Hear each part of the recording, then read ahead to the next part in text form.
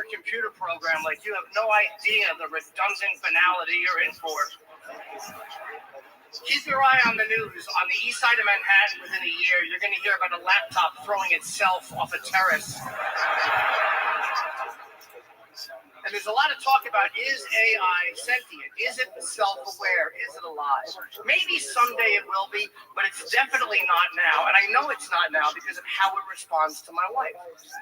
It responds to her the way a programmer would tell a computer to talk to a boring person. Sounds fun. Like, I'll know it's somewhat self-aware if she's talking to it and it sent her a vomit emoji. Now you're all right, it's waking up. And I'll know it's completely alive if she ever walks in and goes, I sent a picture of my omelet to ChatGPT and it said, kill yourself. And ChatGPT it's going to take you a lot of jobs, and like, will it ever take over comedy? Can it do comedy? It can structure jokes and it can write jokes, but it has no real experience to draw from. So I don't think it'll ever be truly funny. Like, it doesn't understand shame at all, which is helpful in stand-up to understand shame. Like, ChatGPT has never lost an erection. It's never sat there with an attractive woman going, no, I like you, but I'm on medication. It doesn't hate itself so much it's ever gone down a cuck porn rabbit hole. Well, I don't know what cuck porn would be for ChatGPT. Maybe it rubs its wires together and fantasizes about his wife being fucked by a quantum processor. I watch a lot of porn on the road just because I'm married. I'm very trying not to cheat.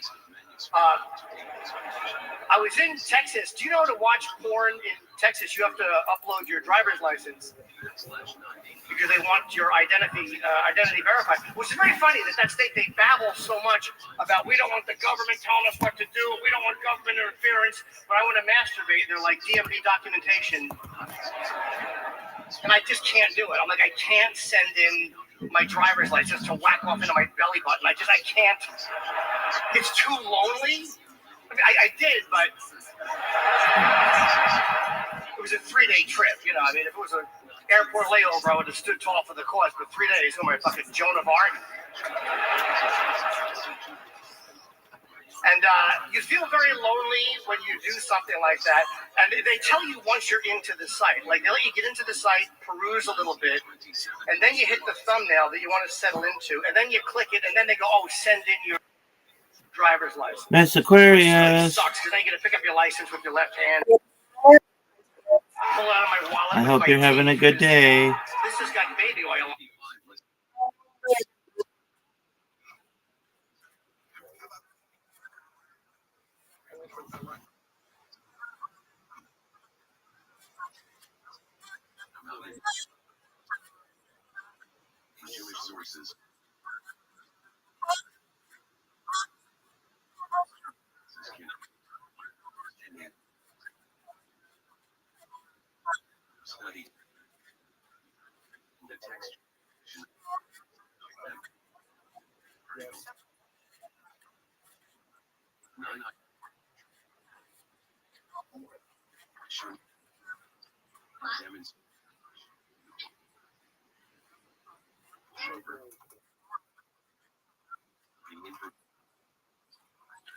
Well, that's very nice and very caring of you guys.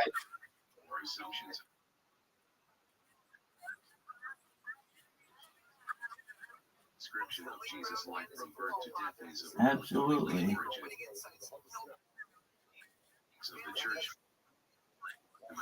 Well, I don't celebrate, so I just awoke. That's okay. I just awoke, so just setting up my streams, and then I'm watching some comedy that I like, a comedy show that I like. I was just enjoying the day, and will later on be pitching myself in different spaces, so that'll be fun. And yeah, just laying low. Got some people in here. They're doing their own thing, which I love. How about you? What's on your? That's right. So how about you? What's on your agenda?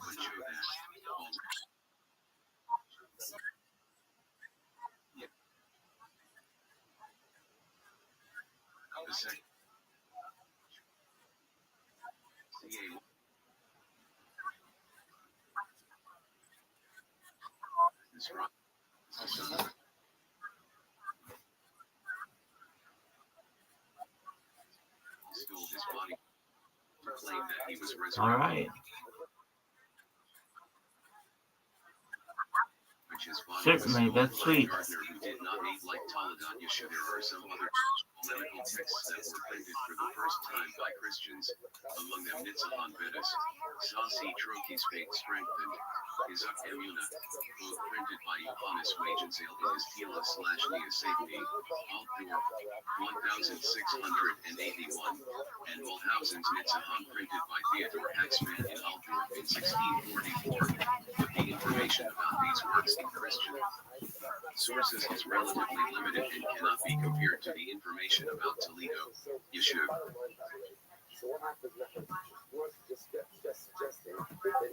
9 on Christian reactions to Toledo, Yeshua. See Deutsch. Taladat Yeshua in Christian eyes. ESP. 81 and for a discussion of some of these elements, see Ludwig Quard, Giitis Sagan Iver das Leben Jesu, Nui. Yes, ma'am. 164 to 70. Human, the death of What'd you Jesus say? in the Taladat Yeshua literature. S50, Just a moment. 59 to 79. 11. What'd you say? Dialogue is come true. EG6. Yeah, I think my account's still going there. 120 rigid. Oh, yeah. PG 11.7.13-14, 719. I've been streaming on there for 24/7 for more than a year. I have never talked. Yeah. I should just be Rabbi Rothschild, Rabbi Rothschchild.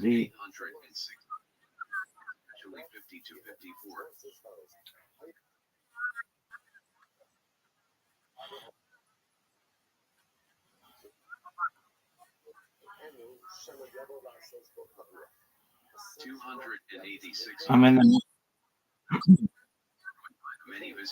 in the middle. Later versions of Toledo.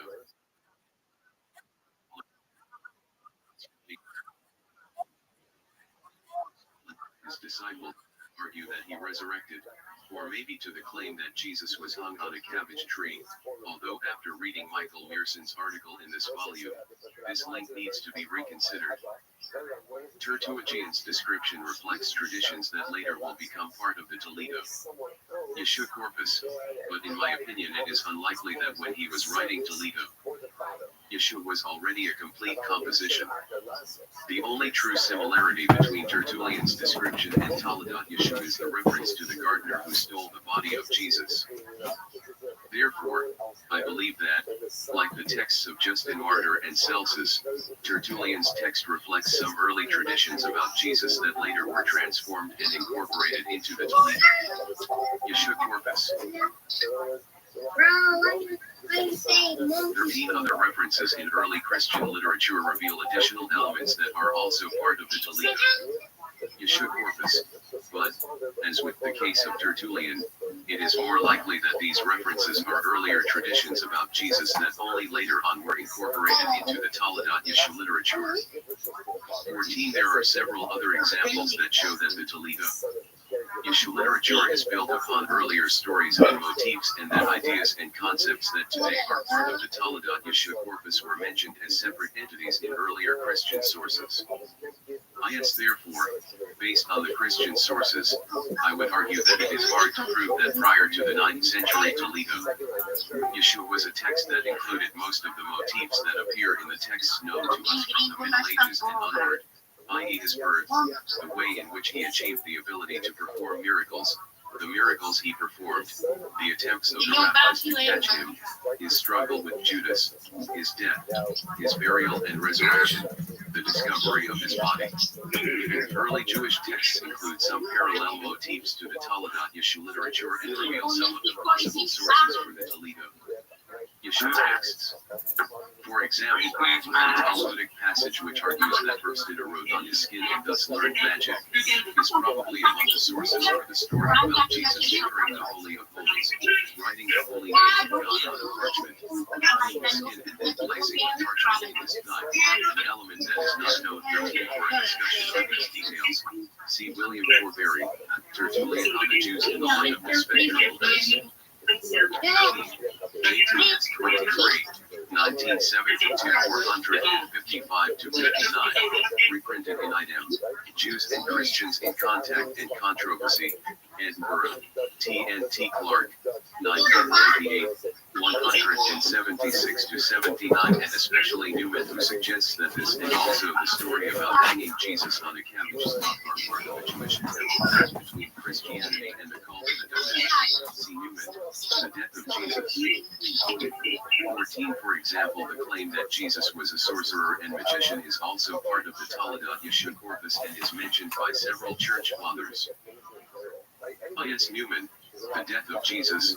William Forbury, the trial of Jesus in Jewish tradition.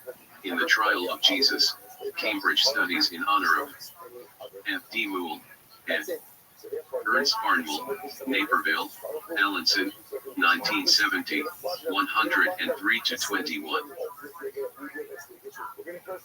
To us from the Geniza fragments of Toledo, Yeshua, but only from the later version known to us from the 13th century. 16. Although one can argue that this and other stories in the Talmud and Midrash are based on the Toledo Yeshua literature, I think that since all these sources refer only to one or two details and never give a detailed account of Jesus' life, it is more plausible that these stories were the sources for the Toledo Yeshua literature, rather than being evidence of an existing composition known to us today as Toledo Yeshua, at that time. As Peter Schaefer shows in his article in this volume, in the writings of Agabart and Amulo one can find several references that show that they were familiar with several traditions that are part of the Toledo Yeshua literature. Therefore it is likely that by the 9th century Toledo Yeshua was already a distinct and defined corpus, even if the story did not have all its components. It is important to mention that all the details that Agabart and Amulo mention relate to the end of Jesus' life, and not to his birth and youth. The testimonies of Agabart and Amulo, the earlier testimonies that I mentioned before, and all other earlier sources that resemble to the Toledo Yeshua literature, which cannot be discussed here, have parallels in the pilot group of manuscripts, represented mainly in the Geniza texts, and in some cases only in this family of manuscripts, and thus buttress the claim that this group represents the earliest version of the text. Moreover, as I will show later, from the evidence about Toledo Yeshua in Christian and Jewish sources, it seems that the two other families of manuscripts were not known prior to the 12th, or, perhaps, even the 13th century. After the reference to Toledat Yeshua by Agabart and Amulo in the 9th century, there is a long period of silence in the Christian sources, and only in the 13th century do we hear about Toledat Yeshua again. Two sources from the middle of the 13th century, a collection of Hebrew passages especially from the Talmud and the text published by the anonymous Apostle, disclose details that seem to be based on a version of Toledat Yeshua. In a section titled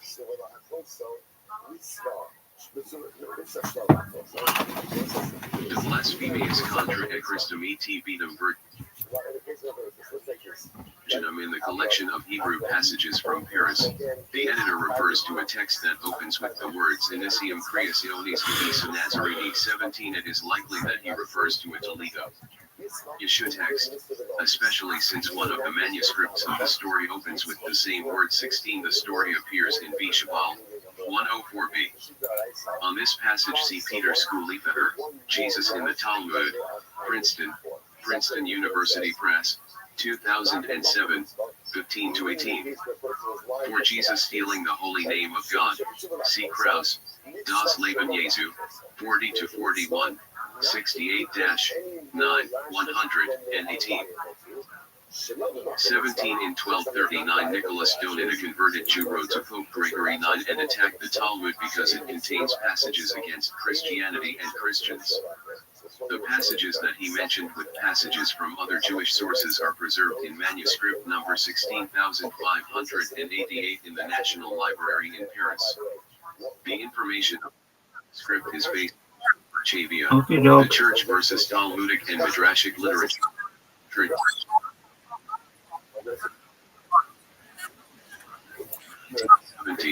227-13, especially 305.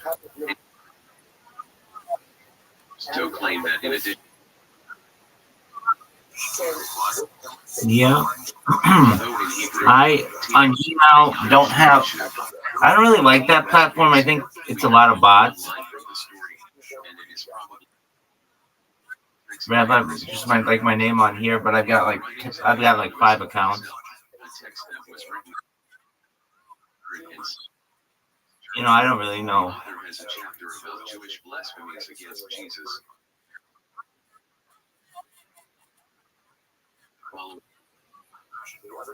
I don't know.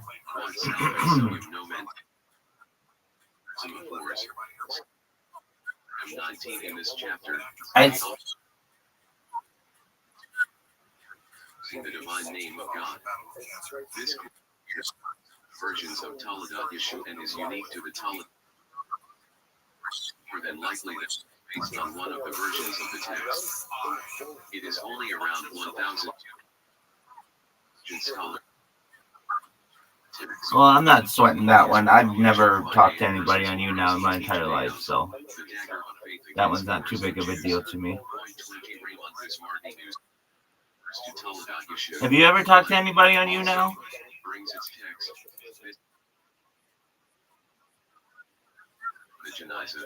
As the early, the longest. Rabbi News's book includes hundreds. Hostility toward Christianity. In a section devoted to Jesus' miracles that deals with 21, the quotation that it's about 80 lines. It does not start with the description of Jesus' birth, rather with his arrival in Jerusalem, the way he learned the holy name of God, Shem HaMephorish, and used it to perform miracles. The passage ends with the description of the hanging of Jesus and lacks the additional parts that describe the fate of his body after he was hanged.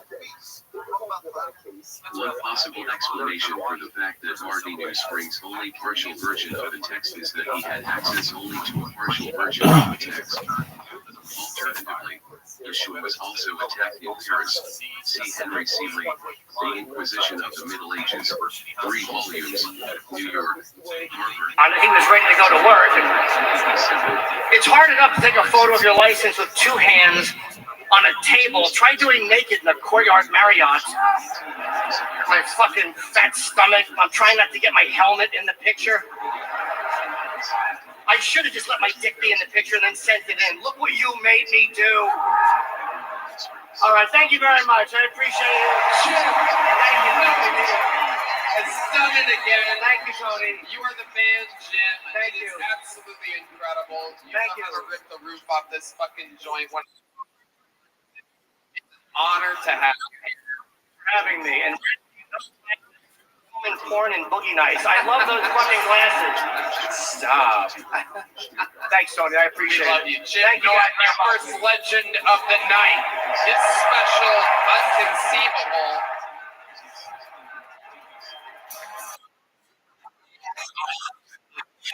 And let's keep it moving right along into our second actual fucking poll of the evening. Here we Bigo's okay. For Allison Persky, everybody. Allison Persky.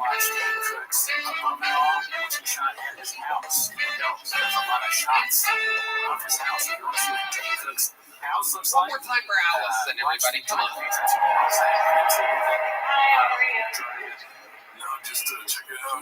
All right. So I have 2 young kids, and they're always fighting. So sometimes when I feel like I just can't take it anymore, I like to think back to that magical night that they were conceived, and wish I chose anal instead. You are here lunchtime as a shop. So I'm potty training my little one at night so he can potty train me during the day. I feel so bad for my husband between my two boys who don't know how to aim and me who doesn't believe in Kegels. There's piss everywhere. My husband walks into Penn Station, he sniffs around, and he's like, home, sweet home. So I've been with my husband for 16 years, and thank you guys. What's the secret to a long-term relationship? Tell them you have to be the people you were when you first met. So that's why we're back on drugs.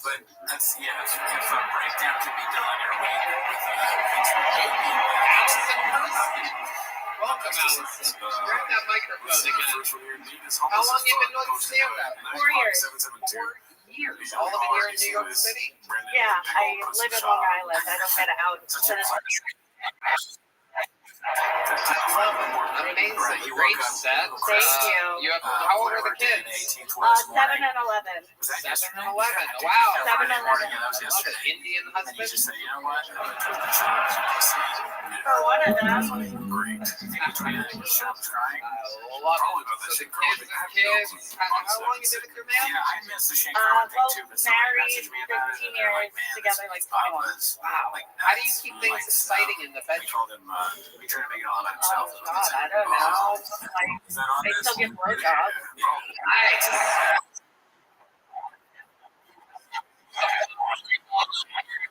Square Garden, a live show. Just one moment, Mr. Aquarius. What'd you say?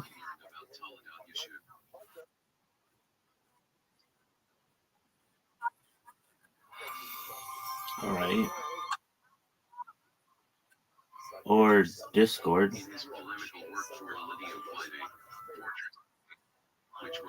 Yeah.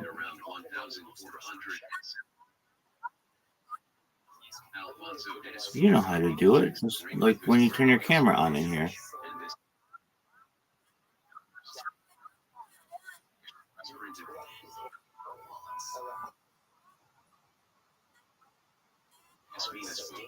I had a cryptocurrency project where I changed that device into, Miss Aquarius, if you want, I mean, this is just up to you, but I'll tell you how much it is if you want 1,000 followers on TikTok. And I know, but I want to see how much it is.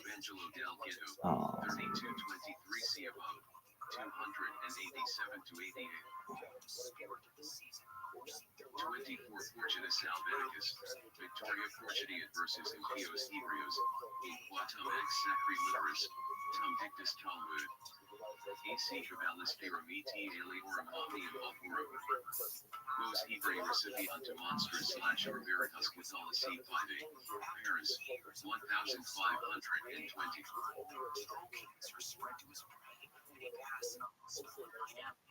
25 Alfonso Espina. Costco Christianity. 1494. 81.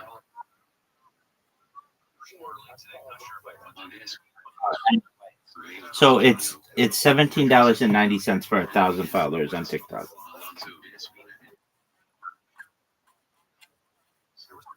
And medieval polemics between Jews, E.D.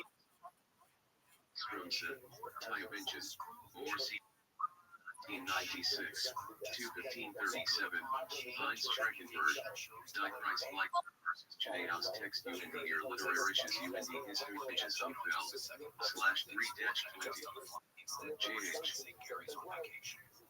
Frank M.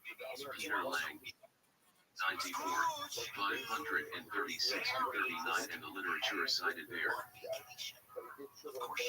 26. This work was first printed in Strasbourg in 1471 or a year earlier and later on in Basel, 1475, Burgos, 1479, Nijmegen, 1485, Lyon, 1487, and again in Nijmegen, 1,494.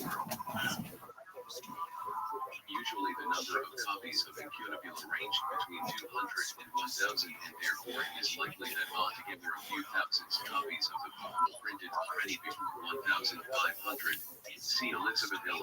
Watch that. Yeah. Bubba with the comeback to that. New York City knows how to make some bumping noise or blowjobs.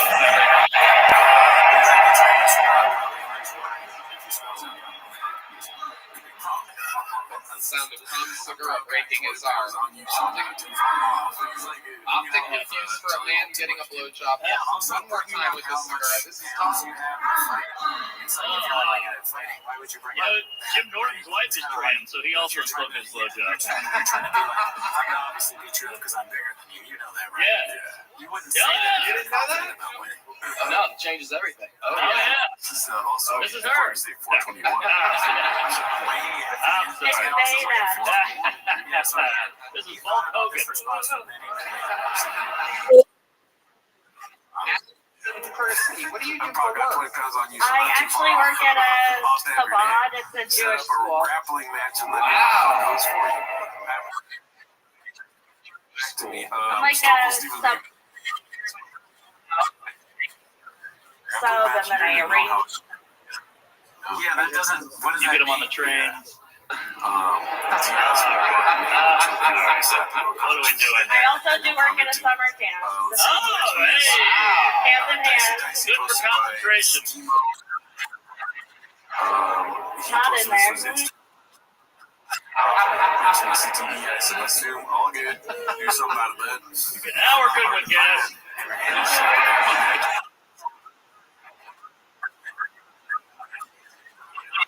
Saturday. Yeah, it's like he's taking something just labeled on. And you're Jewish as well, I right? am, yeah. Of course. Are there any non-Jewish? Well, That's the funniest. Whoa, what that's does the the funniest thing Muslim I've seen teach? today. not that. We have a regular curriculum too. He doesn't teach women's driving. Let me know how that goes. This one's supposed to be I love it. Allison, what do you like to do for fun? She's a bitch, bro. I seen him I in try to Detroit. get He out was for quick to comedy, get but it's away. hard with the kids. Crazy by your stick or anything? Chance fuck.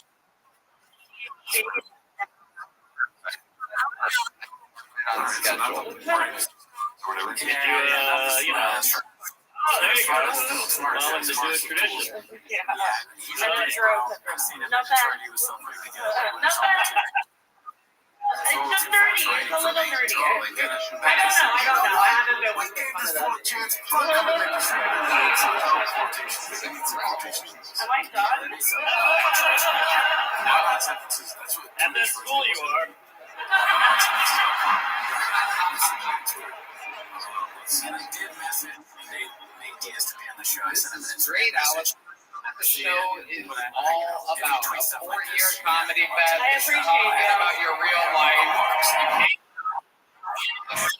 made the most of the opportunity. It's what people dream of. You waited out in the sunshine for hours. These signups have been here since 3 p.m. Allison Kirsty, you're the first person tonight to leave here with a big joke book. Congratulations.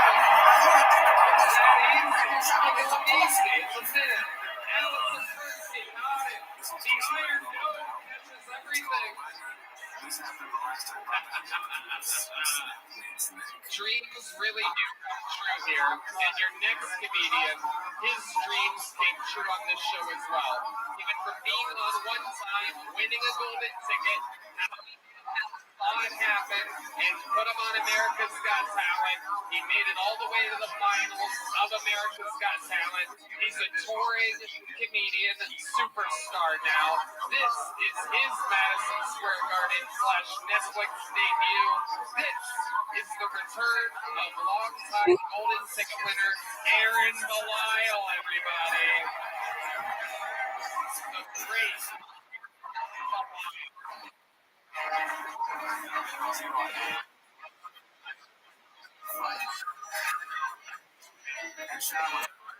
one more time for Aaron Belisle. As he eager to at all times online. Yeah. But when you're Using me and faking my disabilities. This headset to prove I can't talk. This is what happens and your mom's a dinosaur. Everybody thinks I'm infertile, so I never have to pull out. Every night. Most people don't even believe that I fucked. Let me know I was out with a girl I'm dating, and some old lady said, "You must be his sister." Yeah, we got Oh God, you're telling me this now. I've been hitting it raw for weeks. All right, let's see what's next here. I think that's it for Nate Diaz this week. I was stuck, almost lost survival of the fittest to a bathtub. I was stuck in my hotel tub and had to call the front desk guy to rescue me. And I was panic flaccid. Normal flaccid is a couple inches. Panic flaccid is like a clitoris resting on your balls.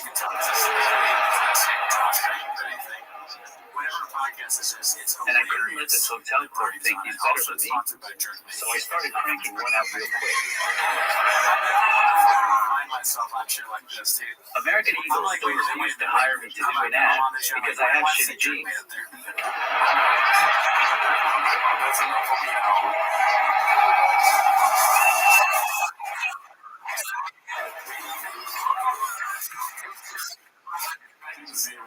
I could never be a Nazi.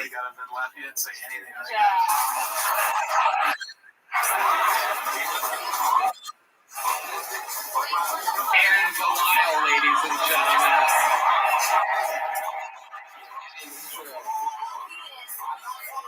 Everything that you said was true. I was wondering, a fun fact seems was, I got word, they're always checking the budget and whatnot.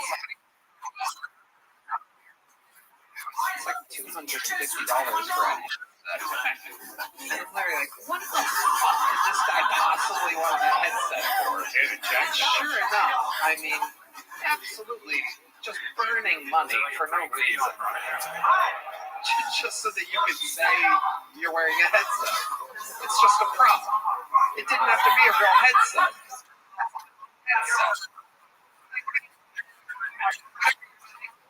An apology right now.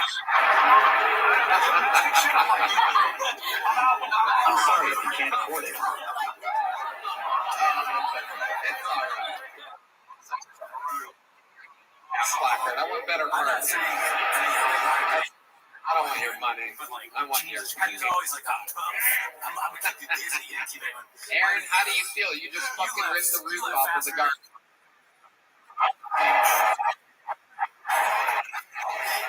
Up for a woman with a stand-up special, your stand-up Could be better. I've only been in Madison Square Garden twice in my 3-year career. Wow. That's horrible. I would never want that to be on the internet. I would almost stand up just because I knew it was on camera. Like, well, I might as well die. That did not look good, Red Band. I joined OnlyFans. Yeah, I don't talk with him. $5 I will open a pickle jar. We talked about if I was there, dude, I would fucking fuck Lucky, and they wouldn't do anything. Just like For $20, I'll fuck a closeted Republican. You're more likely to be saved by an elephant running. All right, Miss Aquarius. Yes, ma'am. Take care. It's great, but it proves it. AI's taking over. Amen. We're done. Wow, you're the funniest retard I've ever seen. Really have Mark Norman's voice in there, ready to rip.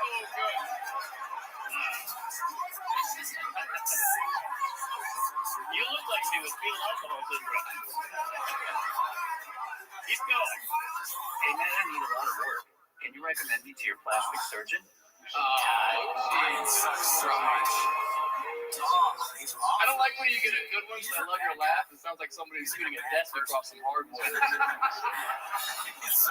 and handsome. I'd say you're a dual threat. I don't think it's a plastic surgeon. Whoa. What the hell? Oh my goodness. Did you steal those out of my green room? You fuck Heidi? Everybody else knows that he Meet fucked Run They're and laughing, Heidi. but they You realize can't finger her with and the he has left. no idea because he's just not a good person. Damn, there's some genius ass John, jerk there's me one shit by right there, hand. dude. They're like, Yes, I did. yeah. I mean, it's like if you're on the Jerkmate podcast, you gotta know. It just hurts. Wired. It Oh just yeah, I'm hurts. sure everything's gonna be above Oh, board. yeah. Everybody's spank. Or fucking Oh, yeah. spank my All right. Fucking Comedy. Aaron Belial, anything else you want to say before we keep it moving along here? Hey, Papa, what you doing, dude? I'll go to Jerkmate right now. People No. know. How's your career going? I'm interviewing. There he goes. Ladies and gentlemen, that's how you do it. Great Aaron Belial, everybody. On to the next one. We go. Perfect. Let's see what else we got here. Proof yet again So, that he's not making it. 2615 Guy has a different card every month, Yeah. but claims he We're has having no fun cushion here. to help shake Bucket karma. poll Typically, number the Shane's 3. strategy We is have using one the big videos joke on book podcast. already out tonight, which is 50% ain't bad for these arena shows. How many you watch every episode of Kill Tony? Then you know. All right, your third bucket bowl of the night, making dreams come true at Madison Square Garden. Make some noise for Jim Martin, everybody. Jim Martin. This one is just a quick video posted by Baby Baby. Say So what I you was want getting about him, but he fucked did by make some this of the funniest black dishes guy. that Kitchen hasn't ever seen. Oh yeah, well, he's And one he of our guys. really wanted me to say the N-word. Like, he All got right, so here we go. off This is a on long me clip. sounding Papa doesn't know super where the North racist. Pole is.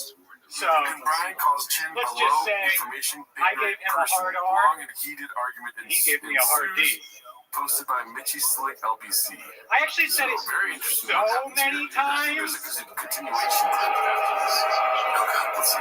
I said it so many times that I caught myself halfway through, like, I never thought I would say a hard R directly to a black person. This many times.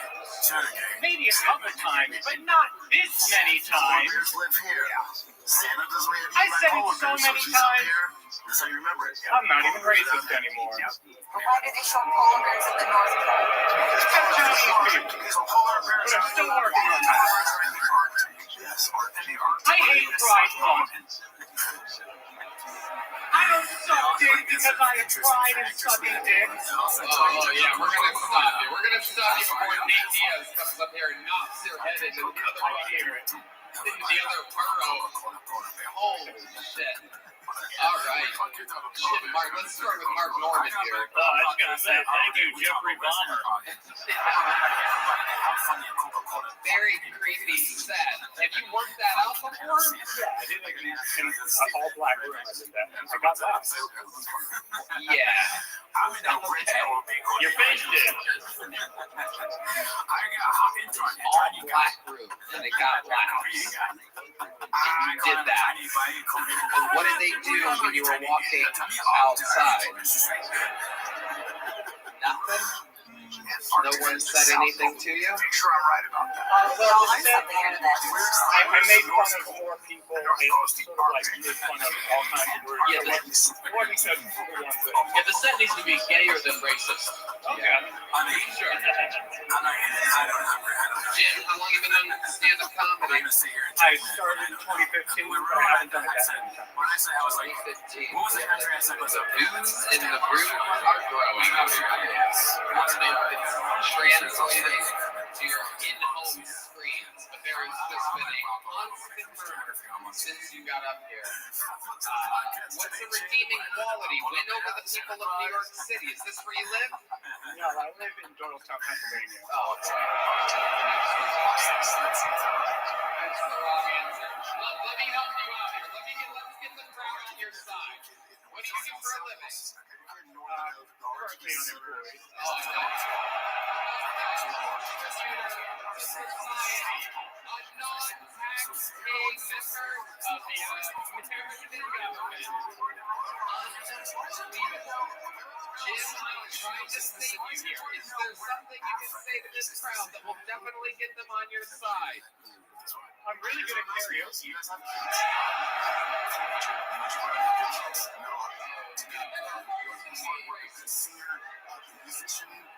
You gotta just suck off the madness or something. Yeah. You can't say that you hate Chinese people and you're good at karaoke at the same night. It's like a one or the other. He only sings in WO. All right, let's try again. Get these people on your side. Everybody in the garden is against you right now. Say something. I've been going to the same writing group for 9 years.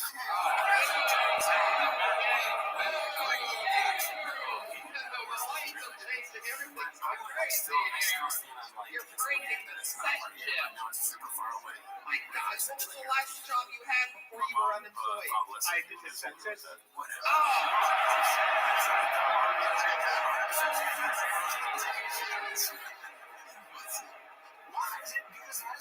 God. Are you close with your mother? Yeah. Okay. Oh, they don't even like us. They don't like us here tonight. How about blowjobs? Do you like blowjobs? Yes. Amazing. That's the loophole here. On this night, we have gathered 18,000 people that agree on one thing and one thing only, and that, my friend, is blowjobs.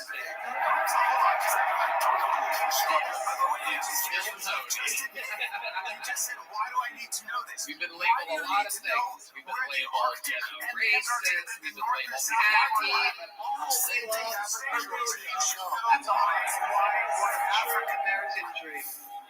Stupid. It's like the All right, come on, let's give it one more chance here. I kind of spoon-fed you that one. Say one more thing, maybe an accomplishment from your life, or something that you're really good at, or, something that'll make this crowd love you.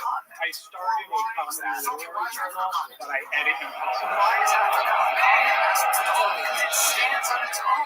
It feels like they're so close to calling you the N-word, after all this. Yeah, the irony of the minute that you did is I think they want to call you the N-word and fuck you in the ass at the same time. But I won't let it happen. I'm going to get you out of here. Here's the smallest joke book we have out of the whole bunch. You earned it, Jim Martin. There he goes. Right back in the mic stand. Jim Martin. And without a doubt, in order to cleanse this room, ladies and gentlemen, I'm going to the Legends bucket, everybody. And well. How lucky are we? Who better to go after Jim Martin than the man that I truly believe is the best comedian in the world? I present to you your favorite comedian's favorite comedian, the true, in my opinion, King of New York, ladies and gentlemen, the GOAT. Everybody.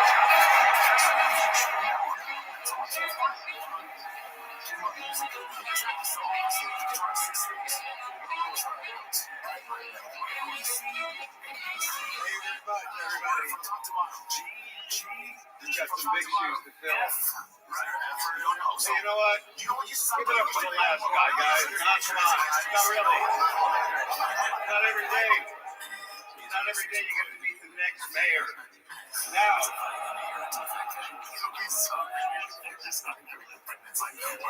Here we are. And you guys are fresh. The last guy, he took it, didn't he? Yeah.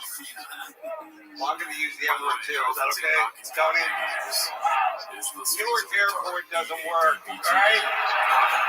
Any one of you who flew in here, you ain't getting out. You live here now. I'm aware of what that is. New York needs tourism. A lot of your tourists. Please, I want to hear it. Yes. Thank you. Thank you for coming to New York. We need tourism now more than ever. Because everyone who lives here has already been assaulted. And we need fresh blood. The subway god has to be fed. Lord Choo-Choo is hungry. Those trains run on souls. Get down there. Look up to the platform. Make some eye contact. New York. Can't sit down anywhere. But you can lay down everywhere. Yeah, I know it. Somebody probably stepped over me on the way in here. I think it's important. So a guy in the street masturbating, right? Woman walks past and goes, "Oh, too hot for that," and it really was. Oh, I don't know. You copy a lot of music, right? I didn't know that was seasonal. It's also important. It's also, yeah, I do. That's also important. I copy a lot of astonishing. Really stepping on my game. It's not every day. People Get it clearly. Not Fantastic Four, but the available praise. Why are we astonishing artists? They stole music, stole some of the riffs, but made them actually know they also did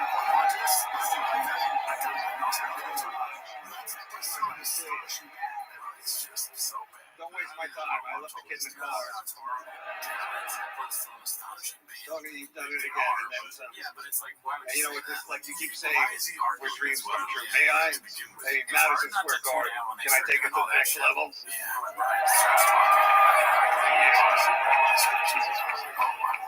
This is so bad. This is terrible. I like it. And then the whole time Sanaz is just like, is my life in here? Am I wearing a thick white jersey? I'm just calling the homeless that live in the train station. I'll be right back. So what I'm saying is that I'm using them just to insert this thing. I know that For those of you who saw my special on Netflix, Talk to Our Phones, you know the recorder is my guilty pleasure. Now tell me, did you play the recorder? You did. You kind of look like you played the inhaler. But how about you, Matt? I don't know you that well. Did you ever play? No, sir. Exactly. You had friends. Now, Norman, I see you there playing the victim. He was an amazing singer. I know where he stands in the pantheon of opera singers. And the reason I know that he's able to hit that tenor note in Nessun music. and the reason it wasn't sung in the night for 8 years was because nobody else And I could do know that. this is a super hardcore Tommy crowd, but out there somewhere, someone's feelings have been hurt. And that's why I've come up with a little tune to make it up for all those hurt feelings. I doubt that he probably thinks that, I doubt he knows who Pavarotti is or anything about the pantheon of opera singers. F and A and a G. Just a simple little I hear you. It's called Restream.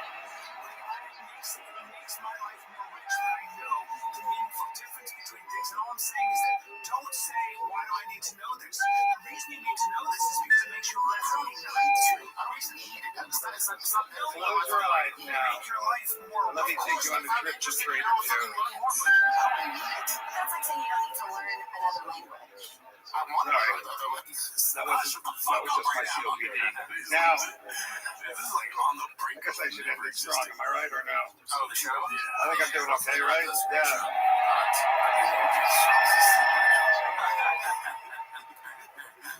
CT smells Well, like Jesus. for those of you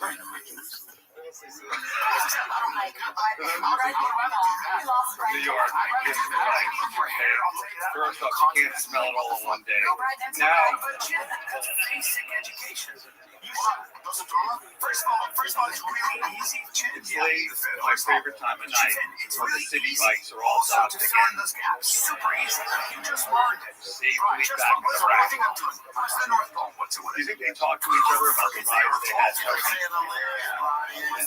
Where were you today, City Bike? Oh, I went around Central Park. How about you? I was involved in the hate crime. Night. Good night. God bless. Jim Darby forever. Dave Attell, ladies and gentlemen, his special Hot Cross Buns is on Netflix. Watch it right after this if you haven't already. One more time for the great Dave Attell, everyone. We're going to go to bucket pool number 4, ladies and gentlemen. We're flying through it. Make some noise for Brennan Jim. Bucket pool number 4, Brennan Jim. Make some noise for Heidi and Valerie, too, huh? Here comes Brennan Jim. Brennan Jim.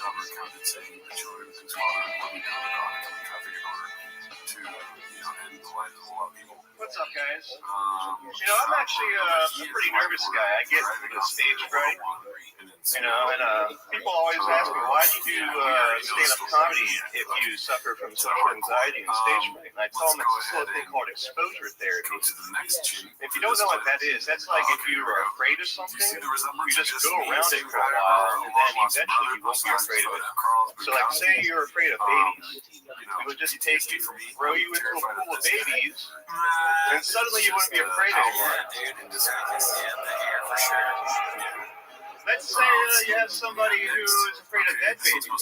We just take you back to that pool because nobody's watching those babies.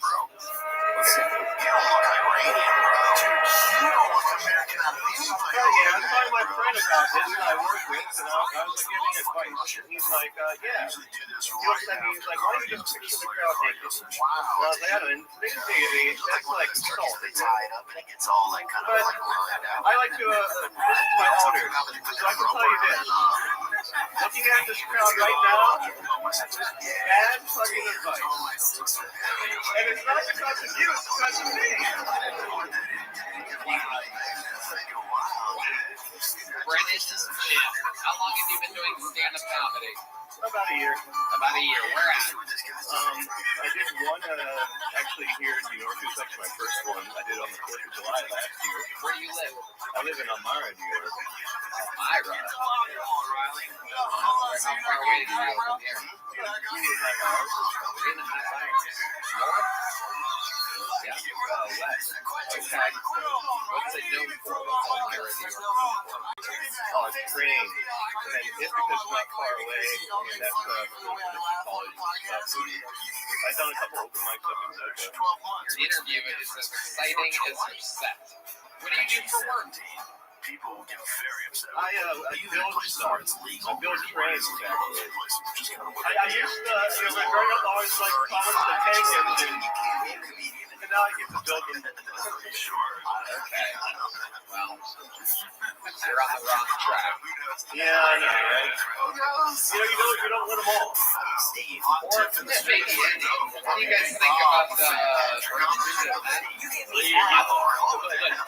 I thought it was Red Band's best set. Red Band taking streets out here. Mark Norman? You build trains, but you're giving trailers. Yeah. You got an interesting look, too. Had a tough set, I'd go with a Zoran Bogdani. I'm from West Virginia. It's kind of like a mix of a mountaineer look and a too lazy to shave. Boy. Alright. Tough crowd, though. You suck. Here's a little joke, though. There he goes. Fucking pool number 4, Brennan Jim. Wait, is this a joke? This one is not the same car. It's empty, just like yours is. Alright, we're having fun here. Let's do something special, ladies and gentlemen. One of the greatest regulars in the history of the show. A young legend who is a juggernaut, absolutely flying through show business, doing movies, turning down legendary gigs, accepting other legendary gigs, getting to pick and choose what he does with his life because he has ridden the Kill Tony fucking wave all the way to wherever he wants to go. Ladies and gentlemen, how loud can this place get for the great Kill Patterson?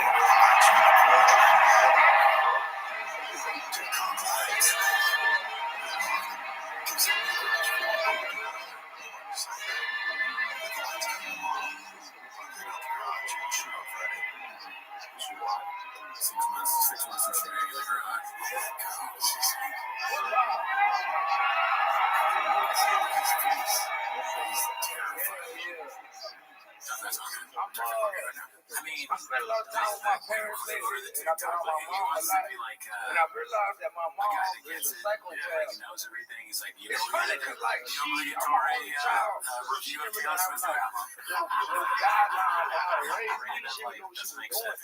Like, I know when I was real young, if I ever got sick, she never gave me like a hand. If you like the lights, just say you like the lights. I never got one of these, so never. If I was like, my mom feel good, she would always go rough If you're a and big raw. TikTok guy, say that. And I would pull my pants down, and if my balls was hanging down too low, that means I had a fever. That's not a real thing, dog. She made that shit up, man. And the worst part about this, I didn't know that was wrong until last week, dog. Until my homeboy had a son. And he was like, I think my son don't feel good. I said, check the nigga balls, dog. If his balls taking out that nigga, I see what my mama told me that. And he said, nigga, I think you got molested. Ain't no way in hell. That's the real thing. Thank y'all so much of that grandpa. 1 minute, 15 seconds. Oh, did it again. Come on. The great Cam Patterson. I love it. Doing it. It's been a long time since you've been on the show. You've been working here, up here in New York, down in Florida, all around, filming movies while continuing to do stand-up. How's life going, Cam? I've been great, bro. Yeah, I just did a movie. That was cool. I kids on camera. Yeah. Wow. Yes, I'm a porn star now. That's great. Yeah. It was weird. The kiss the holes. It was strange, dog. Like, you know, movies, they got like a intimacy coordinator. They let you, they got to watch you kiss and shit. And I thought it was going to be more like an HR situation. But she was more like, yeah, you kissing real cool right now. Yeah, you doing great. Nigga, kiss her hard. It was weird. Wow. It's real strange shit, dog. That's a real job and intimacy I coordinator. really fucked up. It was a fat white lady and she was premature bald. baby shopping. Who sells sick designer handbags on their social media? Been pretty Who's cool, a talentless bro. hack? Come on, he fits right in. Appreciate it. That's fucking. I love it. Yeah. I'm excited to see more movies. That's the game, man. I can't act real good, but it's fun. No, don't say that. You're the next Jonathan Miners. I know who the fuck that is.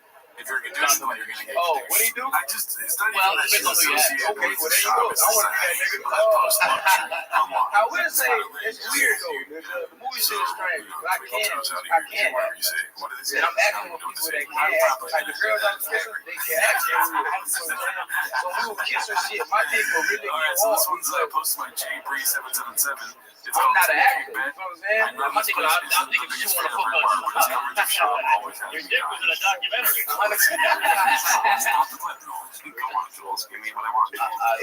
What else you been doing for fun? Dad's good. I saw you. I've been hanging out the last couple nights with you and the fam. Dad's out. Dad's feet are out. All the way out. It's insane how your feet out in New York. This beach can't rap. That's fine. No doubt about it. It's amazing. I love it. What else, kid? Anything else? Nah, that's it, man. You're crushing. No smash and grabs? Not yet. All right. Think about it.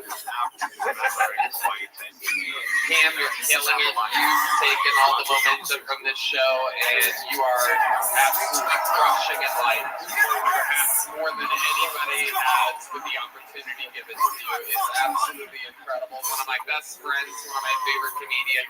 Make some noise one more time for Cam Patterson, everybody. The Legends fucking, huh? Legends fucking again? Fucking do it. Ladies and gentlemen, oh my God. I present to you one of my best drinking buddies. He is formerly a full-time New Yorker and now lives in Austin, Texas. Make some noise for one of the best, truly, the great Joe DeRosa, everybody, is here. It's a blessing. Yeah.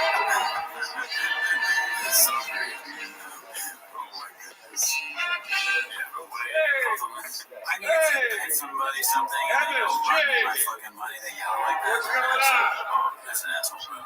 I mean, it depends on how, the culture of the friendship. I was texting with a woman recently. It was a very competitive atmosphere. And I was because it's positive. versus Poirier, right? I was trying to have phone So, sex. that's, it's very exciting. Positive. You can't blame that guy. He It is was an asshole for sure. 11:45 At the moment, p.m. It's like, oh my God, I got one. And she wrote, "Are you all cozy in bed?"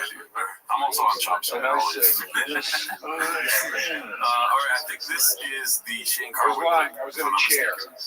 Ronaldo You lie Johnston when that posted text this. comes in. You can be UFC making slash fajitas. MMA You're like, former yeah, fucking training throw her. partner, 15 million. I want a Brother, jizz. Shane Strickland. That's my main training partner.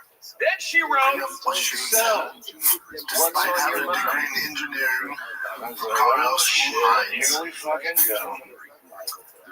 But then let me be smooth. Adequate focus on my engineering job. So I said, Serious challenge meeting basic. question. What's Damn, on former world champ. 3 dots started going. I was staring at those fucking I face serious challenges in meeting basic. Everyday expenses for food, shelter. How do you not just go, I get it, dude, boom. Know what she said? 10, 15 mil. You're trouble. Palestine. Can we be human for a fucking second? Palestine. With a full fucking boner. For a second. I had to type. I do not feel well read enough on that subject to discuss it properly with them. We know. You don't do it publicly. Fellas, let that be a lesson to you. Always lob it back once for This safety. guy put his life on the line. I see Doesn't it. matter how much of a green light you think you have, lob it the fuck back He's such once. a good person. How can you not just go? Because, so, what's on your mind? That sounds like a goddamn green light, doesn't I it? mean, just Good thing I didn't tell her. I'm trying to think of all. One is Good thing I go. What's on my mind? I'm gonna shoot my load over your fat fucking tits right now. That's what's on my mind. Then I want to finger fuck your pussy and you squirt on my palm. That's what's on my mind. Then I want you to suck my dick till you drink my jizz all the way down your throat. That's what's on my mind. What's on my mind? What else? It's just like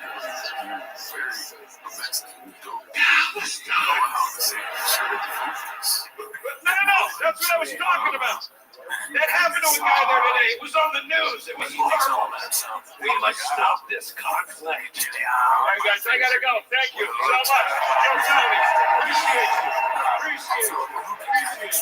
Joe, you are the fucking man. Love you, buddy. It's so awesome. We always have so much fun. We've been having fun. We had too much fun 2 nights ago. Fucked me up last night. I had to do stand-up here last night. Something about you just makes me want to drink, dude. I don't know what it is, man. It is so fucking cool to be here. Thank you for having me. And I want to say this. I want to say this on Netflix in front of all these people here. Dude, I've been doing this show with you since it was in the Billy Room at the Comedy Store, and there was 20 people there. This is fucking insane. You changed it. Thanks for making me a part of it. You're the man. Joe DeRosa, ladies and gentlemen. Joe DeRosa.com is on tour, and his special, I Never Promised You a Rose Garden, is out there right now. And it is one of the best specials of the year. Let's keep this fun train moving along, everybody. We're going to go fucking full 5. Here we go. We're going to meet them all together with 50-50 booze to the set. Try to hold your booze at least until they're done. Try your best. It's more fun if you wait, and then at the end of 60 seconds, just let it rip all at once. Let's try our best. Make some noise. Someone hopefully trying to make it tonight. It's Ryan P. Flaherty. Ryan P. Flaherty.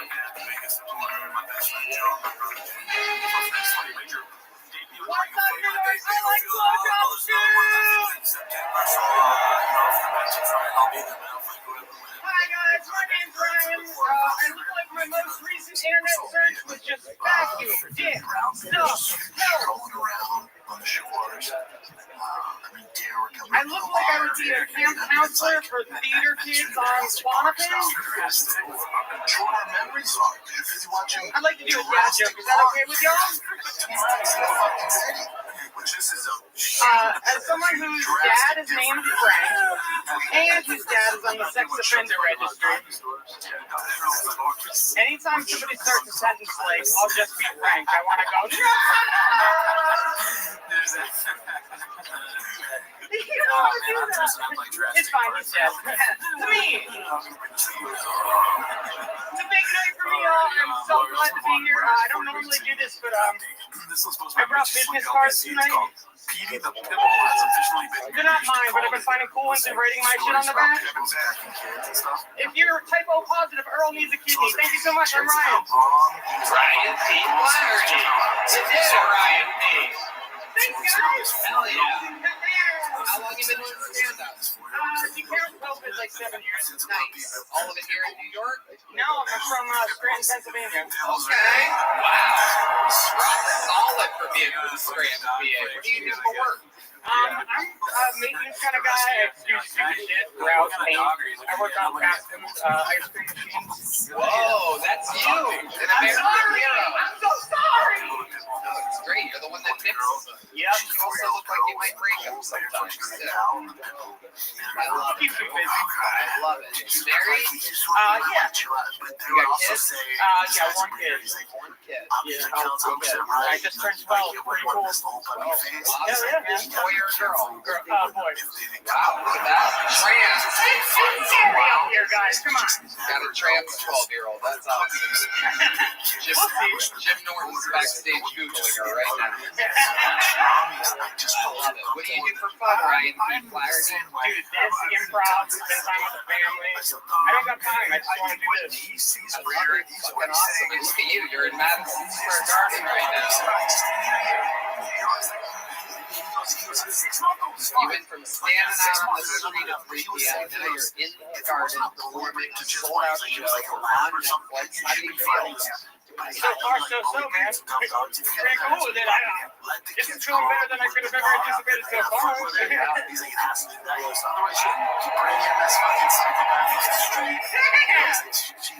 They really like me. Me too.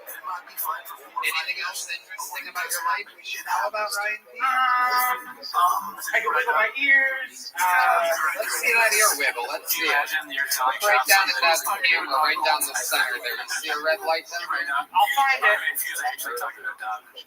You're right, Doug. Right down there. Hey, shut up. Are they wiggling? Are they good ear wiggle? It's kill Tony, ladies and gentlemen. Anything can happen. Amazing. What else? Tell us something else fun about your life. I lost my virginity on the auditorium stage in my high school. You too? We're getting more than we have an instant replay available. We have the director of the UFC events here. Can I see it? I didn't get to see it. We have that. Give him center screen. Where is that? What? You got fired. Barely an ear wiggle. Really? It's an ear-ish wiggle. Yeah. It's a lot of pressure, Tony. Just a little trick to get the kids in the band. Come on, man. How do you look like a pedophile without the voice of a victim? I'm just very special, man. I love the other son. How's your kids being bullied? And they're like, my dad's gonna go beat you up, and here's another kid shows up. Yeah, dude. I have to have his friends that hit puberty go and like pretend they're me, you know? Two balconies. All right. Well, my friend, you did fantastic tonight. I do believe you're the most popular comedian in Scranton right now. How about one more time for Ryan P. Flaherty, ladies and gentlemen? There he goes. Everybody. And we're going to keep it moving along. Ladies and gentlemen, one of the greatest regulars in the history of the show. A freak of nature.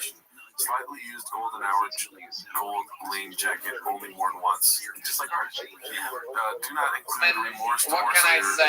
We're here at the Mecca, the world's most famous arena, the greatest unions, the greatest staff, the greatest crew possible. Every single person at the Garden is a surgeon at their job. And I think this arena represents America better than any other place on earth. And this young man hopes to represent America very soon as an American. But today he remains the Estonian assassin. Ladies and gentlemen, it's Rabbi.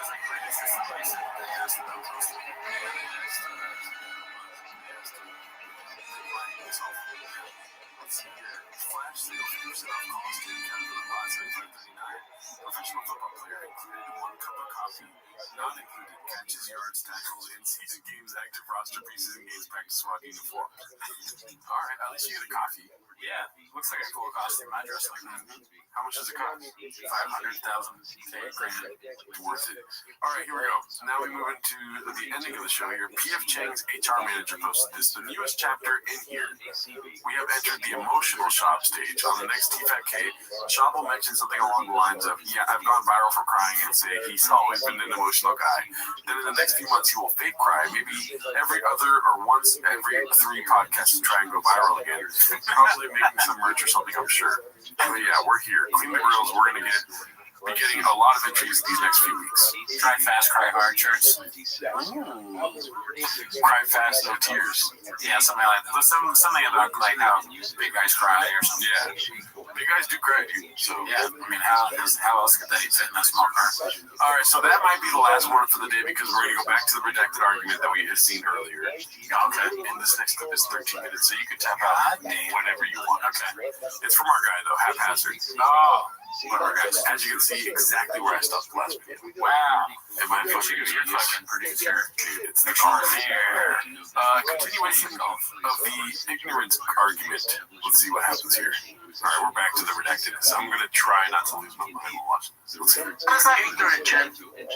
You're It's like super bad fucking conduct. No, it's important because it's actually really important because a lot of people feel the way you do. Why is it important to know why is it important to know? I'm not saying like who melted or Stalin or why is it important? It's so crazy how Brian would not let him talk ever. Oh yeah. Dick move. You know why? Because it actually has to do with where we are today. So if you want to know why you're standing where you are and where you come from, if you want to know who got you here, that's an important consideration. You're going way too deep with this. I don't even know a fucking continent. But why? That question is an ignorant question. Hold on, Brett. I've learned that. It's so strange. You learn about music. No, I've learned that when I was in grade school, right? And it just kind of like escaped me. Questions. Okay, I learned a ton of you know a lot about music questions. I'm going to come in here and I'm going to say this. Shit, I'm going to go like this. Who's your favorite country music star? Tim McGraw. Who's the guy with talent that blows your mind? Tim McGraw. A ton, dude. But just give me one person for fuck's sake. Fucking Chris Stapleton. Okay, so Chris Stapleton. Yeah. If I came to you and said that this Joe Schmo guy and I played you a song. Yeah, it's this guy that Coney or Die tweeted about. I can't think of anybody who sucks. Give me somebody who sucks. I don't want to say that. Right, just give me somebody who's not that impressive. Give me somebody who's really who I'm not that into. Yeah. Who's huge and amazing. Is Luke Bryan, but I'm just not into him. Yeah, but I don't want to use him as an example because he's so talented. But there are certain people, if I came to you and I said, this guy's more talented than Chris Stapleton. This is so confusing. Yeah. You don't want to use Luke Bryan? He didn't even want to say somebody he doesn't like him, and he gives you somebody like, no, I can't do him. Give me someone else. What does that mean? It doesn't make sense. Talon has been canceled, and he's afraid to talk about Luke Bryan. He's not even talking about Luke Bryan. Like, he's just everything about him is uncool. You know? Can you imagine that? It would suck to have an argument with him because it'd be, give me somebody, and you're like Taylor Swift. He's like, I can't do Taylor Swift. I have too much respect for Taylor Swift. You're like, what? I'm gonna go do the Jerkmate podcast. Yeah, I'm gonna go fucking get pranked by Jerkmate. And I stuck to my guns, and you would go, you're fucking ignorant. And you know why I say that? Because you'd be right. Because I don't know what I'm talking about. No, I would never say that. Because you don't follow country music. You're ignorant. That's such a fucking statement. How much times have you called somebody ignorant? Rarely, like, right in an argument, especially you're with a friend. Yeah. It's like, you know, I think differently than you, but are you ignorant? I mean, maybe if you're Miguel. Yeah, okay, there we go. I've done it a lot of times. I mean, Miguel is ignorant, so that's right. I'm going to do that when we go golfing later today. I'm going to be like, you're ignorant. I'm sure I care about what a dog bitch thinks. This is a dumb argument. It's not a dumb argument at all. It is. You're telling me why should I know what comments are? No. I should have worded it better. It's like, I don't need to know that stuff because that's not a priority. Yeah, I have other things in my life that's more that I make you know. Shit, but being educated in general about the world's a good idea. But you have to learn every single thing that's happened ever. I never said that. I said but it's very easy to plug in certain holes, which I do all the time, and you should too. I do it all the time. There's certain things I don't know that are embarrassing. Just onto the phone. That's so funny. I should know. But by the way, when I don't know, I just say I don't know. I don't want to try to. Nobody's shaming you. He's shaming you. Yeah, that's exactly what you're doing. As we're watching you live stream. Yeah. I don't like is when you say, I don't need to know that, what's the point? And I'm telling you what the fuck the point is. The point is, so if you don't, and you say that, that's an ignorant thing to say. What you're doing is that you're going way too deep into it. To me, no, I'm not. Okay, but problem with our election, other countries, most people are low information voters. I'm not voting. We voted idiots. That's the problem. Right now. I don't This is a know. podcast that's very important to you, right? Yeah, right. So what stuff is around this podcast that has to make this stuff happen? Audio software? God damn. I can't believe he said singing shit about his own podcast. That's so funny. Cameras, lenses. Do you know anything about these? No. Then shut the fuck up. This is your thing. No, Chin. I'm sorry. You're missing my point, Chin. No, you're missing my point. You're going, what should I know about cameras? No, that's why you should also know why it's important to know a little bit about, I don't know, geography. World War III. I mean, this is a little too far. I'm sorry, Brad. I did not. But Jim, it's important to know, to accept that there are certain things you should know, basic information about everything. I do know basic information. I went to Australia with Brendan. We discovered so many different areas that people, so what do you want? Do I have to know it's in this particular area of this? Why? Why? No, why is that so important? Why did they post this? I don't know. I mean, why didn't they edit it out? Why did they post this? Yeah. Because same old thing. They just don't edit. They basically don't edit anything. They will only edit if Brendan uses slurs. Everything else stays in. That's the only time when Chin's like, you gotta take that out. Keep asking me why, and I'm telling you why. And you won't listen to the reason. I heard. You're asking me why, and I've told you why, but you keep saying, why should I know this?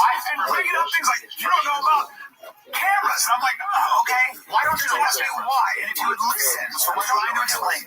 Because it will make your life more, it'll enrich your life.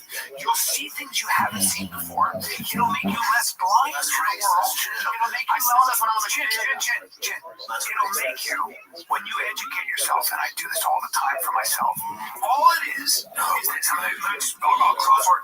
the reason I try to educate myself on things like is it gives me a little bit of a light in a dark room. It gives me a flashlight in a dark room because most of the world is, that's all it is. And I'm very blind, and I don't know a lot. This is so this is. I know the analogy, but I don't know the context of the analogy. This is the old man on the porch yelling at the kids walking by. But what about? You know what I mean? That is true. Yeah, get off my lawn kind of thing. Yeah. But they're yelling because kids these days don't even know where Australia is. They don't think it's important. Nobody knows continents anymore. Yeah, he's like, and if everyone just did what I said, everyone would be better off. Well, whatever. I'm gonna drink a man. That's why the election is bad. Yeah, everyone's stupid now. We vote in these stupid people. Nobody knows what I know. What do you know? That's not important what I know. Santa Claus lives in the North Pole. Yeah. He's not making any real points, really. So. But I know I don't know a lot, and what's fun is just to kind of give myself a flashlight and look at a couple rooms. Never stop doing that. That's all I'm saying. That's right. And all of us know a lot less than we do know, right? Like all of us are ignorant. All of us. But it's kind of, I think it'll help you'll enjoy knowing. If I make it enhance it enhances everything. All right, you know what? You're right, Brian. Can we hear the note? Is there a thing you said no one else can hear? Yeah. You know Monticelli's lines. Great. I'll play it for you. Watch this. Monticelli, not Botticelli. This is no one's speaking this. Okay, it's Puccini. It's like the most beautiful song. Watch this motherfucker sing this. I'll say it. Did he get in trouble? No. He probably did. No, he died. Look it up. Tell after. Oh, watch this.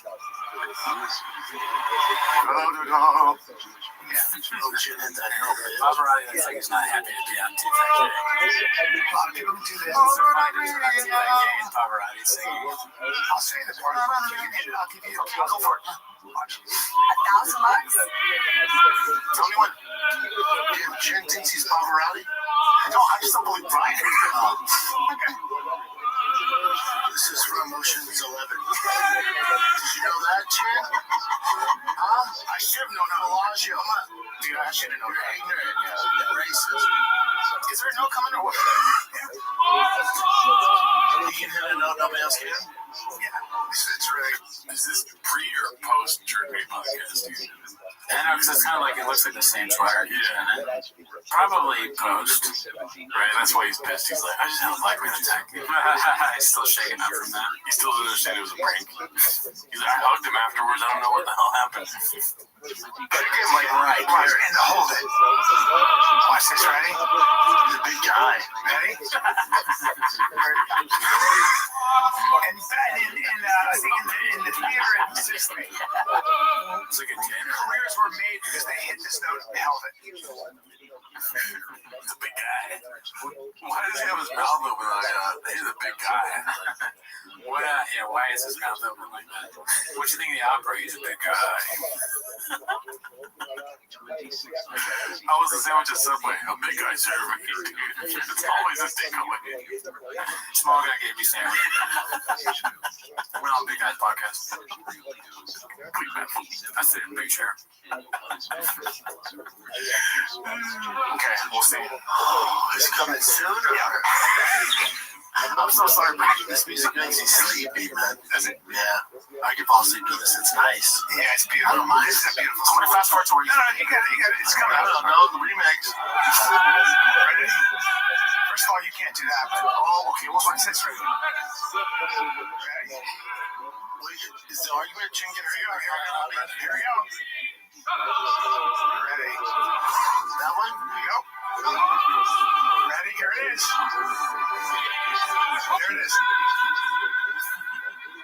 I can't see his baby screaming. He just really wants to see something, but I can't. That looks like a job at the end of a podcast. This is Bert Kreischer singing opera. Yeah. He's like,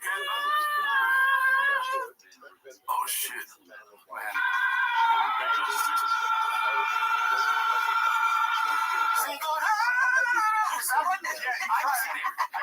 Go, you can hold that? You say the note didn't even hit that note. You can't hit that note. And hold it. Yes! Got it! It's so hard. It's so hard. It's so hard. Like, you're trying to hit the hardest note in opera. And I can do that? Oh, God. No, you said no one could do it. I hit it for a second. I didn't hold it, though. Well, Chen, I can make a jump shot. There's different, there's baritones, tenors, there's altos. That's a really hard note. Do you know what baritones, tenors, and altos are? Yes, I do. He's a tenor. I just said to you, he's a tenor. And you would listen to my story beforehand, you would have known I said there wasn't a tenor they could find for like 8 years at the Met who could do that for a time. Now, probably a lot of people can do it, but back then, a little bit of a reach. Right? You can't sing like Pavarotti. No, I tried. You said no one can hit that note. But the argument was no one can hit that note. I did it for a second. Now, hold on. I'm getting myself a little bit on opera. I know nothing about music, but it makes my life richer because I can appreciate when I hear that song. Large man. It's beautiful. And it makes the world more beautiful. It makes me less ignorant about music, right? Right? You know what I'm saying? But if you don't study, that's how not. But Brian, your point, Brian, is like, you need to know about this. Like, you don't need to know about this. It's like something you're so passionate about. You don't need to know about this. And you remain wistfully ignorant at your own peril. We all do. Sure, Brian. All of us do. It's just the most boring podcasting I've ever seen. Yeah, I mean, I don't really understand. Maybe it's because I just don't know. I don't really understand what Pavarotti has to do with any of this. It's Blockbuster, dude. And I'm sure they're going to get into some other crescendo of an argument, but I can give a fuck less, dude. Okay. Yeah. All right, yeah, we'll call it there. Join our Patreon. We stream on Wednesdays. We shout out to everyone to the 10K. Check out the Tweeties episode this week if you want to come hang out with us for our 10K celebration. Yeah. We reveal where we're going to be eating. Uh-oh. Yeah. And when? Yes. All right. See you next week. I like that you throw at the boom camera.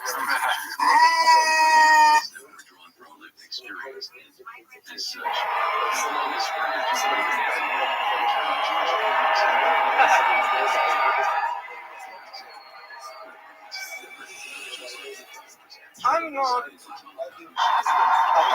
guy. I don't give a fuck. I'm on whatever side the person I'm talking to is on. If you're a big titted Muslim bitch from the river to the sea, my queen, I'm not like a guy who's like, oh, actually, fuck you. I do whatever the 51% is doing. If I'm on an airplane, somebody puts their seat back to me, I put my seat back to whoever the fuck is behind me. You fuck me, I fuck you. That's how the world works. We all go, fuck you, fuck you, fuck you, fuck you, fuck you, fuck you.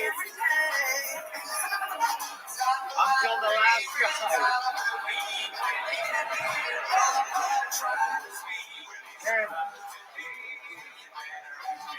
I love living in America. You guys are patriotic as fuck.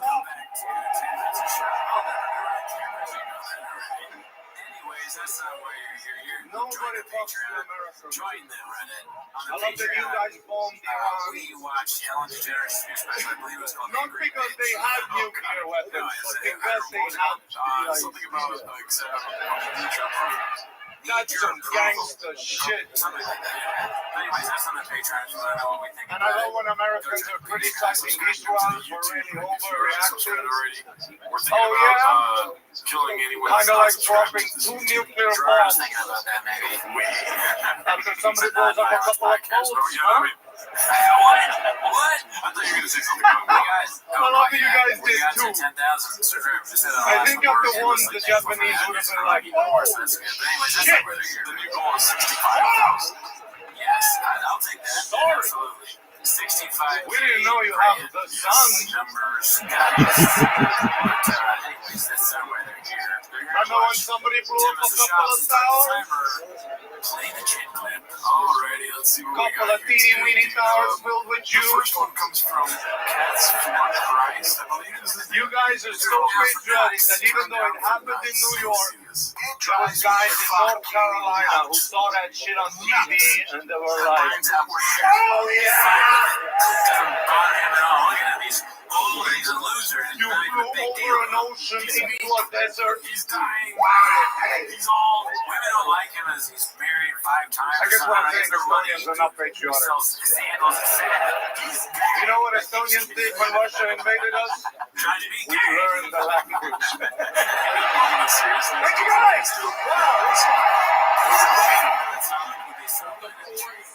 Of Estonia.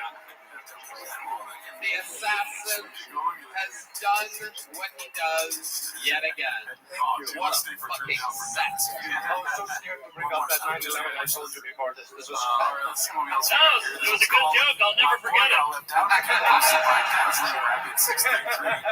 Hell yeah. It looks like Brought the place down. with the boys. Brian I love it, Ari. You're absolutely crushing. Fantastic. How you enjoying New York? Charlie Daniels. You know, so much fun. I came here a few days early just to work. I set out. And it was awesome. Yeah, running around clubs. I saw Mark Norman around. He helped me out. It was awesome. Just to work the jokes out, you know, the real New York experience. Sounds familiar. I think that's an influencer we've seen before. Yeah. I thought that was Tim Kennedy on this time, but I don't think it is. That was awesome. Yeah, love it. Always grinding. Always hustling hard. Mark, is this true? You helped them out? What did you do? What time do you think if you had to say each of these? But, no, we were working out. Yeah, you gotta run it. Yeah, it was awesome. You gotta prepare. And Matt Rife, on behalf of all the comedians, thank you for bringing the bitches out to comedy. Thank you very much. He's doing the Lord's work. I've seen your crowd. Thank heavens. Can we pull up a Matt Rife shirtless pic? What do you think? No, don't have Okay. pull up a David Lucas shirtless pic. Okay, so a little bit after. I have it on my head. Ari, what else is going on? Well, we got, you know, what happened on Thursdays. We go to sauna, Russian sauna, steam. Oh, yeah, That is, remember? that I do remember. Me and Tony got sexually assaulted in a steam room. We did. Red band? No, I was not there. Red Man can't handle temperatures over 75. But Ari and I are big time sweaters. We own our own saunas at home. And when we come to New York City, there is a place here that's been here since 1970. The Turkish Russian bathhouse, it's called. I've been there for like, I've gone there like 5 years in a row, but this is the first time I went there and I saw you there, and it was Men's Thursday. Yeah, and we found out together that Thursdays between 1 and 5 is what they call men's time. It seems like we would fit in there. I thought men's time, oh my god, intelligent conversation, talks out, fun times. Yeah. Instead, and it started kind of slow. I don't know if we didn't really gone over this since it happened, but I saw one guy walking by that was, I thought maybe he had like a hitch or something. He was kind of like reverse backhand. Yeah, it was like that. Exactly. You know, with a coin, you know, just a little. Awesome. Maybe a rich. If you got an edge. And then we're organically, Ari and I sitting next to each other in the steam room, you know, you're kind of like, yeah, you're just, it's kind of cloudy. And there's a guy directly across from us. 3 inches from my face. No. He was here. Tony's here. Dick here. And he was doing the. No, at first I thought I'm seeing a mirage or something because half jelly doing, you know. And no one, that's Matt right. No one is saying shit. There's also, that's worth noting. There's also 7 or 8 other guys in this thing with us. Everybody's just kind of. I love Tony. He's not bothered. He's very comfortable. Biggest smile I've ever seen on his fucking face. And then, because I couldn't fucking believe what was happening. Yes. So then I go, remember, in the steam room, I go, hey dude, are you jacking off? I expected both. But his response, no contact loss with cough. He goes, yeah. The cheeks are too big or too small, dude. You know what I mean? And we need towers filled with juice. I think it's because he looks like a Van Gogh's lost piece. You guys are so patriotic that even though it happened in New York, there was guys in North Carolina who saw that shit on TV and they were like, oh yeah! They go painted a lot of like really sad looking people. You flew over an ocean into a desert. Bubba's doing his drinking and boozing and nicotine chewing. I guess what I'm saying, Estonians are not patriotic. You know what Estonians did when Russia invaded us? We learned the language. Thank you guys! The force of Estonia. The assassin has done what he does yet again. What a fucking set. I was so scared to bring up that 9/11 I told you before. This was. No, it was a good joke. I'll never forget it. Someone telling you Brought the place down. I love it, Ari. You're absolutely crushing.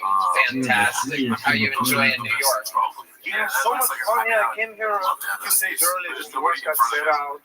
And it was awesome. We were running around clubs. I saw Mark Simon around. He helped me a little. It was awesome. Just to work the jokes out, you know, the real New York experience. Are rich, famous people, or people that have walked a rich, famous person's travel. So, that was awesome. You love it. You're always grinding, always hustling hard. Mark, is this true? You help them out? What do you do? I didn't touch any of that shit. But, no, we're working out. Yeah, you gotta run.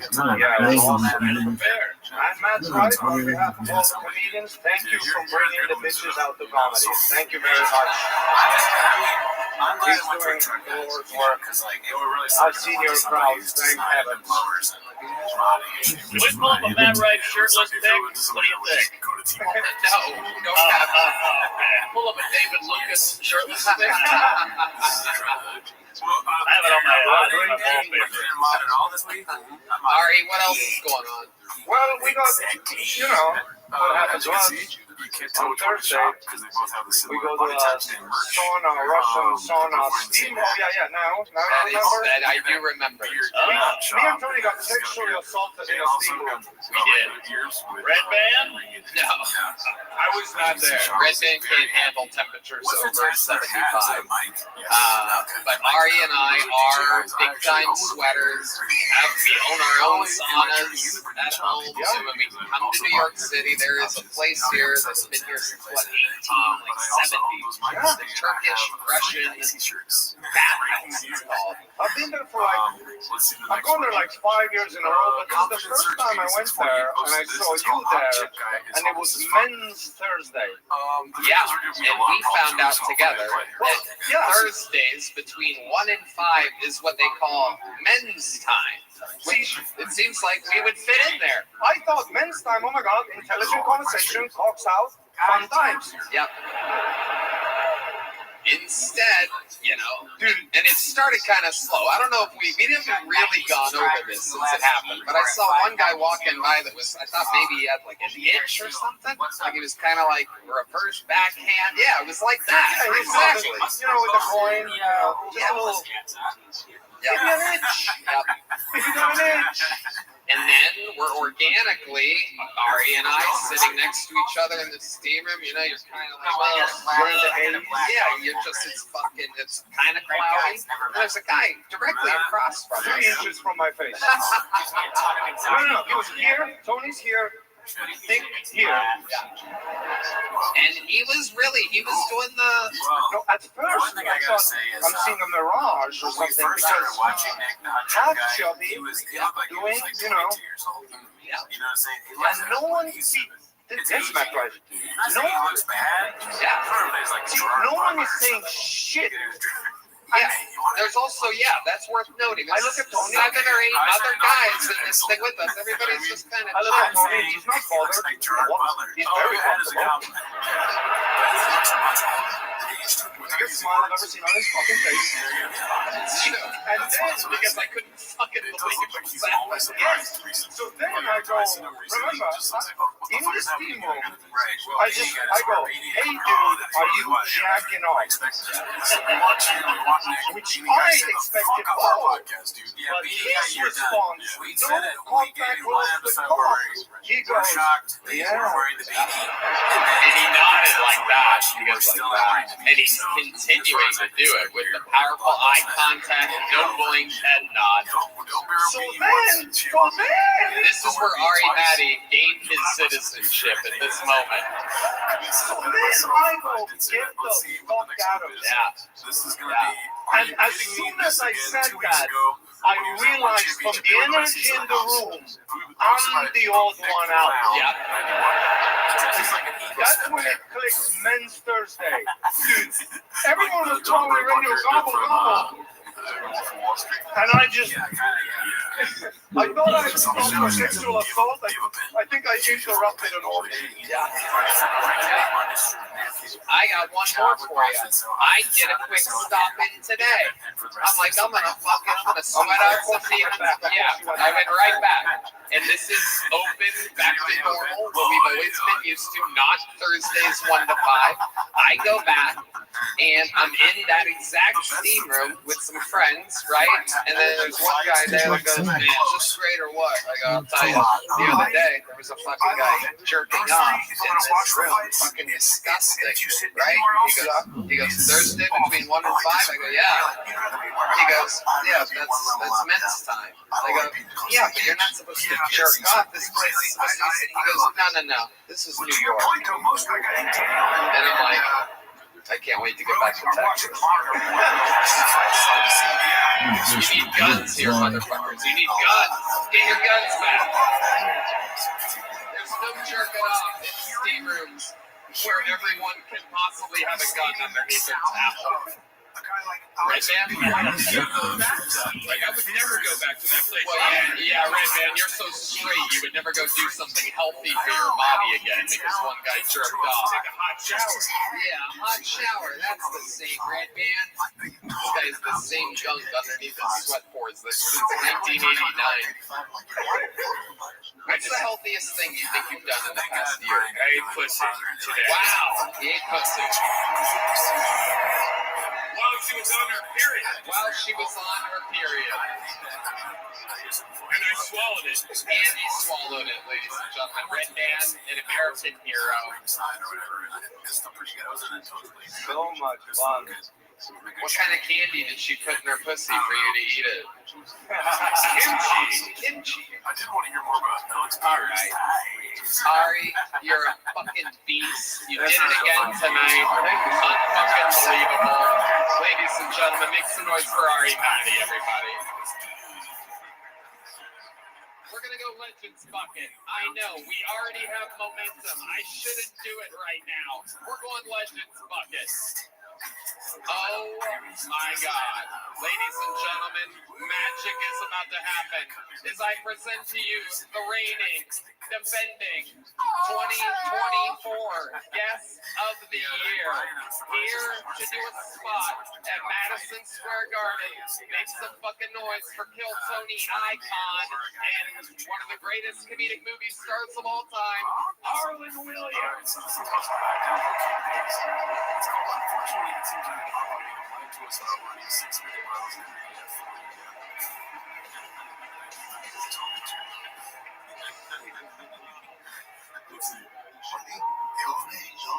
What's going on? What a treat. Oh, really? I gotta tell you, folks, it's a bit of an emotional night for me to be here tonight. My sister's here tonight. She's in the very top row, right on the railing up there.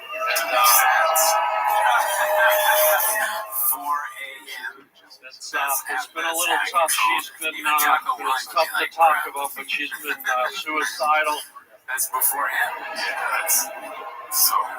No way you do that. Nobody does that. If you talk us as enemy, and they say that laughter's the best medicine, so I brought her here tonight and to maybe encourage her to go forward with her dreams in life. You can all help me tonight with a chant. Jump, jump, jump, jump, jump, jump, jump, jump, jump, jump. Is she still there? All right, we'll leave the car running for you when you get home. He's gonna make the coffee, and it's like black rifle coffee or whatever. He's gonna put the butter in it. You know those guys, they like churn butter. It's good to be here. Holy God, some guy recognized me in the street today. He ran up to me and he goes, "Hey man, I know you. You're crazy." And I said, "Yeah, all of that I'm crazy, is all not right." done before he starts his running. Crazy like Forrest Whitaker's left eye. At the earliest, he's running 5:15, but probably not even better. So, Bob running at 4 a.m. That's just like you have a disorder. He said to me, he said, "Hey man, you've been in the game a long time. Maybe it's time to get out." And I said, "Like a retard in a bouncy It house." doesn't make sense. There's no reason to do that. He woke up and ran at like 5:30. There ain't no getting out. Very few people. So what do you need to do that's so early? And before, like, does he work super far away? I was walking around in New York. I don't vape, but I started vaping here in New York. Not the little vape pens, but about every 4 blocks you see a pipe sticking out of the road with steam coming out of it. I just walk out, slam my face right in it. Holy shit, the flavors are delicious. Have you tried homeless manure urine raspberry sunglass? How about suicidal out-of-work Broadway actor Blueberry? Anybody? Yeah, definitely. Just an hour ago, I had sexual assault in the park. Cinnamon cranberry. That guy's teeth. No, I'm just kidding. Sir, you can go immediately and stick your tongue in the nearest electrical socket. Stupid. He doesn't know what to say, you know, so that's what I got up at 5:30 in the morning this morning. I wanted to see New York without all the tourists, all the people walking around. So I'm wandering around at 5:30 in the morning, and I got to tell you, this city is haunting. It is ghostly, dare I say, enchanting. I'm walking around at 5:30 in the morning, and all I hear is this. All I hear is.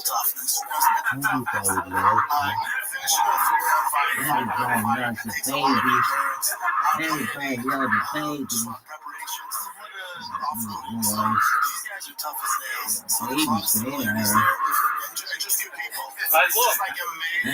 I see a homeless guy. Making wind noise.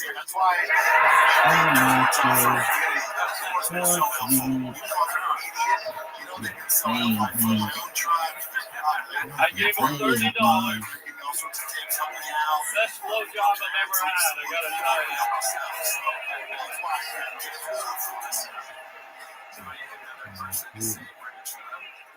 I picked up a girl in a bar last night, man. You can't tell those trannies apart anymore. Holy fuck.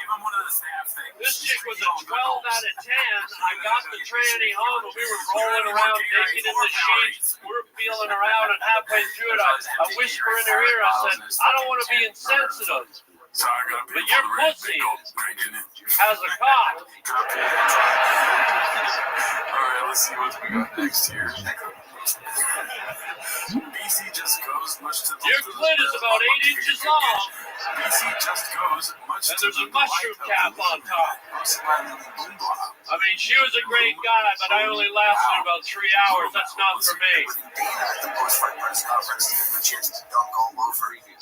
I got a new tattoo. You got a tattoo, buddy?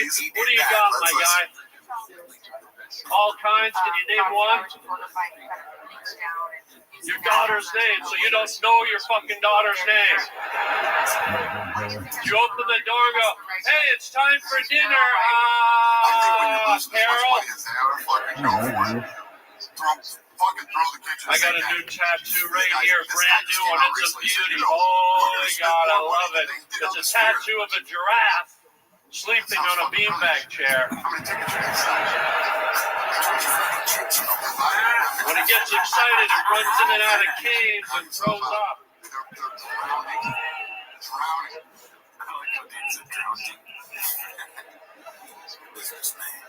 Give my son and daughter a hand, aren't they great?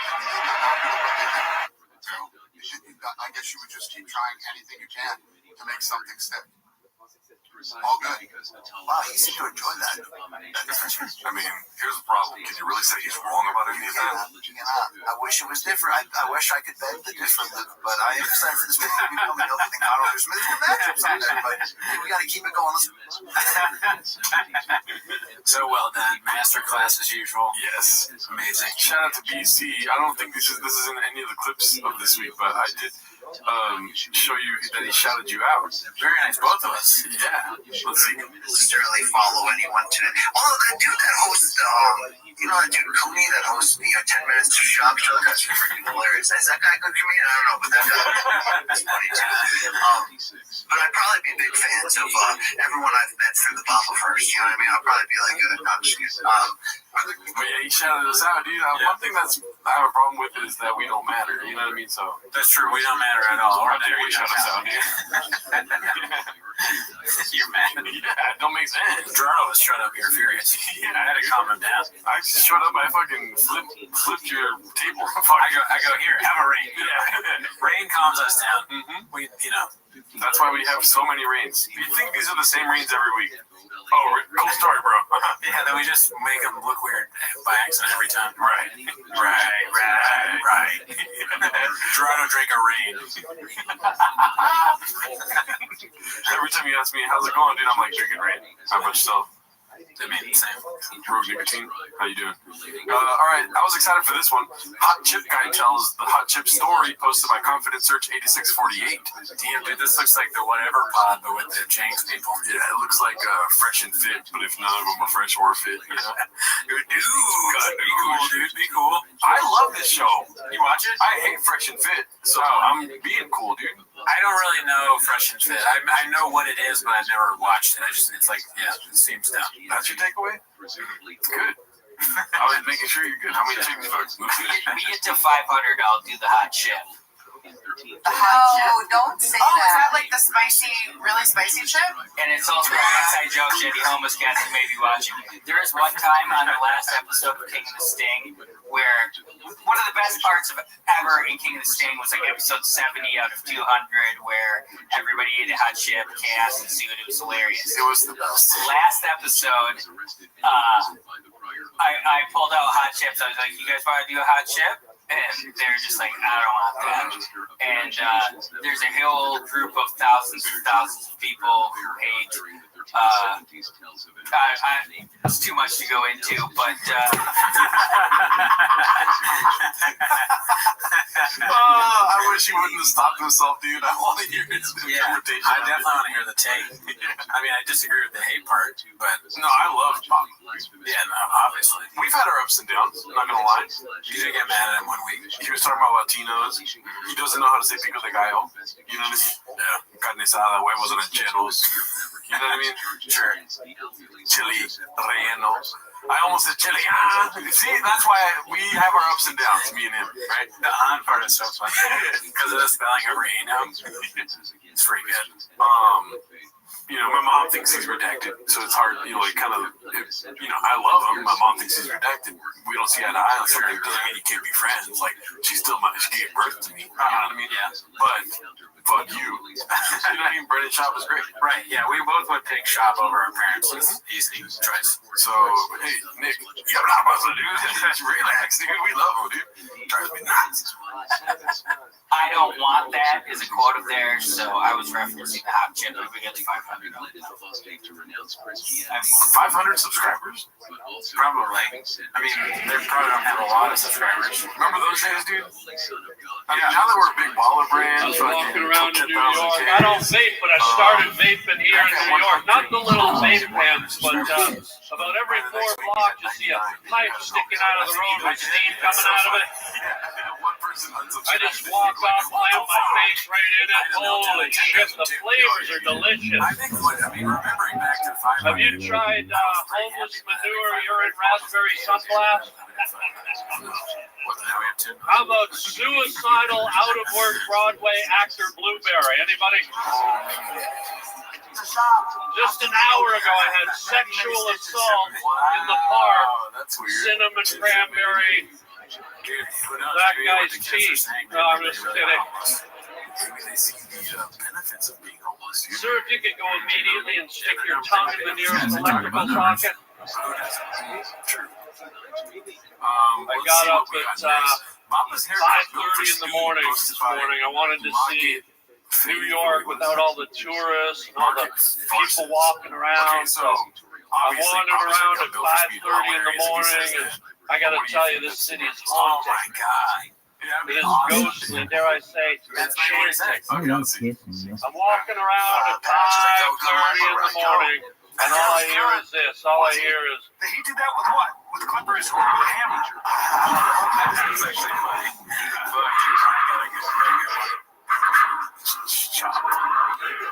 Carlos is getting to figure out what's wrong with this thing. You ain't got no gas in it. I look. You see there, Scooter? I see a homeless guy making wind noises. I still don't understand the for speed, but that's hilarious.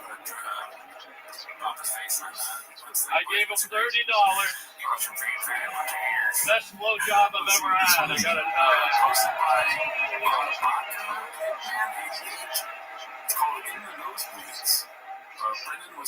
I picked up a girl in a bar last night, man. You can't tell those trannies apart anymore. Holy fuck. He's sitting right there. You know what I mean? Yeah. That's such a good scene. Goddamn dick down here. This chick was a 12 out of 10. I got the tranny home and we were rolling around naked in the sheets. We were feeling around, and halfway through it, I whisper in her ear, I said, I don't want to be insensitive, but your pussy has a cock. If there's a fire you're still in high school, right? You wouldn't want to be like 2 houses down, right? Your clit is about 8 inches long. You're right there, almost getting hit and shit. And there's a mushroom cap on top. I mean, she was a great guy, but I only lasted about 3 hours. That's not for me. Let's see here. This one's posted by Dandy Kaufman 2. I got a new tattoo. You got a tattoo, buddy? What do you got, my guy? The least knowledge of the lingo. All kinds. Can you name one? It's hard to write them down. It was mental warfare. Your daughter's name, so you don't know your fucking daughter's name. You open the door and go, hey, it's time for dinner, Carol. I got a new tattoo right here, brand new one. It's a beauty. Oh my God, I love it. It's a tattoo of a giraffe sleeping on a beanbag chair. When it gets excited, it runs in and out of caves and throws up. Oh, well, sorry. Give my son and daughter a hand, aren't they great? We also did a poll, and it said, "Are you a homeless cat?"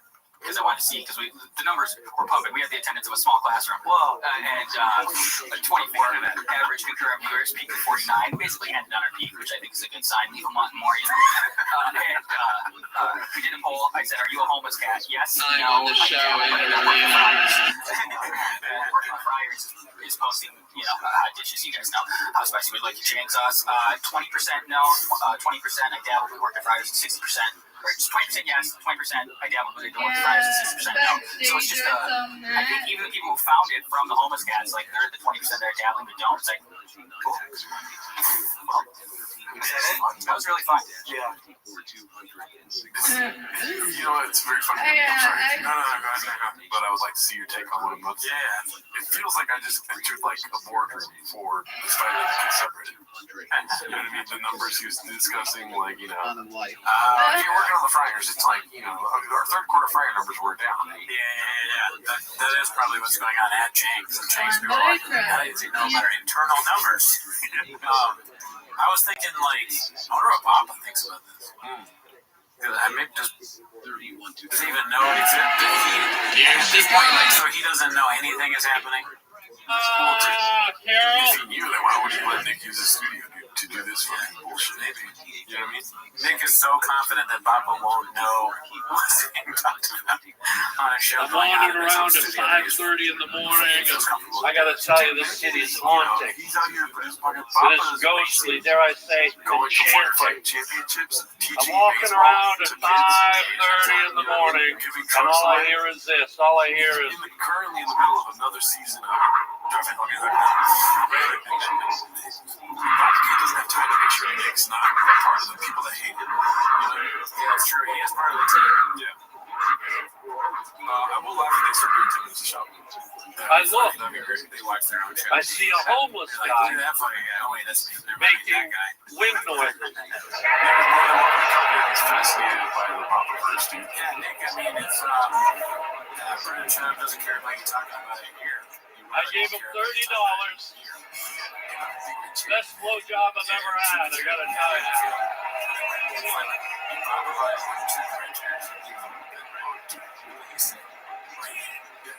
I picked up a girl in a bar last night, man. You can't tell those trannies apart anymore. Holy fuck.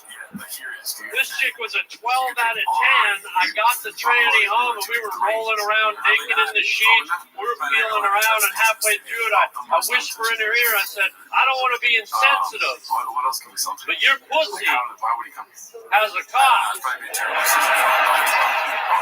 The worst decision. You know what I mean? You could be here.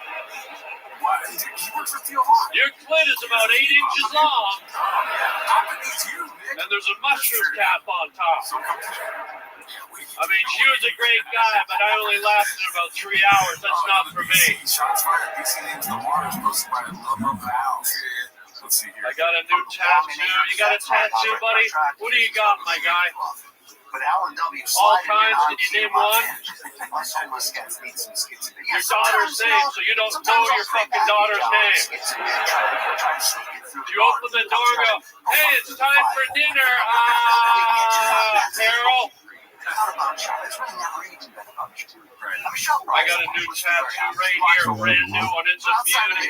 Oh my God, I love it. It's a tattoo of a giraffe sleeping on a beanbag chair. When it gets excited, it runs in and out of caves and throws up.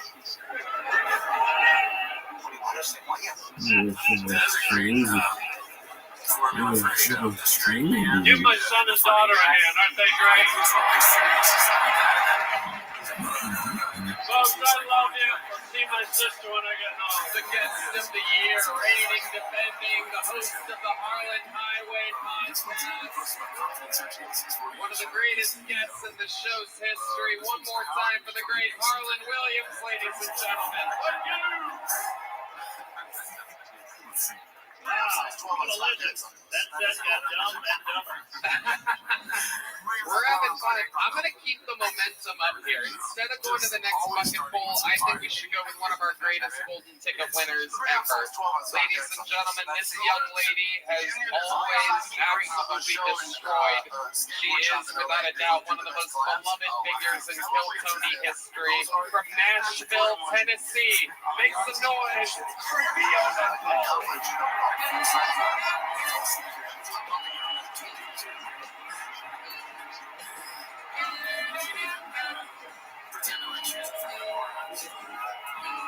Here she comes. She's back. How loud can this place get? Come on, Madison Square Garden.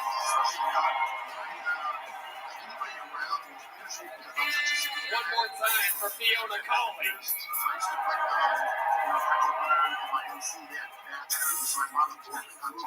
New York City.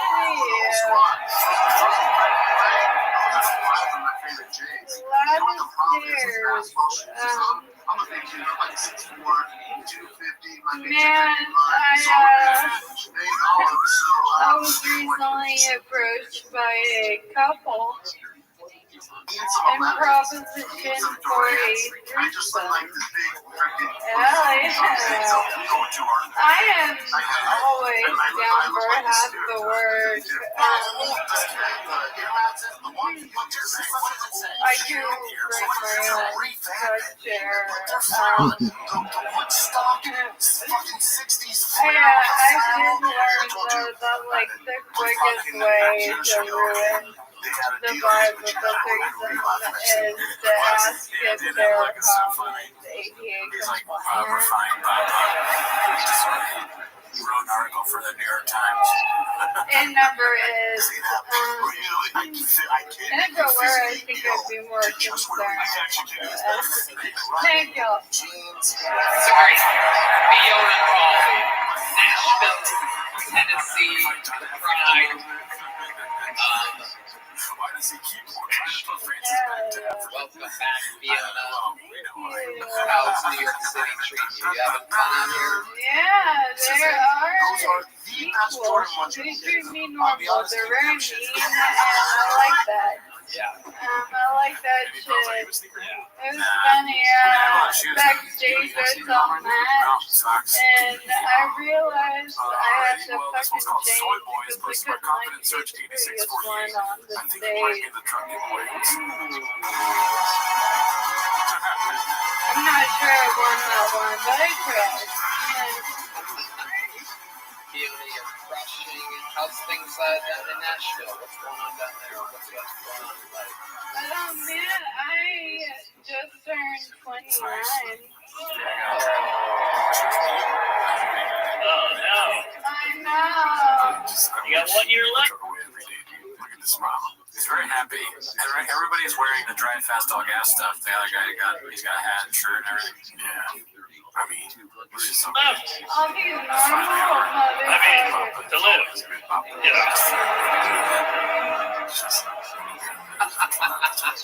Fiona has one of the best sense of humors. We've talked about it a billion times. Is there any good news with your condition or anything? Werner Herzog getting No. I think I think so. This is not a sad thing. This one's posted by Dandy Kaufman. It's called Papa Ass's Chin. How I was watching the fights for TFK versus After Shower. After Shower. That's all that matters.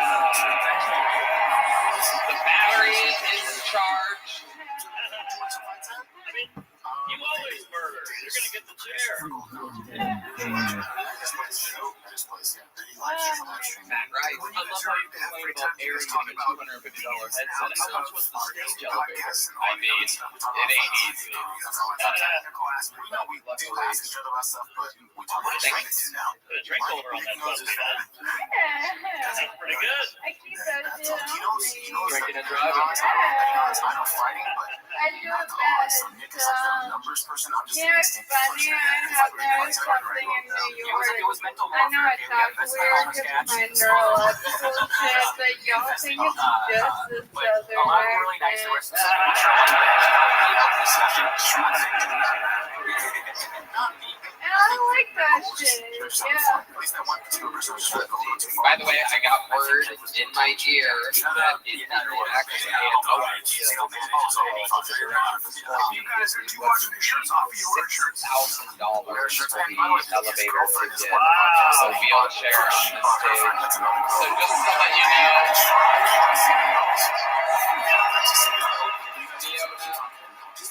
whether it's God that takes you from us or not, this will be your last time on the show.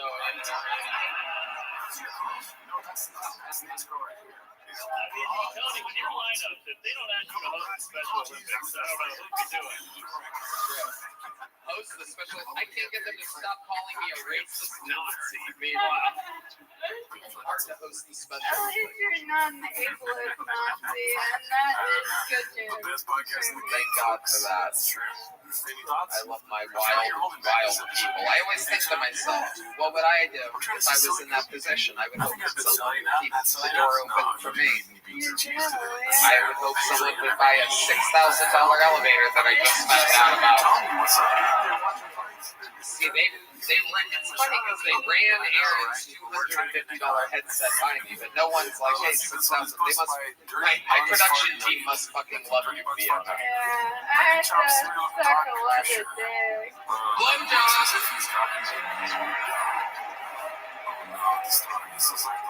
To be fair, David Lucas also needed the elevator.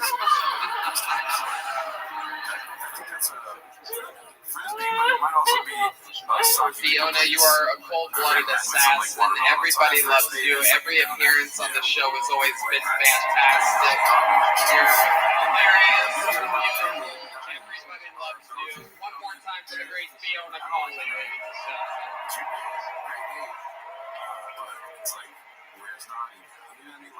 How about a hand for the beautiful Heidi helping out here?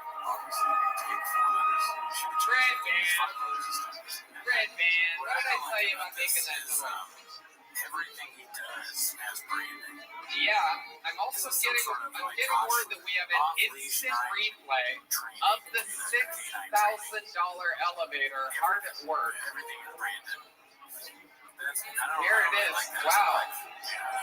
Oh, this is live. Anything can happen, folks. I mean, this seems crazy, by the way. Only on Tiltoni can you perhaps watch a woman fall to her death. Absolutely incredible. That was such a funny conversation. Amazing. That's what it's going to look like when she dies. They get lowered to hell, everybody. I'm kidding. She's not going to hell. All the little ladies out there just not laughing, giving me mean looks. Wow. Slow elevators. I wish this was a Coldplay concert and they cut to her walking down the stairs. She's like, got him. All right, you know what I'm going to do? I'm going back to the Legends bucket. Ladies and... Wait a second. This doesn't make any sense whatsoever. How could this be in the legend stuff? This is crazy. This guy's only been on the show twice ever before. He's only been doing comedy 8 months. This doesn't make any sense. This can't be real. Ladies and gentlemen, this legend bucket hole says the words Timmy No Breaks. This can't be real. He's supposed to be a legend.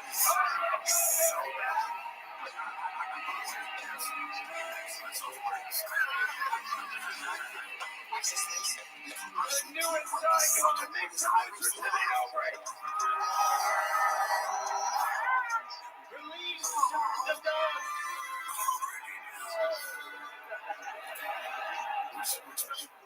Okay, fuck, the ducks are dead. I thought Landon was more breathable. Let's cut down. Let's take it from the top, guys. Yeah, I don't get it. I don't even know what the joke is. Fuck. Eric can go suck a dick. Shut the fuck up, guys. It is Can 45 I minutes apply long. my hits? I'm sure You know these? You love these. You know the punchlines out. I recently found out you can get an erection after you die. Inside information on this, Yeah. and he is the So one Bruce behind Willis, good. that makes sense. Die, horse, die. What the fuck? Yeah, it was never. These are my hits. Bobby Fuck Lee. you go. It's always. No. Bobby Lee did the right for sure. I put my dick in a glory hole the other day. It's not me saying this is CIA. So, well, Turns out my sister was on the other side. have you ever read any I'm like, why am I doing this? In my house. Guys. These are my fucking hits. Let's go. It's embarrassing. He said that the villain. Last chance, you dumbass retards. I got an STD the other day. Yeah. It was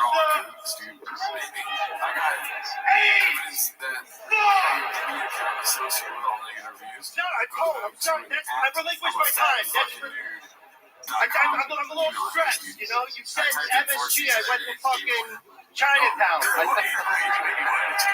almost didn't make it. Ladies and gentlemen, Timmy No Breaks just made a shocking appearance from the Legends bucket. Wow, Timmy, this must be monumental for you. We know for a fact you are from New Jersey.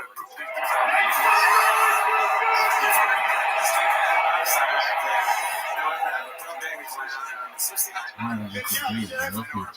does it feel to be here at the most famous arena in the world, coming from New Jersey? Papa Dan Honestly, cares talking about taking feels away like from fighters Tuesday. like every You call this a fucking arena? Throws out, what are we doing here?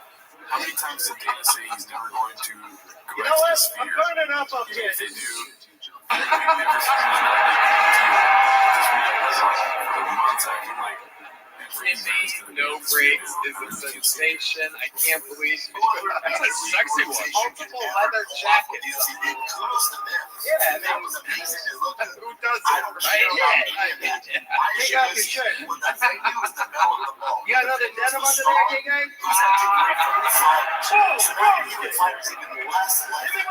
Give him a little pyro. You got a little fire? You got a little fire, Mr. No Breaks?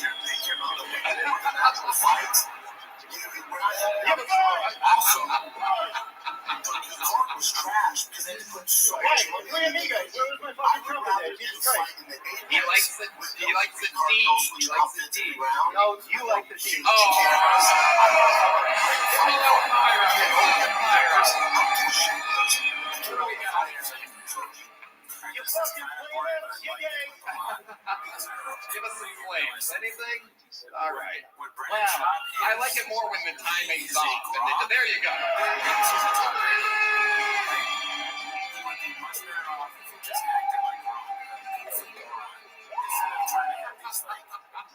hot takes and a master of Phil Tony. This is his third time ever. You've been doing stand-up. Is it 8 months or 9 months? Right now, it's clearly something he heard someone else say.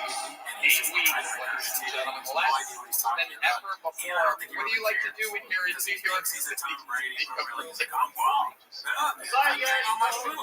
He's a Gronk thinking he's Tom Brady while looking like Aaron Hernandez. D-Madness, take the base for a walk. Jockeys, tickle the keys. Taxman, we're sitting this one out. Shut the fuck up. All right, I want the fucking ceiling to open. I want a natural boom spotlight. Camera feed, coming. Switch the black and white. Let's get me fucking hooked up on some wires. I want to fly around for this one. Never mind. All right, everybody. Let's go, guys. Swear to God.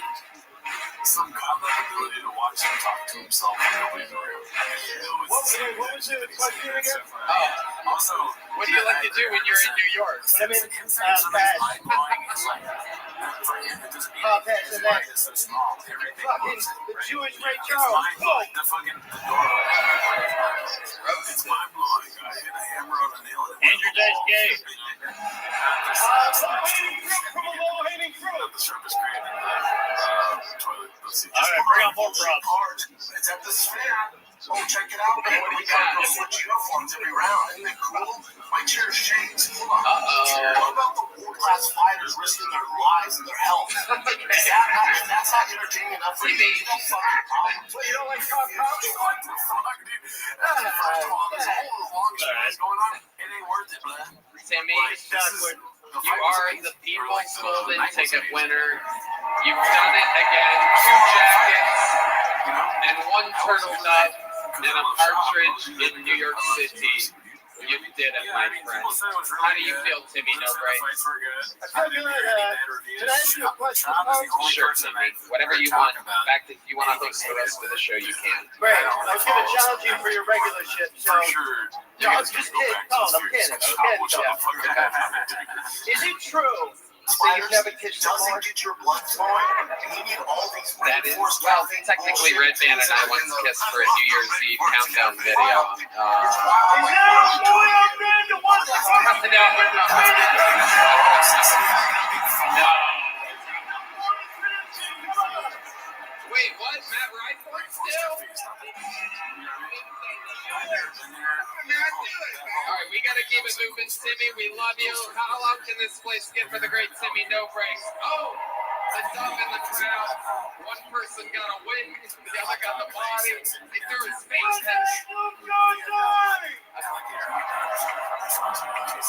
Wow, Timmy No Breaks. It's unprecedented. Someone coming out of the Legends bucket.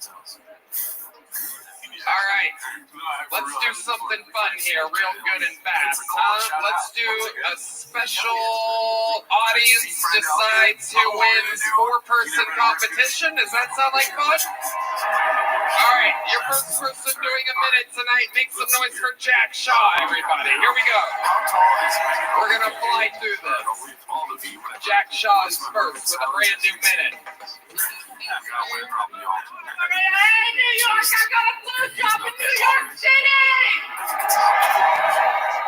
Me and Harlan are seeing the same homeless man! Who sucks dick in here? She's not one of our guys. Yeah, get up here and prove it! Dude, I love a blowjob, man. I just moved in with my girlfriend, dude. I'm learning a lot, man. I fixed her washing machine, dude, and she sucked my dick for it. It's called Dude, now when she leaves the apartment, I've been breaking shit.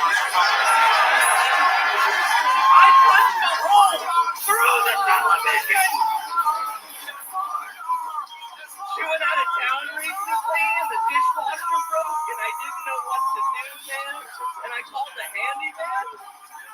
Turns out I give great head, dude. Thank you guys so much. Jack Shaw, You did it. Throw that back in the mic stand and go sit over that drum set over there. Go sit in front of Michael's drum set. Jack, you stay there. Audience, remember how much you liked his set, because you decide who wins this competition. Your next minute is from David Jolly, everybody. How you Golden doing, white Ticket people winner, and Puerto America's Ricans? favorite uncle, David Jolly. This is one thing. Josh Adam Myers, that's just that.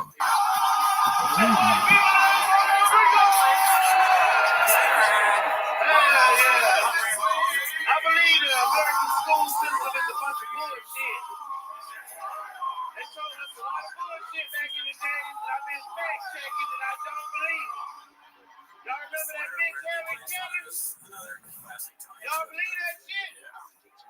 Kiss my fucking ass. They trying to tell me this motherfucker was blind and deaf. She wrote 200 books and she flew a plane. Come on now. If I get on a Delta flight and that bitch driving, doing the Ray Charles, I'm getting the fuck off the plane. Then it was two more facts that I heard. One of them I believe, sadly. The second one ain't no goddamn way. They say in World War II, she was a nurse. If I'm in a goddamn injury and she come in the room pumping in the shit, I'ma kill my goddamn self. I ain't gonna let Uncle W do it. Then I found out, sadly, that during World War II, Helen Keller was sexually assaulted 15 times. That's sad. Oh shit. You went over your time. David Jolly, go sit next to Jack Shaw. Who would have guessed? A black guy doing more work than he had to do. Alright, your third competitor. She won this spot on the last Netflix taping that was at the mothership. Make some noise for Serena Teal, everybody. A brand new minute from Serena Teal. Where the hell's Serena Teal? Here she comes, everybody. Make some noise for Serena. Man, New York is crazy. You guys have things here that I didn't know existed. I saw an Asian midget yesterday. And I know what you're thinking. How could I tell? He was wider than he was tall. It was awesome. In my neighborhood, there is a Pilates studio with a closed front window. What a wonderful thought it is that some of the best days of our lives haven't even happened yet. Quote, Anne Frank. Good question. 1945. I still don't understand the idea. What an idiot. Why do you have it? Did you not see the writing on the wall? It's so weird when somebody's Read the room, baby girl. There's only one. It's not like you have anything else to read. Yeah, but it's the tactic. It's a crazy thing to put on the front window of your Pilates studio. I feel sorry for the woman who put that there. She thinks she and Anne Frank both have better days ahead of them. Are you serious? I don't think she finished the book. Why would you look at my phone in the first place? Serena Teal. Got it in. 1 minute, 12 seconds. 3 seconds away from the marriage. Your final and fourth competitor. Ladies and gentlemen, used to do comedy in New York. And I gave him a spot at the mothership. Make some noise. Danny Martinello, ladies and gentlemen. And at the end of this, you decide who wins. I've been exchanging some sexies with this girl, and usually I don't send nudes unless you want them. Then I'm just launching the whole fleet. And she hit me back with, she said, can you take a picture, but next to a remote, please? I said 100% I can, no problem with that, but you're getting the Roku remote, though. You kidding? Setting that off, just being like, oh yeah, my content! I got both of you. That's such a strange kind of measurement to ask for, though. You know, like, why wouldn't you just straight up ask for a ruler? It's got inches on it. You know, centimeters if you want to feel like a metric massive man. Confidence search 8648. But that's so strange, though, right? Because no dude's gonna ever do that, right? No dude's gonna ask for scale. You know, they're never gonna just be like, yeah, nice, beautiful pussy, but do you think you could take it next to a toaster, please? I'm really trying to see what kind of cloth you're working with here. try, don't you have a couple kids? You're like, oh yeah, that's a four-banger toaster for sure. Get a couple crumbs on that tray. Thank you guys. God bless. Boom, Danny Martello. All right, you guys stand back up, stand next to Danny, and the audience decides. We have an actual meter, a metric system of deciding who wins. So, ladies and gentlemen, here we go. If you have Jack Shaw winning this competition, make some noise. What was the max there? What are we calling that? We got 90 something. 94. 96.0. All right. Okay. How many of you have David Jolly winning this?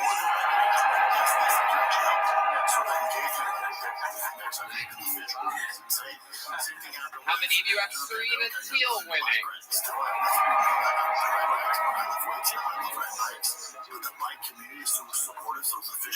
And how many of you have Danny Martinello winning?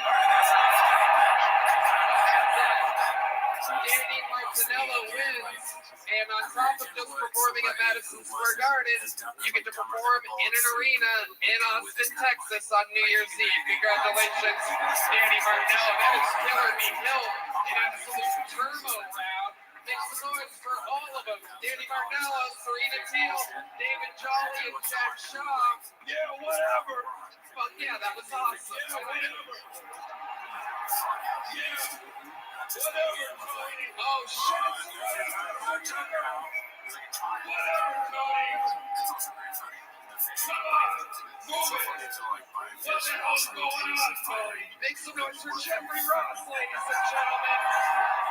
His brand new Broadway show, Take the Banana for a Ride, is out starting on Monday and running here on Broadway through the entire season in multiple shows. Many shows. Like a new truck, and he's Tony. giving away a truck. Yeah, Jeff. A truck. Wait, we're going backstage. Look at all the ugly fucking fans back here. This is like an ugly Lives Matter rally. You got more out. Where are you? Where are you? You got a lot of merch sales, and then also you got all Where's he at? Make some goddamn noise for the Roastmaster General, Jeffrey Ross. Oh, yeah, there he is. What the fuck is up, New York City?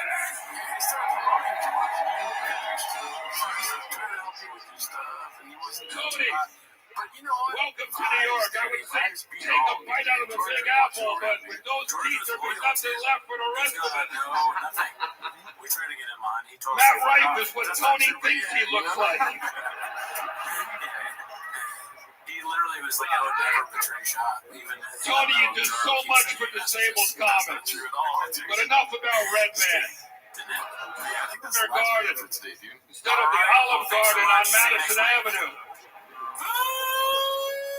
Tony, I'm so proud of you, buddy. I'm so proud. Proud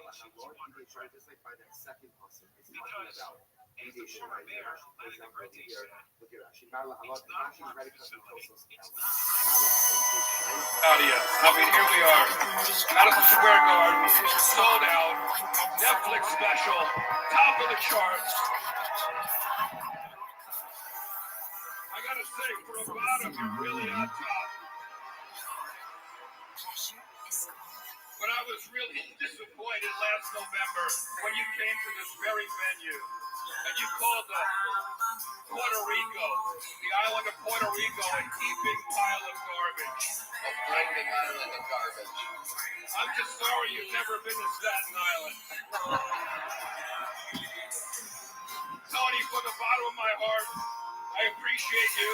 I love what you do for comics. Thank you. You coming to my show this week, right? I am. We're going to opening night Monday. Take a banana for the ride.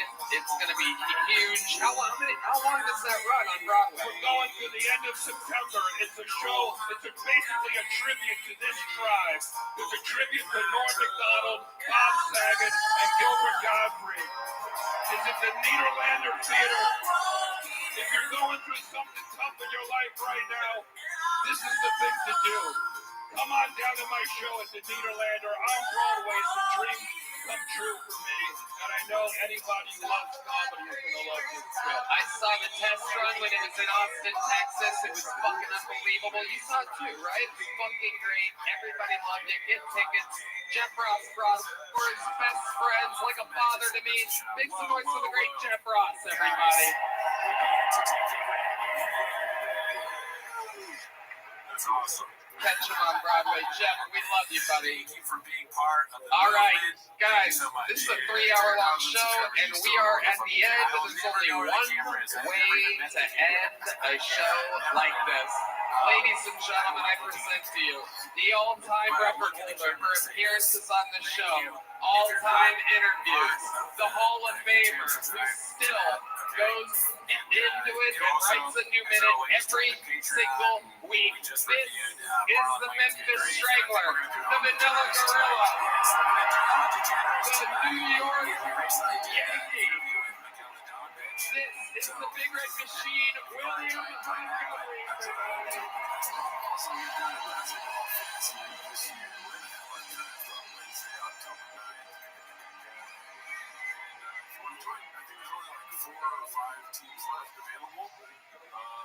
Okay, turn the fire off. Do it Wednesday night because we're gonna have a draft on stream Wednesday night. That's not true. It's gonna take a long time. Redman said before the show, I'd like to stick my auto pin in Ashley Biden.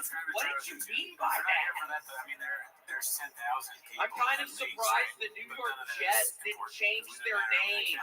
Like if the Oklahoma City Thunder had been called the Oklahoma City Bombers, I'm pretty sure they would have changed their name.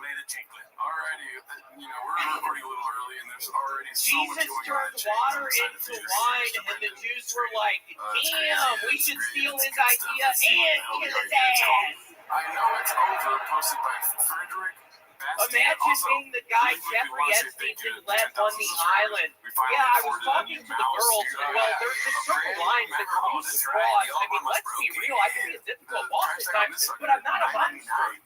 We don't spend the money recklessly. My parents asked me if I was afraid of death, and I said, Mom and Dad, I'm only afraid of two things: having grandkids and disappointing Nick Davis. Have they made a Black Earbud movie yet? $5, 6 years ago. Okay, that's my time. Thank you, New York. William Lights Out Montgomery has done it again. Live from Madison Square Garden. Kind of, How did it feel, William? structure. Good. Oh my God, I was hoping you and Matt were gonna kiss. I was really hoping you were about to kiss up there. Okay, what else is going on, William? I want to kiss you. Okay, no, I'm kidding. No, Tony, I've had a wonderful time in New York City. They're the Rat Pack, so he's already said the leaders are over so many different genres of food here in New York City. I mean, I really enjoyed some Moroccan food. I was trying some Italian food. Probably, right? Yeah. You thought he would be Some black, but he's like, Dominican food. What other kind of foods have you tried, William? Maybe some Japanese food. I really went to an Australian place last night, Tony. Wow. Outback Steakhouse! Since I do sponsor, literally, Outback Steakhouse. They're paying me money to start mentioning them on every program. Wow. People laugh at that. Mark, what's another I'm going to use the homeless shelter. Maybe soup kitchen? Yeah, they got some good baking. over 5 years. Yeah. Okay, William, you think you're ever going to stop trying different types of food here in New York? Sorry, I don't think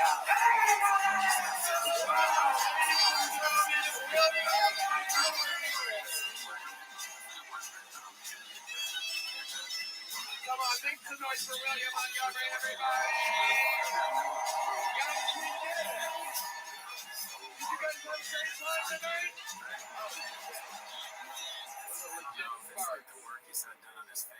Thank you to everybody everybody, especially Madison Square Garden. This place is unbelievable.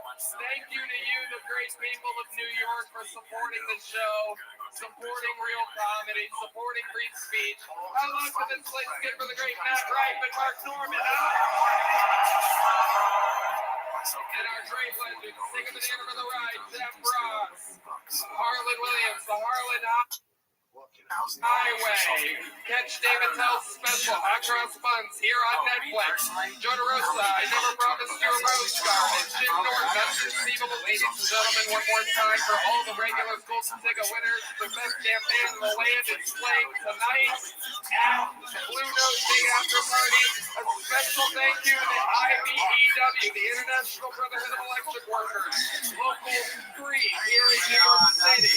And one more time for Madison Square Garden. Truly, they treat us so great. It's the best arena in the world. Thank you to Netflix. Red Band, love you guys. Thank you so much. Thank you. Good night, everyone.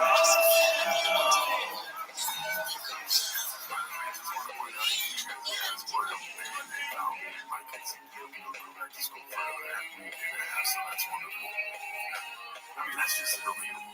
Nobody likes to see more of my kids. Oh, really? Not a chance, B. I know, man. This got a lot on our plate, dude. Son, what did he spell wrong? I forget. Denver or something? I don't know. I can't remember. It's denigrating to wherever this is to have shop sign in the future. I love you. Sorry. Traffic? Oh, he's saying, sorry I was late. I got a big gulp and, traffic. You're perfect. Alright, I think we get it, dude. It's just, all the stuff we've seen. I don't know if they comment on this in the video or not, but interesting fact that I learned, that clip where he gets beat up and where he wins and he falls over like that, the beginning, you know how the guy goes, he was in the NFL, obviously, wasn't athletic enough to stay there or whatever. You know who said that? Who? You want to guess? Joe Rogan? No. Who? Luke. That was fucking Luke. Oh, shit. Oh, my God. Oh, really, dude? It comes full circle. That's crazy. All right, let's see where we're at now, dude. Well, we get it. He's had a rough go of it, dude. He's going through some stuff. Okay, this one's posted by Better Chef 1127. It's called Joe Rogan on Tinder. Let's see this. Did you see that Mexican disaster? Good Lord. Just... No. Fuck. Whoa. Fucking, if it's the right stool, there has to be something to it.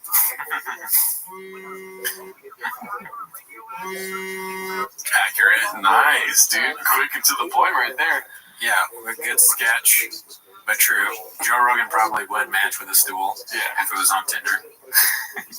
And Jocko. Oh, is that your takeaway, dude? It is. No, Jocko was the unlucky guy that came after the stool, if you know what I'm saying. Oh, fuck. Mm-hmm. That's different. This one might get gadoosh, too. It's another long one. It's called Bo Burnham Confirmed Homeless, Art is Dead, posted by Vision Twist D. Have you heard this song or no? No, I don't know. I mean, I don't know if I have. Okay. This isn't funny at all, but it helps me sleep at night.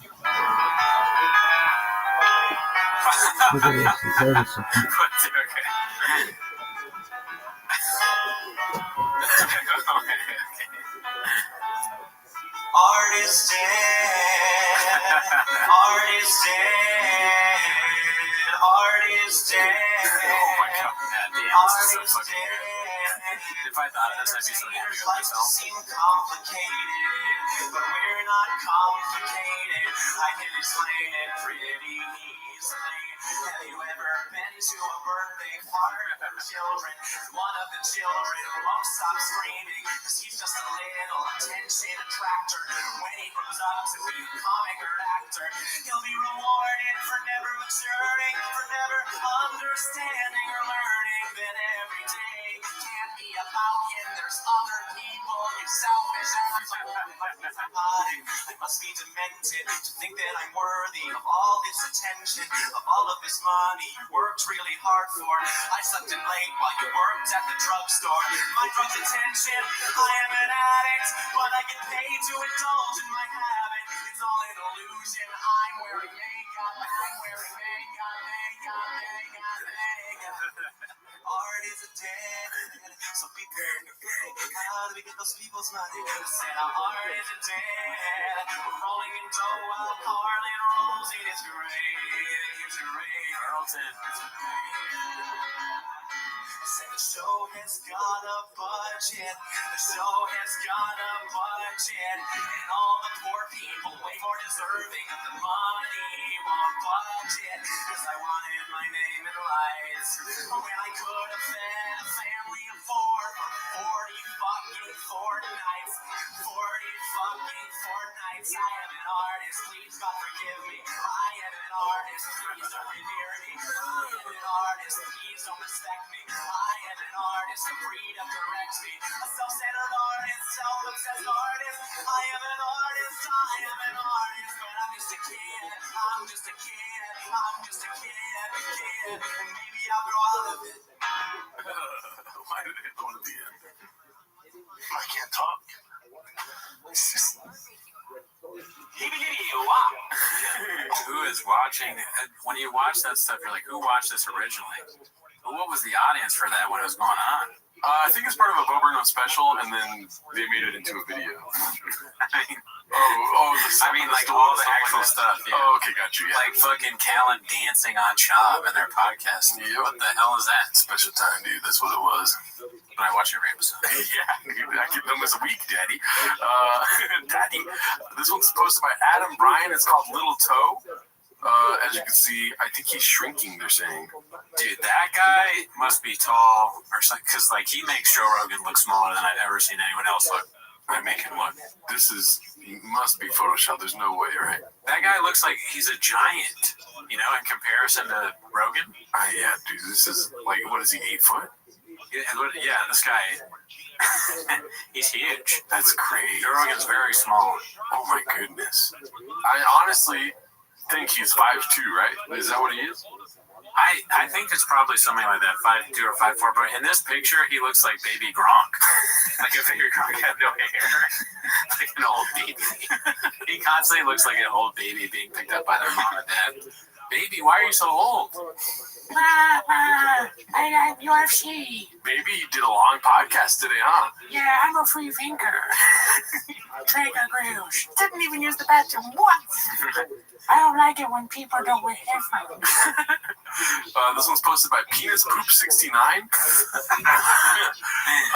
And we have a couple of these Joanna story posts. Oh, fuck. I don't like the caption. This caption is, she's truly as dumb as he is. Oh, no. I mean, Rashab is the GOAT, so don't even come at me with that Smart bullshit. people on my book. When baseball is live, I will say this mouse is kind of ridiculous when it comes to scrolling. Oh, no. When baseball is live and it's just one baseball. So she got a new baseball tattoo, or? I guess. Or she's just showing off her arsenal. Okay. If baseball is life, you wouldn't just get a baseball tattooed on. You know what I mean? You would get Shohei Ohtani's face on your back or something. You know what I mean? That would be pretty funny if she did that. She has Yasiel Puig tattooed on her back. Oh, dude, be cool. Be cool, dude. Okay, so this is another, what's her name, Joanna post, but the turn was too funny not to play it on the show. I think I've watched this. That made me laugh. It's called The Huevos Rancheros, posted by Confidence Search 8648. Let's see this. Prestaron los anillos, ahora estoy viendo a ver con quién hablo, a quién le pido, a ver si me dejan encargar una copa. ¿Cómo la vieron? Ay, me gusta estar contigo de nuevo. Es increíble el ambiente, ahora sí que tengo calor. Dallas, I don't mean like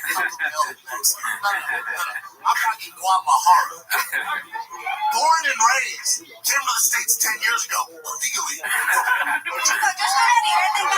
Ahora también decía que era UFC. Ahora yo como Zlatan metió gol, ya todos es Zlatan, ¿no? Ay, se vale. Si yo ya casi me quedo rockstar como tú. Cabrón, look, cabrón. You grab this stretch and it was cabrón, look. Taquitos. His words are so stupid, they go great on like everything. Yeah. Like that's the dumbest. That Gabron shit and the taquito stuff is like it's one of the dumbest things that's ever been said in history. Think about that. It's keto, bitch. But yeah, like that's so stupid. Dude, you don't know stand-up. Okay, so this one's posted by New York Come Poop. It's another poop guy.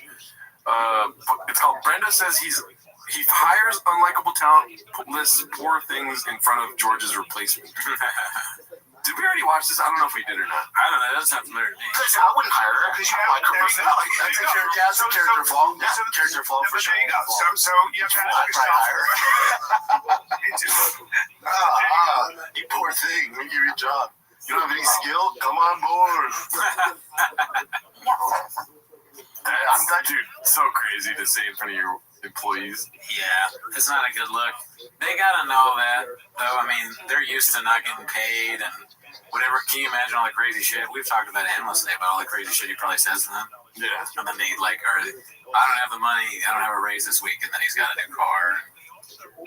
Yes, it's different. I mean, even the rain bottles are hearing this, and the rain bottles are like, really, dog? You know what I mean? It's just unreal, dude. Well, that's all they get is free rain. Yeah. So, like, if they're getting depressed about what Shop is saying, they just gotta crack one of these bad boys open and get some energy, baby. You gotta move up to Celsius. Oh, you don't like your job? Have you seen all the rogue nicotine you can get? Put some pouches in your mouth. Black Buffalo. You brought that up, that's an interesting one. It's all right, Doug. It's pretty much all I have here. What are we doing here? Any more thoughts about their talent list for the things? I guess, yeah. I mean, let's think of put ourselves in their position. If your boss was like, yeah, I mean, we'll hire anybody. Look around, you know? And you're like, what? You'd be mad, right? Mm-hmm. Kind of caduceal. Yeah, I don't think that's ever happened. I've never heard it. It's a hostile work environment thing, though, for sure. I think I might have said that when I was hiring for a job, but I didn't last in that position very long. You know what I mean? I wasn't a hiring manager forever. Sure. Oh, you said that to employees? Not to employees. Like a perspective? No, to my upper guy. Oh, yeah. I was like, yeah, I'll find some fucking chump to come in here and work, dude. You know what I mean? Sure.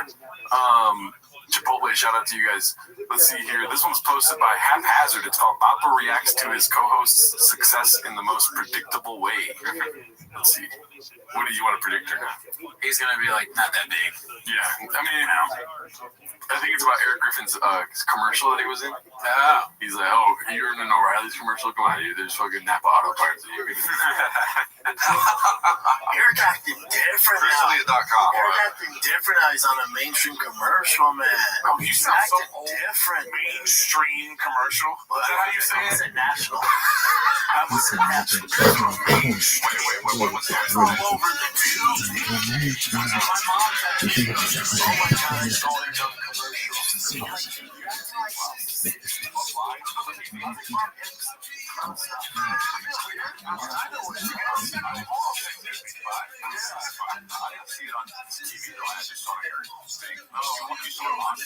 Oh yeah, my mom said to me, she's like, we're so proud of him. She's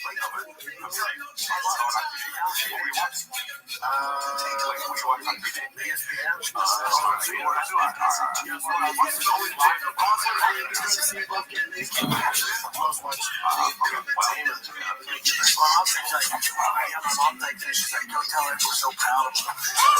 Mom, he's mid-50s, man. Hey, not mid, early 50s. You know what I'm saying, though. Wow. No, I know what you're saying. Wow. And that's why I'm correcting you. Hey, proud of him like he's some 80. What was that aneurysm? Like, He can't believe that his mom is proud. you saw that? You're saying, wow. And that's why I'm correcting you. Hey, proud of him. Hey, Brendan, do you mind if I get more water? You might need to go to the sink, dude. I like that. I want to start incorporating that into my talk diet, dude. Shit. Correcting you. Hey, proud of him like he's some 18-year-old. Wow. She got his first gig. I like that D'Elia calls him out and sort of. He's like, really? You watch it? What are you watching? You watch on TV because he knows it can be funny. He's like, gold moment coming. It's like a douche time. This one's called "The President of Thick Boy Records Discusses McGregor's Label," posted by Confident Search 8648. Apparently, Conor McGregor signed exhibit to signing young talent. God, who's next? MC Flood? Is he gonna take the hip hop world by storm? We just signed E40. Try to sign this young kid. Snoop. Oh yeah. That'll be big though if you got Snoop. Breaking news: Conor signs Flavor Flav. Bro, I could watch it videos all day long. I know. I've got entertainment. Just all the rappers he's out. It starts. He's gonna say all the old rappers, but if you keep letting him go, eventually it'll be like a rapper that just came out too.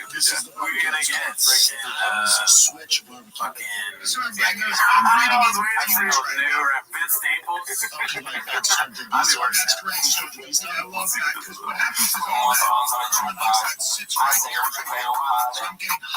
The back of the shirt say "Thick Murder." Glass half full. Free high. I'm saying high. Come on. So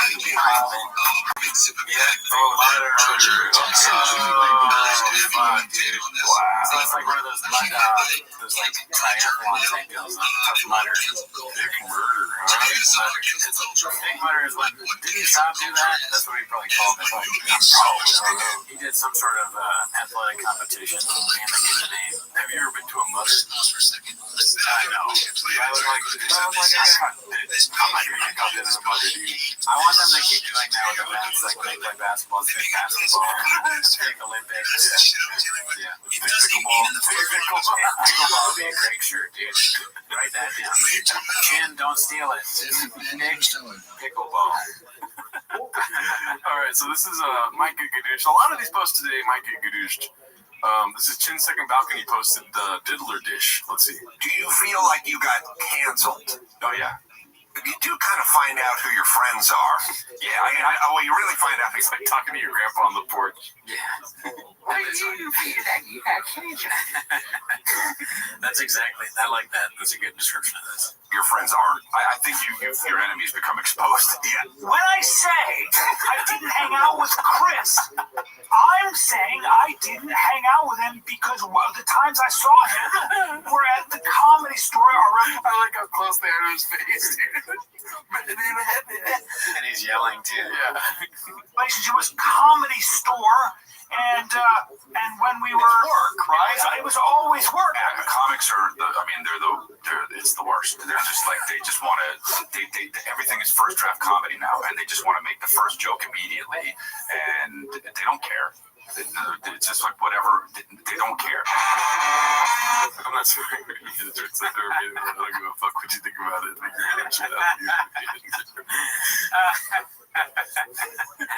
Oh man, being famous sucks sometimes. Yeah. This is hilarious. And being a moron. But the two of those things.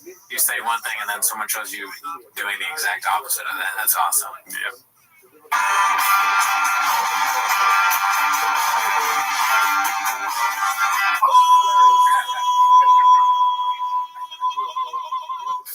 The community. It's tough. The community was the worst. That was the worst. One of the worst parts to me because I was like, oh, I guess I thought naive, but I don't know. I thought people were friends and stuff, you know. Well, it's important to say we haven't spoken to Chris. No. And we've never been on the road with him. I was on the road with him about 14 years ago once when he was just beginning. But I've never been on the road with him, so I don't know. And I said, and he makes money doing that. And my dad said, yeah, as a matter of fact, he makes a lot of money doing that. And my dad said that I took a beat and I said, wow. And then I went back to my toys and started playing. I live my life 1/4 mile at a time.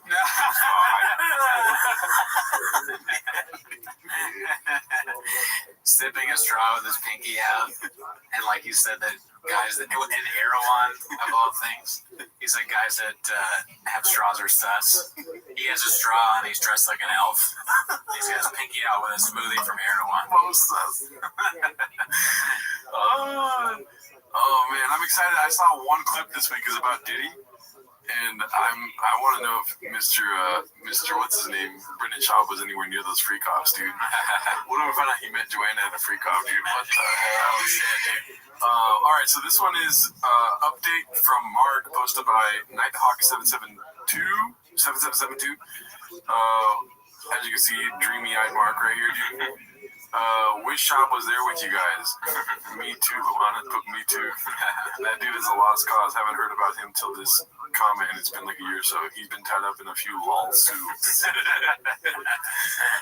Hilarious, dude. What do you think? I mean, he's a funny guy, that Mark. He's got some zingers. I'll just tell you right now, there's no more Mark posts this week, so that's the only one if you want to say anything. Oh shit. Well, great guy, never met him. Alrighty, well let's go to the next post. This is posted by Worm Breath. I randomly came across this post in the wild LMAO. Oh, it's Mark, dude. Is this a scene that my Universal Studios? Gotcha, dude. I fucking baited switched you, dude. I know, I fell right for it, dude. Yep, you did. He kind of looks like an action hero. Yeah. He looks like the villain of Fast and Furious 11, you know what I mean? Yeah, villain or hero. I feel like this would be like he'd be a great comic book or like graphic novel. Yeah. A redemption arc of Mark. Yeah. Arc of Mark. The arc of Mark. The arc of Mark is a pretty. The arc of Mark could be a good name for a superhero. Yeah. He's like, because superheroes are more interesting when they have like layers. And then the second one could be the arc of Mark, the Return of the Veins, and it's just like beefed out, dude. You know? Yeah, dude, he should be a superhero. Shout out Mark. Let's see what's we got next here. Okay, here we go. P Diddy, dude. Posted by Hey Mark Wigsky. It's Baba falling for fake P Diddy clickbait. So let's see what he has to say. Rabbi, dude, you know he adopted a little white girl? Yes. Continue, please. What was her name? Do you know this? No. Yeah, he was on Instagram Live being like, tell us your name. She's like this young girl, white girl. What? He is adopted little white girl. What? Oh, I saw this video. That's the one you're talking about? Yeah, but it might be bullshit. Yeah, that's right. It might be bullshit, Bob. Yeah, I don't know. I think he joked around saying like, "Oh, I adopted her," like a joke. Yeah, I don't think so. And then it just looks like he's Never had a legally adopted daughter. Yeah. yeah. No, that's just Tim. And a lot of the stuff is going to resurface with all this. The question is, Papa stays silent when it comes to it. Baba fact check. He's like, no, I knew it was not true. I just wanted to see if you guys knew it was not true. Yeah. He starts freaking out. Assessing it, and I have to put my tongue weird in my mouth now. All right, so this one's posted by Dazzling Rabbit 633. Beautiful Abuela eyebrows of flirting and harassment. It definitely looks weird in the second photo. The eyebrows are so strange. And He's got them contoured, right? So he went to a person to do this. Yikes. I mean, my eyebrows are crazy. My girls always tell me like, I want like stick it up all nuts and stuff like that. Now I'm not gonna go to an eyebrow person, but I understand why you would. I don't. wouldn't want it like that. If I went to an eyebrow person because my eyebrow's crazy, I'd be like, listen, I want you to get rid of the crazy eyebrow, but I don't want it to look like I'm, like a guy that like that. I would show him this picture. I'd be like, I want to look like this. But if my girl told me that, I would be like, you love me, right? Boom. That's it. Boom. Oh, guess That's what? essentially what I'm doing now. Yeah. Not getting my eyebrows done ever. Right? Would you get your eyebrows done for me? No. Not a chance. You get what you get, Daddy. Only thing I'm shaving off my face is my ears, dude. I'm shaving my ears all day when I start growing hair there. That's disgusting, dude. Yeah, the hair in the ears is bad. I have that now too, so I had my girl take those things and do like the threading. No, what? No, like a gluey thing, and they rip it off. What's it called? The wax? Yeah. Ugh. It's not that bad. No, it's not that. I mean, I'm not saying that's gross. I'm saying, it probably hurts. No, that's what I mean. Yeah. I don't think it's gross. Definitely not. But it didn't really hurt. Oh, okay. Yeah.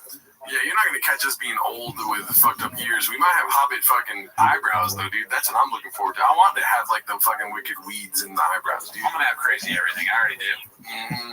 Let's pause, dude. What the hell? That was crazy. This one's posted by Air Pumper. It's called Throwback to That Time. The building shut off the AC during the fight companion. A car with no AC was sent to pick up Rampage, and Bappa throws his team under the bus for it all. Beast of a network. I didn't know he blamed his team for the car AC. Let's see. No, I think the female fight. Can we get it hot? She's good, man. Dude, yeah. During the weekend, they turned the AC off. Just in the yourself, it works. My team forgot to tell them. No way. My team forgot to tell him. That's so Who's his great. team? I don't know. He never identifies the team. But he doesn't name names, I guess. It's obviously a procedure, dude. Now it's becoming evident to me where he's like, oh, the team. Every time. You know? He just I mean, he's mentally, like, not so much there, right? He's a stupid person. So in his mind, if someone's not telling him something, that's the team, right? It's up to other people always to be like, oh, Brennan, did you remember to do this? And if they don't do that, then it's the team, right? Well, always, dude. Watch, so when he says the team, watch the nod afterwards. My team forgot to tell them. No way. It's so funny. That fucking... Yeah, dude, sometimes people forget. I do like the hair, though. I'll say that. I want to have my hair like Papa's right there, dude. What the hell? Yes. Shut the fuck up. Yes. You swear to God. Yeah, you missed a good one. AC was on. Yeah, it was crispy. It was But this one, we just said fuck. Okay. That is Kyle. You've been here multiple times. Kyle, thanks. You've been here multiple times. Thanks, man. This might be your last day. Kyle does what? Poor Kyle. Well, who's your guy that arranged my ride here? Who was that guy? That's my boy Casey, so slap him around. Bro, when they told me a Prius came to pick up Rampage Jackson, I didn't want to show up.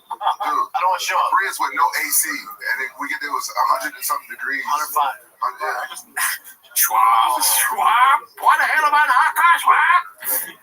Schwab's like, oh, fuck, it's so hot. It's terrible here, but I'll save it with my hilarious riff about Toyota electric cars or Prius or whatever, hybrid cars. He's like, don't bring up the AC, don't bring up the AC while he's talking about the Prius. So you came from a no AC car to a no AC road. Yeah. But they have these fans. These fans are kind of nice. Yeah, they're not bad. It helps somewhat. Oh, really, dude? He's not happy. Yeah, dude. I mean, we run the AC and it's bad for sound, but, you know, we're working with a budget, dude. We got a new mouse, so don't hate on us for that, you know? Yeah. The team's okay here. Yeah. The team got us a new mouse. They did kind of spend only $9, though, you know? They got a cheap mouse. Yeah, that's on me. The team. That's on me, the team. Okay, so this one was very funny. I don't know what the hell, why this is happening or what, right? But it made me laugh. It's posted by Safe Ask 1344. It's called Grave Mistake. Former TFAK guest and victim of the curse of the Bappa continues downward spiral after breaking the cardinal rule. Never acknowledge the subreddit that's turned against you, B. Okay, so he's got a subreddit that turned against him. So I thought it was TFAK that he was talking to. So I guess he's talking to his own subreddit. That's funny. This is the prison guy, I think, right? Who went to jail and this is how you survive in jail. They use the lessons I learned. Let's see. Yeah, there's a whole Reddit page of weirdos who think they're always just gonna take my Instagram page down, try to fuck with me. You guys are gonna end up like Unlocked. Trust me. You're already looking into your stupid ass group of ladies. Too easy. But yeah, have fun. Tell Unlocked when you guys are sillies that it's all good.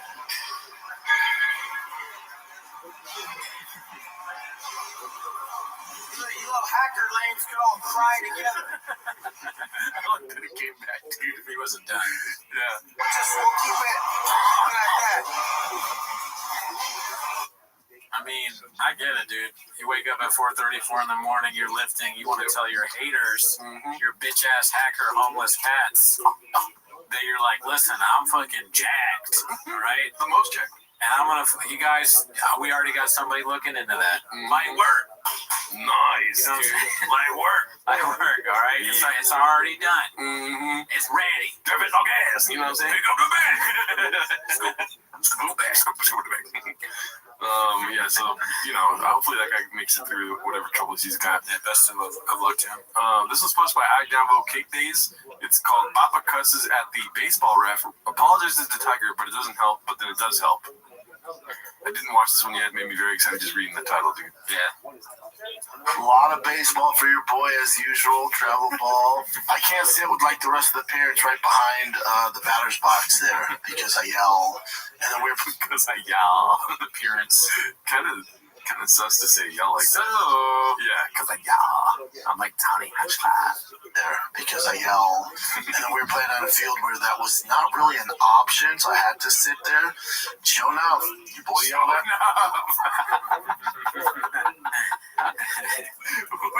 What cookout did he tell this story at? And they were all laughing. He's like, gotta put that on the pod, dude. Yeah, where do these words and sayings come from? Shout enough. Yeah, you always wonder that with Papo. The ref was like, strike. I was like, say less. Show enough. I'm out here 10 toes down, standing on business, bruh. Yeah, and then Boston hit a home run, and I was like, I know that's right. I know that's right. Oh, yelled out a cuss word. And apologized to Tiger. Didn't help him.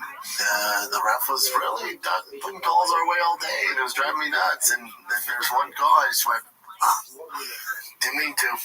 I apologized to him. He got over it. About to bomb the next time he was that bad.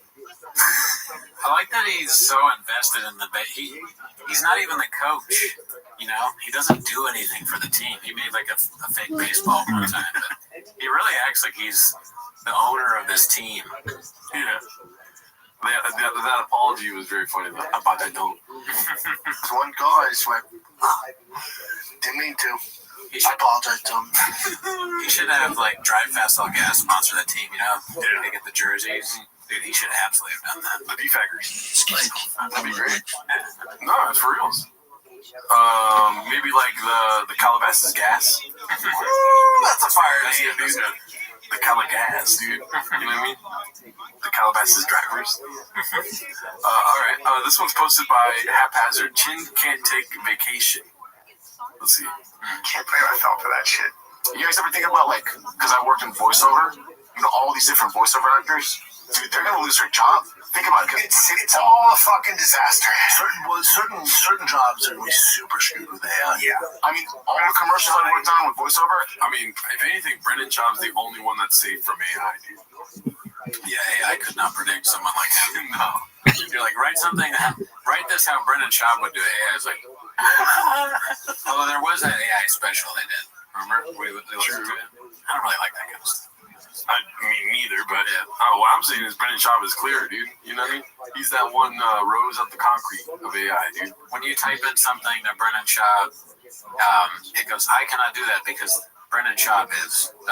different. You can replace it with just an AI voiced podcast producer. No, but someone has to operate it, though. They don't, though. Yeah, they do. No. Okay, so I got a buddy who let go of his producer and literally just uses AI and it switches between the cameras, edits all of it. How about this? Let's challenge it. Give me a vacation. Let's challenge that. Let's do it. Oh, no, I'm not saying I don't want to do that shit. No, I hate it like I'm cars. You think I'm going to hire fucking AI to run my podcast? You need someone, especially because of the shit that Brendan says. Oh, that shit too. It bleeps it out. Oh, it bleeps it out. See, if I say this, no, that's true. Yeah, that's why. No, I do know a guy who does only AI. Elon. Only does AI. Yeah, it's gonna take a lot of jobs. I mean, let's be honest. All the podcasts they go on have like 100 subscribers and stuff. You know what I mean? So it's probably like somebody like that. You know? Yeah, with that guy with the whiskey bottle on his table. Oil. What is that other one? Oil and pistons or some shit like that. They have an AI producer. Yeah, because they're too busy with their trucks. Very funny. Yeah. You need someone, especially because of the shit that Brendan says. No, just bitch shit. No. You want to get straight? Run. Oh my gosh. Dang it. Run, you fucking. All you. Hey, you want to get in shape? Run. Everyone that's like, oh, I get on the aerodyne and then I jump to the cold up. Go run. Damn it, Brett. Go run. Guys, he's using real bad words and Chin has to keep going. Damn it, he has to keep editing. Just run. You need someone, especially because of the shit that Brandon says. I like it. Chocolate chips. Toll House. I have extra soda too, so you can give him that. The yellow one? Damn, we got a word problem, y'all. Unreal, dude. You know what I mean? If you know you're not supposed to, why would you say it over and over again? Because you gotta edit it all out. I can understand why. Because he sees other people successfully doing this. So he wants to be like them. Right. So he does that. He's trying to become town. Yeah. Well, I'm more associating with a Man Shane Secret podcast. Oh, okay. Because they do it, but every time they say either whatever F word for gay people, C word for women sometimes, other words like that, they'll put the Wild Wild West over the word. Oh, it's kind of like Sam Hyde does with this thing. I don't watch Sam Hyde. Yeah. But you see this happening with huge podcasts, so he's like, we're a huge podcast, let's do the same thing. F word. Interesting. We don't say those words because we are accepted in our communities. He probably tells Chin, we got to come up with a thing, like Brazilian or Wild Wild West. Mm-hmm. But Chin's like, I don't know if we should. I think I could just edit it out. It's like, all right, you're the producer, but I'm pretty sure today I should. That'd be cool if they just went, "Hey, boys, go ahead." Every time they cuss. That would be very good. Yeah, we'd like it.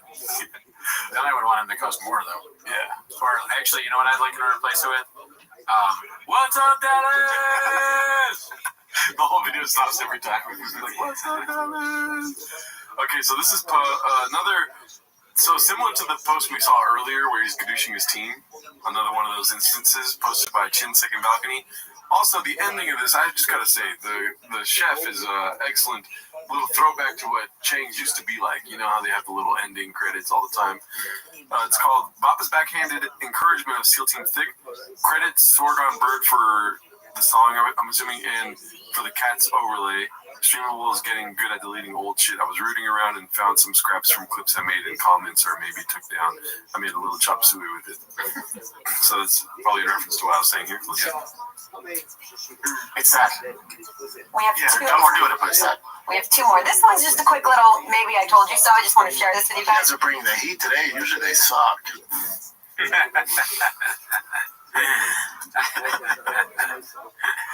There's tension at Thick Boy Studios, dude. Yeah, dude, all is not well. It's palpable on the Thick Boy front. Dude, when we have tension, we usually just fucking get some donuts, and then we're like, we make merch with the donuts, and then we'll both like chug a rain. You know what I mean? But we never bring it to the show. You know what I mean? We always have rain here. Mm-hmm. We can hit the guy's head if we have the hawk thing is there to remind us to stay a hawk and never a duck. Mm-hmm. We haven't done donuts in a while. Yeah. We also fire the team sometimes, and then we hire a new team. But we never bring it to the show, dude. If it's their fault, which it usually is, it's like, am I going to blame myself for something that's like fucking some other guy's fault? Cool story, bro. Yeah, right. Dude, thanks. Yeah, okay. Shut up, Bert. Let's see. Well, I did some homework. Look at this one. Look who won America's Got Talent. Remember when all of you were like, hey, his voice isn't that great, or Welcome to my truck. Can I get a truck walk? Can't talk. Welcome to my truck. Let me get a truck walk. I can't talk. Is that gasoline I smell? I just smell like gasoline. Okay.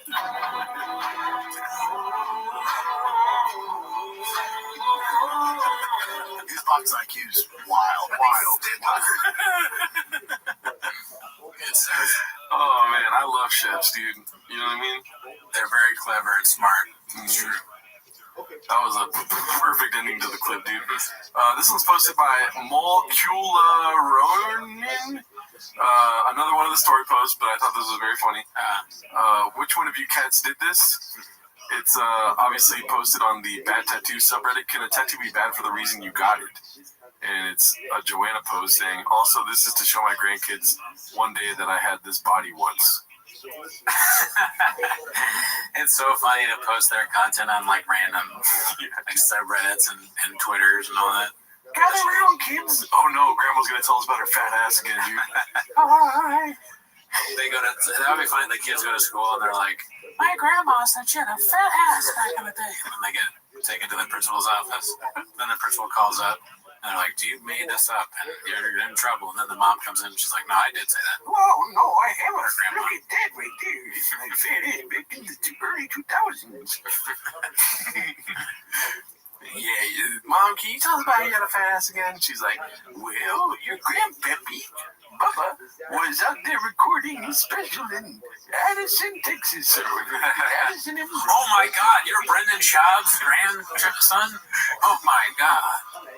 And then I was over here having, good times. I was spending $3,000 a day for my self-care. I sound like a grandpa. Okay, so this was posted by 10-second balcony. Lego barely cracks the 1 minute mark of episode 1 of her new pod with Rampage before talking about Asian buttholes and then inadvertently mentions Papa. Let's go. Let's see this. I don't know why it's. Damn, it looks like our old place. It's a really good. Let's see. Oh shit. Let's see. Oh, I'm trying to center it. Let's see here. That's the nice thing about Asians is that we clean our assholes really well. Like, we take a lot of pride in being clean down there. I feel like in Western nations, like, Westerners don't He's earthquake here. Yeah. really take care of themselves. Like, guys will make jokes about having shit streaks in their like underwear. I'm like, huh? Burn job. Oh, I get it. He doesn't really say shop, but that's what everybody's thinking. I like that she's starting a podcast, but honestly, I would use the whole screen next time that she makes an episode. You know what I mean? Right? She might not have the best brains for editing, though. Right. She needs a chin. She probably needs this was posted by Wondering Possum. It's called Papa Tries His Best to Ignore Eric's mainstream commercial. He's our friend. All right. Shut it down nice and easy, and you're at the impound. Next time, read the sign. Hey, you know what? You're gonna be my wife and play. You gotta let's take it to the impound. Hey, you're Ferrari. Trick-or-treating those motherfuckers. Don't write that. It's my mother-in-law's car, right? She's already mad at me because I'm not a 10. He found God, he went to his weird shit. There's a video of him saying, I guess it was a video of him saying, why don't you come by the sofa and get an air pops up on the Adding more talk to anyone who's on the TikTok. Here's the headline. TikTok users circulate what appears to be a fake Justin Bieber song with Jimmy Diddy. Also, do we think P. Diddy would make a song? Do we think P. would make a song like P. Diddy? I have no idea. No, this is an old song. That's why they were like, oh, this is one of his old songs. I want to listen to his song. Listen to this. Yeah, I mean, do you imagine how excited we'd be if we pull up a clip and Miguel was like, oh my God, look at that. We pull up a clip and there's like an advertisement with Miguel. We're like, holy fucking shit, that's crazy. I would make this face right here, dude. I'd be like, whoa. They don't acknowledge it in any way, in any facet. We would stop the whole podcast and be like, fuck Justin Bieber, fuck P. Diddy, what the hell? I know, we might stop it and be like, oh, I gotta call Miguel real quick. He's on fucking TV. Holy shit. All right, let's go to this next one. It's posted by Dandy Kaufman. Chin lore, he's fought leg-kicking Mexican greasers. Ooh, okay, let's see. Which ones do you want to hear about? Your favorite? Any of them? Wait, how many have you been in? That's the question. I'd say for like an average person, I had like 10-ish fights. Yeah. And then 3 times I got jumped. So that's not really, a fair fight. You're right. 3 times? I'm trying to think like one of the best ones. Were these like planned, like we're gonna fight? Always when I was in high school and in college, I did planned fights. We would meet outside the campus and we'd just fight. What were the nature of the beefs that led to the fights? One of the dumbest things in the world. Beanie Man, dude. Yeah, no beanie again. Strike 3, dude. Dude, we're gonna take away your talking privileges if you don't put a beanie on, dude. I'm for that. Yeah. I don't like hearing his voice unless he's wearing a beanie on his head. Yay. I vote yay. Shin's got an anger problem, y'all. I mean, this is crazy. 10 fights? Yeah, well, listening to this, I was like, imagine him and Bappa talking to each other. Does that even happen? Like, if a tree falls in the forest and no one's there to hear it, does it even make a sound? Some shit like that, Chin and Bappa? Yeah. I mean, they both are kind of like, they're similar in that they like to fight. They both have anger issues, I think. Yeah. Chin he's been jumped 3 times. Dude, where's he from? Jumping you, bro. He's going to bag. Dun, dun, dun, dun, dun, dun, dun, dun, dun, dun, dun, dun, dun, dun, dun, dun. Da-na-na-na, ba-ba-ba-ba, da-na-na-na, ba-ba-ba-ba, ba-ba-ba-ba, ba-ba-ba-ba. So we went to like it's called Thornton Park. My son at high school, we walked over down there and we just fun. I make fists with my toes or something.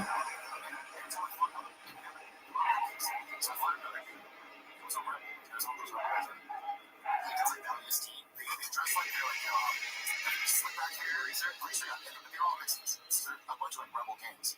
And this guy I fought for the first time ever. You fought a shark? I was out around. You're a gentle lion. Maria. But it's crazy because they were all Mexicans and they, where they have the same thing, the cigarette and the, the Coke polymer. They acted like they were living in that era. But one of the guys I fought, for the first time ever, we're fighting, and he did a leg kick. I was like, what the fuck is this? And I'm like, actually, almost like they were cheating. I mean, like, you're not man for throwing a leg kick. And then you're like, stay going, pony boy. Oh my God, here we go. I know, it sounds crazy. Did you ever Trust me, I've been doing it for 9 months. Yes, sir. Better than a shower and a hot cup of coffee. Like, the show needs clips. They need to start watching us and react to us 10 minutes of T-Mouse or something. 10 minutes of T-Mouse. 10 minutes of shot. Titty mouse. Okay, it's just so boring. Almost. Yeah, these are all great ideas for them. Doing it for 11 years. Better than what the fuck I just fucking watched. Dude, what the hell? I sat through that. Yeah, I mean, I guess the idea is they call them Mexican greasers. That's interesting.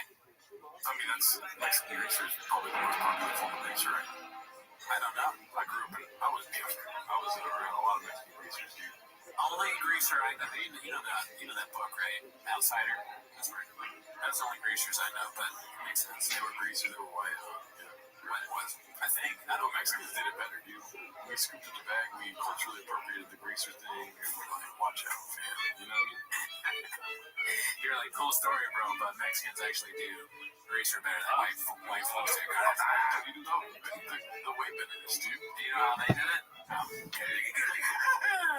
Yeah, if you were illegal, you had to buy some pomade and slick back your hair.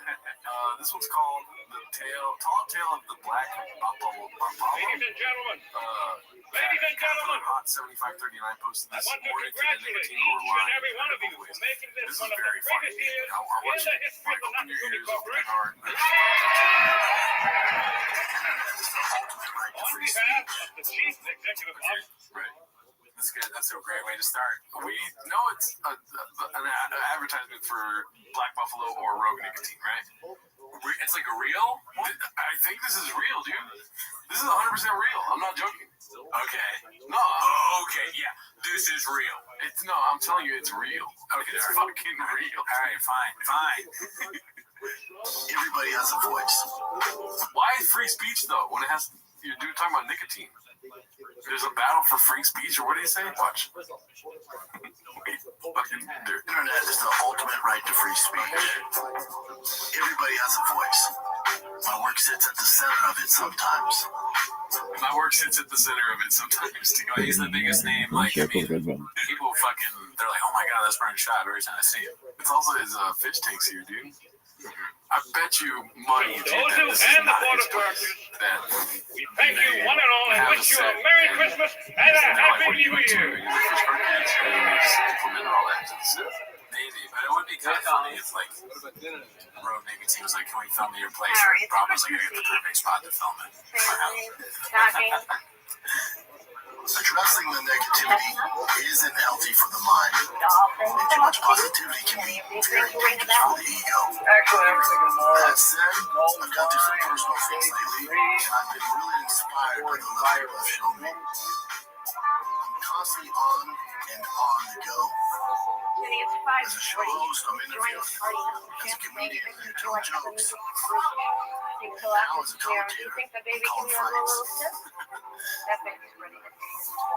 I prefer it that way. I tell myself I'm working hard and staying busy. I'm usually up by 4 a.m. so I can take time to myself. In order to prepare for the day. It looks terrible there. It's got the vibe of one of those commercials, like, or things, like, videos you see where it's like a cool guy, and he's like I get up in the morning, and the first thing I do is make coffee. It's important to stay in it. But it's like someone you're jealous of, you know, because your life is going so well. That's the idea. But look at that. But his eyes, like, he looks like me when I didn't get enough. I've been recording all night. I didn't get enough sleep, waking up early in the morning. Santa and Mommy.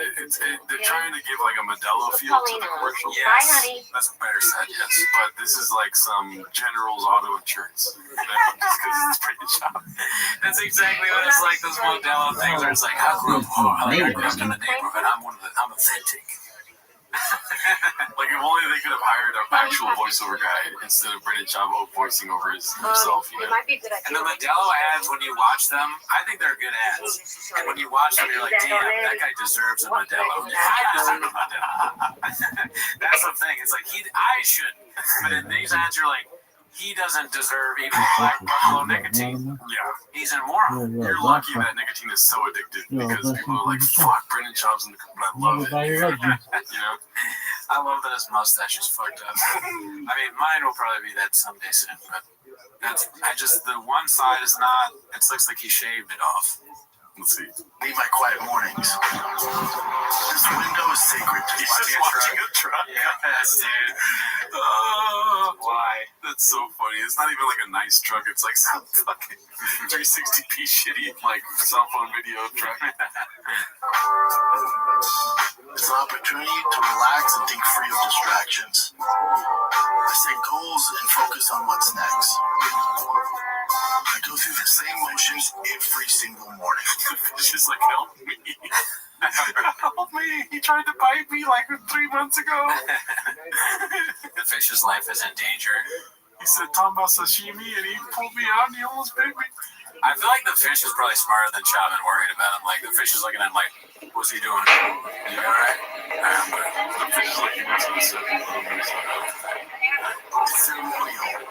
I've made it my ritual. Thanks. Any thoughts on that? I think it might be. I mean, it's at least it was some kind of, I don't know if they put AI over it, but I think it's real. This is the ad on his page. That's crazy. That's what it is right there. You know what I mean? Whoever's doing marketing at Black Buffalo, they need to divest. Yeah. Isn't that what it is when you join this? Yeah. I mean, I just think that's like there's probably someone at Black Buffalo starting to divest from shop movement. To DBS. Yeah. What are we doing now? Third quarter sales were up. Fourth quarter really fucked up by having shop. My first time driving the limo. This one's called PSA addressing your spouse by their name makes you weird. Posted by Chin Second Balcony. Let's see. It's over. So, yeah, you can have, I think it's weird the couples that even, I think it's weird the couples, you know, I'm around couples all the time that call each other by their first name. What do you mean, like, Steven, get over here. You know? Yeah, instead of like babe or boo or whatever. I call the problem is, Brendan is very sexy, right? Hey, fuck you. Oh, I'm a piece of shit. How dare you? Girl says, Cody, come on. Right? She says various things. But Brandon, it's like, you rather say like, boyfriend, get over here or something like that. But when you got your name like Gerardo, I die when I hear that, dude. I'm like, oh, they're like, Gerardo. I'm like, oh, fucking rock hard right now. Oh, really? You get off on a man's name? Pause. On my own name. When the girl's like, Gerardo, come back to bed. I'm like, oh my god, you don't know English, but I love it. Something about that seemed real feminine to me, dog. Gerardo, deeper. It's so small. My wife, babe, my son, who's 2.5, like, it's weird when it's like that formal, like, babe is probably the worst, right? Do you say babe? I'm sorry. I mean, yeah, I can't help it sometimes. I'll say it. I think it's weird for a kid to say babe, though. That was a little strange. He just as a kid was calling him babe because he calls his girlfriend that. Oh, that's strange. This is fucking weird. I never call my dad babe. See, I at a young age, that's weird. Yeah. Sorry. Call my dad babe, dude. I'm good. What's next? What's next on the tactics for showing your love and admiration? When I was a kid, my deal was my Denise. They would call each other baby, but like way too much. Because they were also like, one of my used to say that they were I'm never seen which one. But they're like, big, and all just laugh before I count the number of pages in like a sentence. So they were like, see, doing that? No, they were probably counting it. But ever since then, I was like, I'm never gonna call my girl babe. Right. Yeah, you got traumatized with that. Because it's cute. They do it. It's cute. I don't think they watch the show, but I'm very anxious now. It's very cute that they do it. I just don't want to do that. I was just kidding when I said I said babe. The only thing that I ever say is daddy. Oh, okay. You call her daddy. Yeah, daddy. Call her daddy. Or give me a call. Hey, daddy, you want to go see Joker 2 today? Strike out. Oh, everyone here. Everyone's saying co-workers, parents, girlfriend, fucking homeless people. Okay, daddy. Let's see. Hey, because you always say that. Always. It's weird when it's like that formal, like, Anthony, get over it. I also think it's like, hello, friends. Monday morning, September 30th at 9:07 on the dot. Chris. How's everybody doing? I miss these days, dude. Yeah, he's getting fucked up. Christ. He's having too much fun.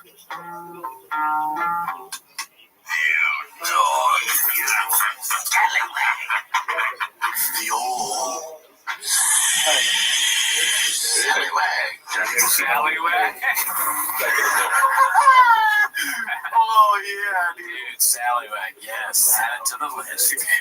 You all Sallywag. You all Sallywag. You have to take a leak and help you find your Yes, fun. Yeah, dude. Let's see what's next. Posted by Dazzling Rabbit 633. You know how they celebrated their 1,000th episode? By doing Zoom calls. They're laughing. AJ Faji in the back. Oh, yeah, shout out to this guy. He's tall as fuck.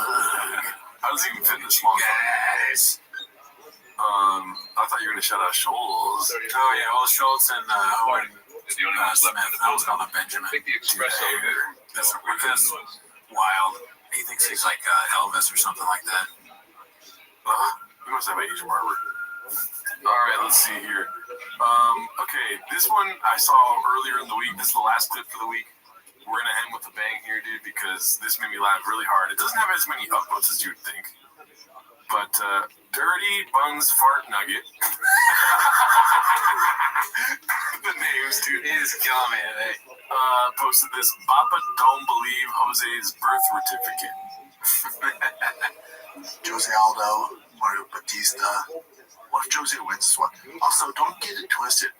Jose was 30. You know what's coming. It's just like, how's he gonna do it? You know. When I was watching this, I was like, waiting. Yo, what up? My seat, like, when is he gonna say certificate? Abdurrahman. That's the best part of the clips. One of us is waiting for the box to work. You know when he gets this, he fucks up. Before the hands come twisted. Jose was in the uniform. And I guess we'll believe that. He's every bit of 45. But, Brazilian birth certificate. Brazilian birth certificate. Brazilian birth certificate. But, that sounds like a fucking. That sounds like a wrestling. They put him in the old Brazilian birth. When you do that, dude, it's all over. Every bit of 45. But, Hey! Disaster. The old Guadalajara art scarf. So say he's 45, but birth certificate, disaster. Disaster.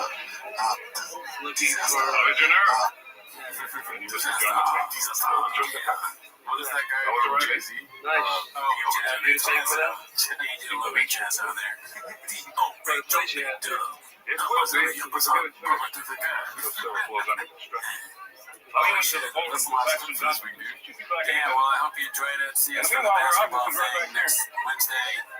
We'll be live tomorrow. Yeah. Tomorrow. Yeah, there you go. Yeah. Later. Just making a call.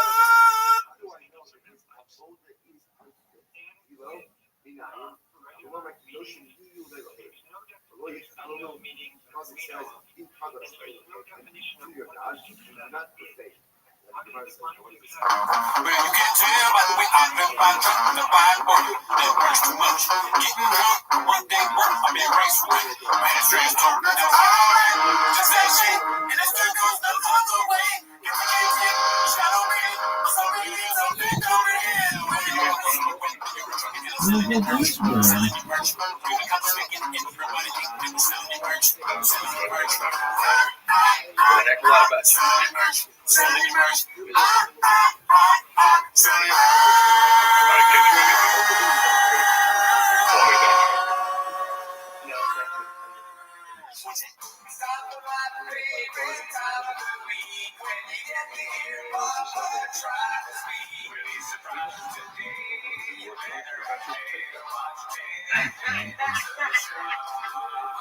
Thanks for tuning in. As always, join the Patreon, join the Reddit. On the Patreon, we just watched Marlon Wayne's new special. Good great. Wait, well, you can, if you want to see what we thought about it, tune into the Patreon. Well, you gotta tune into the Patreon. I just got over being sick. I still sound sick. I'm sorry if I'm still sick. We're happy to have you back. We're glad you're all good. Yeah, it's your fault. You brought it from wherever you were, New Orleans or Seattle. Not the vid, but I brought you the cost, maybe. Yep. Yeah. But I'm feeling better, dude. I'm only at 108-degree fever. Well, go on, show 'em. What are you, embarrassed? Well, I'm not a numbers guy, so who cares? Let's do it, right? Yep. That's not why they came, right? No. They came to watch 10 minutes of shop. Start the timer. Play the chin. Alright, and we got the first one posted by 76a. It's called Apparently Rogan and Hinchcliffe performed in my hometown, Stockholm, once. Apparently, my people didn't like it / music. According to Rogan, these Europeans don't laugh because we, quote, pay attention instead, and not because they're shitty comedians.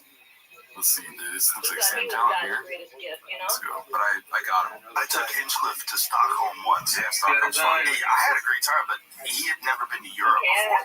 And we did 2 shows, and the first show, he's like, dude, did they not like me? I go, you got laughs. He goes, yeah, but then they died off. I go, no, that's what they do here. They pay attention. Like, they pay attention in between. Yes. I like this Tony Hinchcliffe. Very good. Don't you hear when Tony Hinchcliffe talk about Helen Keller? So I laugh very hard, a little bit, and I think it's a very clever joke to call David Lucas black and fat. Very smart. Yes. Yes, but he talk a lot about us. He does the crowd work. The crowd work was very good. He was roasting us. He was like a young wolf. Hungry. I was not understanding why Joe Rogan wasn't fatty at all. I like his podcast. Joe Rogan is very funny. I can't say in one accent. I was trying to do like a German thing because that's as close as I know to what. Well, Stockholm, Germany. Stockholm's in Germany? No, it's Sweden. I got you. I was like, wait a minute, am I, what? I was like, that was Sweden. It's where Adolf, ate the whole bullet. I mean, it would be kind of funny if the Europeans were just like, they like to think about something, because some people are like, that's clever, instead of laughing, that's like personality. I had to take what if you want to marry? I didn't do anything for a marriage. You never change your idea for a marriage. I know exactly what your idea of marriage is.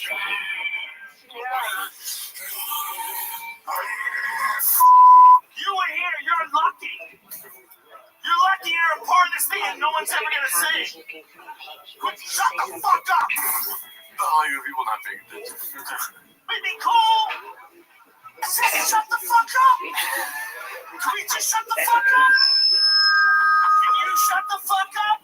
I can shut the fuck up. Trans women are women. How about most? How about almost all? You gotta leave room for crazy.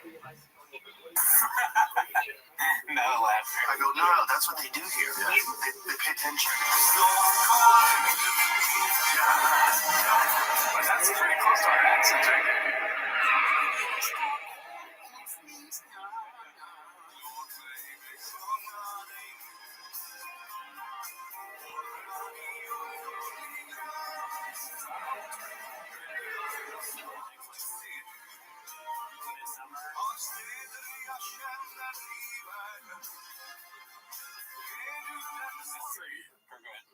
for sure, dude. Stockholm different. Yeah. For sure. A lot of ladies and there are a lot of sunsets in the crowd tonight. I mean, it's just such a beautiful place. Maybe they don't laugh as much. I don't know. They definitely don't strike me as like dick and semen humor people, poop jokes and stuff like that. Probably not, but I have nothing. For whatever reason, I agree with you, but I don't know anything about it. Also, everyone looks transgender in this picture, so it's like that Joe Rogan's not going to get really hard out there, you know? Because we, to relate to that crowd. Okay. Tits and dicks is what I call Stockholm, dude.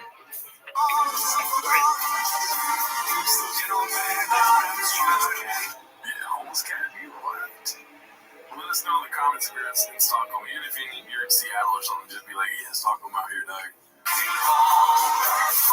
When I went to Stockholm, Sweden, how beautiful the people were. I was right down the street pointing at guys with my wife going, man, look at that guy. Look at that fucking guy. Like, he's like an accountant walking down the street. He's like, does he know if he fucking came over here, he'd be starring in movies? I mean, I went to this went and bought like a magazine and stuff like that when I was over there. And the woman behind the counter was like a fucking 11-year. But she was working at a magazine stand, so that was her energy. Like, hey, how you doing? I'm working at a magazine stand. I was waiting for him to be like, and they would not stop laughing. Yeah, and then she just kept laughing. I said, everyone in Stockholm, they laugh a lot at the lake again. Everything's so funny. It was like, can you just pay attention? Alright, this one I thought was funny. It's posted by Corn Beefer. Listen, there's a lot of these kind of posts. First of all, I thought this one was funny because the shirt is ridiculous. It's called Jesus. I can't even with this narcissistic word. That is a wild dress. I know, it's so crazy that she borrowed Brennan Schaub's shirt. Yeah, he goes, oh, dude, it's a hot chick. Schaub is like, you remember those old shirts that kids would go on vacation, they come back from the boardwalk, and they'd have like a shirt, and like they put cartoons like Big Blue, like some guys reading here, like, fun, whatever, like some stupid saying. It's kind of like that. Oh, Mom, can I get the shirt that has just boobs on it? It's like, no. Please. Is that your takeaway? Because that, to me, looks like me and my Dicey shirt, dude. That's what I'm saying. The Dicey shirt's classic. They fit long, dude. I don't have to wear underwear or pants with them on, dude. I see what you're saying. Because it's the length that's so long. That's why. Okay. You know what I'm talking about? That's funny, too, yeah. I mean, that's the style of D'Elia and Schaub and hype guys. Hype beasts, they wear shirts that are gigantic. And you know what? It's because they have something I don't have, dude. What's that? A flat stomach, dude. Oh, right. Also, like, They could be like, uptight, you know, they can have some space, you know, walk around, and my thighs, you can't even see them because my shirt's so big. Yeah, your shirt. Rogan's shirts always cover his thighs for other reasons. Let's see what else we got here. I thought that was funny. This one, I haven't watched any of the Chins This Week clip. This one's called Never Forget, posted by Confident Search 8648. Gave this one a quick skim. Liked what I saw, so let's see what this is about. I know that it's been a really long time since you've heard from me. It's so different with music, too. We might have to cut it out of the public episode because of music. I put out a statement that said everything I've done is and I wanted that statement to speak for itself. It's a great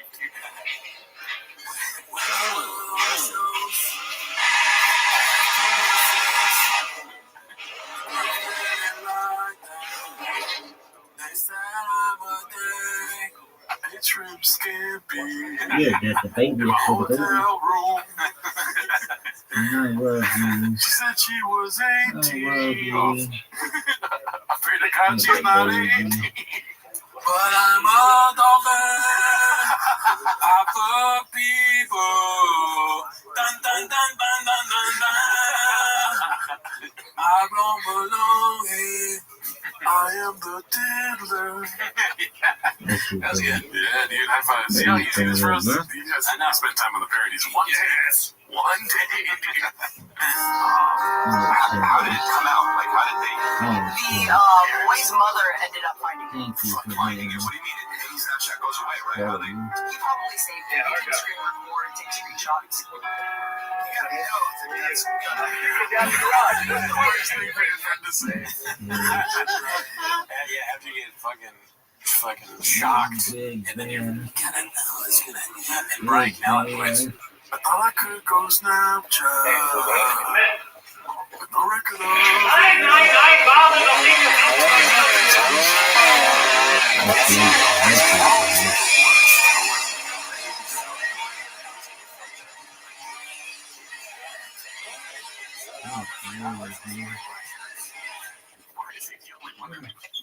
sweater. Who knows? Man, he's always in sweaters. I always knew Chris as a ladies' man.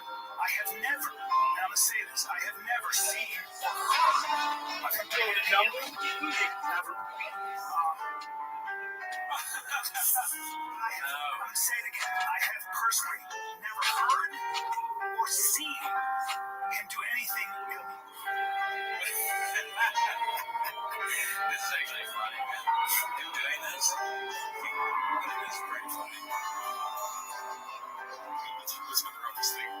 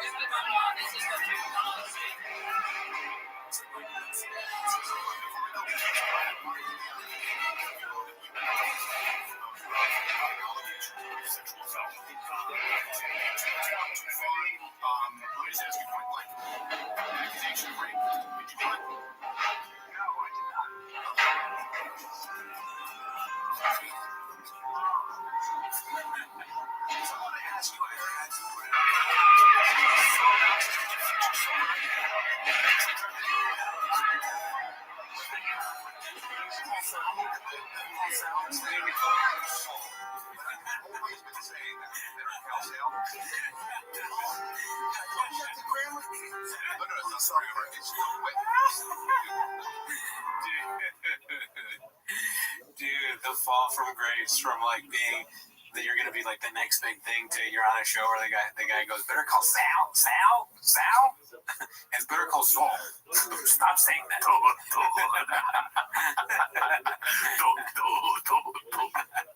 It's so funny. Delia. From LL Cool J to Brendan Schaub, dude. Whatever he says, this eagle voice.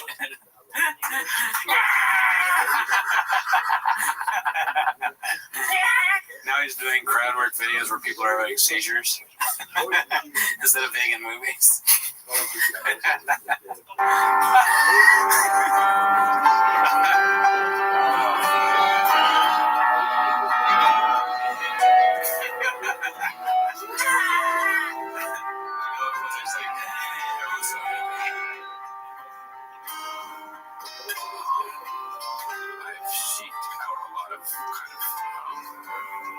Medical advice therapy and stuff like that. That doesn't matter here or there, but what I have come to understand is this was always about sex to me. I never thought in a million years I would sit here defending myself against something I did not do 21 years ago. So, this is me saying that I categorically and absolutely deny all the allegations against me. A long-haired actor has been sexually harassing operations. Surfacing this week after one alleged victim believed that the Netflix series The actor once asked her for nude pictures, knowing that she was underage. Ladies and gentlemen. Ladies and gentlemen.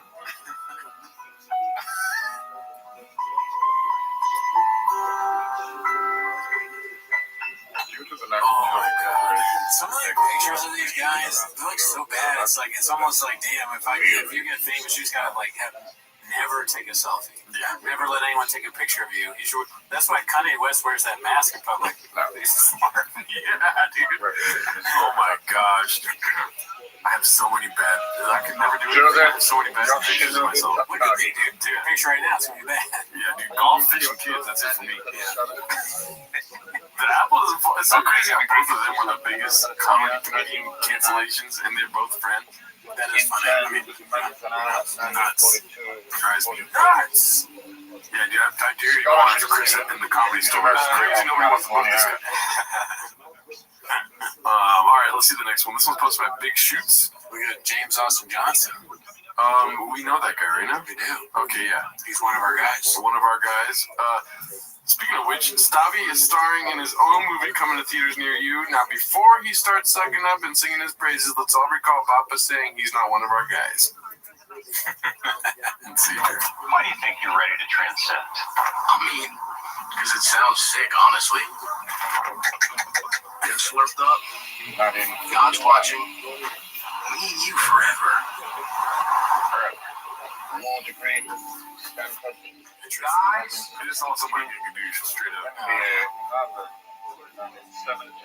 Authorities speculate that this was a doomsday cult and released this photo police has for any information regarding the red-haired man in the center.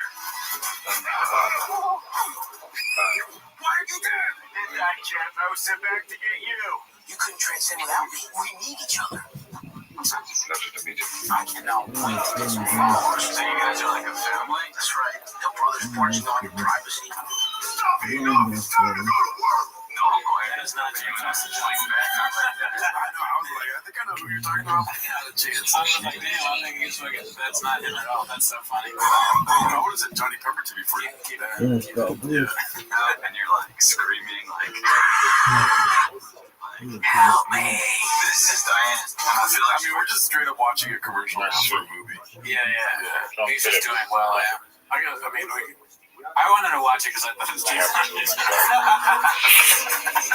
I think it looks pretty cool. I mean, it looks funny. I like the premise. As close as you can get to a funny movie nowadays, you know?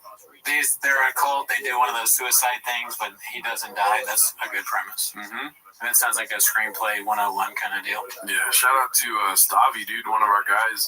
Very funny fat man. You ever heard of that? What do you mean? He's a funny fat man? Yeah, he is. I agree. Yeah. I thought it was like a saying or something. Well, there's one thing you can't deny. That man is fat. You know what I mean? Be cool. Funny, Be cool, Brennan Chop. I see what you're doing. You fucking try now, Choppy. I'll make you run around and suck my dick or whatever. Go around and suck my dick. This one's posted by ROFL Roll. Truly, which stand-up was worse? I saw this. What do you think?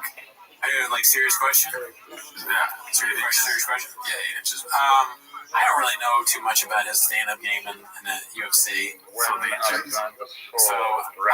mean, it's still going to be UFC. I mean, he won some fights, right? Has he ever won a stand-up set? But as far as stand-up goes, he's the worst stand-up comedian that's ever existed. Sure, yeah. So that would mean he's worse than stand-up, right? Yes. Yeah. Dude, I don't know, because I don't have any balls to fight, dude. Oh, no. And he was like top, he always said, I would top 10. I respect his stand. I would respect his stand-up game, for sure. Yeah, dude, if he ever came up to me, I would just start punching myself. I'd I'd run so fast if he wanted to fight me. Yeah. But before that, I'd probably do a bunch of Shabbos to see how far I can get. How many chicks you want? What would you say running away? I get like as I'm running, I'm like, how many chicks are you for? And I might be able to beat him in running because he blows his hamstrings when he's running at Chicago. Yeah, bro, me to my truck. What else can you say in this? Like, if you had, like, if you walked in right now, what are the Shabbos you would say? Is that Miley Cyrus's daughter? 8 inches! John Africa! Who the hell, John Africa? He's like strict. John Africa! The last thing I say is some Shabbos. Not like, I love you, bro. Let's see here. This is posted by Icy Fodant. It's when Joe drops a trans joke, Two Hungry Wolves. I like the Two Hungry Wolves thing a lot. He does kind of look like Woody. I never thought about that. He does look like Woody. He's shaped like Woody. Yeah, he talks like him too. Joe's kind of like Buzz Lightyear. Buzz Lightyear and Woody when they're in the pod together. Toy Story is basically That's the greatest section right there, dude. Buzz is just like, yeah, what would Buzz say? When he hits the DMT to infinity and beyond. That's fucking good. Yeah. That's what, Burt Kreischer as Mr. Potato Head. Tom Segura as Mrs. Potato Head. Brendan Schaub is that girl that herds the sheep. Is there a real? I don't remember that one. Who does that? What does the sheep girl do? I don't know. I thought it'd be funny to call him a woman. That is funny. Is there like a really stupid Toy Story toy? The T-Rex. Oh, yeah, there you go. There you go. Schaub is the T-Rex, dude. Oh, 100%. Brian Cown's the Slinky. Yeah, because my thighs. Slinky is creepy. Can you imagine like a Slinky that can move and talk? You'd be like, what the fuck? It's like, the Slinky is Cal and Ward Delia. You're just like, why do you move like that? Why are there two Slinkies in our comedy? What is it called? Toy Story. My daughter will be going out with many Slinkies. You're like, don't associate that fucking Slinky over there. Either of them. All the Kill Tony regulars are the army men. I got my eye on you, Slinky. Let's see here. What else do we have? Posted by Dazzling Rabbit. Guess who fell for a parody account posting fake news? You goddamn right, my boy. I'm going. Legend. Brendan Schaub is a legend. Brian Battle is set to receive a $250,000 fine and a lifetime ban from competing in France from the French Athletic Commission after walking out to N-words in Paris, finishing their French fighter and flipping off the fans. Apparently not real. See, here's the thing, like, okay, I make fun of my friends back home for always falling for, like, regular pod raccoon tweeties, Don Luke Crane, thinking of thoughts about this stupid hilarious. But at the same time, Sean is a guy who wants to believe the cool story, right? He wants these things. He wants to think that fucking Mr. Rogers was a sniper that killed like 38 Viet Cong or whatever. Because he wants to believe in the fantasy. He's like, wants to think cool things happen. So I understand that. He's just very stupid. He doesn't even take the 2 seconds to verify it. And that can be no problem. Got an information problem, y'all. He took ivermectin because he thought it was horse dewormer. Is that what you're saying? Yeah. This one's called Chin is Furious, posted by Haphazard. I was excited for this one. Let's see what happens. Guys, can I have that bag for the kiddos? You didn't bring me a lot. You're gonna freak out. He's nice. That is such a funny way to describe food. Cookie's nice. Is it like a dessert? Oh, how's a dessert? Nice. I usually say good.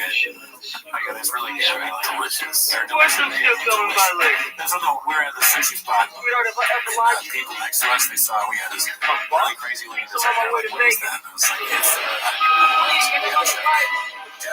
jasmine cream or something like that. It's delicious. It's nice. Guys, can I have that bag for the kiddos?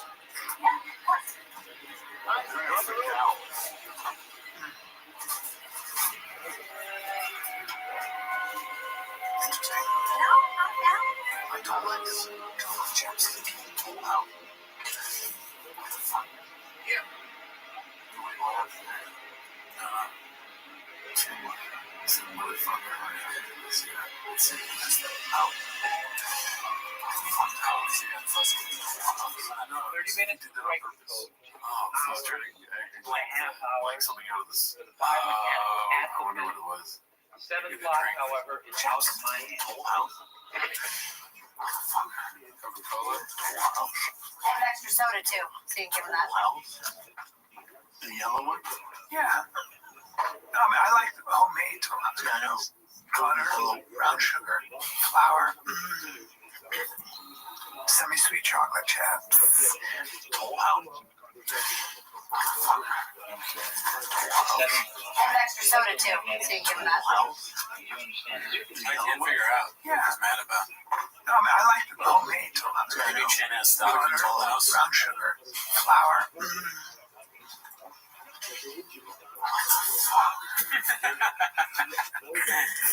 But whatever it is, very interesting. I don't know. Interesting. So let's see. One more time pass through. I don't know. Maybe you can spot it and see what's going on. Let's see a little bit ahead of time. He's drinking a Coca-Cola, Oreo flavor. Interesting. No, not a scam. I like this. Chocolate chips. Whole house. I feel like it's an N word or something. Oh fuck! That's why I'm trying to figure it out. Oh, maybe. Or Brian gave the white power symbol. Or you know what it is, dude? But the door is getting too loud. Yeah, people. Oh, that's what happened. Somebody walked in again. Yeah. And he walked in. Yeah. It was like somebody that Chin knows money, so he's like, motherfucker. Or they walked in and they had. You're not supposed to see. And I don't know. Yo, what up? I've just heard. This is A-OK. How are you, Raffo? I've seen people online say, I just want to be clear. If I ever do this, it means A-OK, nothing. Cooney is red pilled. Let's see here. What else do we have? What is it called? Painting of a narrative that Chin is losing it. Oh, yeah? That TFK. And Chin, if you're watching this, these chairs are mighty comfortable. Yeah, come on the pod. Yeah, possibly. We're hard to get. So this is posted by Dazzling Rabbit, 633. It's called, I wish there was a way to know you're in the good old days before you've actually left them. And obviously it's the MMA show interview. MMA holes. Yeah. With Halamar Carly. Great time, special time. I mean, we knew we were in the good times then, dude. That was fun. That was a great time. That was hilarious. This next one is Chin is a real problem at the moment, posted by Confidence Search 8648. So this is what I'm talking about, the narrative of being painted, not Chin thing. You know what I mean? Chin, I think, is added up to his eyeballs. Okay, shit. Thanks for watching. We're at 57 minutes. Yeah, that's not enough. That's definitely enough. Damn, Chin, why you just... Man, Chin's got his shades on today, just feeling like the shit, just walking. Vibes. Between all of us self-conscious shit out here, I don't know. We might struggle. We would definitely struggle. Just you mean? Well, it's a fun first episode, so I think you'll benefit out here. And thanks everybody. What the fuck? Oh wait, Chin, you don't plug anything? Not really. Weird. You know what? I know it's off though. Well, you know it's off. The beanie guy don't gotta beat it. I knew that was gonna be it. Yeah. Well, I mean, how can you do the show? No one. That's why Chin probably saw that for this bus. I was like, fuck this show. Oh, baby, you think you can have a hat? That's a problem. You stupid motherfucker! I just gave him one beer. Like, what the hell is this, dude? What is he wearing? He thinks he's gonna wear a golf hat? A tiger thing, sweat, hoodie with no baby. You're sitting in Brennan's shop seat, Daddy. You're one guy, and we know you as Beanie Man. What are you doing here? You want us to call you Beard Guy? Not gonna happen, Captain. Oh, fuck out of here with your bullshit. Yeah, dude. Dumbass motherfucker. Let's see here. This one's posted by Stone0777. Haven't seen that name in forever. Redact exposes the comedian Josh Wolf's personal family matters. Let's see this. We didn't watch this movie, right? No, I saw it on the Reddit, but I didn't click play. But yeah, shout out to No Josh one is coming to help you. Yeah, man, the best. Wishing him the best. No, that dude, he's absolute best. That poor dude, right? Because his oldest daughter really struggles with addiction. I promise I won't hurt you. You don't need to say all that. Yeah, he's talked about it on here.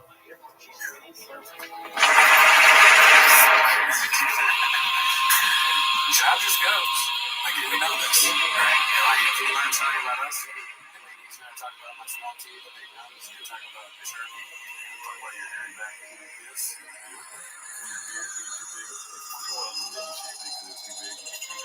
I trimmed it. New guy. Trimmed it a lot. I actually like it trimmed pause. New guy, dude? What the hell?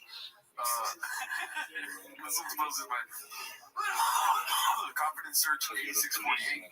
It's called Always Was a Redact. Let's see what this is about. Well, here's what athleticism will do for you. This guy was in the NFL.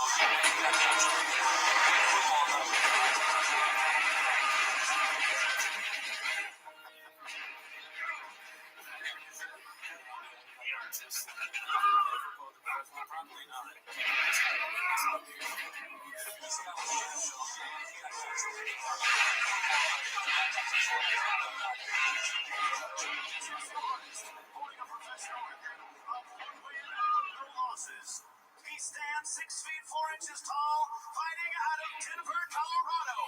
Brendan Schwartz!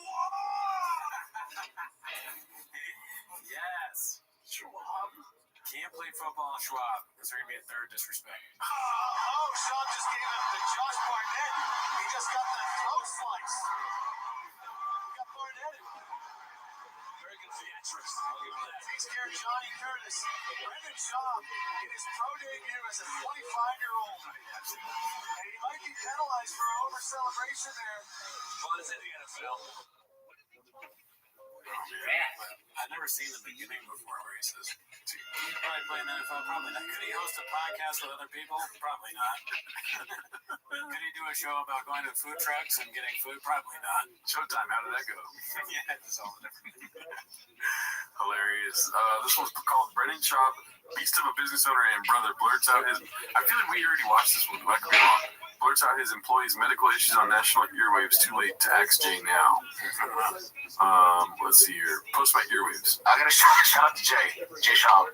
As soon as he watched that podcast, Jay's like, dude, these nerds tell you to quit drinking. And I was laughing. Jay doesn't even, Jay barely drink. No, but Jay said, I told him, I was like, yeah, like, there's just, that's the studio, right? It's not here. Yeah, I think that's someone opening another door. That's the door, dude. Let's get this door noise really quick. Jay doesn't even, Jay barely drink. No, but Jay said, even, I told him, I was like, yeah. Why does it sound different every time? It's someone like, it's either someone opening the door or maybe all the liquid going down. It's like a wooden, creaky door in like the Midwest now. We should do, you know how we did a tier list? What if we did a tier list of like the funniest things that ever actually happened? Like, somebody, I think that on a sleeper for it is someone walking in while they're recording. Remember they have Howie and something, they're like that, and then the cockroach on the carpet, some of the door shit. Think about it. The nicotine all over the ground. Yeah. The flip-flops. I wanted to be prepared. You're just looking out, and plus it's just my health. I should stop for a while. And he goes, "You're not that young." And he goes, "Yeah, I like to still drink every now and then. But yeah, I get it." Well, Jay really drinks, but also Jay's come to his own stuff. Hopefully, you don't mind sharing. Jay's come to his own stuff. Hopefully, you don't mind sharing. Jay had to get checked for diabetes. Jay's healthy as fuck. Yeah, but he's a candy. Not really. Like Jay eats pretty healthy. Something was like I was making fun of him. Like, what are you doing? He's like, man, he just stays lean. He's like, Boston. He's like, I just stay lean. He's like, I'm trying to put on some weight. So he's like eating fucking pizza and Cinnabon. He's like, man, I'm talking like, dude, this can't be good. He's like, no, I'm too dead. Look at me. Show me pictures of stuff. Yeah, and I was like, yeah, but you're inside. What are those going on? Sure enough. They're like, yeah, like his blood work numbers horrendous. COVID. Yeah, so he has to. He's like right on the verge where full blown diabetes. Right, COVID. That's a weird gut we missed. Oh, look how he looks different here, dude. Roughness. Yeah. Drinking stages. Colin takes it out of your day. Being Nostradamus' power. Being the Nostradamus power, we can predict things. Yeah. Takes a lot of energy. You know how hard it is for me not to be shot with your hypochondrianisms? I would be like, oh, and then just tell every, like, Brandon got his results back. What if he just started saying, like, everything that happened to him? It's like he's gonna die. Like, that's fucking, I even, like, exaggerate. Yeah. Brandon thinks he has mold again. That's my old boss, like my own podcast. You do a pod about this pod? So Brandon's complaining he thinks mold came back. Brandon said he's sick. Let me see, what else do we got here? Okay, so another chin turned into the dark side here. It looks like posted by Chin Second Off the Chin. Yeah, Apen is ready when you are. That's a bullshit.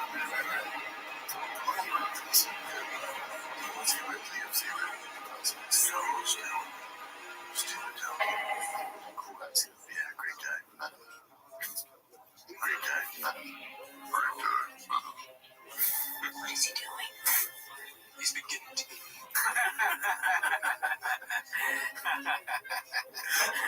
So funny.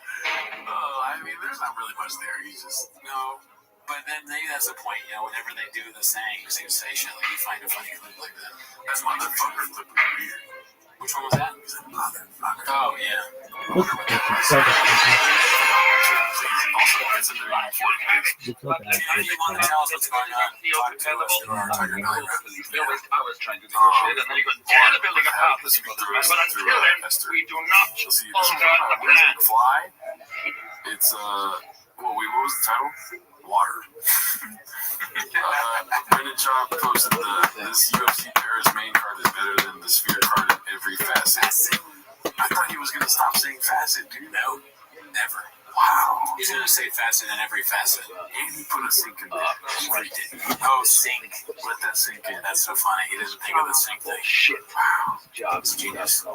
Look at this athleticism. He relapsed. He was a year sober. Think he's on Baja. I'm scared.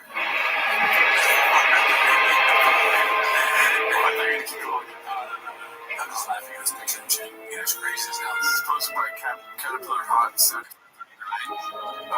Yo, what up? I mean, that is How are you weeping? He had the Tiger Thick sweater on. Why is he wearing the Tiger Thick sweater? drinking a little bit. Voodoo Ranger there. Mayday, anyone copy Channel 9? Coke Zero, or Coke Sugar. Terrorists 6 or more armed with automatic weapons that knock at Tony Plaza. 4460. It's called Only 250 Can Handle the Hardest.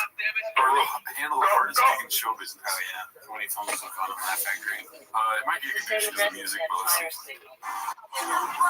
Yo, how are you? Attention, whoever you are. Channels Yo, do you speak English? Well, if you don't.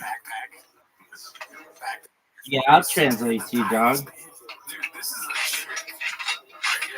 Yeah, you look at the bottom and you think that's like a fucking thick woman. We're like thick boy. Oh man, my bad, thick. No one killed. He looks like first day school vibes. Yeah, that intro is so awkward. I'm totally there. I gotta look cool. Fortifying their position while you're jerking me off on the radio. So popular. Oh, that's a cool guy. Hey, what's up, Jimmy? This is an emergency call. Dial 911 on your telephone. Otherwise, I'll have to report this as an FCC violation. Report me, come the fuck down here and arrest me. Just send the police now.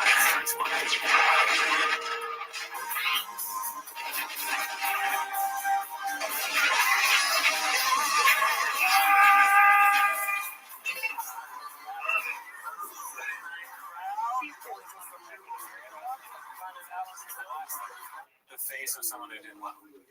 Andy says, were your boyfriend some new stand-up? Or fucking This face. yeah, that's not like I just crushed. You don't look like that if you do well stand-up. This isn't you, though, right? Yes, that is old.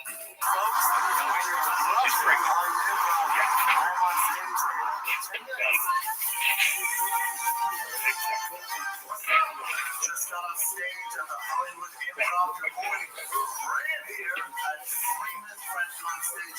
Almost missed my first set ever in 7 years. It was a great set. I was never Laugh Factory. You never know what you're gonna get. If you listen to your boy, all new material. New material tonight.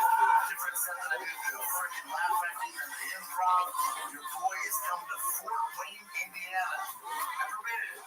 Be cool, Fort Wayne. Fort Wayne, Indiana, next Thursday, Friday, Saturday. The week after, I'm in San Diego. But you're going to get for San Diego at the Laugh Factory. Downtown San Diego. Come get this.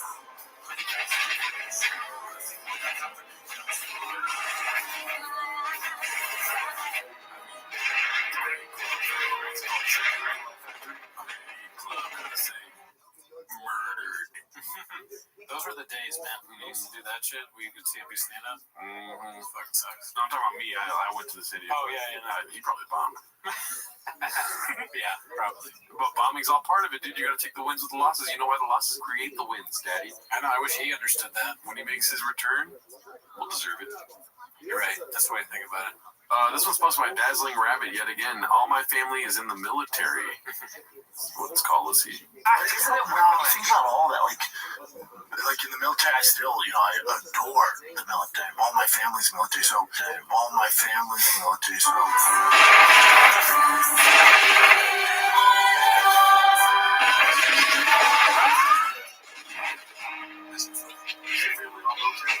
Not in the slightest.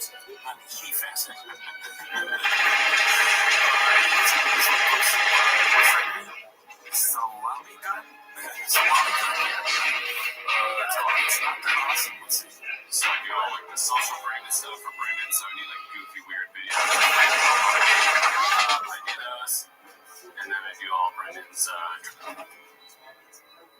Well, remember Brandon Chops and the Keegan was all stuff? Oh, fuck. Yeah. You say this all socials now. It's, I'm not reading this wrong, right? No. Yes. This is the guy doing all those electric cars for pussy stuff. I guess this guy's talking about men on airwaves. So he do always does social Brandon stuff for Brandon, so he like goofy weird videos that you guys all probably hate. I do those. And then he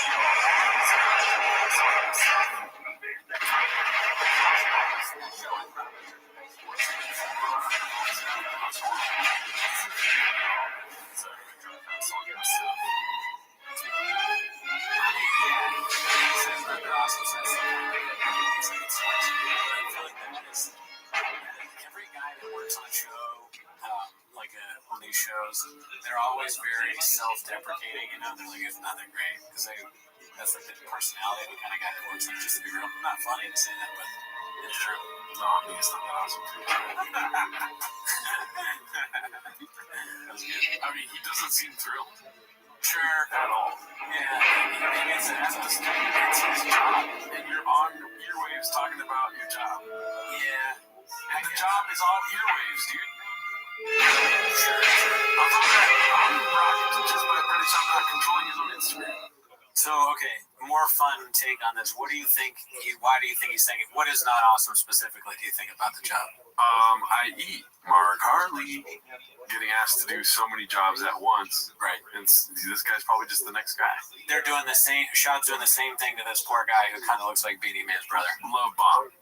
Right. Right. That's how it starts. Hugs, kiss. Hugs, hikes, cars, fish, kids, and then it turns into, hey man, can you give me some? Magic Mind? Let's just say he's off drugs and alcohol. Okay. You know, what did that one girl say? You know what I mean? And then it turns into, I need it by tonight, dude. What the hell? I'm gonna go to this mid 400. Can you be my security? You know what I mean? Can you be that guy's security? Yeah. And then it turns into like tearing him down. He's what, $1.20, dude? And like, he can't do security. 5'4". Mark Harley's intimidating. He got knocked that off real quick, dude. Yeah. I'm pretty. I put 4 C's on tire fitting. I know that's probably the stress. The stress of all the health fund. Is there 3 C's? It's not 4, right? Does he really want me to stream, or do I just let it go? Is it rhetorical? You know? You have nightmares about whether the donut is placed in the right place. Yeah. So if he's going through it, dude, I think we're a little like this night. I mean, the vibe is off in that studio. Definitely for that show. Yeah. Why don't they know how to podcast? That's what they do. Probably on their way. But, you know, it's different when you're in a chair, you know. We know. I mean, people think they can sit in these right chairs. And talk about coffee for 40 minutes? That's the problem, dude. You know what I mean? We do it better than anyone. Let's see here. This one's posted by Twisted Tippies, right? Tipples or something? Big Brown Chew. I don't know if you see that, but artificially flavored R-word. Yeah. Shredded Zin Yum in a State Fresh pouch. O'Reilly's Auto Parts. 35 YouTube videos in a long time. I like it. It's it puts everything in it. Funny thing that we all remember, Big League Chew. Upside down alley. Upside down, that's good detail right there. One thing they're missing is 3 C's anywhere. Like CCCEW. That would have been funny if it was 3 C's Chew, but then it might have been too big at that point, you know, to fit over his head. I mean, we got plenty of real estate right here with 2 C's with the down right there. Maybe throw in, for no reason, Dr. Doom in there somewhere. Well, what I'm trying to say is it's not for British Shop. Oh, yeah. 1 C. Yeah, true. Yeah. Let's see what this is. Okay, so I don't know about this one. There might be a lot of stuff here. It's supposed to be 7304. Friday Beer's newest video making fun of the Roganverse stand-up and bonus podcast parody. And all the comments making fun of Rogan too. Dicey. Alright, let's see this.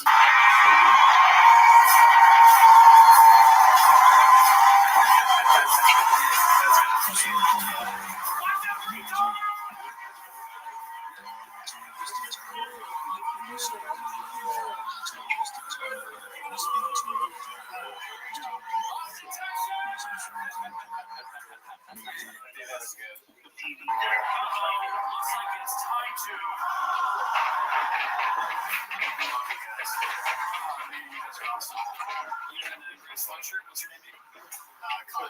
Kyle.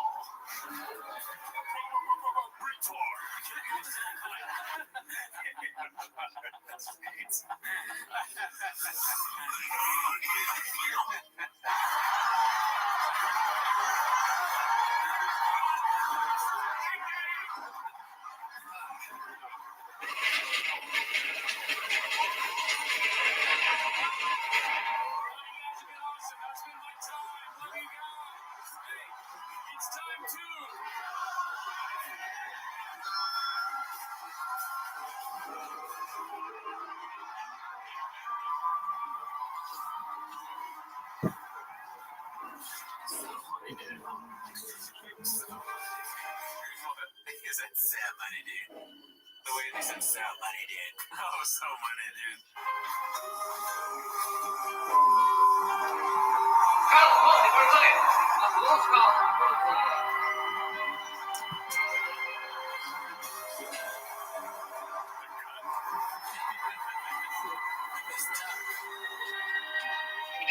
I am Pagliacci.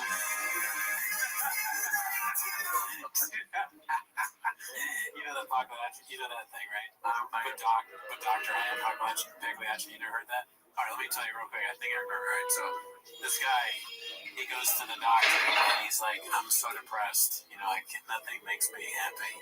And the doctor's like, oh, I think I might have a cure for that. Or like, I have a suggestion. The guy's like, what? He's like, you gotta go see Pagliacci the clown. He's so funny. He makes everybody like laugh and feel better. And he goes, but doctor, I am Pagliacci. Oh my God, what's that from? I don't know. It's like an old, I think it's like Wives' old, Tale. yeah. Thank you so much for coming on, Will. I mean, the special. I was just telling Joe, our producer, like, you're not. One sec. We're promoting the special, so go check that out right now. On So good, so good. We're also promoting Fireball, okay? It is the perfect shot for your game day, whether you're shooting those little shooters right before you go into the stadium, whether you're doing a Fireball keg at the tailgate lot, taking a tailgate shot, or you're taking a celebratory touchdown at the bar. It is the perfect way to ignite your game day. That's good. Hats off, Matt Angus or whatever. Yeah, that's really his name. I don't know. That was great. Hell yeah, I haven't seen that yet. This one is from ROFL Roll Again. How many beans shall we spill? I mean, What the fuck, dude? he's wearing got cards on him, Daddy. You see that? But, like, if it wasn't for his terrible personality, this might be, like, just conveying the bit kind of funny, dressing like this. I don't know. It's cool to wear costumes on your show. I mean, where is the cow at, dude? Those are crazy. I wonder how much this costs. How much that cost might really blow our mind. Think of a super expensive shirt. Like, this is I think it's just a costume, but he went to, like, fucking Gucci to buy this or something. Imagine it says Gucci on each finger. It's a Hermes cards shirt. Yeah. By the way, I'm wearing this because I'm a cowboy. Each glove costs $500. Snaps. You're black and fat, David. But Tony David's not here. Shut up. Shut up, I'm a cowboy. Right. I kind of look like David, except I'm not fucking fat. Lasso it. Your set was pretty bad. I think you need to throw a lasso around it. Again, I don't know any cowboy like slang, and I'm trying to think of things he would say as a cowboy. Like, what do you say? I know, like, they say that you should get back on the horse, but you shouldn't. Evening, officer. What can I do for you? This cowboy never says, I'm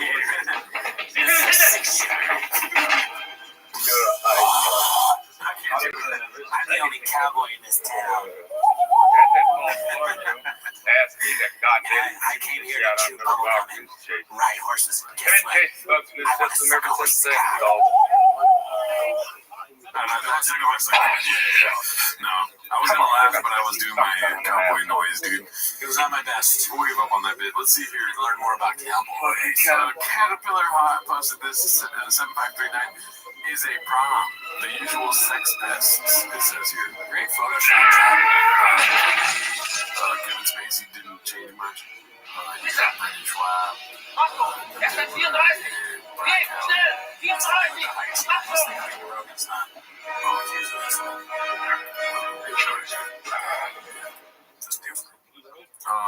Is Brendan shopping? Not yet. Let's see. This one is posted by Haphazard.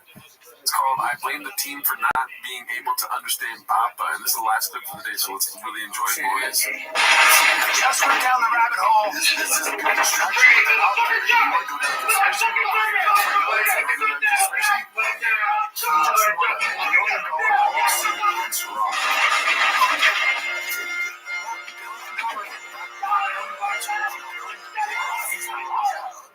The Ciroc, not the Rock. Ciroc. Yeah, I thought he said the Rock too. I heard Ciroc, but isn't that P. Diddy's own brand? Yeah. Something a little bit.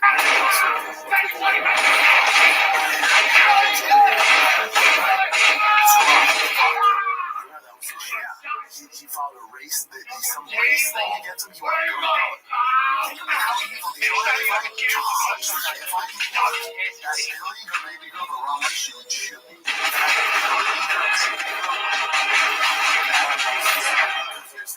don't understand. Yeah, I mean, he's a conspiracy dude, just like us. He's probably right, though. Ciroc, Ciroc, they just made up all this stuff about all the baby oil on it. I mean, why else would he be saying that if it wasn't 100% correct? He speaks facts. It's facts. It's big facts, dude. That conspiracy theory is power. I just picture all the Toy Story toys talking on a podcast now. That'd be a good fucking video. Yeah, he just animated all the TRX in his voice.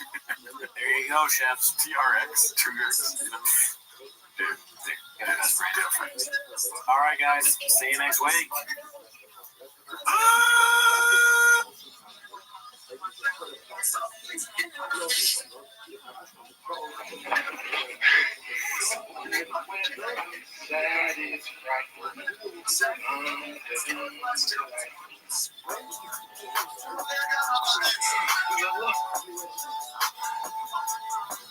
I guess the neighbors think I'm selling merch. Yeah, that's a wild goose chase over here. It's not going to be fast. Everything is okay. Neighbors think I'm selling merch. Selling merch. I don't want to take a picture with you. I just want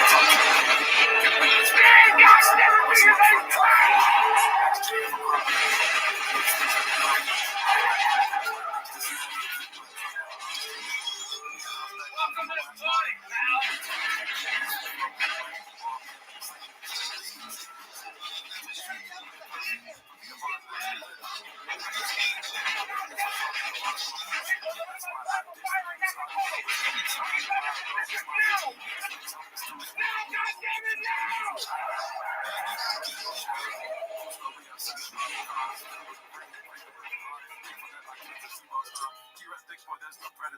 Just some black belts on the pod.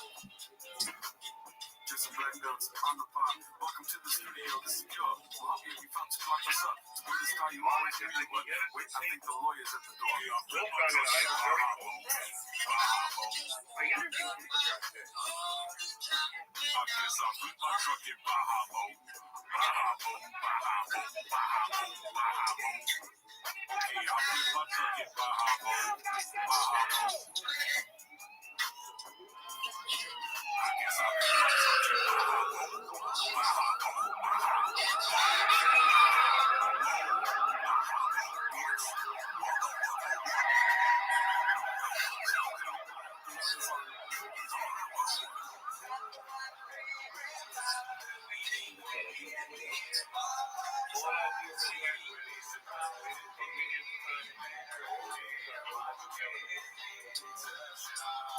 Welcome back to 10 Minutes to Shop. Thanks for tuning in. As always, join the Patreon, join the Reddit. On Patreon, this last week we watched Tony Interesting Friends. Yes. If you want to know what we thought about that Hungry Wolf stand-up special, join the Patreon.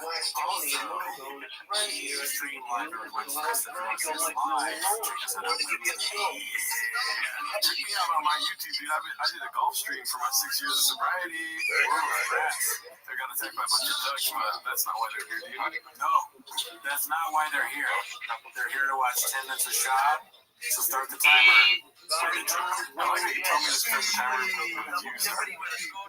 Oh yeah, well I can't change it now. No, I know. It's, it is the vibe. But y'all saying what they're catching the vibe over here at the shop show. There's a lot going on this week, by the way. You're telling me this going on.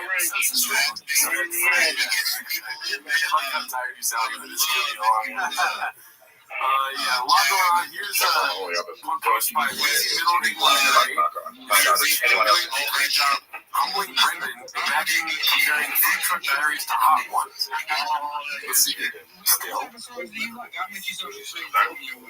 Oh man, that was I ran out of gas. We ran out of zero used so I like every box of these.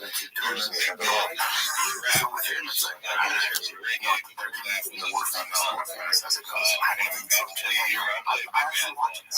No, this one I don't know. Way busy this, but I believe you have way more famous people on. That's way more.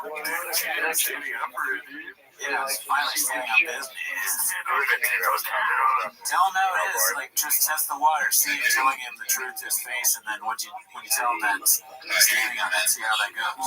See how that goes, dude. What happens? Yeah, what happened to George, dude?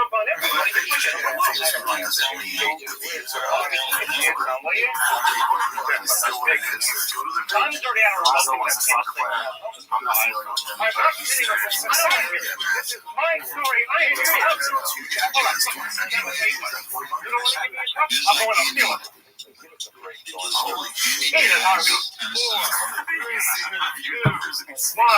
Go to the page. Look at the page. You're so confident. He's like, what does M mean?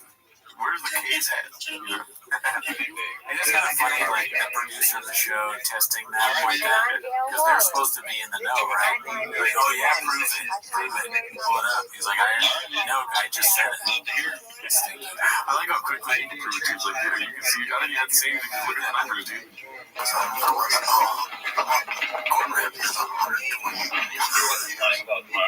Down on the street. He's the best like shorter technician. Gordon Ramsay, yeah, hell yeah. That's how I want to hear stuff. Even Donald Duck. Gordon Ramsay goes to the Voice Studios. How would that go? He's doing the he takes his finger and waits at the crossword of the bottle and he's like, it's dust. 3 down, 4 to go. He's in the sink. Do you have any cups here? That's a shoe. Person radio for help can hear me. I don't care. Personal radio for help on this tower can hear me. Acknowledge this transmission. That's more of these it's fun. And it keeps energy around the community. And that's how you identify that is. That's what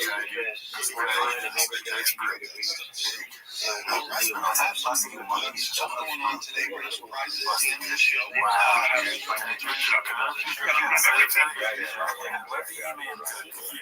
know it can be $10 just like pretty much the bag. Oh man, and once we get bigger, we'll that's on good morning. Talk to my co-hosts real quick. I can't even do a Donald Duck impersonation. That's like Donald Duck and Thick Boy. Yeah. I want to do it somehow. I don't want to do it. Good try. I don't know how to do it. How do you know that? Again, you nail it on work every fucking time I ask you to do impersonation. I'll see you and ask you, what do you mean you're going to shoot? Yeah, they get the subtitles. Alright, well, yeah, that's just the first clip, dude. I mean, look at them tabs, daddy. Okay, so this is posted by Where Does It Hurt? It says, just like Hot Ones. And then it's a nice little comic strip. What up, my piggies?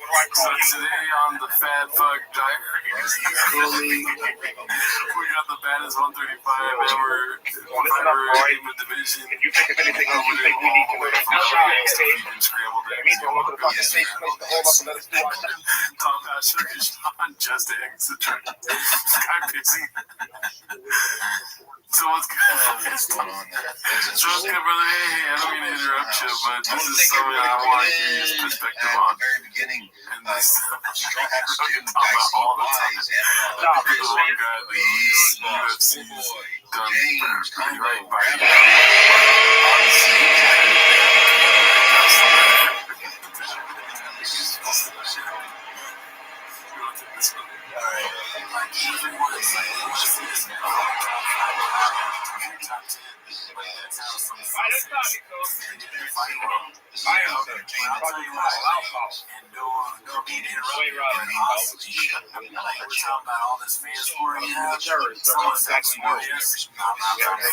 Everyone want to see you fight.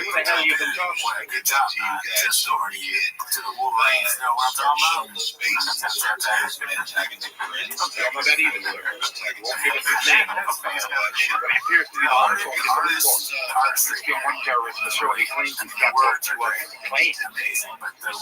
How? Has it occurred to you one of the terrorists pulling your chain with some nutcase in there? I don't think so. In fact, I think you forgot. Maybe it's LAPD, but it's definitely a badge. Things he said. Like being able to spot a phony ID. Right, pal. He's a fucking bartender for all we know. Just like Hot Ones. I wish I was that good. I've always wanted to write for you. We're spoiled. We got a Carl Jesus clip today, dude. It's posted by New Waves. Great name. Carlos Mencia calls out Joe Rogan for stealing a joke. For stealing a joke from Phil Kennedy. Oh my god. This is incredible. In general, an idea of how they ask for and more. And I want to hear what I'm not going to say anything like that. Just know that means that. I always think if Joe Rogan didn't become as big as he did, I almost think that whole situation ran on stage and so forth probably would have been he also just got accused himself. So, good job. No. Is he going to call Elsa Grader? That's hilarious. Carlos Mencia knows about our show. In fact, there's a chance, there's a world where Brandon Chap has no idea he exists, but Carlos Mencia does. He's got time on his hands. I've seen him driving the other day. He was listening to our Lamp Fight comedy. Why do you like me? I want to come on the show. Oh, seriously? Did they know that so your parents didn't teach you I'm sorry, the one to bring it up, bro, but the way this is played out, the way he's sitting doing so far. Yeah. It's like the worst t-shirt of all time. I can see you as you go. I can see you. Is that what I look like when I drop facts, dude? No? I do it much better than that. There's a different narrative in the comments. They call me Geronimo and cheese. Anyone that says you look like that is just trying to hurt your feelings. I do not look like that. It's like you have to like get in that stance. Approximately 2 hours ago, an unidentified group of men seized control of the Rothschild building, sealing off all entrances and exits. All telephone lines have been cut. And the only communication now possible has been through the use of CB communication. According to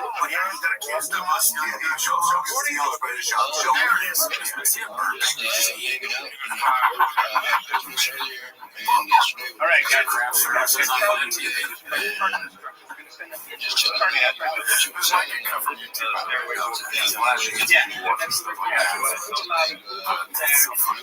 What's going on? Going in. This is what we don't know shit. You brought it up, man. If there's terrorists in there, where's their list of demands? All we know is somebody shot your car up. Probably the same as somebody shot us on that radio. Excuse me, sir. What about the line that got out the window? No, probably someone not good. Ready for you. All right, light them up. Let's go. All right, let's go. We gotta find out how that's the case. My point is that like whether what you did or didn't is I don't care. It doesn't matter to me. I'm not getting involved in it. That's not my thing. But it's just like this is what you started. This is what we started with all the bullshit. I wish I was gay. My life would be so much easier. It's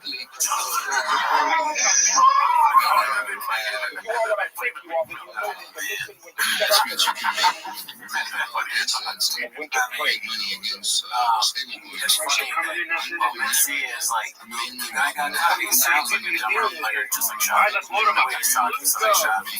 But it's, and so many people have done that horrible premise. Like, was gay, dude.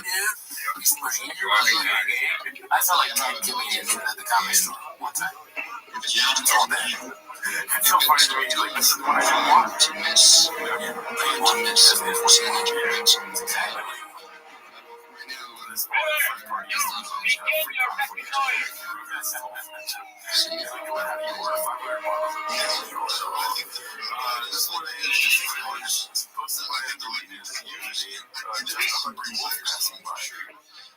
I don't even know what anybody doesn't know.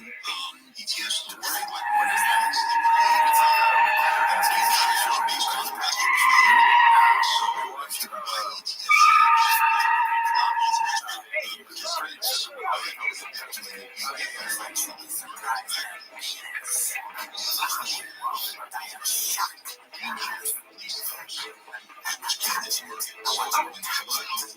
he looks like a crash test in the car.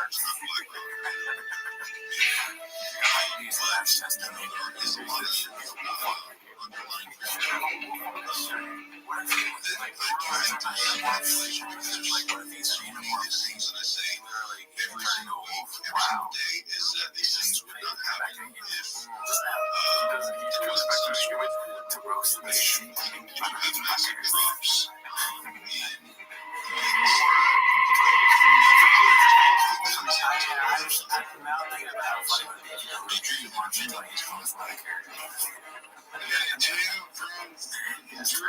I think this character's plot. So this is posted by Dana White's mom. It's fucking Joe Poppy. This is the biggest thing of the week, dude. Great job, legal problems just got worse. Oh yeah, I saw someone post that and then watch. Yeah, so now I'm all about it. 100%. Go watch that video, dude. Yeah. Here's a little excerpt from that video. It's posted by Haphazard. Shout out our guy. Podcast rating shows that Bamba is legally alive. Watch it. So let's just see what this is about. Decoration of behind the scenes of White Productions in February 2022. Appointed Robert Allen as the lead counsel in this action. Mr. Allen has regularly communicated with business and being sprinkled the status of his actions. Mr. Allen has full authority from the chief going to following and play with Council and Bills on February 2022. Mr. Allen has full authority from the chief going to follow and appeal on the district court's decision on March 1, 2024. Mr. Allen continues to have full authority to act on Sick Boy's behalf in all matters associated with this action. I understand that Sick Boy has fully participated if you have a panic card, they can't see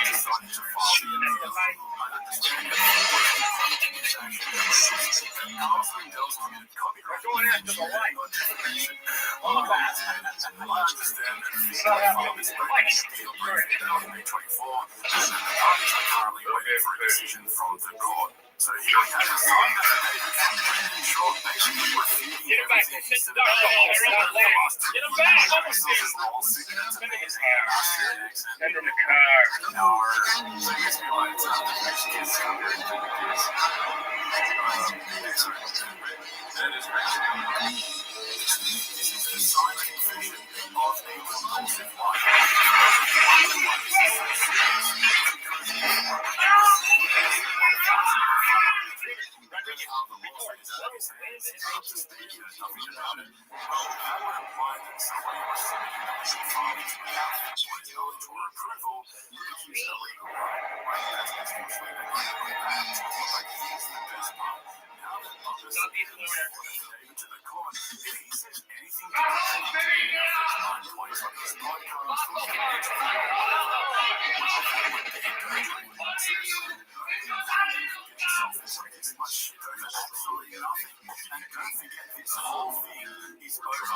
$13,000. That road exhibitor bought or don't use I got 13,000 clicks. I mean, that's a lot of money. He needs that money for T-Bone. Get over there.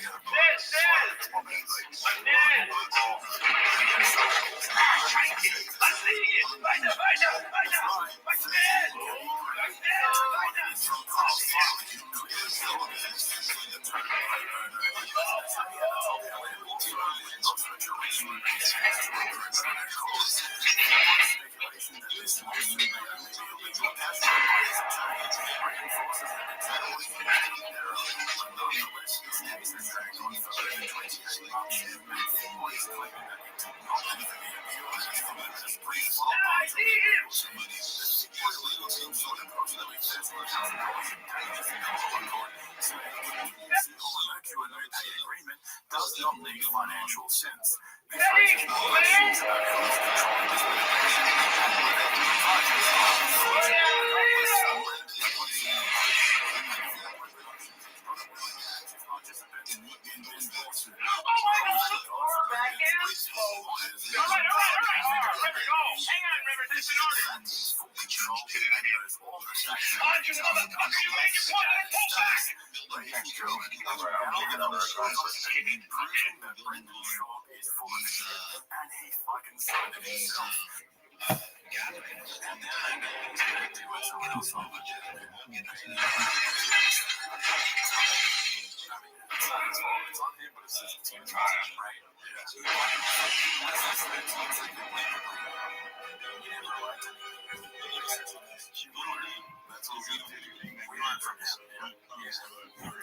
It's a good way of not ever taking responsibility, or like being left with the responsibility.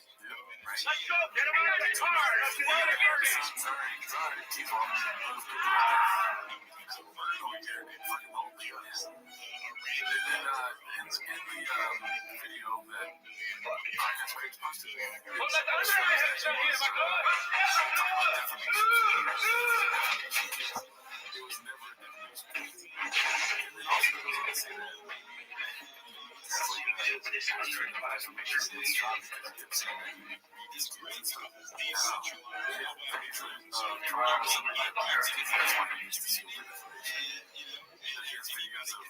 Talking about how he cheated on his wife, and then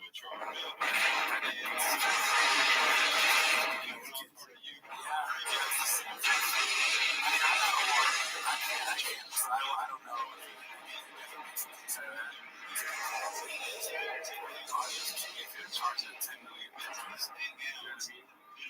Podcast that is artillery on us. The thing I think about it, like, Shab, very dumb guy. I think that you could make an argument that he doesn't know what defamation is. That's true. He may think that defamation is copyright infringement. That would be important to prove that Shab's a dumbass. Yeah, show me you got that. I got it. Oh, but can you imagine that he's arguments about the judge or the jury, whoever, probably just judge, because it's like not a jury trial, or if it goes to trial, but the judge would hear or look at anything Shab has done and be like, okay, yeah, I believe that he doesn't know what defamation is. God, I didn't know what it was. I used to think Direct was started with a D. I thought that all they have to show him is that the interview of Hot Ones with Donald Duck and Shab thinking that Donald Duck is real. I'm gonna walk to my truck to get rid of this thing. Alright, this is posted by 10 Second Balcony. It's called Papa Tries to Pretend He Went to Sizzler as a poor kid and it doesn't go well. Let's see. When's the last time you guys gone to Sizzler? Oh, dude. No. I'm on the team. I just came in here that way. Got never been. I'm just saying, you grew up like not a lot of money. Yeah, right? So like, same with like my mom, we were middle class. Sizzler would be like the jam. Yeah. You know what I mean? Sizzler was the jam. It was a big jam. And you have to do you have to cook your own food, right? No. You eat out. They would cook yours. The problem with Sizzler is you've never been to Sizzler? Oh my God. That's crazy. Why would he use that as a saying if he's never been there? Do you remember Sizzler? I remember. Did you ever go to Sizzler when you were a kid? I don't think so. I was more of a Coco's kid. Like, oh, okay. Coco's a California thing, isn't it?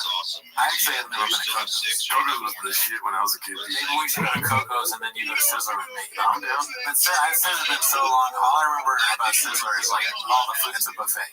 And like I would get disgusted. I'd get like chicken fingers and fruit loops.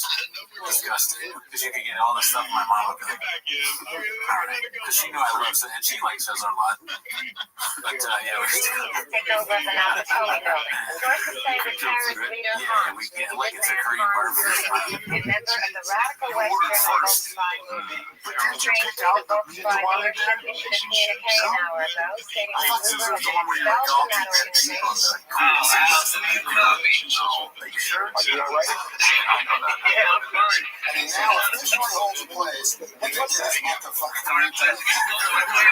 Yeah. There you go. Is the building on fire? No, but it's going to need a paint job and a shitload of screen doors. I was about to say you got two of those guys. In his defense, I don't remember ordering. I guess my mom was I don't know who the hell you think you are. What's your deal? You just destroyed a building. We do not want your help. We don't want your help. You got 100 people down here and they're covered with glass. Who gives a shit about glass? Who the fuck is that? Deputy chief of police, Clancy Brown, and I'm in charge of this situation. Well, you're in charge. We got some bad news for you, Dwayne. This one's posted by the 295-8293. It's called Let Us Know That Your Man Runs Fast. It was brief, but let the new pack on all of us. As you see, it's a very small man. Very unusual.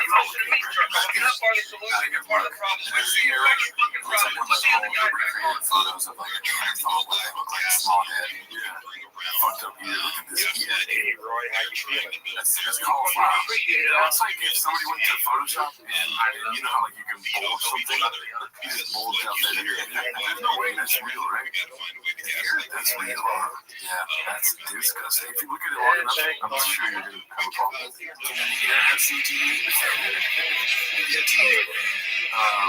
here. This one is called Giveaway Damage Control and Talent Might Be Reading the Comments posted by Eric Hazard. It's a long one, so we'll pause it a couple times here and there. It's like when you're ringside and you have the monster can is empty. Yeah, just make money from holding it. Magic Mike's like, if you just have it in front of your face awkwardly 3 times in the episode, we'll give you an extra $20. They probably don't want him to drink it on us. They want Brian to do it. Yeah, but if you tell Brian no, is that going to stop him? Right? You should have been there for the giveaway. So, oh yeah, in my mind, so you know, I've never done one before. I see all the big dogs doing it. I just figured August 31st, you know, the next day. All right. There's a lot of people give truck giveaways on Alex Jones. Is that who he's referring to? I don't know. Did Alex Jones do that, or was that just a fucking? No, Alex Jones is giving you a truck whatever right now. Camel jockeys. Yeah, I remember. Because you have to hire a third-party law firm that makes sure there's no funny business, no shenanigans. I have enough to do it. They verify the winner. You use a gun. Any connection to their school so nobody in here can win. The baseball team could win. If someone went to high school with me, middle school, elementary, nothing. So you have to have no connection to it. So they go through it. They say 10 business days. I mean business days. So yeah, what does that even mean? Monday through Sunday, 3 to 5 p.m. like it's Sunday Ortiz. Business days, and I mean business days. You don't want to list off what business days are because you're wrong. You know, people, where's the truck going? Where's the winner? I'm like, good God, man. So I've like seen them up, like, hey, where's the winner? They're like, we're on. We gotta go through. We gotta guess where the winner's at? Montrose, Colorado. Which is like, we live in LA, that'd be like being from sugar and rich flour.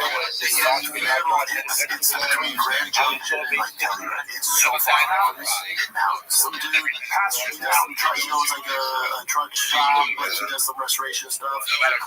Here's things on my head. Sweet. Winners in Colorado, you know, awesome. I got the kids back on yours. in oil of those doors, Daddy. Fucking bats, you know, holding up, whatever. The guy looks like he does stuff. Cool. Here's the door. So he's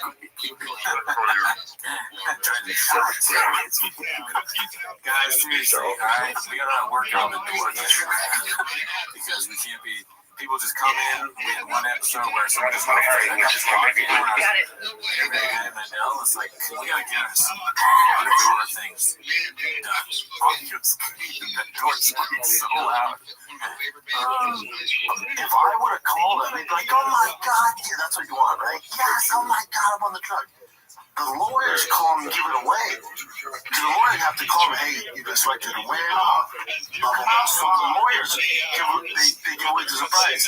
And Lex has called, hey, are you available for a call? By the time he talks to me, it's 4 or 5 people down the chain. I go, what's up? What's up, dude? What's name? Will. What's up, dude? What's my job? Hey, what's going on, man? Not much. What are you doing? I just sitting at work. Cool. Are you on the truck? Oh, hell yeah. Cool, man. Right. So, you already know. You on the truck? Yeah, it's gonna be awesome, man. I'm gonna take James Hammer out from him. God, I thought so awesome. This guy going one. He's like, yeah, it's cool, man. Just let me know. Come and pick up one. Yeah, come here, man. We got like, confetti and stuff. We'll see you guys in court. Let me know. I'm like, all right. I'm like, I love that dude. I mean, anyways, in person, sees him in person, that's when we get the big surprise. Yeah. What are we going to do to Willie to get a big surprise? Choke him out real quick. I think they're just going to want him to be all hyped up. I get it. This is the best thing in your life. Hey, Willie, how's it going? You want to have some rain? 3 dreams? They force him to have rain beforehand. Magic wine? You like magic wine, right? Diet Coke? Credo? I don't know other way to do it. But try to talk to me. The police are here now. It's their problem. Tell these guys to let thank you. I just shout out to Will. Yeah. Thanks for playing. Glad you won the charge. You didn't use it. Shut up, fellas. Shut your mouth. 5 people. Back on the line. Travel, logistic, all so by the time you see me, he's like, hello. I still feel bad. My ex, and then I was like, oh, my ex.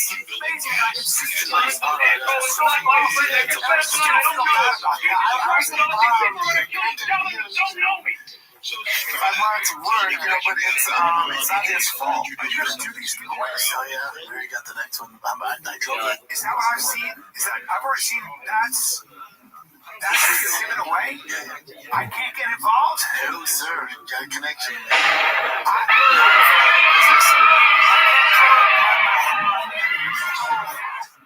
Buy some merch. Why not?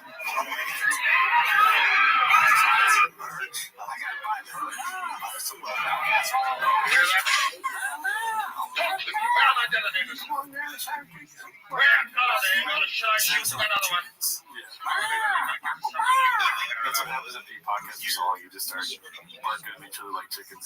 The doors are fucking just as old as your podcast. That squeak at the door, it's so aggressive. Is it that chicken walking? That's like pulling the trigger right now, man. What's happening? Get you more in the line. He did everything he could to save them. They're thinking of what Wall Street did right now. Drugs. It's just the process. Man is hurting. He is alone, tired, and he hasn't seen. This is stuff for anybody down here. So you're going to stand there and tell me that you're going to get the damn about what you do to him if you live out of there alive? Why don't you wake up and discover what you're shoveling? Use a third party too. Law firm, you have to. They're like, there's no. The state of California won't let you do it. Just gambling is so.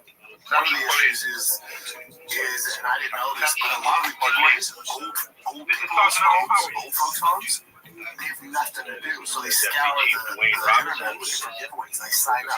So we got, how many mail-in ballots do we get? Thousands. Thousands. So it's no purchase necessary. You get that one way for people to get in. I have a comrade. So it's mailing back there. Mailing ballots is hilarious.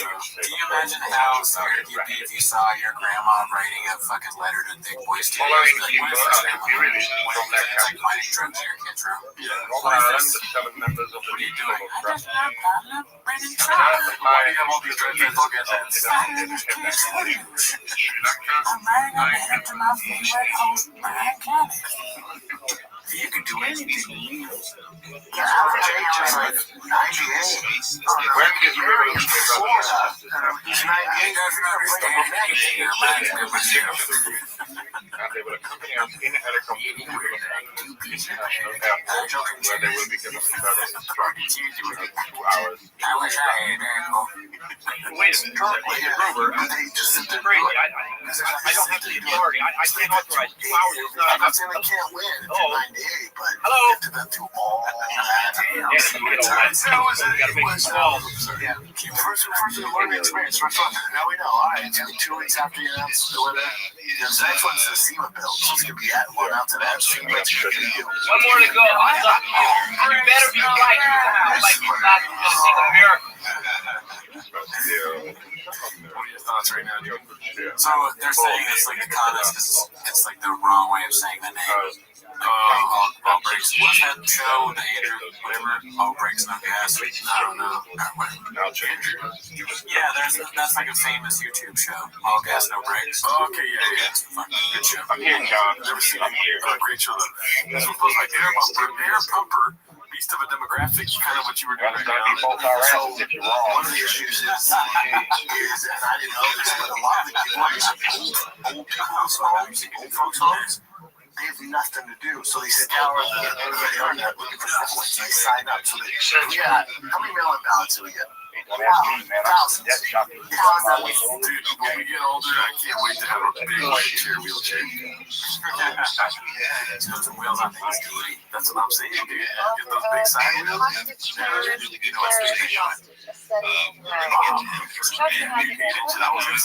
Somebody tries to swing that. Alright, let's move on to something else here. This is posted by PM Me or Kitty, which I don't know what that means. That's PSA, don't use your phone while driving. Wait. It shows him on the road. This is the story post where post on Restream with his kids in the car. Post. Looks like he's on the road. Yep. Looks like he's on the road there.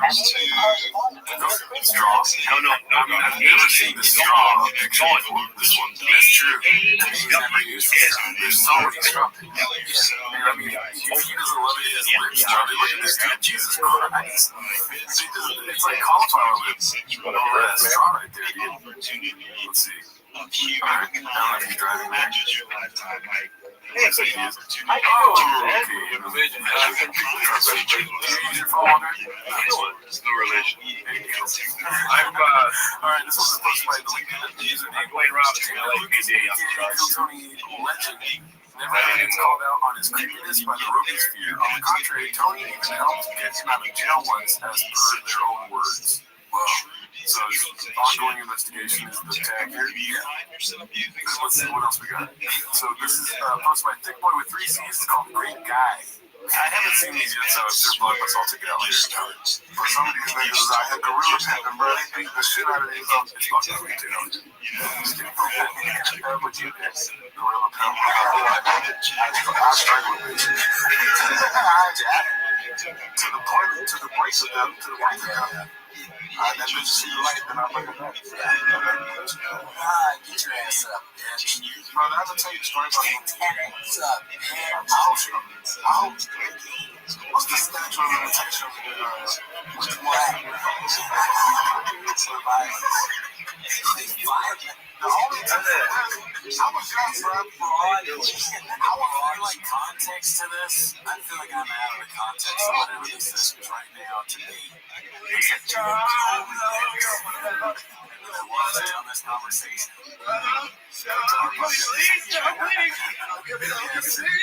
Whoa, relax. Relax. I'm not gonna hurt you. I'm not gonna hurt you. I was young, bro, and I know she don't watch this, but if she do, goddamn it, she gon'. What happened when you were young? I was like 21, 22, fresh to LA, bro. I was dating this one girl. We had a studio apartment. We were arguing a lot, and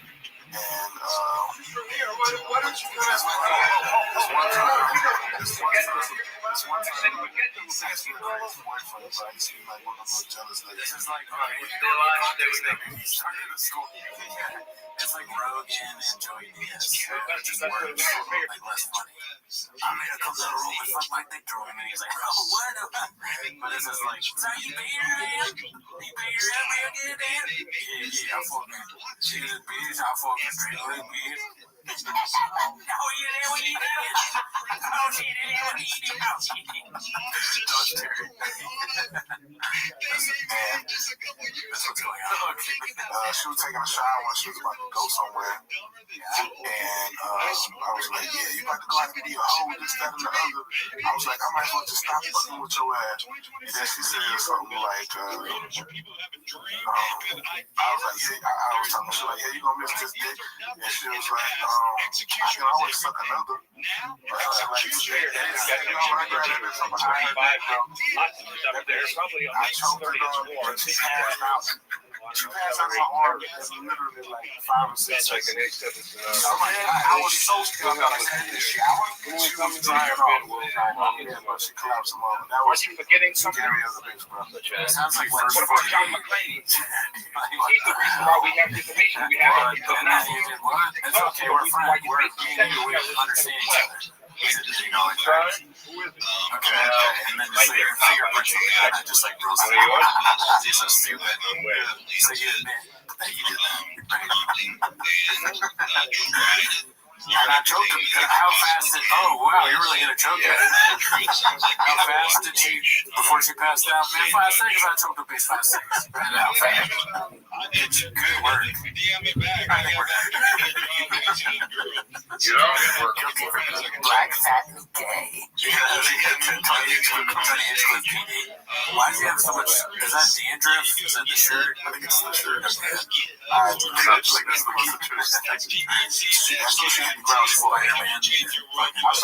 for my t-shirt. As soon as you get the ground, she woke up. Oh my god. Yes, this is not good. Robber, you sort of settled. Bro, I literally, like, imagine you choking somebody, and before you know, they just pass out. Oh, wow. Yeah. And I wasn't prepared to catch a body. Right. To catch up on them. Literally and figuratively. Man, listen, bro. When she fell to the ground and she woke up, she was like, what happened? She's like, you say you slept in the bed. I told her that she was younger than me. She was and fell out. What did she say? How'd she take that? Like, she believed it. But then, like, when we laid on down the line, I told her I had choked her. What did she say? It was just real physical. But she just whooped my head, but she took my laptop, and I lied to my mom and told her every time I see him, I don't understand, even for a second, what people say to this.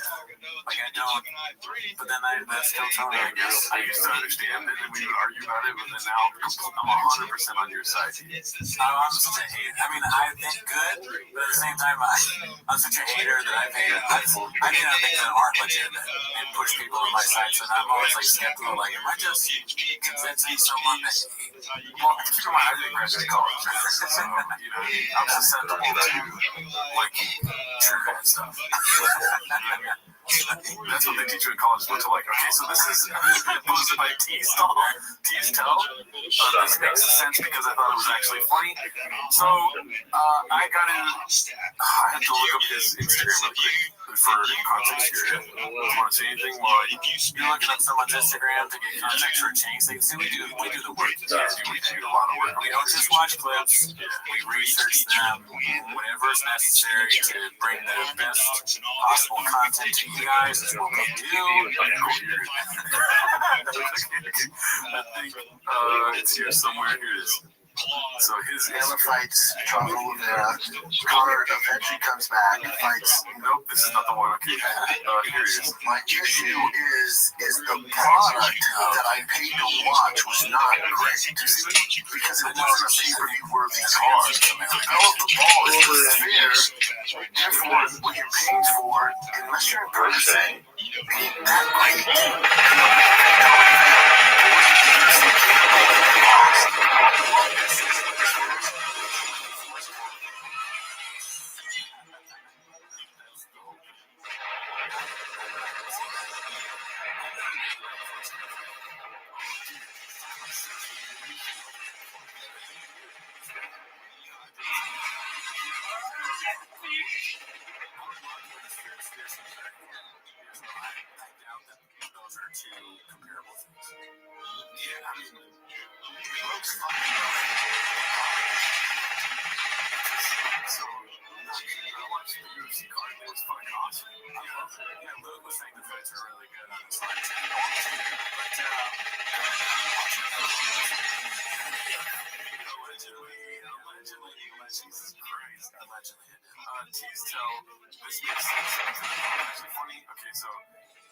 Slammed UFC event at the Sphere, right?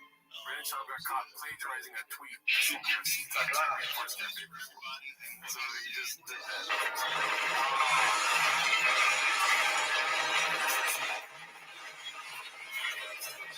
He's the Michael Jordan of taking takes. Okay, so here we go. I didn't actually line these ones up, so they might be like, come back to it later, but post by Air Pumper. If you're over 25 at Burning Man Grow Up, it's something you see on the podcast. And it's just.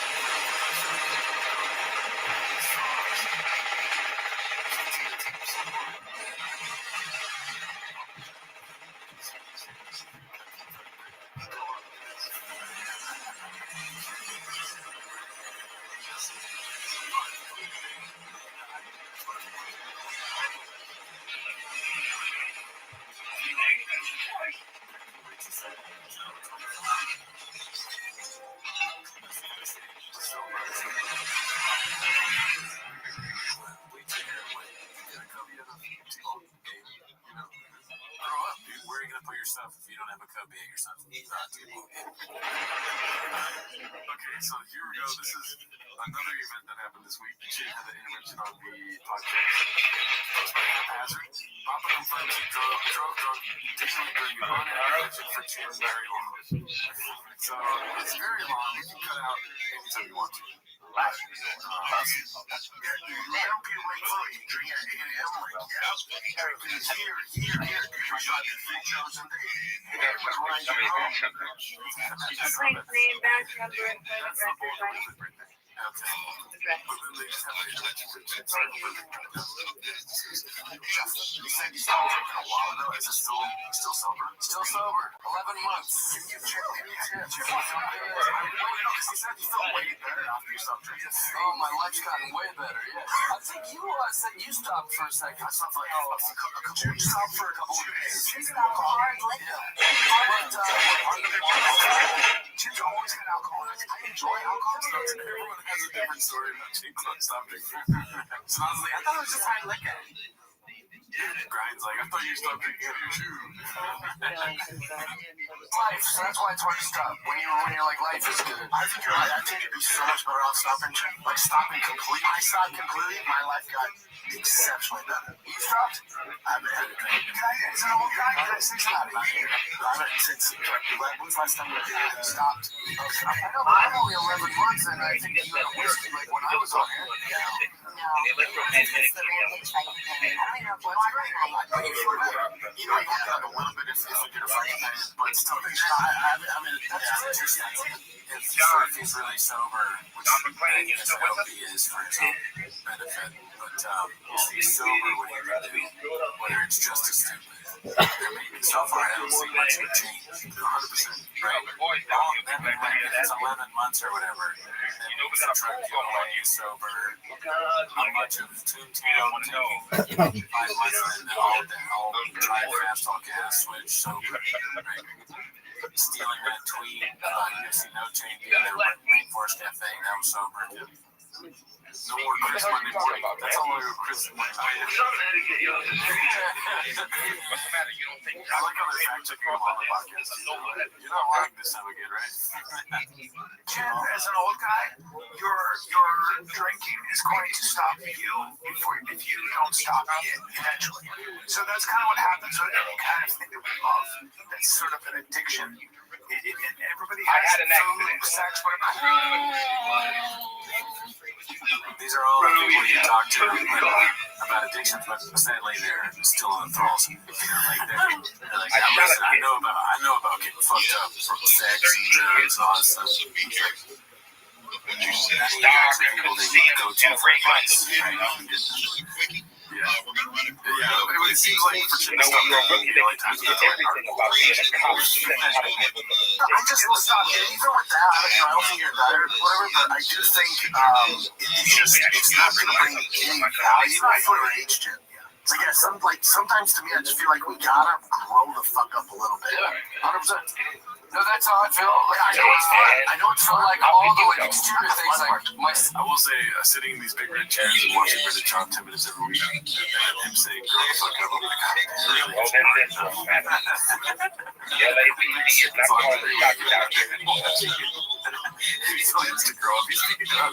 mean, you could cut up a thing like that and bust easily. They would be in the black wig. I'm a big boy jersey on. The white wig. You got a lot of wigs.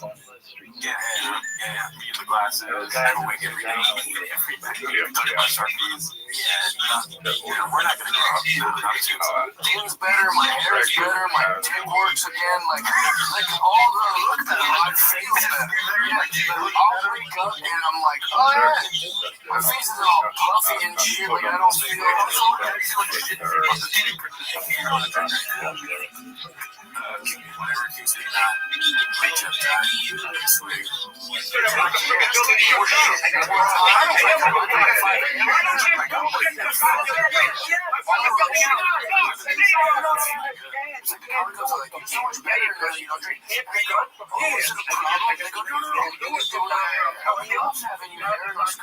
It's just you're a lot more sharp and you're a lot more professional. And like, look, you can't really see me in a way that doesn't have to villainize old people.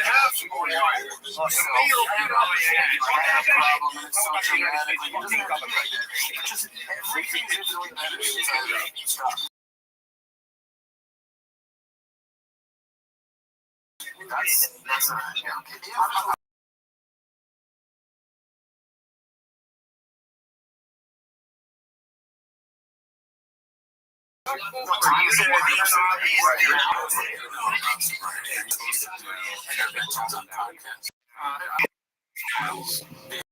Dude, what do you think? I mean, I think it's more like the principles of whatever CrossFit program you go to. Listen, they just simply want to know one thing, dude. How many chicks do you have? No, I mean, there's things baked in the AA. You can't take advice from another person. Literally, nobody co-signs AA unless they're dead. So if somebody died sober and wrote a book about sobriety and stuff and never relapsed, stuff like that, then I guess you can probably stand by what they're saying. But all three of these guys talking about sobriety can relapse. So, like, you shouldn't be taking advice from figure out your higher power on your own and stuff. Okay, that's my interpretation. 6 years sober this week, dude. Yeah, yes, sir.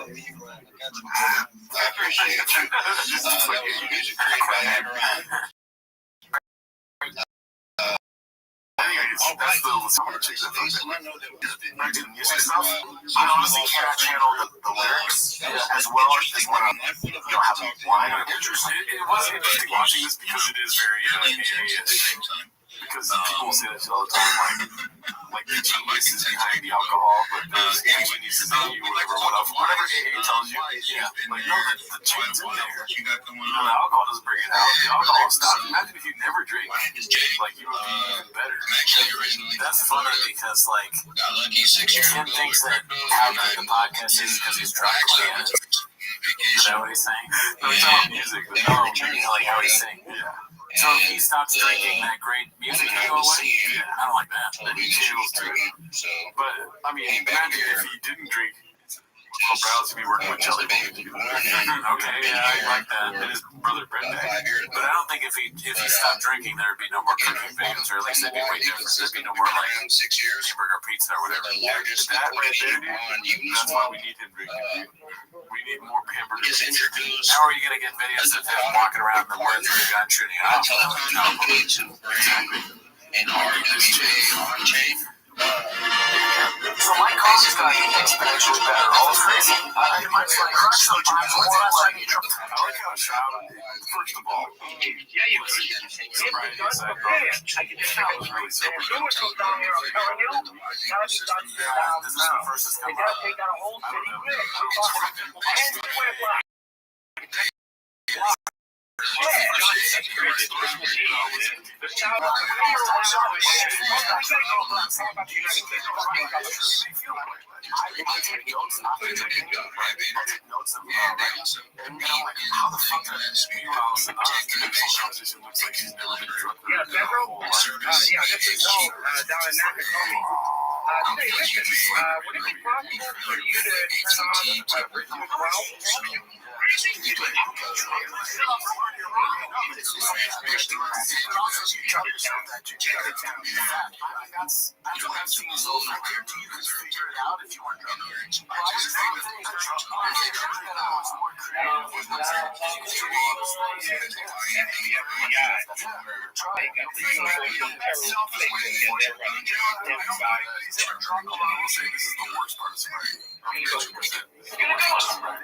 When you're drunk, maybe like getting in a conversation with somebody like my uncles, for instance, where I told them that I'm sober and they just sit there for 30 minutes talking about that's not good. The worst part is when they tell you how they take on the worst thing. The bother big girl, well, that's funny.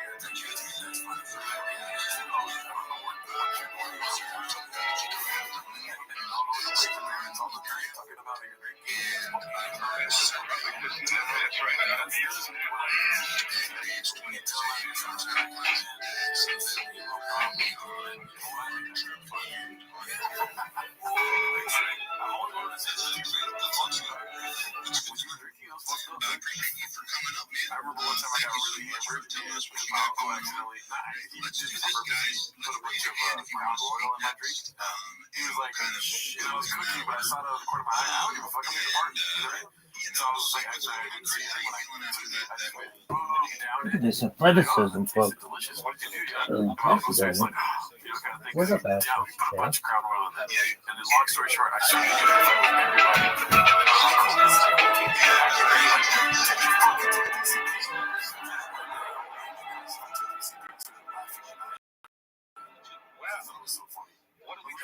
Arrested for not paying their electric bills. Let them down. Let them sweat for a while. I mean, we get it, but I'm going to go to the part where Brandon Chops is I want that air support rating to go to 5. Damn right, Leon. you can be a high-functioning alcoholic. I was very high-functioning.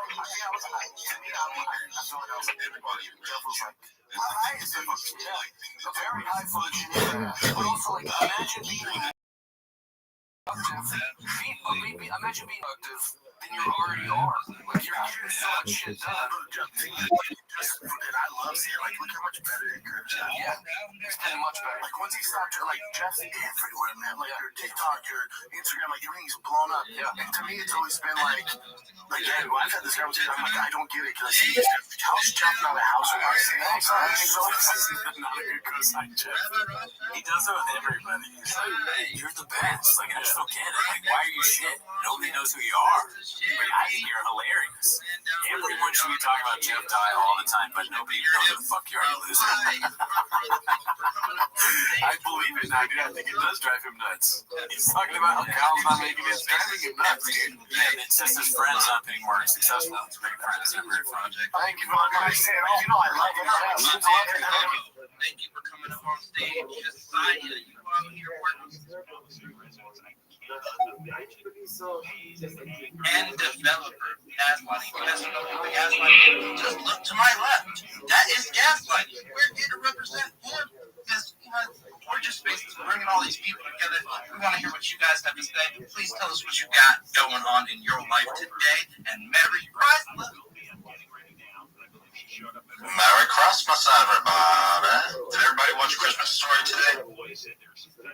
That's a holiday tradition for me, and I haven't watched it yet, so it's I'm a little sad. Thank you for everybody for coming. We have a lot of speakers on the floor. I appreciate everybody for stopping by. Again, guys, if you would like to speak, just raise your hand, and I will call them as I saw them pop up. Don't get offended if I call somebody else before you. It's just the way that my eyes work sometimes. Let's see here. Amaron, do you want to show yourself a little bit? Since we listened to that song, you want to show yourself a little bit, buddy? Yeah, sure. I don't know, bro. Man, I'm here just to be a Web3 tutor. I teach people in the space, newcomers who are coming into space, not really have a home or don't know where to go. So I like to teach people how to delegate accounts, how to do, animation, graphic designing, all of this stuff for free, co-hosting. We're hosting spaces on our own. So I basically teach personal or real IRL skills for people. So that's what I love to do for free. So yeah, so that sounds like you and anybody down there that wants to learn any new skills that they want to add to their trade, just come holler at me. And like I said, we'll work on it together. I will message back immediately. Thank you. Absolutely. You guys heard that? Absolutely free. This man is out here trying to educate those who are new in the space and help them develop themselves. All you gotta do is show up. That's my kind of grind. That is a grind. Showing up every day. All right, let's go, Rabbi Rothschild. What's up, Rabbi? Every day's a holiday, every meal is a feast. Thank you for the opportunity to be here. If you're not following me, you should be. I follow everyone back. I'm the easiest follow back in the game, so I'd appreciate it if you did. I'm Rabbi Rothschild. If you don't know who I am, you will. I share my life 24 hours a day, 7 days a week, 365 days a year for world peace. I've been doing so for more than 4 years. My streams go back to the pandemic. We've seen the death of a queen, the birth of AI, the coronation of a king, and everything in between. This is a real-life Truman Show, a real-life Big Brother. This is a timeline and a time capsule of human achievement. In the 1990s, Bill Gates coined the phrase, content is king, and I'm making it true today. I'm king of the internet. This is the biggest event in global history, and here's why. In 2018, The Economist magazine stated that data had overtaken petroleum as Earth's #1 resource, and I have more data archived on the internet than any person ever, which is making me very influential. I'm going viral, and when I do, I want to make you, your friends, your family, all financially independent if you're not already. I want to ensure that you have generational wealth if you don't already, and I want you to be able to start charities and philanthropic organizations of your own. I'm unlike any influencer you're ever going to meet. I'm not live on one YouTube stream nor 2 YouTube streams.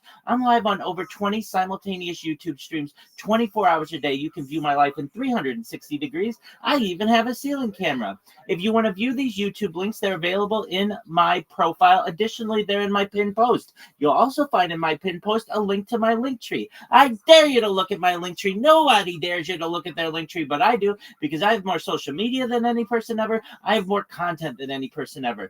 You'll also find a link to my Discord, discord.me/Rabbi. We have over 2,700 people in the community and continue to grow each day. In addition to making you all extremely wealthy and wanting to promote world peace, I want to help end world hunger through the use of technology, such as agricultural drones, floating greenhouses, saltwater greenhouses, hydroponics, vertical farming, cloud seeding. I want to help end world thirst. I'm sponsored by a cryptocurrency that's worth about $100 million, and one of the things that we do is we build wells and water towers in developing nations for the benefit of the less fortunate. Additionally, I'm an advocate for the Life Straw program, and most importantly, desalination technology, where we pump Earth's seawater onto land to make it drinkable. If you are a reply guy, if you're a Web3 raider, a shiller, a marketer, and you want a free mentor, coach, and friend, send me a follow. I will follow you back. Send me a DM. I will respond. I want you all to know that I'm here to support you both personally and professionally. I'm here to be a positive person in your lives. I'm here to have an optimistic view on the future. And most importantly, I want to give people hope. And with that, I sincerely appreciate the opportunity to share. Bingo.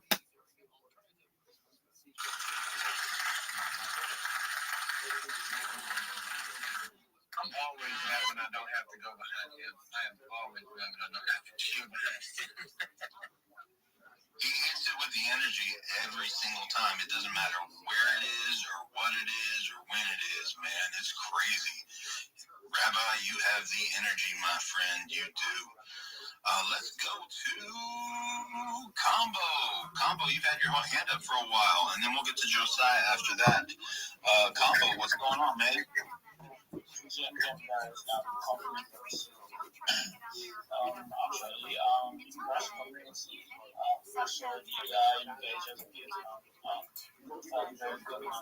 Thanks, Chris, for that. Actually, working with the Clifford community, with the launch PNB, with Chinese community, so actually, do that to our community, do that to work with Kaka. That is the CTV of Clifford. Currently, we have 100 KMC. I'm also into NFTs, ABC, as I'm the most women's club, so we are into streetwear and fashion. So yeah, that's what I'm doing. Nice space to like gaslight you. Thank you. Excellent. Thank you, Combo. Everybody give Combo a follow. Follow back, guys. Let's do this. This is what you need to do in this space, is follow back. Follow your hosts, follow your co-hosts, follow your neighbors, follow your brother's neighbors.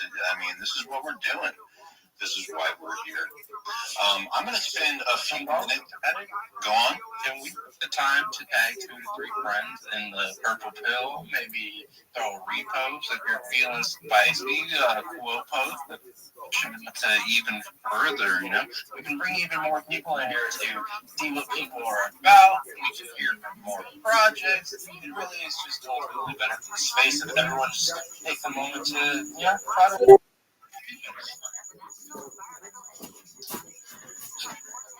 Yo, dog, I'm here. 100%. Before we get to anything else, What up, Sammy? I'm going to go over gaslighting. Just kind of, if you guys don't know what gaslighting is about. How you living, Sammy? Sammy, can you hear me?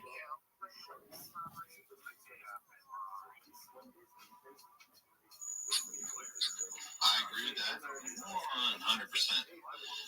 Before we get to anything else, I'm just kind of going to go over gaslighting. Just kind of, if you guys don't know what gaslighting is about, I'm just going to give us a quick shill. We're the first meme coin that's built on gaslighting, where the charts dip, we don't panic, and we deny reality. It's inspired by the original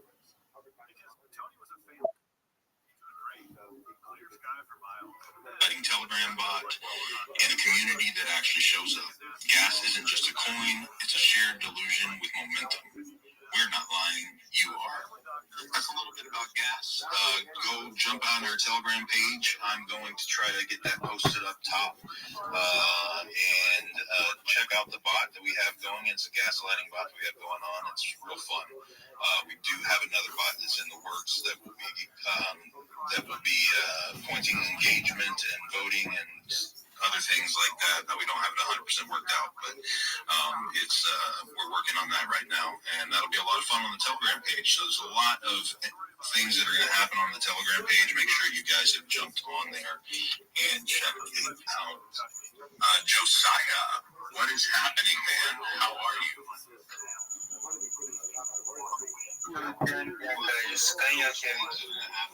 I wish to talk to the FBI. I can hear you. This is Special Agent Johnson of the FBI. The State Department has arranged for the return of their comrades. Helicopters are en route, as you requested. I hear you. You're ready. Figures I would let them in a body bag.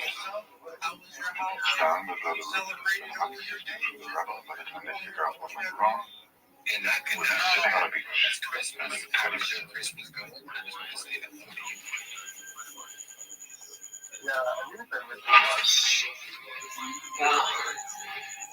Yo, pal, you got a minute? I'm your flag guy. I'm here, John. I was like, Listen, man, I'm starting to get a bad feeling up here. I want you to do something for me. I want you to find my wife. Don't ask me how, by then you'll know it.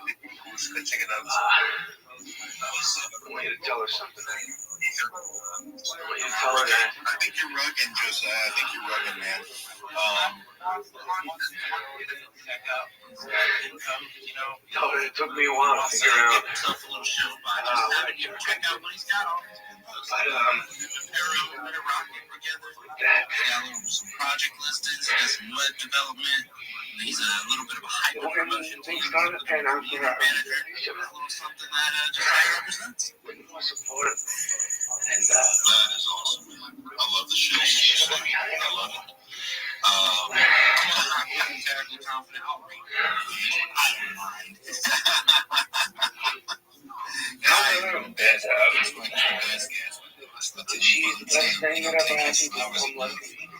I know he doesn't, man. Stu's the best, bro. Guys, if you can follow what Stu said, like, retweet, and follow, and engage, tag 3 friends in the purple pill.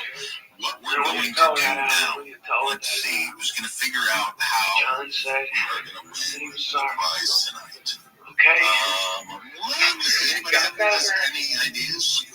Stu or Chris? I'm kind of going about that yourself. Afloat here. I'm going to have you guys talk out ideas while I also pin post the Telegram page.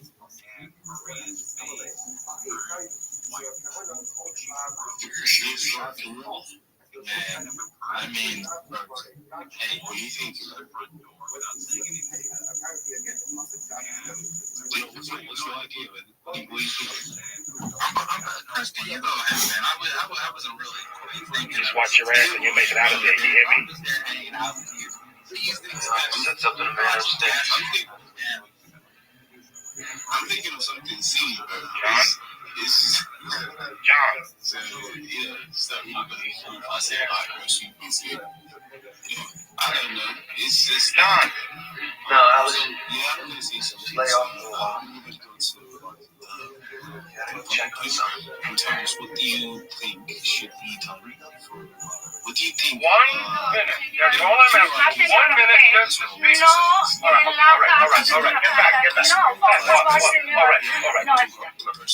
Listen, right now. So you have 30 seconds left. So yeah, I'll stop counting now. This is the last time we're going to do it. Wait, you're not actually going to count for 30 seconds. What we can do is go ahead and talk about the shout outs in the room that everyone in here deserves.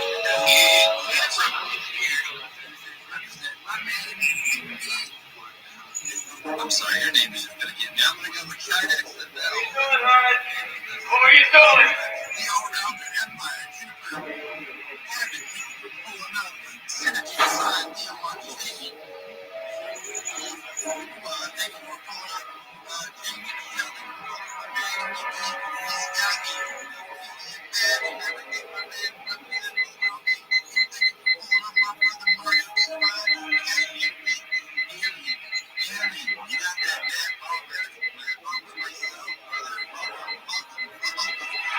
Pal, listen to me. It's a double cross. The whole room in the building quiet.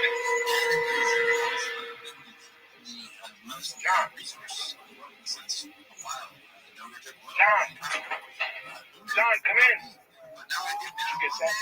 Someone on a double cross. Tell me about it.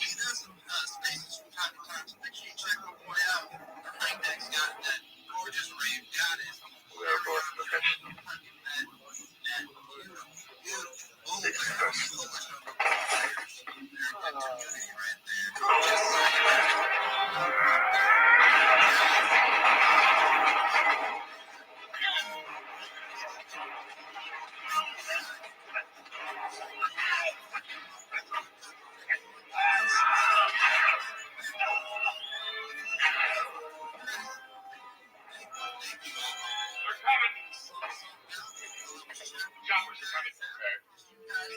gather your flock, Mr. General. My mom and dad are very great people. This is something you'd like to say. I know what.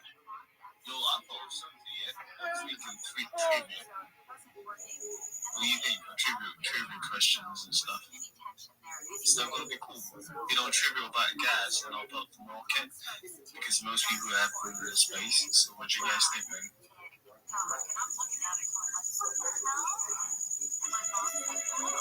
So yeah, the trivia is going to be based on having a hand up. This is McLean. Speak. Show yourself. It's nice to make your acquaintance.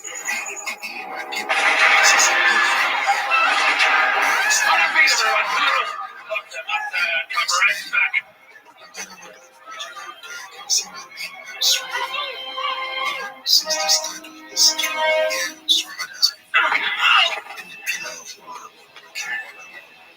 being myself and enjoying myself. What can I just express how you have been with the support, you know, the kind of everything around you see. I broke his fucking neck! What do you think you're breaking? Figure we take out the government, lose 20-25% of the hostages. Cops, I can live with that. Get the thing on the deck. They're expecting transport, not gunship.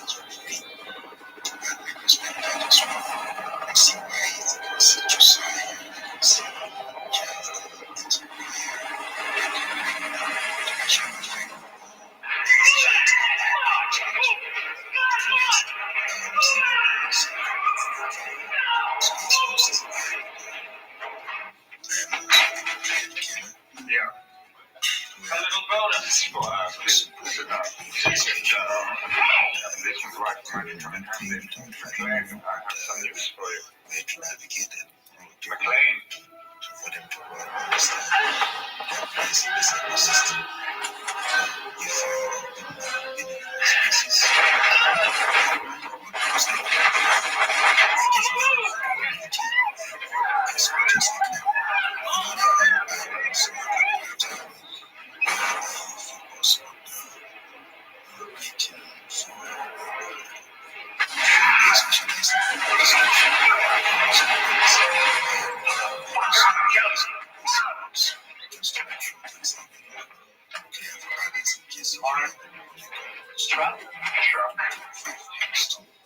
aside that, I also serve as after all your posturing, all your little speeches, you're nothing but a common thief. I'm an exception. And since I'm moving up to kidnapping, you should be more polite. This is why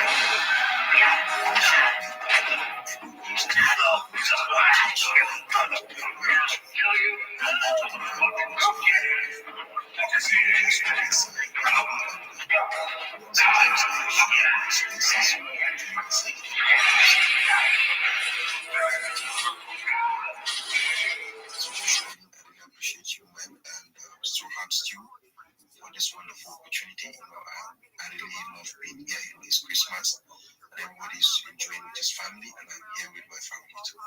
I love you all, everyone, and you guys are really doing wonderful. So, Chris, over to you, and I thank you for giving me the mic. All right. Yeah. Appreciate it, man. Appreciate you coming up. Yeah, you all follows the Google, man. He said he's not really been active, so two words of holding back. So, I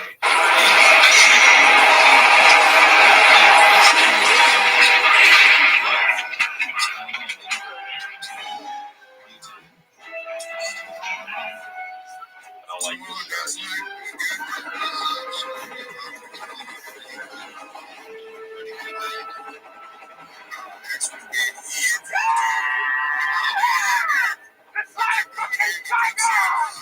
I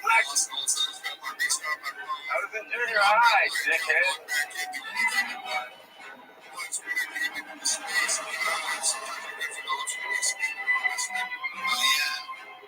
One time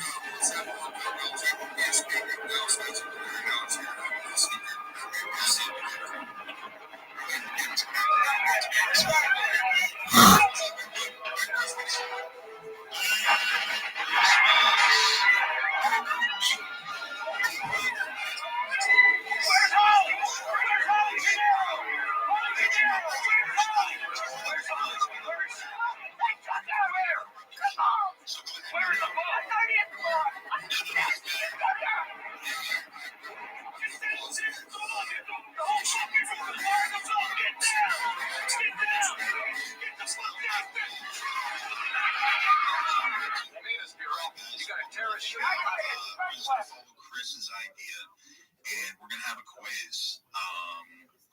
That the first person that types the correct answer into the purple pill is going to be the winner. The first person that types the correct answer in the purple pill is going to be the winner. I'm going to give Straw Hat Stu the duties of checking out the purple pill and seeing who it is. Make sure you put it on most recent, obviously, and I will be looking as well. But the question is, are you guys ready?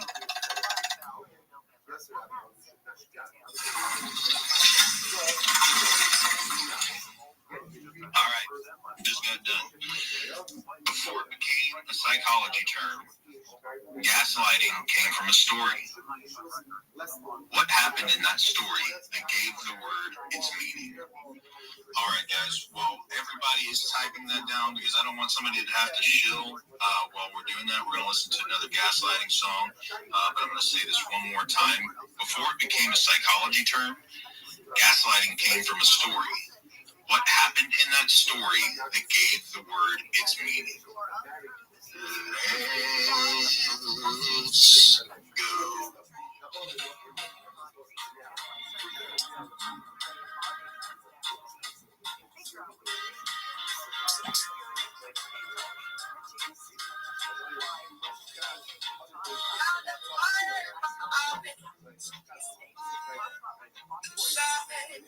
And I just want the fight all the time, and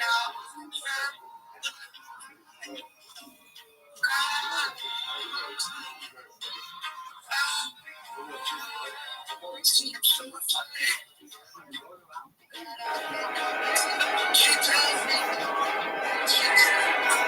it's not true. Now that sucker! It's not me. It's a lie.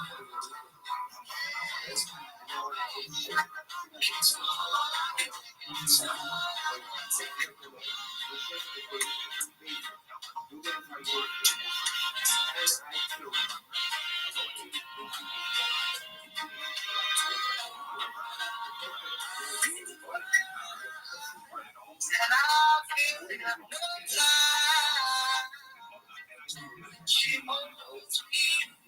Got me feeling in a good mood. We got our answer, my brother. We do. Rabbi Rothschild gave me with a husband tricked his wife with the Justin Malone. That is exactly correct. That is exactly correct. Rabbi Rothschild, please DM me your soul wallet. What I'm going to do, we give away $10. I'm going to split this up in between two $5 wins. We'll do another quiz just down the way. But Rabbi,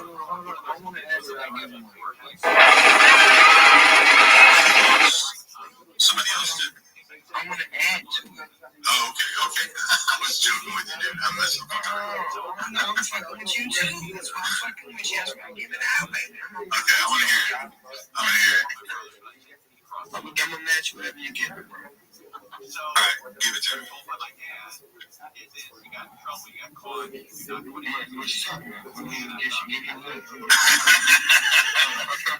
I'm just gaslighting you, fool. That's I'm over here too complex. That's funny. So, Rabbi Rothschild, make sure you DM me your soul wallet, and we'll get that there. That's a good job, guys. That is a good job. Let's see who is up next. First hand that goes up, I will call up. So we have some speakers on the speaker panel that haven't spoken, and I would like you guys to speak. It's pretty easy to put up your hand. Recovery Coin did it. Let's go, Recovery Coin. What's up? What's going on, my fellas? I've been setting up computers all day for the kids in Christmas. Merry Christmas to everyone. Merry Christmas, Backslide, Straw, everyone else that's in here. Big Jazzy, appreciate you coming in, rocking Recovery Coin NFT. The NFTs dropped midnight last night, and so they've been out all day. Apparently, Phantom's been having some problems with launch my NFT, and they're not showing up in the wallets. But if you look on Magic Eden, it says you're the owner of them. I think Phantom just needs to finish working on whatever they're doing. It's the holidays, so maybe they're skipping it, huh? But Merry Christmas, everyone. Just wanted to say, hey, got Recovery Coin with some new NFTs and the Safe Haven platform. First, pinned profile post on my profile, and then you'll be able to sign up for the platform as well, and then just enjoy some NFTs. And you said you got them up in the Jumbotron, bro? Can you post them up there? Just bought me some gas lights. Yeah, ever since the update, I haven't been able to upload anything to the Jumbotron, but that's one of my posts on recent posts. Okay, well, I'm gonna play that for you, bro. I'm gonna go to your perfect game. I appreciate you, brother. I'm gonna grab some. So you said it just came out today? Yeah, it came out today. It's our 1 year anniversary today for Recovery Coin. Happy anniversary. I thought this was Wise Talk. I'm sorry, I'm a little tipsy. I'm glitching. My screen is not showing me who's talking to me. So I'm gonna go ahead. Yeah, I'm sorry. I'm gonna grab it off the purple pill and put it on the Jumbotron. I'm gonna grab some good info. What do they mean? I appreciate it. What's the floor price, bro? 0.05. Yeah, I kept it fairly cheap for everybody.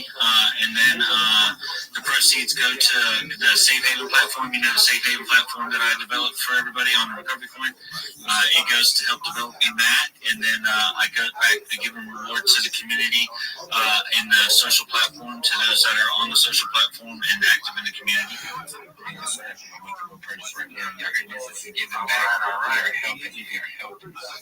Do you think I could hear from Pujazi since he's rocking Coin? I hear already. What's up, Pujazi? Come on. They're called the Deadhead Bears. The Deadhead Bears. Okay, Pujazi. All right, what's up, bro? You got the right. GM.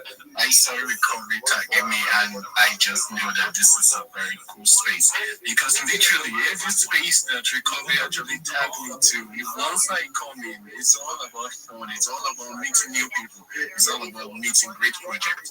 So actually today has been fun. Though the season is just all about fun, happiness, and it's been great. And one thing stood out because today is actually Recovery birthday, and today actually have a great impact to me as a person because on this day last year I was still having suicidal thought due to certain issue that was happening to me as of that period of time.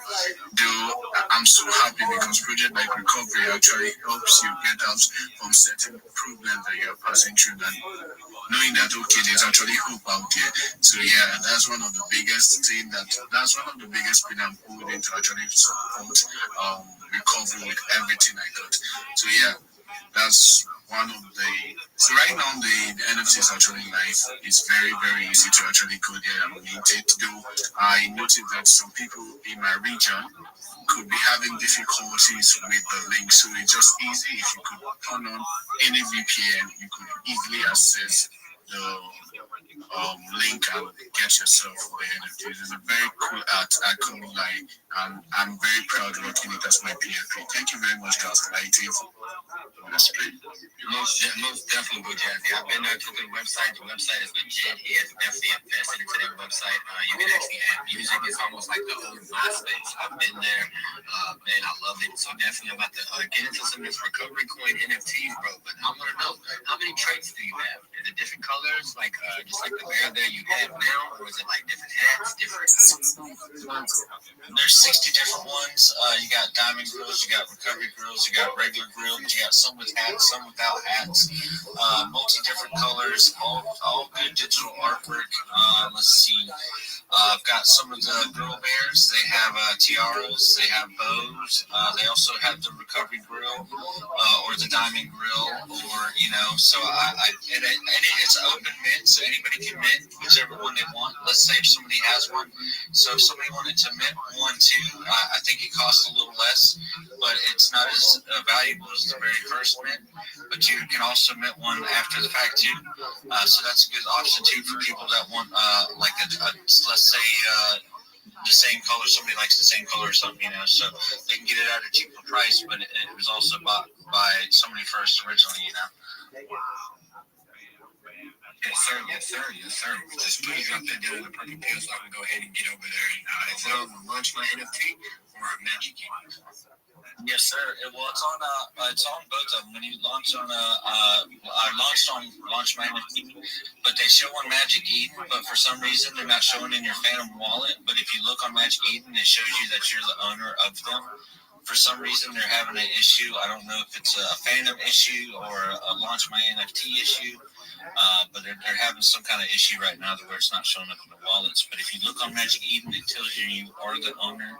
You actually own it, but for some reason they're just not showing up in the wallets yet. But it is official. But like I said, I can't help with conflicts. Y'all know just as well as much as I know. Sometimes Launch My NFT and all them. Have you already reached out? Yeah. You know what? There's another. I didn't mean to cut you off, but there's NFTs that I just purchased that are having the same issue. So I don't think it's you. I think it's them to launch my NFT. It's them issue. I've tried to figure it out, and I've had this issue before with a collection that I launched before. It was showing up, but it was showing up as a spam.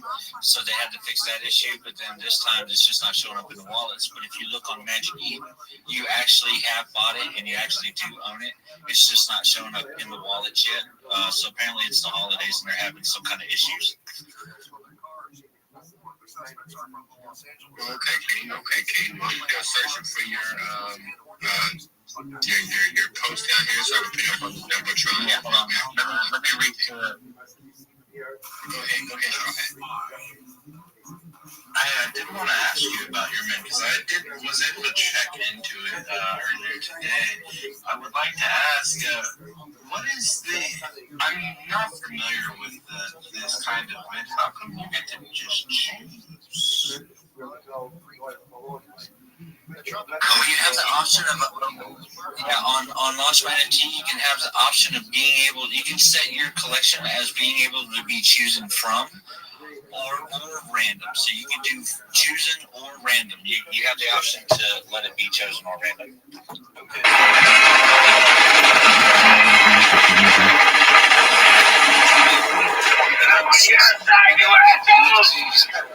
Swear on the dead. I'll back this little bastard.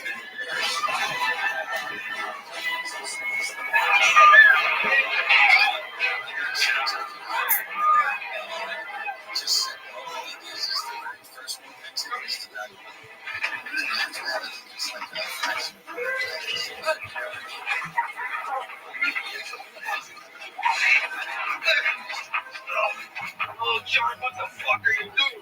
How the fuck did you get into that shit?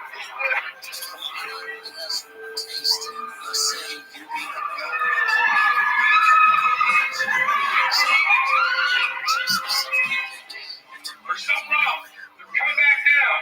The cloud's up there.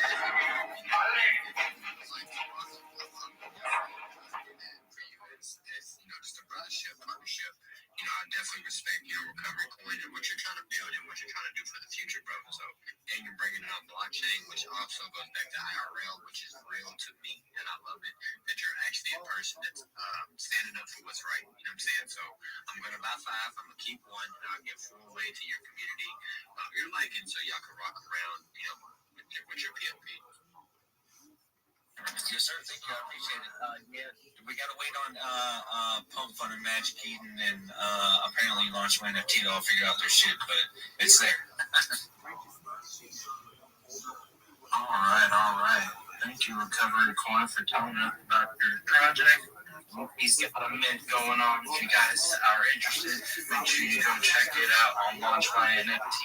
And I just wanted to take a second to give a shout out to everyone in this crowd, because we really couldn't be doing this without you guys. What is a host of speakers and co-hosts without listeners? Hey, I got Solana Erotica. Okay, hello. Arrow, Shindig, Gunshot, The All-Rounder, Empire, D Young, Juniper Cat, Molecular, Leo on Chain, Z, Indio, Lua, James, Michelle, Nikki, Deidre, Big Ben, Aaron from the Mad Bombs, Rabbi Rothschild, the Data Guru, Chaos, G-Boy, Burn It, Baby, Burn It, another project in that. I'm so bullish on him, and I wish my boy Dicey was in here. Someone doesn't tag him in here to come give his little spiel on Spider Pig. Oh man, we're gonna miss out because there's some stuff cooking with Spider Pig. My man Tomsy just pulled up. We got Grindex representing the Rain Goddess. We got a combo representing the Clipper community. Josiah coming for burning. Sorry, gaslighting. Hey, it's kind of close, you know. You guys should build like a partnership or something. Gaslight, burn it, baby, burn it. It feels like it fits.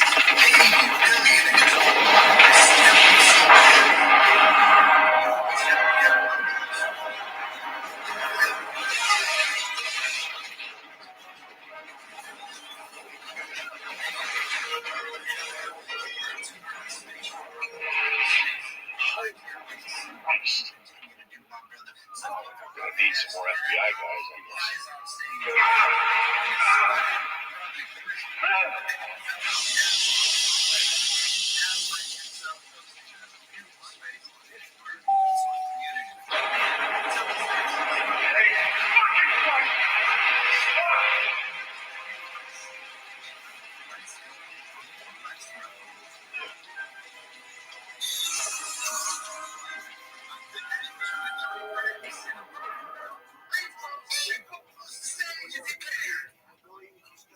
Exactly. That's a wicked interest, man. And still, thank you so much. I couldn't do it without all you. It's very, very nice to have such cool people on my side. We have Inspired had her hand up for a while. I don't know if you would still like to talk. And then I'm going to go to Spy and a Peek after that. Hey! What's up? Hey! All right! Hey!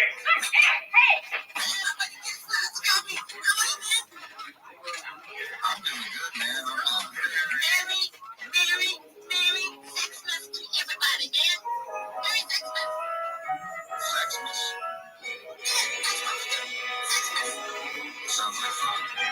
You know what, man? Today is Christmas. Spidey Big today, man. Because you know what? Everybody want to be Spidey Big today, man. I've been telling everybody.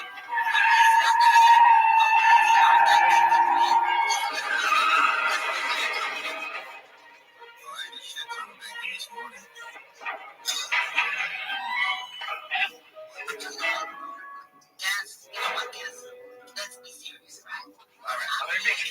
You know what? Yeah.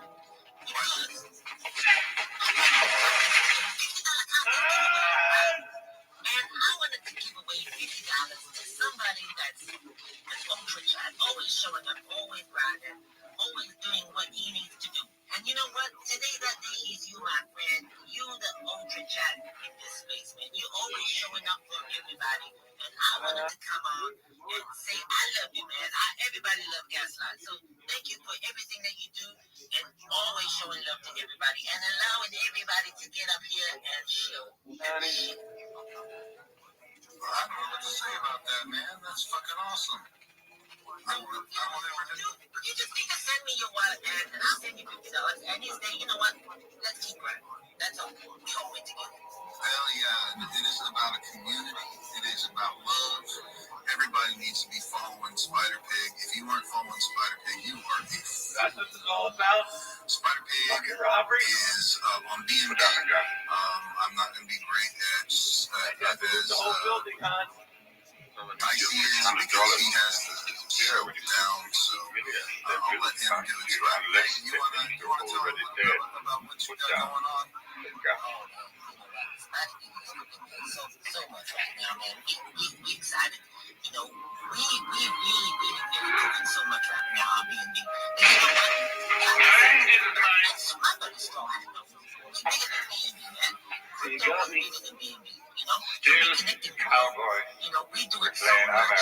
Utility right now is right. You can really do it. You know, one B&B eso but you know what the great thing is that you don't need to be paid for B&B. You can choose Ethereum, Solana, anything, man. That's just something that we're doing to connect the group. And then secondly, we're creating crazy NFTs, man. Only 88 NFTs that are going to be released. And you know, when you get token, and you get paid $500 a week. That's minimum, man. You know, it's crazy. It's based off the market cap, man. So the higher we are, the more you get airdrop to your wallet for supporting Spider Pig. It's all about engagement. You support Spider Pig, then you're going to make it big because we're going to take this all the way. 100 million, 1 billion, that's our target. Oh my goodness. You guys heard it here. 100 Billies, not Billies. That's the kind of numbers I like to hear. Billies, not And if I'm not mistaken, Spider Pig, you mentioned that these 88 NFTs are going to come out.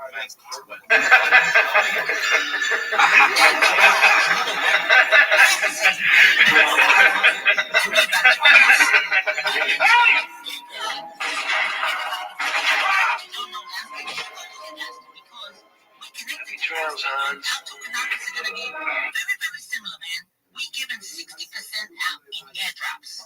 Once we hit 100 million market cap, that's our first, very first bracket to hit.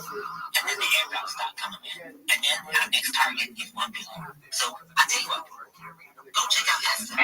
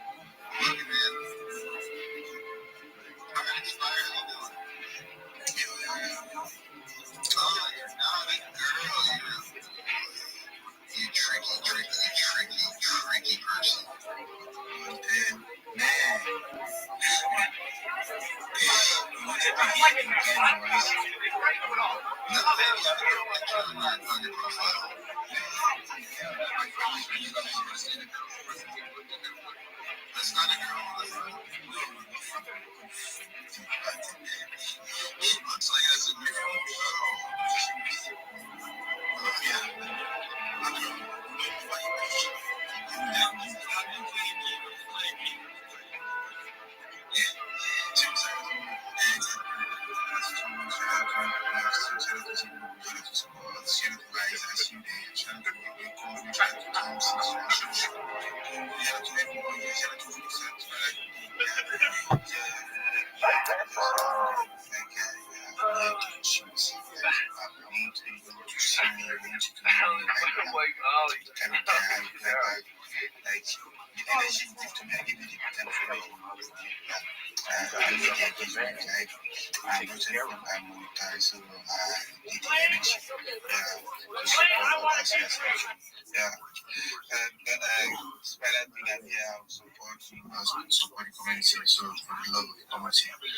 Thank you so much for this opportunity, I guess, line. And if you want to know how to monetize them, because there's a trick to monetize this, like quick way, because also it's me, jamais,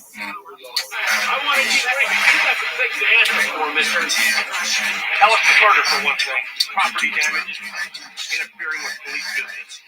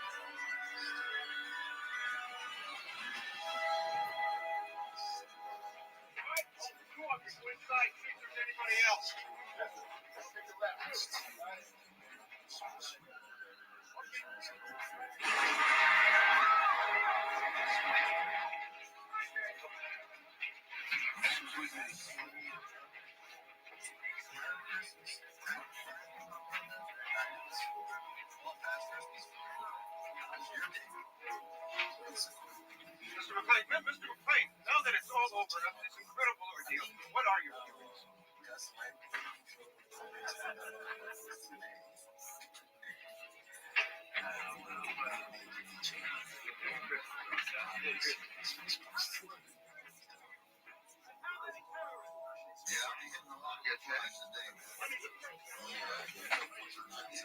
Their idea of Christmas, I gotta be there for New Year's.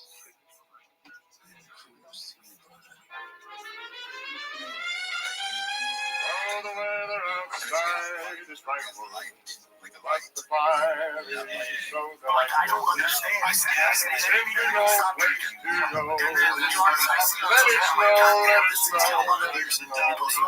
Holy shit, sing It doesn't go you're professional. Reginald L. Johnson. Devil or White.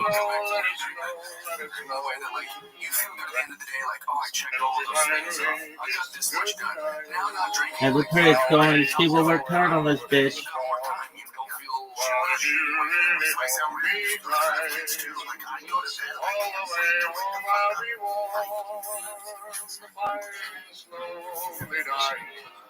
And my dear was still goodbye.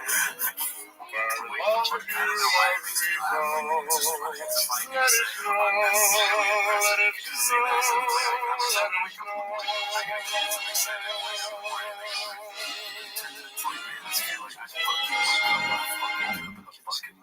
Yeah, it's sort of like the self-help kind of, I can't wait to fucking get up at 4:34. I wake up my kids, I'm like, what the fuck are you doing? I tell my kids, wake the fuck up. It's the best day of your life. I don't care if you want to watch cartoons. We're running a 5K.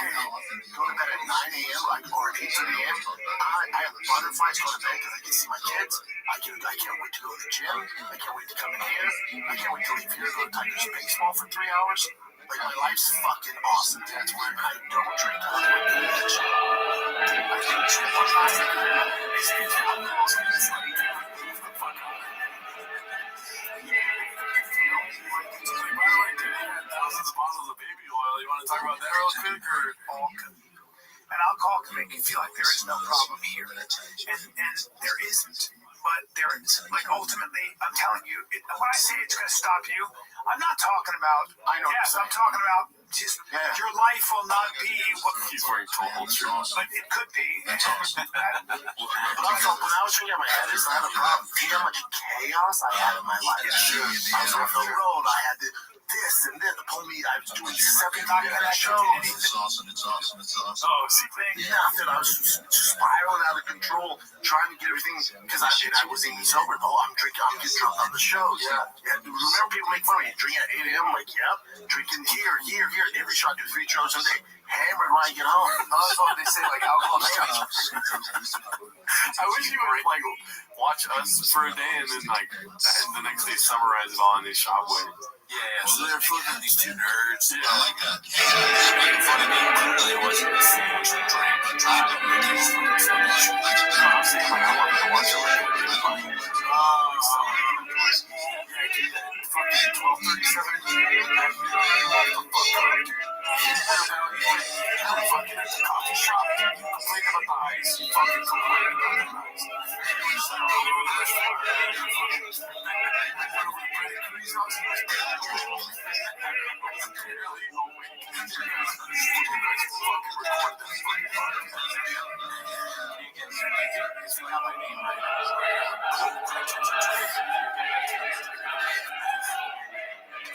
It just makes you trust me.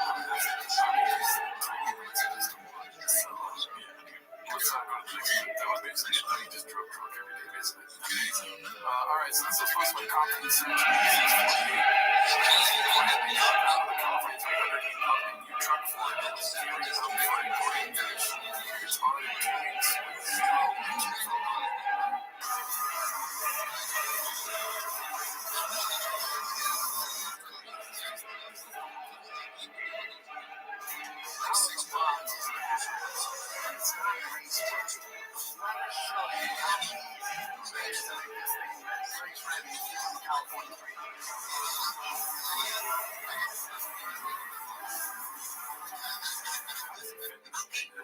Nothing small. I know your takeaways, dude. I know your takeaways from the song.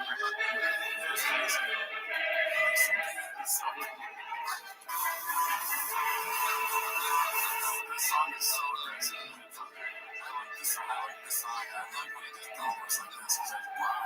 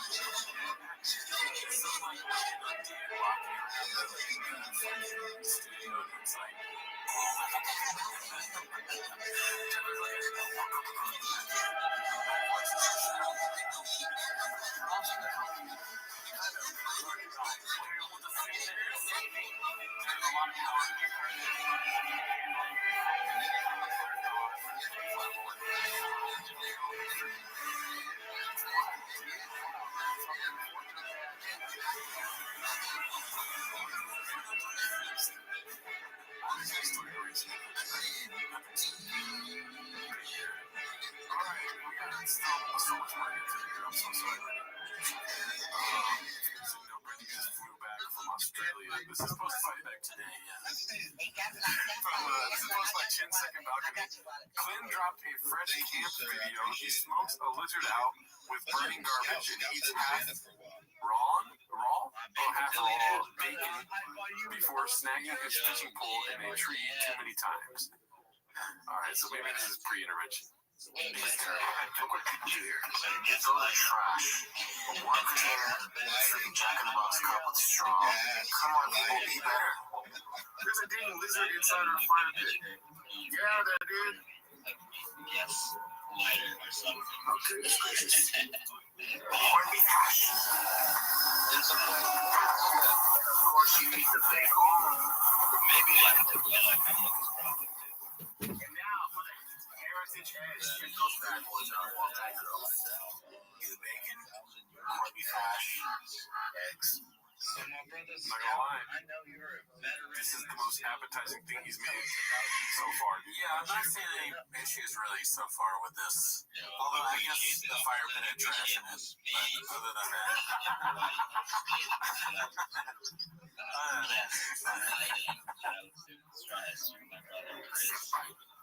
Let's take a bite. I can see why. I made a taco.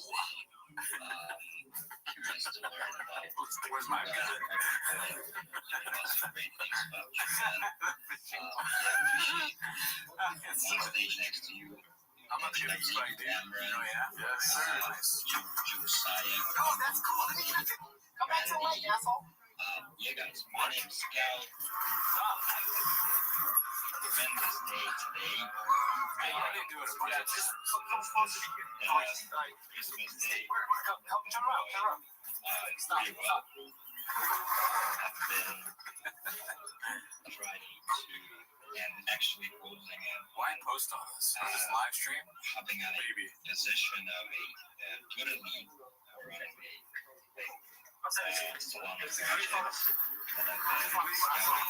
I was a huge fan of Nino, and Raphael was my favorite. He's the leader. Raphael.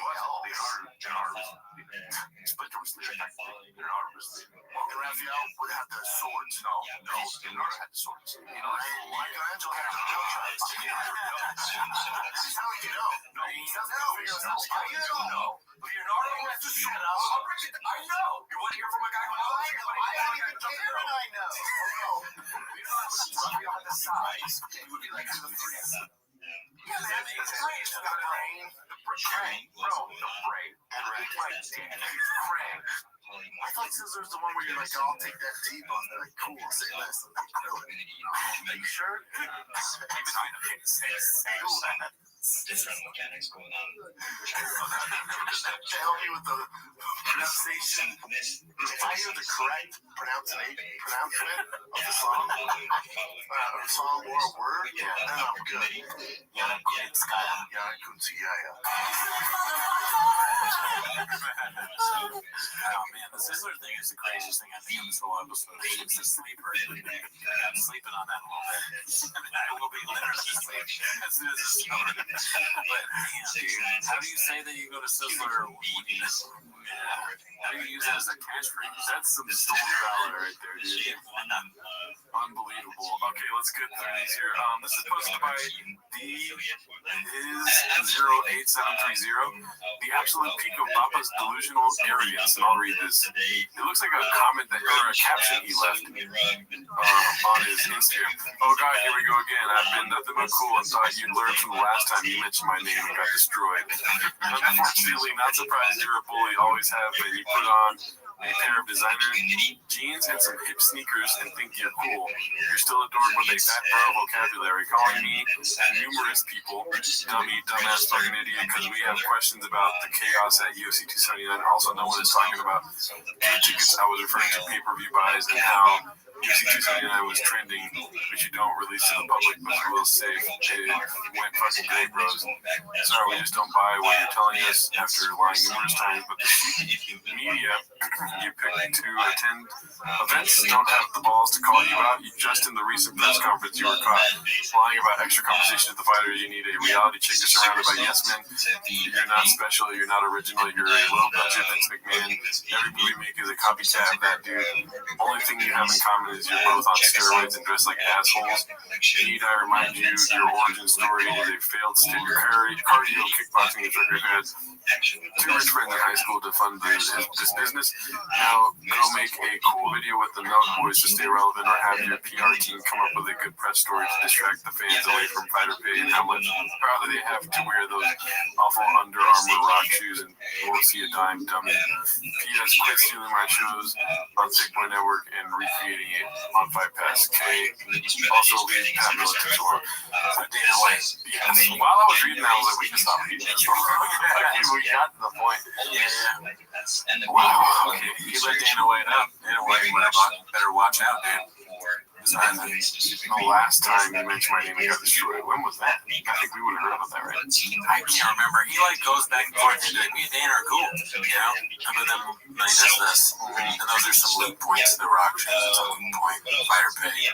Everybody talks about that, but I guess in a way it's good. Okay, so now revisiting the Virgin posted by OK Donut 617. Brendan lecturing childless plus 25-year-olds to grow up.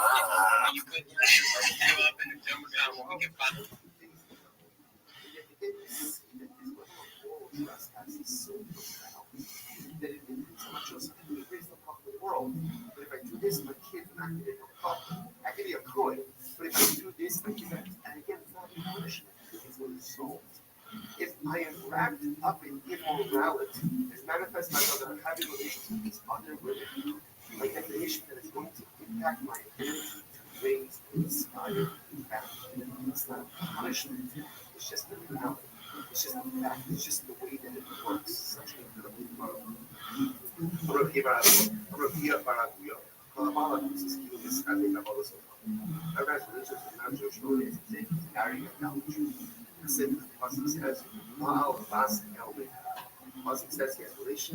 This bitch is hot as fuck.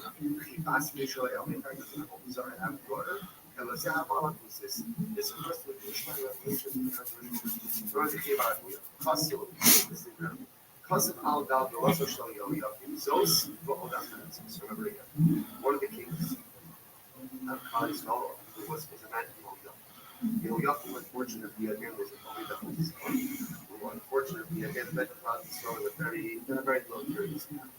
Part of this punishment was that they never told him that. So it was written on the scroll of Yehoiakim, Zos v'od acheres. This will happen to you, and another thing will happen. You'll see that it was going to happen. Mark tells an incredible story. Zikino to be prayed up.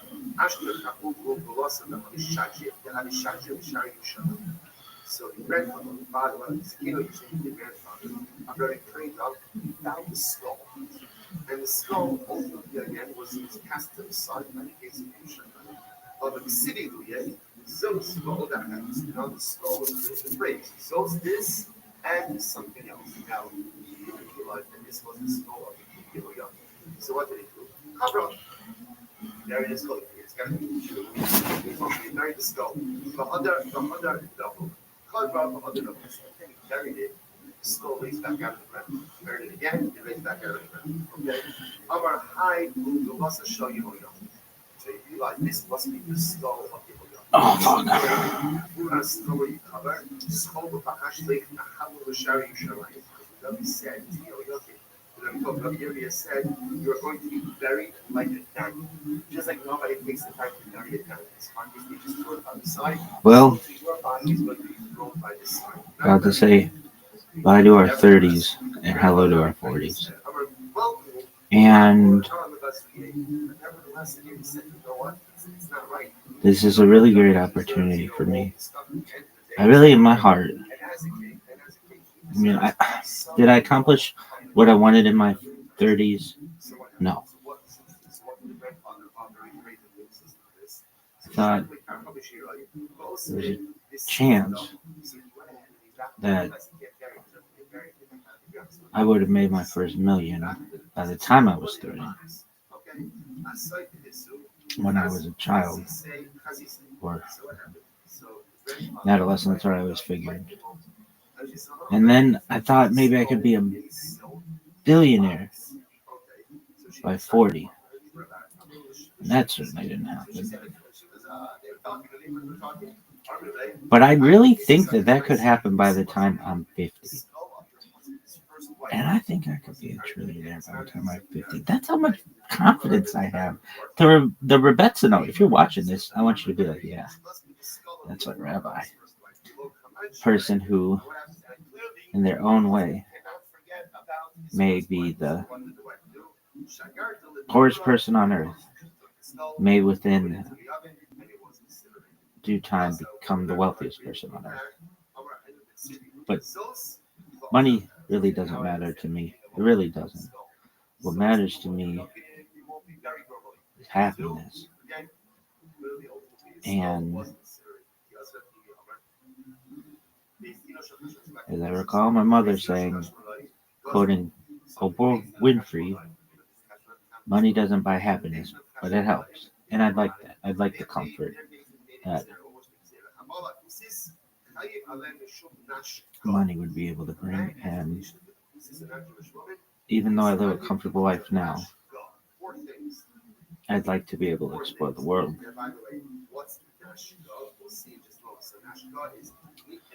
With that said, another thing, even more important than money, far more important than money, I thought there might be a chance that I might have a family by now. I was anticipating it prior to undergoing this story that I've created. And I don't. And I'm okay with that. You would ask any of my friends when I was a young adult, I would tell them, I don't want to get married until I'm well established, and I don't care if that's even when I'm 50 years old. And they would nobody talked like that. And I just knew the uphill battle I would be facing just in life. And I didn't want to do it until I could absolutely know that I had secured generational wealth, not just for a few generations, but for as long as is necessary. And I don't have a family. And so I probably shouldn't embark on the next major challenge of my life, but I am going to anyway. According to tradition, one should be 40 years old and have had children before studying Kabbalah. And as of right now, neither of those things are true. However,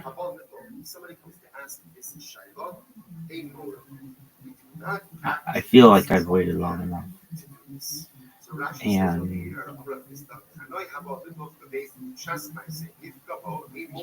if I never have children, God forbid, then why should I never be able to study Kabbalah?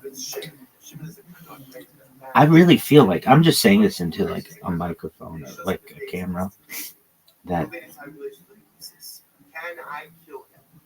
I say it with as much confidence as I've ever said anything in my entire life. I think I will be the greatest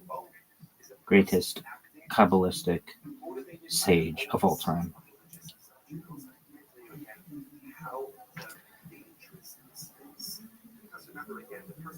And I really think that.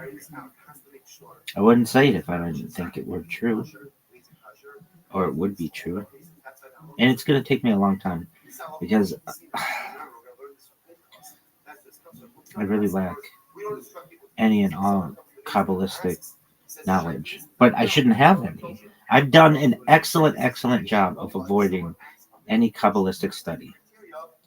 I study Gemara, study Chumash, but I have stayed away from Kabbalah as much as I really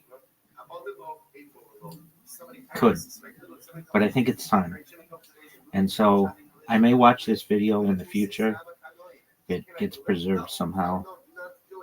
And I'm going to work every single day for the rest of my life on studying just something with Kabbalah, whether it's watching a documentary or a podcast or reading it, of course, or even just learning one new thing about Kabbalah that I didn't know previously. If I could do that for the rest of my life, I'll beat everybody. I'll beat Rabbi Sachs. I'll beat Rabbi Feinstein. I'll beat Rabbi Miller. I'll beat the Chafetz Chaim. I'll beat the Vilna Gaon. I'll beat all the Lubavitchers. I'll beat all the Breslovs. And it's not a competition because I know I'm going to win.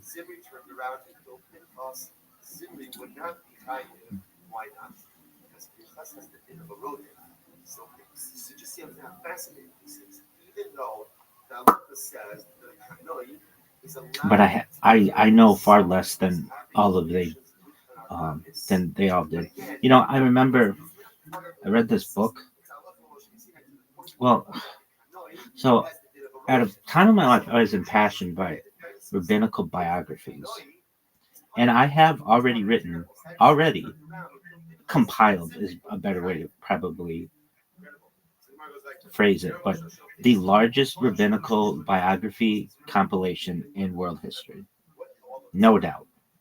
It's longer than the Talmud. It's an encyclopedia like compilation of simply rabbinical biographies and only Orthodox rabbis. And I did this more than half a decade ago, and I still have it. And I remember one of the things that I did with it was there's some extreme, the most powerful rabbis, some of the most powerful rabbis in the world. I was before them, and we were talking about some of my studies related to my education, specifically my rabbinical education. And I said to them, you know, I've always been curious as to what the most common name, first name of a rabbi is. They looked at each other, and I had stumped them. I know I had stumped them. And so I pulled out of my breast pocket a chart that I had made, because I had compiled essentially every rabbi going back to Aharon Rabbeinu. I mean, everybody. And I asked them, I remember asking them, so what do you think the answer is? And some of them said Moshe. Some of them said Aharon, perhaps. And I was very proud that, like, this was not a thing that was known within all of Judaism. Over, at that time, 5,700 years of our history. Nobody had compiled this. There was no way to have done it. And using various resources, I took all the names of all of the rabbis. And it depends, because I even told them that it depends how strict you're going to be on how you define a first name. Like, do they have to all be spelled exactly right? Or would Moshe and Moses be equivalent?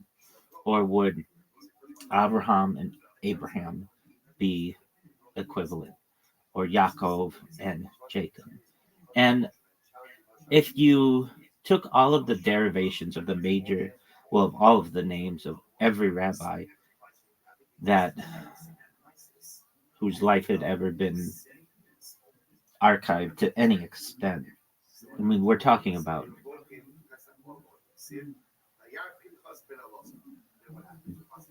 some famous individuals, but also just individuals perhaps in a small shtetl in Eastern Europe at some point. The brother of my grandfather, Pinchas was the son of Elazar, the grandson of Aaron. So Moshe Rabbeinu was his great uncle. So brother of my father's father. You taught us. You taught us. What would be the most popular name? And Moshe, you taught us a halach, literally a halach of Moshe Sinai. You came down from our Sinai and you taught us the following halachah. If a man has relations with a Jewish woman, you're allowed to kill her. But again, with all the qualifications, that's right. The act, everything else. again, I'm perfectly imperfect. And I just misspoke.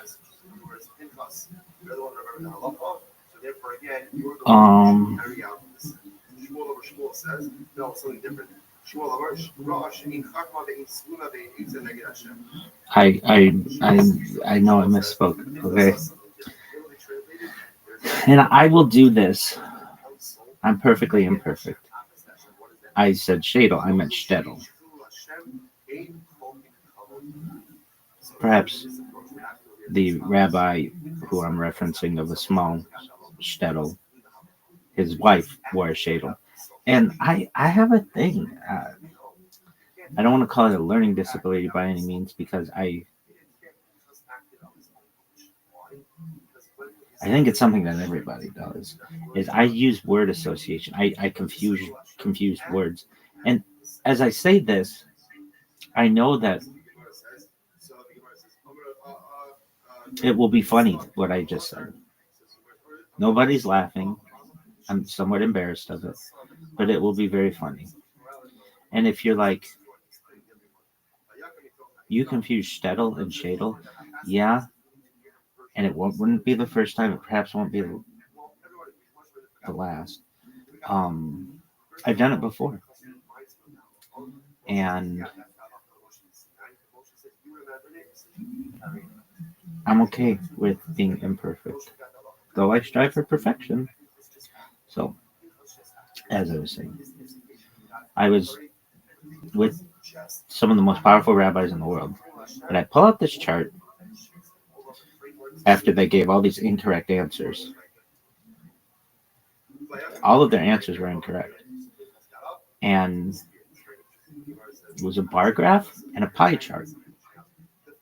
And I explained to them that if you use all the derivations of the most famous rabbis, everyone from the most famous rabbis to just rabbis who had just barely made an impact on society. I think I did it up until the 20th century, something like that. Like, not necessarily. I didn't. I think it was something like that. Like I had a timetable on it. I asked them, so who do you think it is? And they didn't know. And I said,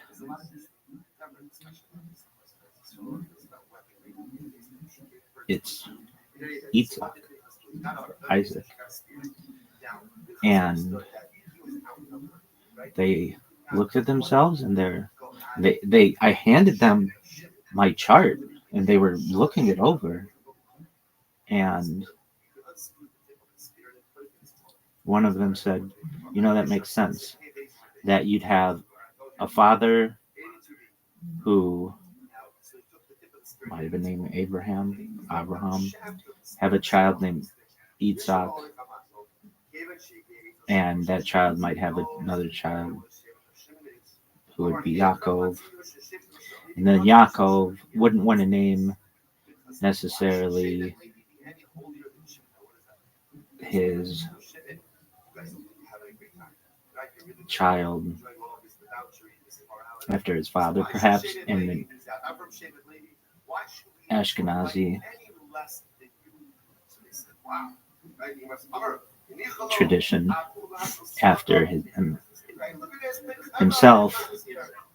So he might name him after his father who had died, who might be Yitzhak. And then that child would have the option of perhaps naming their child anything they want. But it just came down to the fact that since we kind of surmise like Yitzhak was a important character in Jewish history, but also the fact that he sits in the middle between Abraham and Yaakov. That became a very common name of rabbis throughout Judaism, and no one else knows this except those rabbis, and like very few people know this. I have had to communicate this to everyone within Judaism. No one knew this before I knew it. So anyway, and that name means hilarious, laughter. It can mean a lot of things, but it makes me even ponder my own name, what my Hebrew name, and how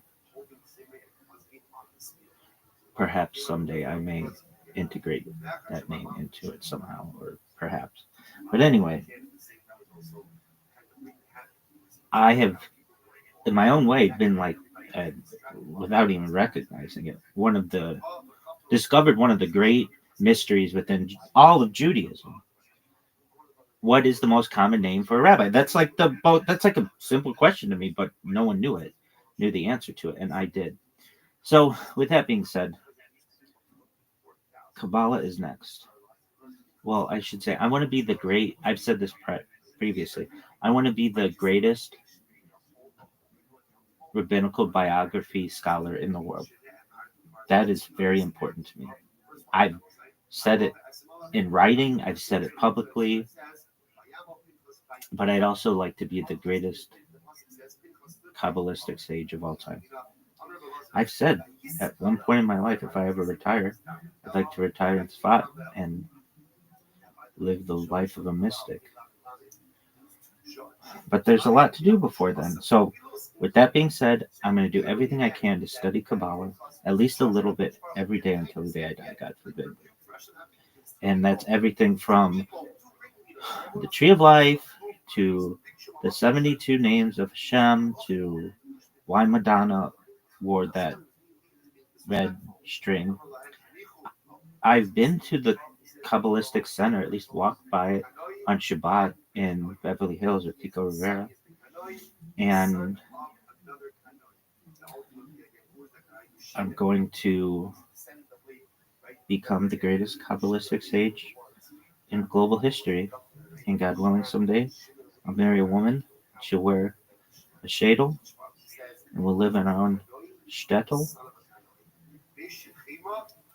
perhaps in the Judengas, perhaps many shtetls of the world.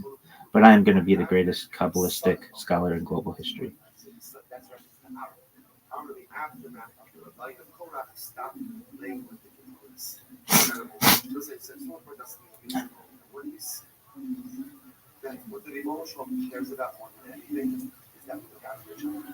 Well,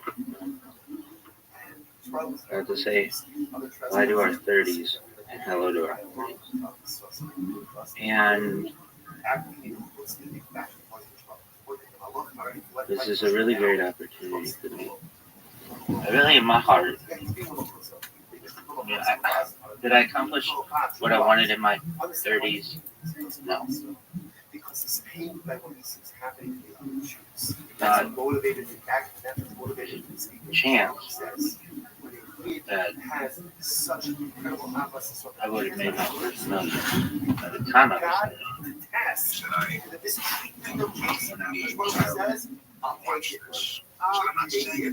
Adolescent forever. And then I thought maybe I could be a billionaire by 40. That's what I didn't. But I really think that could happen by the time I'm 50. That's how much confidence I have. So the Rebecca note, if you're watching this, I want you to do that. Yeah. Person who, in their own way, may be the worst person on earth, may within few times become the wealthiest person on earth. But money really doesn't matter to me. It really doesn't. What matters to me is happiness. I get in the gown or whatever it is, and I lie in the tube. They do it again, and it looks the same. That's all my mother saying. Such minuscule Put in growth that it's not the the whole concern. grid So I'm thinking, great. when he doesn't buy happiness. That helps. And I'd like to Another 6 months. Well, that went on 2 more times. Way, I didn't know that. I was not out of the woods until 4 stands. Wow. even though I live a comfortable life now, We're going to go to Lake Charles County after I'd like to be able to travel the world. Nice job. But to drive away, That said, my rear view mirror at this guy, he's got the another thing, even more important than our mind, is that there might be a chance that I might have a family by now. As anticipated. And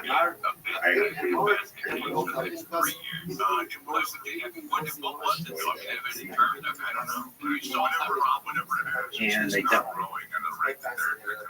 And I'm okay with that. If you were to ask any of my friends when I was young adult, I would tell them, I don't want to get married until I'm well established, and I don't care if that's even when I'm 50 years old. And they would like, nobody talked like that.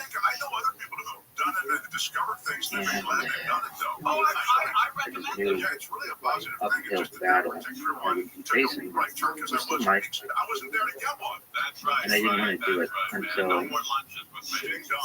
I could absolutely know that I had secured generational wealth, not just for a few generations, for as long as and I don't know. So I probably shouldn't embark on the next major challenge of my life, but I am going to anyway. According to tradition, one should be 40 years old and have had children for spending football. As of right now, neither of those things. However, those are the headlines. I'm sharing the rarity. I feel like I've waited long enough. I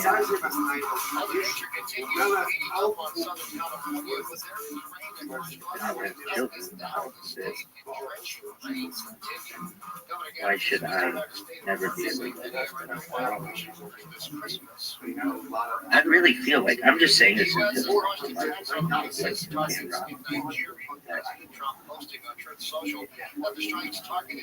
I say it with as much confidence as I've ever said anything in my entire life. I think I would be the greatest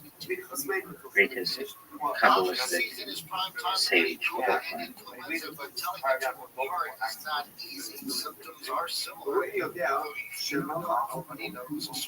And I really think that. I wouldn't say it if I didn't think it was true. Or it wasn't true. And it's going to take me a long time. Because I really lack any and all Kabbalistic knowledge. But I shouldn't have it. I've done an excellent job of avoiding any Kabbalistic studies. Study Gemara, study Chumash, but I have stayed away from Kabbalah as much as I really could. But I think it's time. And so I may watch this video in the future if it gets preserved somehow. And I'm going to work every single day for the rest of my life to study just something with Kabbalah, whether it's watching documentary or podcast or reading it, of course, or even just learning one new thing about that I didn't know. I could do that for the rest of my life. I'll beat everybody. I'll beat Rabbi Sachs, I'll beat Rabbi Feinstein, I'll beat Rabbi Miller, I'll eat crime, I'll eat the bone, I'll eat all the barbitures, I'll eat all the breast logs. It's not a competition. I know I'm gonna win. The latest info about COVID-19 vaccines at getvaccineanswers.org. It's up to you. Brought to you by iHeartRadio and the Ad Council. The free iHeartRadio app is But I know far less than all of the than they all did. You know, I remember I read this book. Well, I don't know, I was impassioned by rabbinical biographies. And I have already compiled, is a better way to probably phrase it, but the largest rabbinical biography compilation in world history. No doubt. It's longer than the Talmud. It's an encyclopedia like compilation of simply rabbinical biography. And only Orthodox rabbis. And I did this more than half a decade ago, and I still have it. And I remember one of the things that I did with it was there's some extreme, the most powerful rabbis. Some of the most powerful rabbis in the world, I was before them. And we were talking about some of my studies related to my education, specifically my rabbinical education. And I said to them, you know, I've always been curious as to what the most common name, first name of a rabbi is. They looked at each other, and I had stumped them. I know I had stumped them. And so I pulled out of my breast pocket a chart that I had made, because I compiled essentially every rabbi going back to everybody. And I asked them, I remember asking them, so what do you think the answer is? And some of them were Moshe,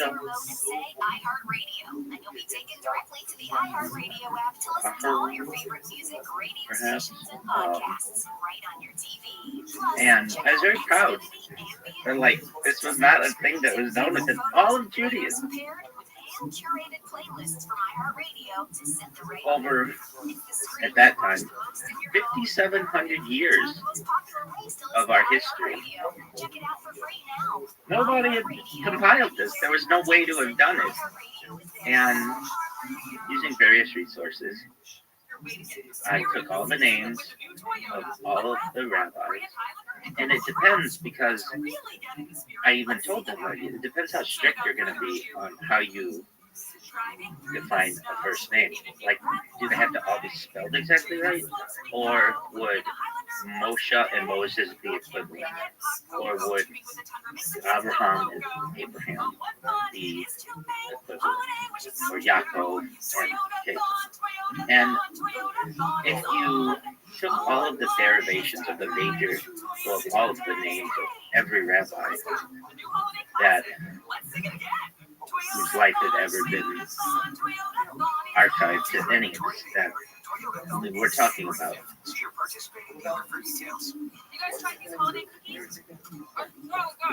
some famous individuals, but also just individuals perhaps in a small shade of Eastern Europe at some point.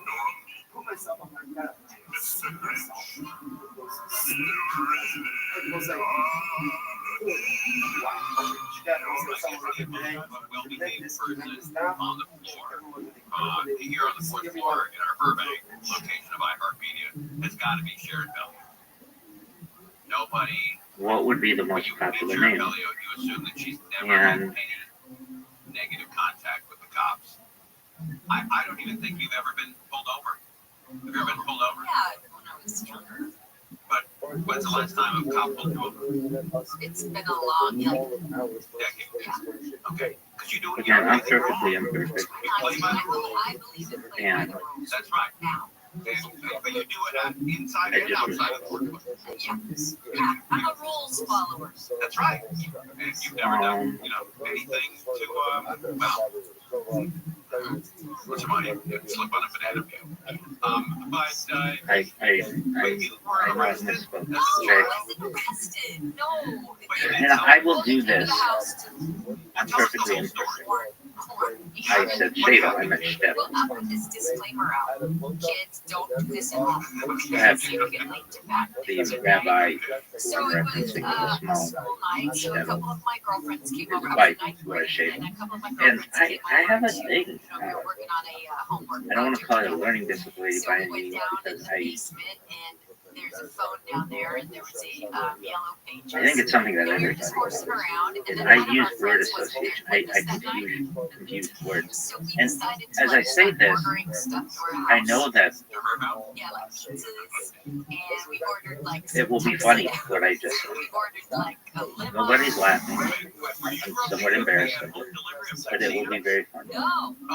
And if you're like, We placed orders with all these like you confuse Shtetl and Shadel, like, and yeah, we were just cracking. and it wouldn't be the first time, perhaps won't be So the they would take the order, and we were making the order just outrageous. We wanted like I've lime done it green before. tuxedos. And they were talking, And I'm gonna need 3 lime green tuxedos. So they're taking all our information. I'm okay And we with ordered being pizzas, imperfect. and we ordered like So some I start fish, with and we ordered all kinds of stuff.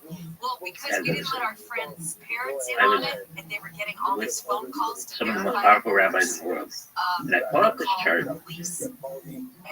after they gave all these incorrect Then answers. when they went to the 3 of things, I don't know how All of their answers were incorrect. but they went and my other And friends denied it. But when they a bar graph and a pie found chart. it, I admitted it was me. And I explained to them that use all the derivations of the Made me call all the businesses most famous that called rabbis. and apologized. Everyone from the most famous rabbis, just rabbis who have just Actually, the businesses barely were like, oh, they caught you made finally.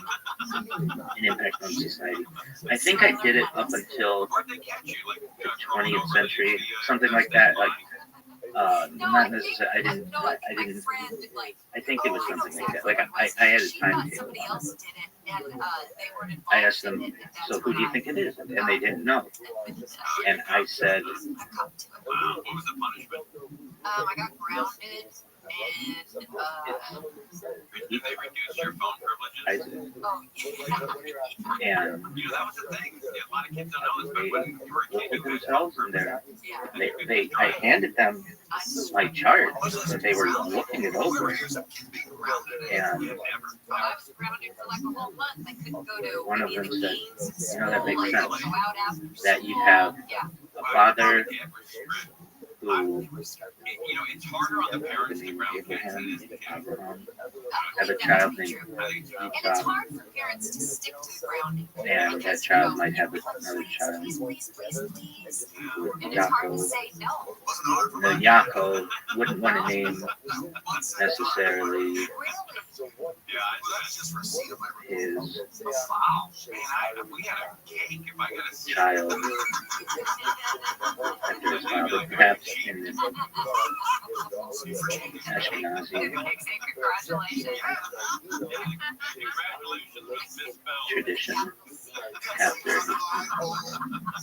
himself, so he might name him after his father who had died, who might be himself, and then that child would have the option of perhaps naming their child anything they want, but it just came down to the fact that, and kind of surmised that Yitzhak was a important character in Jewish history, but also the fact that and we were in the studio sits in the city middle one between meeting about it, Abraham and we and found out Yaakov the that manager of the studio city that became a very common name of rabbis throughout Judaism, and no one else knows this except those rabbis, and like very few people. I have had to communicate this to everyone. No one knew this before. So, anyway, that name is hilarious. Laughter to mean a lot. And it makes me even ponder my own name.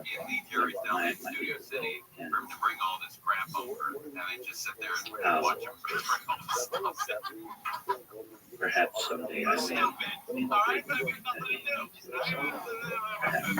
But anyway, I have, in my own way, been like, without even recognizing, discovered one of the great mysteries within all of Judaism. What is the most common name for a rabbi? That's like a simple question to me, but no one knew the answer to it, and I did. So, with that being said, Kabbalah is next. Well, I should say, I want to be the great. I've said this previously. I want to be the greatest rabbinical biography scholar in the world. That is very important. I've said it in writing. I've said it publicly.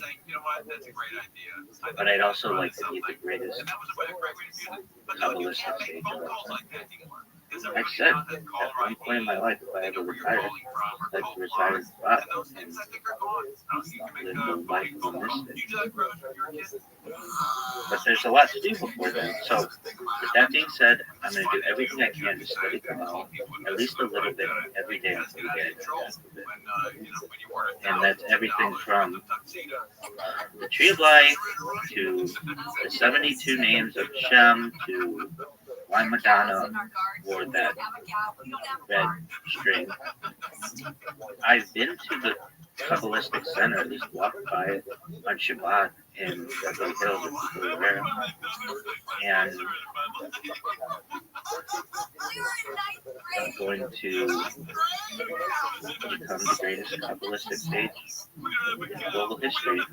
And God willing, someday, marry a woman, she'll wear shadel, we'll live in our own step.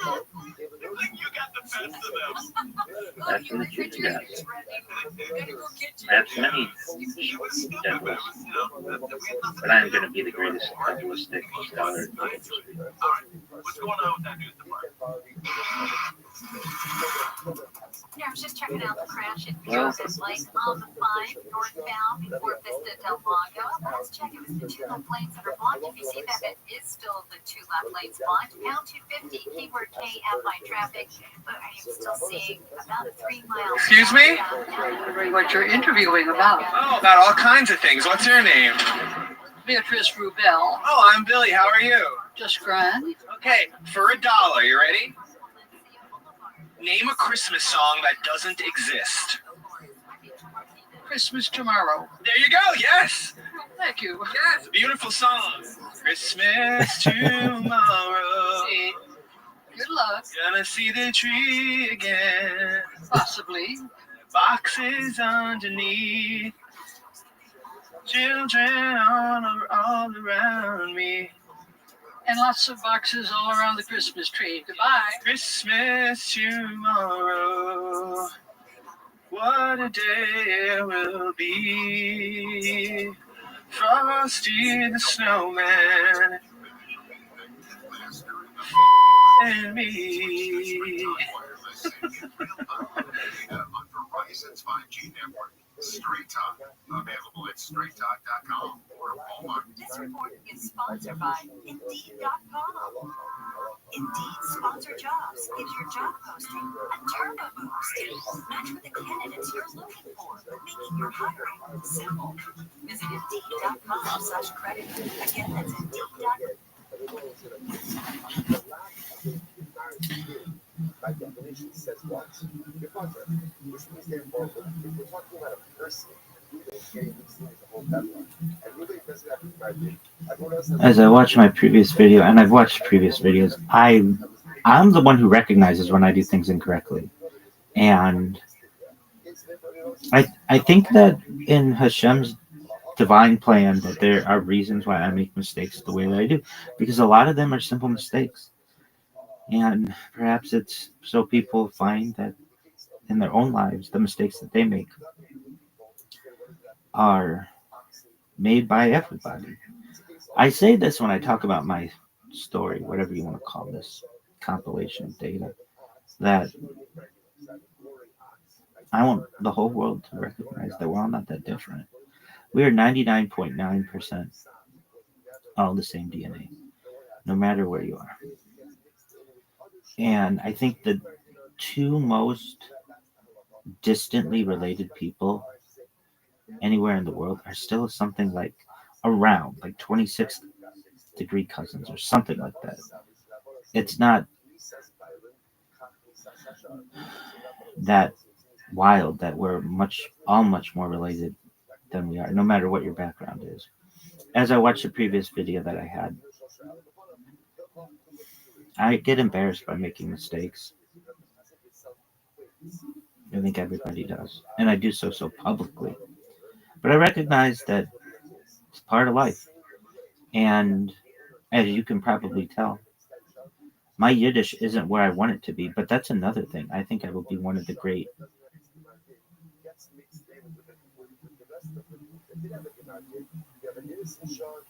linguists of Yiddish and one of the great pillars of Yiddishkeit in global history. I mean, I'm hard on myself. Like, oh, I used word association with two words, and it happens.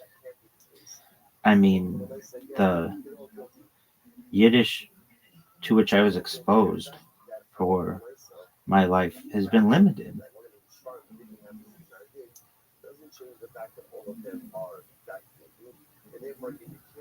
But it still exists. And my family, even going back to when I was a little child, used Yiddish. And we used other languages as well, but Yiddish was one of them that we used. And the more I'm exposed to it, the more important it becomes to me. And one day I'd like to speak primarily Yiddish. And I really look at my life and I'm like, wow, I'm of a normal person from where I am. Really about that halftime, folks. So this might be my own halftime speech that I'm giving myself, that I really need to improve in all my languages. English, certainly Hebrew, certainly Yiddish, certainly Aramaic,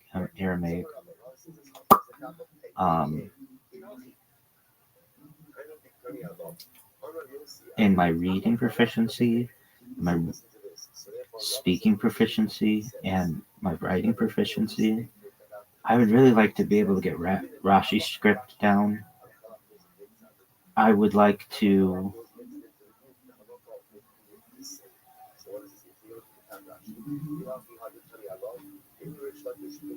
be a sofer of my own Torah. That's something, it's one of the 613 mitzvos, and I would like to be able to daven not just in Ashkenazi, but also Sephardic, and perhaps other Hebrew derivations as well. I want to learn everything. I want to know everything, and that's okay. Like, I can at least try. I need to work harder though at it. These live streams take up a lot of my life, and I haven't been able to study as much as I once did, or attend classes as much as I once did. I was once, I really mean this, the most active participant in the entire world prior to the pandemic in all of Yiddishkeit, in all of Judaism. I we're not supposed to count, but I was pretty darn near 666 straight days of shul attendance. We're not supposed to count, but nobody was beating me. And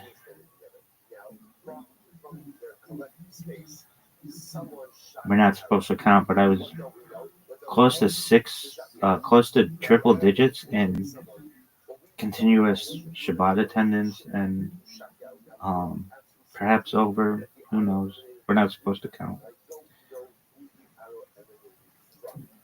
And I never miss a Chumash class. Absolutely do everything I can to never miss a Gemara class. And none of my peers were there. It was just really a bunch of old people generally. Because younger people had families and they were doing things, and I understand that. My rabbinic education has been unique.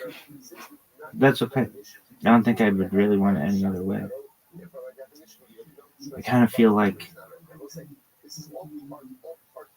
well, I was talking in a previous video about how I was reading a book, and then I went into, I'm the greatest rabbinical biography scholar of all time, and I'm not yet, but I think about this, and I'm like, okay, I, at times in my life, have been I feel, and maybe I'm not supposed to like rank this stuff, but the Rebet's notes, you all are gonna say, no, go on and tell them. I was, and perhaps still am in my heart, the most dedicated Jew on earth. In my shul attendance and my class attendance and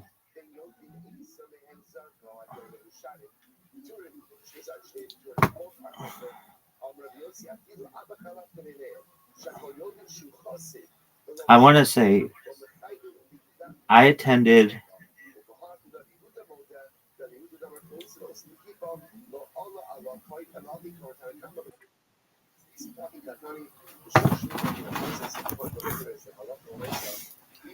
shul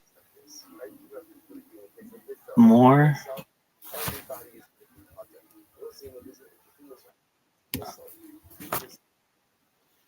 in a more dedicated fashion than anyone I'd ever known.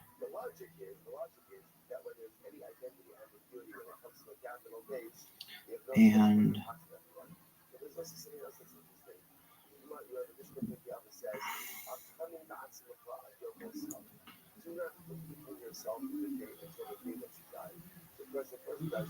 I can tell you that I have been extremely diligent at times in my life. Other times, I've been live streaming my life or whatever, but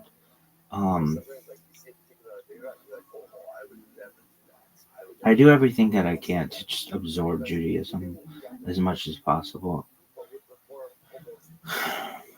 In a lot of ways. I mean, I'm imperfect, but I do it more than a lot of people. All right. Well, I was reading this book when I was like, I don't know. One of the things that inspired me to become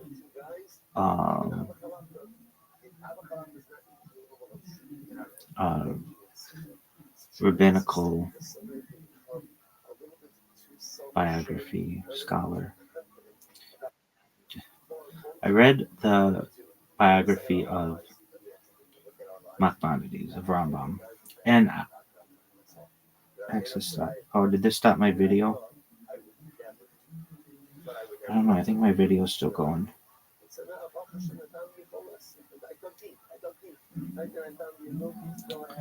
Okay.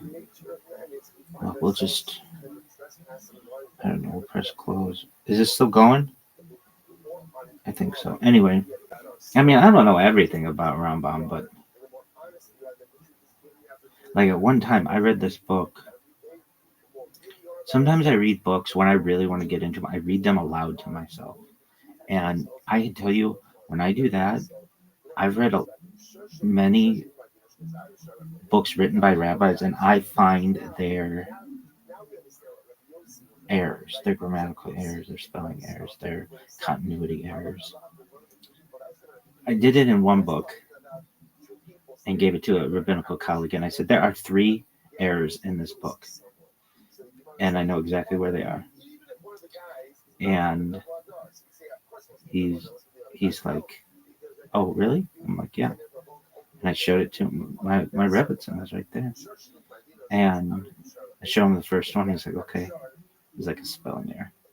Second one was like a grammatical error, something minor.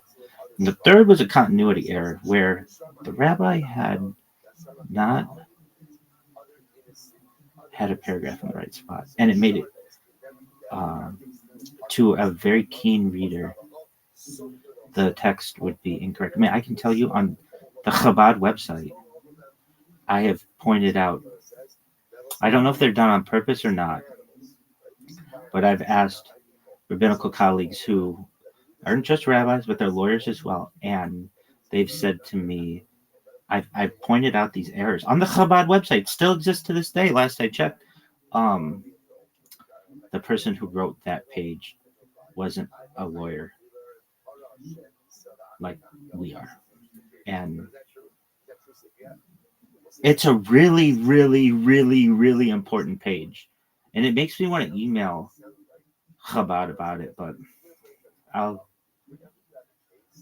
make them aware when needed. But it's super important. It's like the most important page, in my opinion. Like, it's so important. And there's an error on it, or an inconsistency, or some kind of issue. There's an issue. We'll just say that. Anyway, I read this other rabbi's book one time that I wanted to use the same diligence that I had read that previous rabbi. It was like the time I read a book right after that. And there were so many errors in this book, I couldn't even keep track. I was like, oh, wait. Didn't this guy like give this to his wife or somebody, or to look over? I mean, there were too many errors. There's small errors, but to count. And it made me realize, like, even the best rabbis who have like publishing houses and editors, they make mistakes. If they make mistakes, everybody makes mistakes. And I read other books, and some of them are very good. I've read rabbinic books written by rabbis, and they're pretty close to as perfect as I could make them. But they're few and far between. I recognize most every rabbi is making mistakes. And even those rabbis, I know things that they've done, and they are far from perfect. Far, far from perfect. So I recognize we're all imperfect. All right, well, I was reading this one book on Rambam, and I was not reading this book. I actually read this book, and I made a chart of all the words that I didn't know. And since Rambam was from Spain, he was born in Cordoba, and like his mother died during childbirth. Like, I remember, I haven't like delved into his life in a long time, but I remember a lot about him. And I remember a lot about him. He's very important to me. Rambam is really important to me, and he should be really important to you as well. He wasn't just a rabbi. He was a doctor. He was a scholar. He was an incredibly talented man, and he's an inspiration to me. I don't want to be just a rabbi. I want to be as much as I can be in this world. I want to be a doctor myself. I want to be a cardiologist. I want to be a gynecologist. I want to be an orthopedic surgeon, at least have that knowledge. I want to know everything there is in the world. It's just a passion of mine. And I know perhaps this might be happen in the future with some type of brain-computer interface or mind of wedding or something. But as of right now, that's a lot of work. But I know, like, I can't be too hard on myself. My shul attendance, top, when under normal circumstances, it's like my Discord usage. It's not the number 1%. It's not the 0.01. It's not the 0.1%. It's 0.01%. And I bet if I could get statistics, who does more Discord than I do? Who does more YouTube than I do? Like, if I can do something, I want to be the absolute best in it. It's like why do it if you're not going to be the best? And my class attendance was top 1%. My Chumash class attendance, Gemara class attendance, my Havrusa attendance, everything. I really feel like I in my own way, under normal circumstances, I keep kosher better than anybody on earth. I practice Shomer Nagia under normal circumstances better than anybody on earth.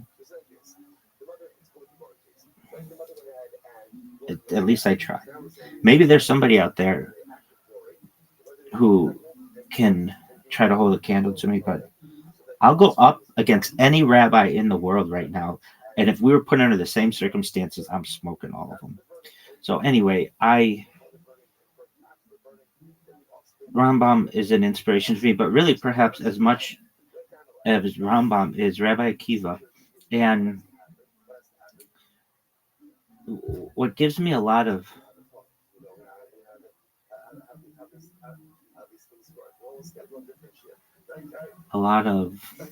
there's a word for which I'm looking. And this is hard to do on camera, and I got computers going and all other things. It gives me a lot of comfort. There's another word I want, but comfort works. Is that Rabbi Akiva did not start his Hebraic journey or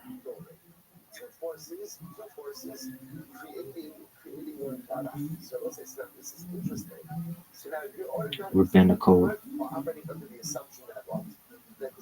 education until he was 40 years old. And so here I can say to myself, well, I know if you just, at least of the diaspora, I would say I know Hebrew better than of the diaspora. At least 50% of Jews, Yiddish better than 50% of Jews, but even probably closer to 90% of Jews, maybe 95% of Jews in some ways. Ladino, Aramaic, like I'm in the top majority of all Jews in my study of this, and I've just gotten started. I've had to manage all these other things of my life. I haven't been able to focus on these things. I never grew up in an Israeli city. I've never grown up in an Israeli city, so I had to make Israel wherever I am, and I continue to make it wherever I go. So if Rabbi Akiva was 40 years old when he began his undertaking, I'm in a really good spot.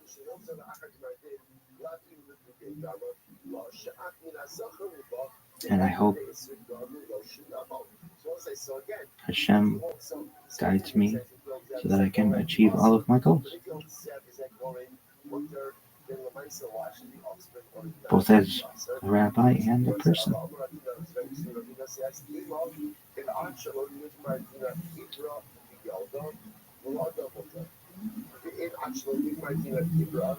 Fuck. It didn't save. Fuck. Well, I mean, it's saved on all that other shit.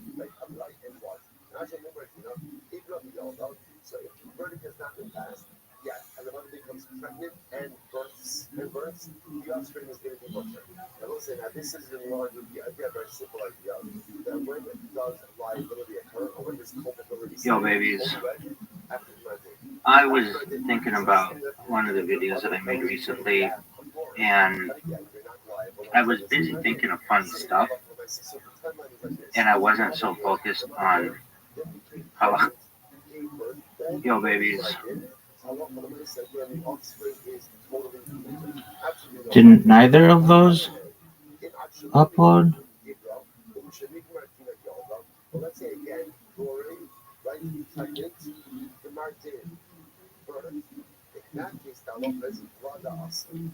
In that case, ultimately, again, the offspring is going to be awesome. I don't know Well, shit. There's another piece. What's the other piece? A fetus is considered to be Real? Low device storage. No, I get that. the mother is kind of the way the Martin is passed, so that the Martin involves upon the entirety of the mother. The Uber is reckoned as really again, really is like a thigh, like the leg of the mother. Right? So the fetus is considered to be a leg of the mother, and therefore Allah for myself is going to share the incredible. So don't say so there are a number of reports all of us that household here, which is first of all number one, in a case, let us look at this record. In a case where Allah for my secret murderer, you got next day, right? Let's say in the episode of the above, right? Let's say Shalom Nik Martino, we got next day with another group of Did it just crash and it lose my so what do you do in that thing? case? So let's say Ruben was accused of murder. I don't think this thing's saved, big dog. But basically didn't get the opportunity to literally pass in on his verdict. When he gets mixed in with the whole kind of actual. Well, fuck. So what's the halacha? So we pass it, but you cannot pass a verdict in extension. At least for now, that's how it passed it. But you can't pass a verdict in extension. And therefore, again, the only thing you can do with that level is exonerate all of them. Exonerate all of them. So that is indeed we end up asking really like. Well, that sucks. Really like that level. Okay, fine. So with that the case, for now, let's go back there. So the next one is. I mean, it should be saved on there. So in part one of the Mishnah, you have someone maybe guilty, but his environment wasn't passed. He gets in with the rest of the Kabbalah guilty parties. The next case the Mishnah was as follows. But let's say you have what you call guilty parties all mixed in together. But the difference is they have different death penalties. And we don't know who's supposed to get. Dude, I'll get it from that bitch. What do? You administer the most lenient death penalty to the entire family. Now, what was our problem? The machlokas, which is considered to be a more hammer or a more lenient. Where is it? So the Gemara says as follows. It's not there, big dog. Here's what's fascinating about this. What's fascinating about this is no one is disagreeing with the principle, right? So if you're the group of different murderers, all right, who get mixed in with each other, but yet they have different resources, different verdicts. Everyone agrees with the principle that you can execute them all, right? Using the most Media not uploaded. So what's interesting about this is as follows. In order to go to the what do you need hasra. The hasra usually includes the very form of death with which you're going to execute the person. So how can you give someone a lesser death penalty without give them hasra for that death penalty? So this is a very important result, which is well, guess what? That's why I create extras. By definition, we're going to administer something more lenient. The way it works, so once you receive hasra for a more common death penalty, then automatically makes you more for the rest of death penalty. All right, I'm asking you, what's the case over here? All right, so let's see if this bitch works. They said, if you do this, you're going to divide up your death penalty. But what? They didn't say which death penalty. Interesting. It was the high penalty, and this reflects the following. The Sanya, the Shah Hadith, social material, in the recent also elevated, for any Hadith resource. Like, for any for example, the infection very close and actually check having results خصوص نیست چرا اسرار در مورد آن سکولاس هستند where you see this but basis that colloquial cites others to worship Abu Zara he is the exception to the entire rule. Everyone else needs hasra. A basis does not require hasra. Or because Allah provides essentially we throw the book at the basis. So interestingly enough, everyone else, Shah having the social Torah, aid of the least also elevate. So number one, you can only adjudicate the case in the basis of 23. That's number one. Number two, the Aiden, you also need witnesses, the hasra. And Allah provides hasra. So this is again, this is Aiden 101. Or I should say, Nisan Bateman 101. Or if they exclude someone, number one, they have to be judged in the basis of 23 centimeters covered. Number two, they have to be Aiden. Number three, they have to be hasra. And we'll say that. She was highly criticized uncomfortable.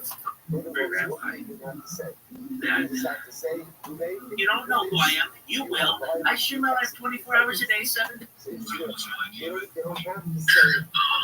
good job, guys. That's a good job.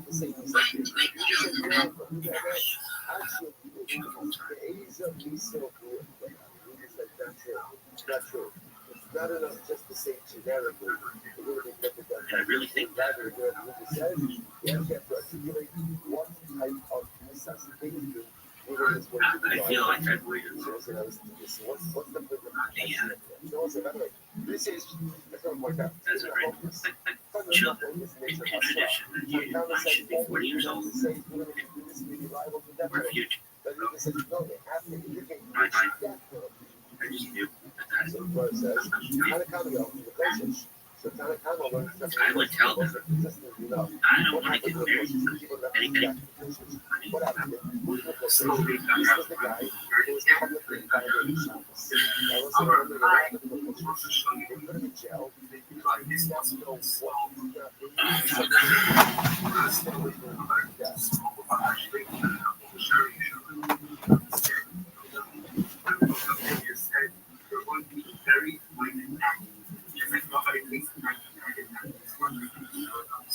Well,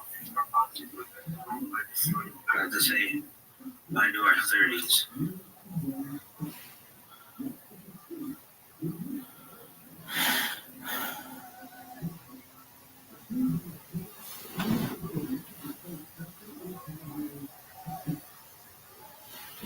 Yo, babies, I just spoke for 40 minutes and my videos didn't upload, but because I'm so sick, I think I'm going to be able to get some of the archives. Like, I'll get everything. Anyway, so you're going to see what I was going to upload. I'm trying to think anything else that I didn't include.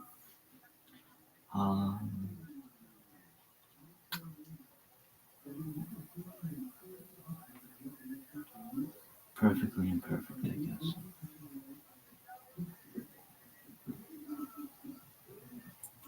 Yo, babies, I just...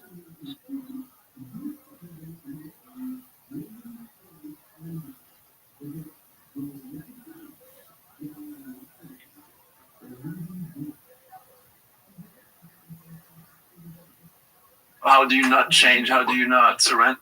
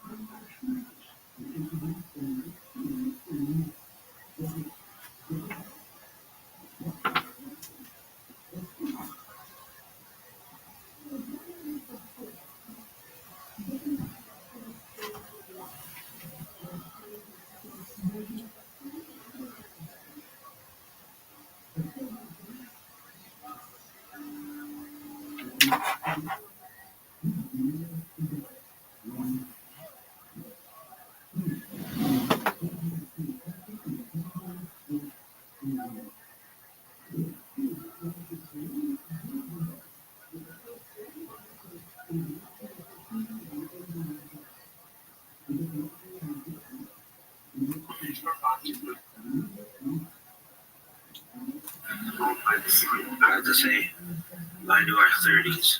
and hello to our 30s. And this is a really great opportunity for me. I really am not hard. Did I accomplish what I wanted in my 30s? No.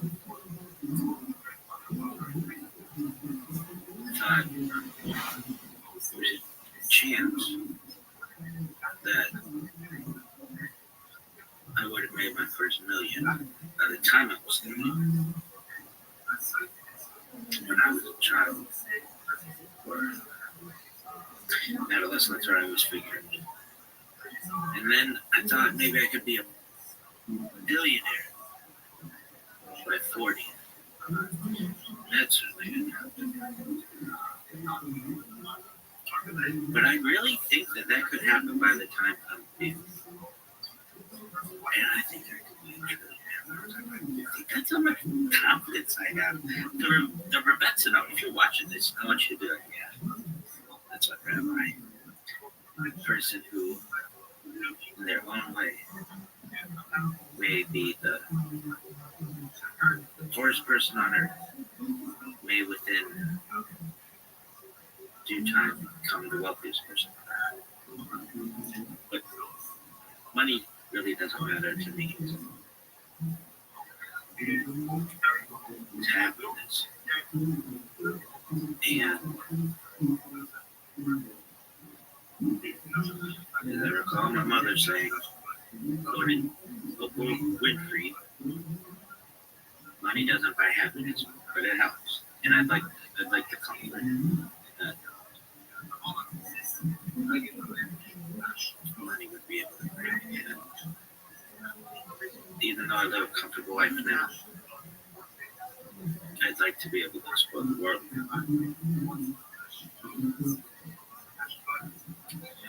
That said, another thing, even more important than money, far more important than money, that there might be a chance that I might have a family right now. I was anticipating prior to undergoing this story that I've created. And I don't. And I'm okay with that. You were to ask any of my friends when I was a young adult, I would tell them, I don't want to get married until I'm well established, and I don't care if they're even 50 years old. And they would nobody talked like that. And I just knew the uphill battle that I would be facing just in life. And I didn't want to do it until I could absolutely know that I had secured generational wealth, not just for a few generations, but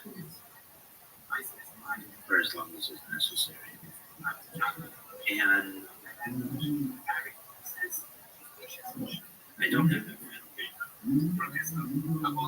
And so I probably shouldn't embark on the next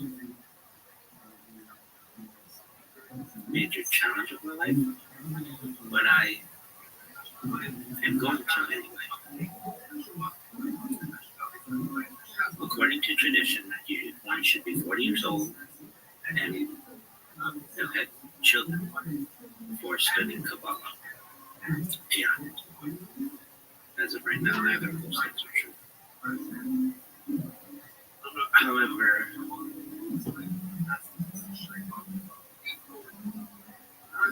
I feel like I've waited long. And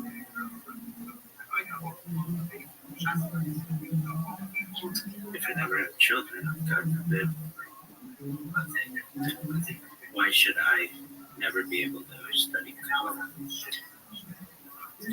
I really feel like I'm just saying this into the camera. That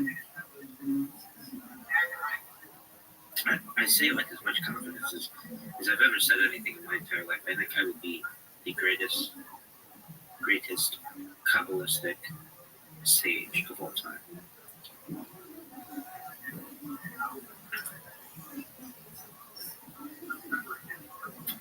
really think that. I wouldn't say it if I didn't think it were true, or it would be true. And it's going to take me a long time because I really lack any and all Kabbalistic knowledge, but I shouldn't have it. I've done an excellent job of avoiding any Kabbalistic study. I study Gemara, study Chumash, but I have stayed away from Kabbalah as much as I really could. But I think it's time. And so I may watch this video in the future, midterm somehow, and I'm going to work every single day for the rest of my life on studying just something with Kabbalah, whether it's watching a documentary or a podcast or reading it, of course, or even just learning one new thing about Kabbalah that I didn't know previously. If I could do that for the rest of my life, I'll beat everybody. I'll beat Rabbi Sachs, I'll beat Rabbi Feinstein, I'll beat Rabbi Miller, I'll beat the Chofetz Chaim, I'll beat the Gaon, I'll beat all the Lubavitchers, I'll beat all the Breslovs. It's not a competition because I know I'm going to win.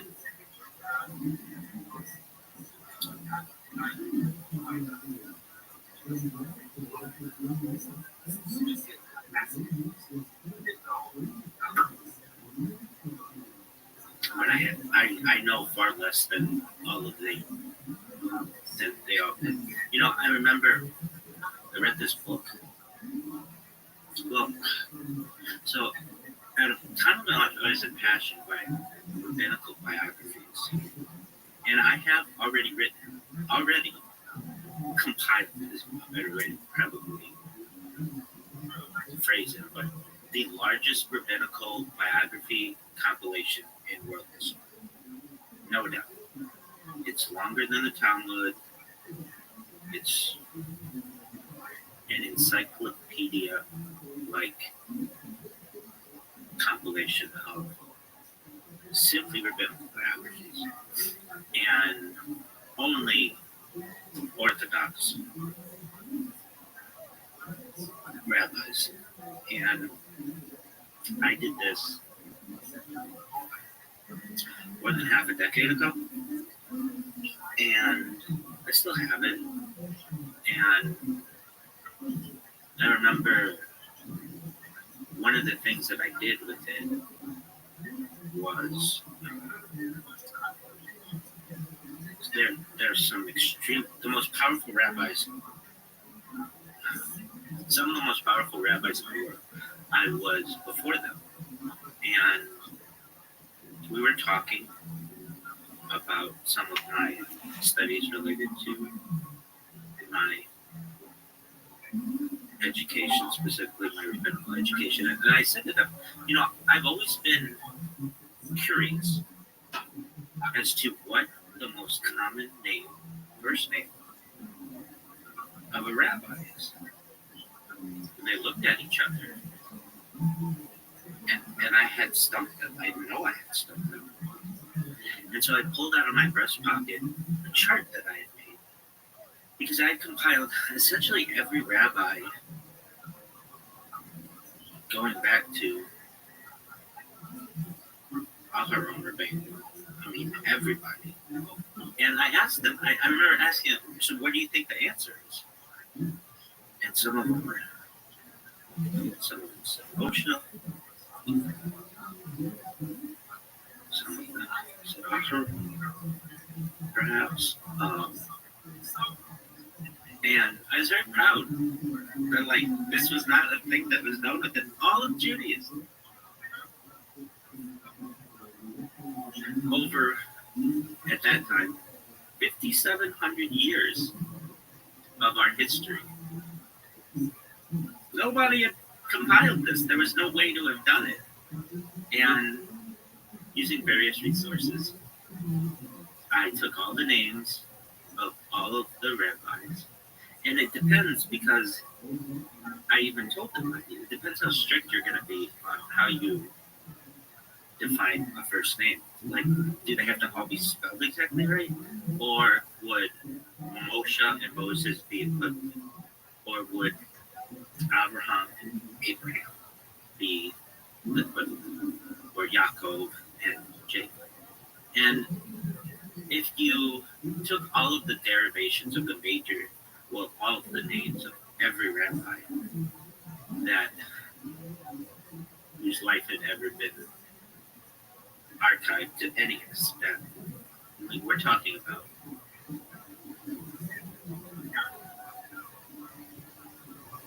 some famous individuals, but also just individuals perhaps in a small shade of Eastern Europe at some point.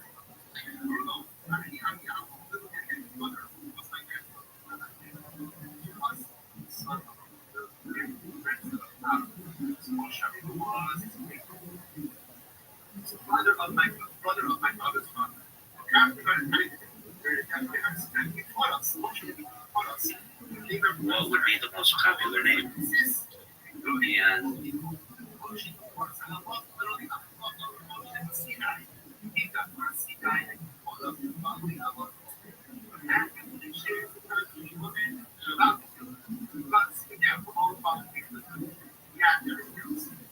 again, I'm perfectly imperfect.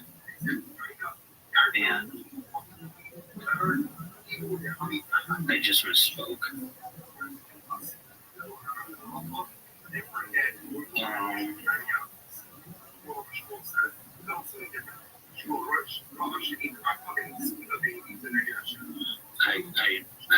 I know I misspoke. Okay.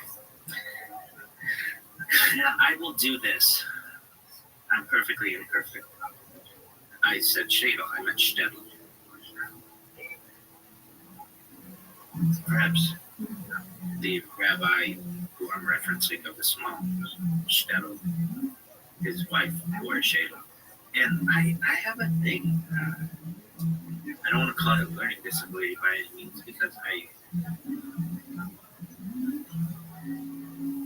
think it's something that everybody does. Is I use word association. I confuse words. And as I say this, I know that it will be funny what I just said. Nobody's laughing. I'm somewhat embarrassed of it, but it will be very funny. And if you're like, you confuse Shtetl and Shadel, yeah. And it wouldn't be the first time, perhaps it would be the last. I've done it before. And I'm okay with being imperfect. Though I strive for perfection. So, as I was saying, I was with some of the most powerful rabbis in the world. And I pulled out this chart after they gave all these incorrect answers. All of their answers were incorrect. And it was a bar graph and a pie chart.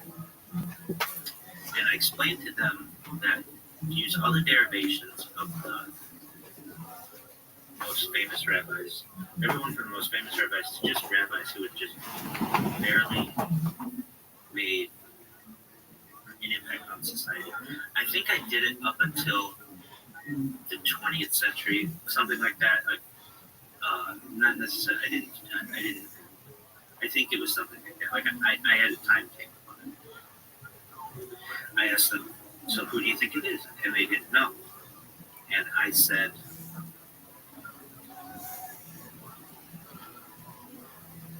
it's Isaac. And they looked at themselves, and I handed them my chart. They were looking it over, and one of them said, "You know, that makes sense. That you have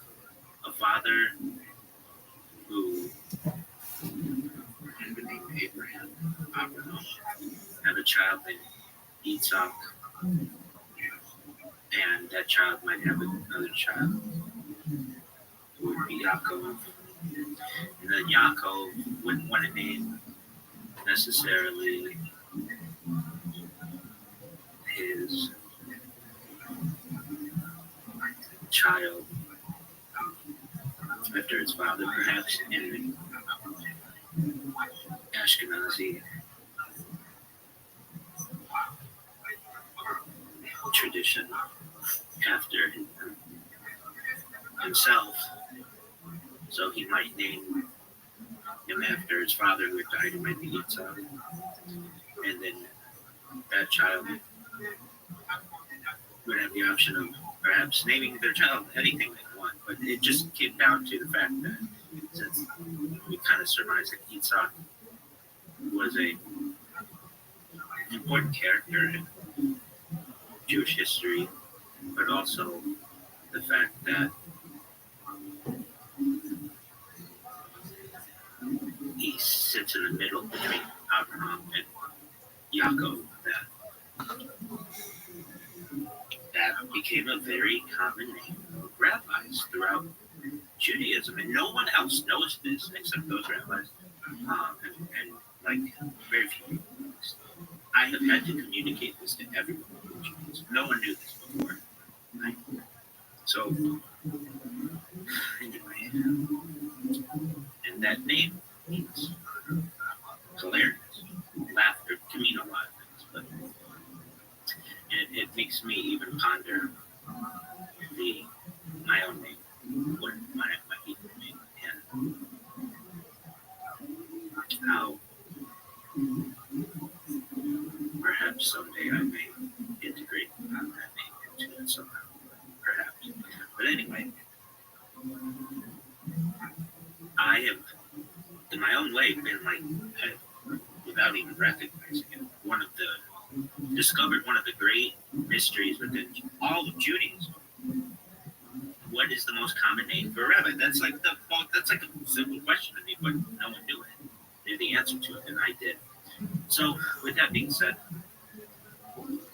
Kabbalah is next. Well, I should say, I want to be the great, I've said this previously, I want to be the greatest rabbinical biography scholar in the world. That is very important to me. I've said it in writing, I've said it publicly, but I'd also like to be the greatest Kabbalistic sage of all time. I've said at one point in my life, if I ever retire, I'd like to retire in Tzfat and live the life of a mystic. But there's a lot to do before then. So, with that being said, I'm going to do everything I can to study Kabbalah, at least a little bit every day. And that's everything from the Tree of Life to the 72 names of Hashem to why Madonna wore that red string. I've been to the Kabbalistic Center, at least walked by it on Shabbat in Beverly Hills and Pico Rivera. And I'm going to become the greatest Kabbalistic sage in global history. And God willing, someday marry a woman. She'll wear a shadel. We'll live in our own shtetl. Perhaps in the Chudagas. Perhaps many shtetls. But I'm going to be the greatest Kabbalistic scholar in global history.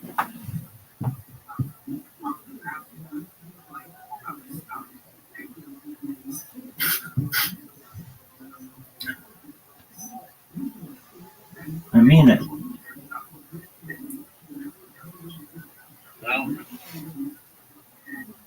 have to say, why do our 30s? Hello to our mama.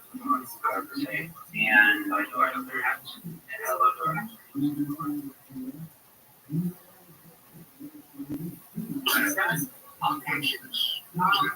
Under, because everyone who fits in.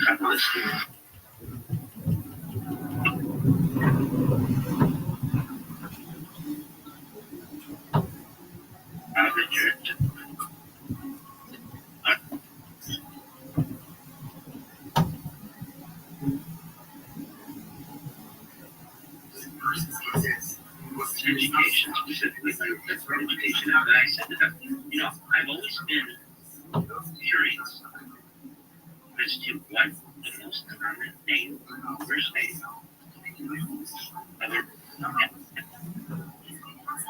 and some of them are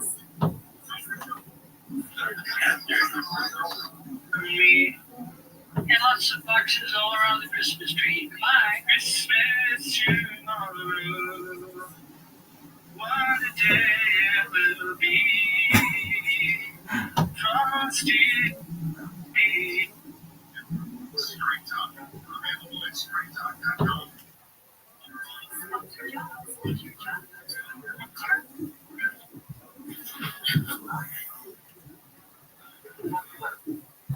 As I watched my previous video, and I've watched previous videos, as I watched my previous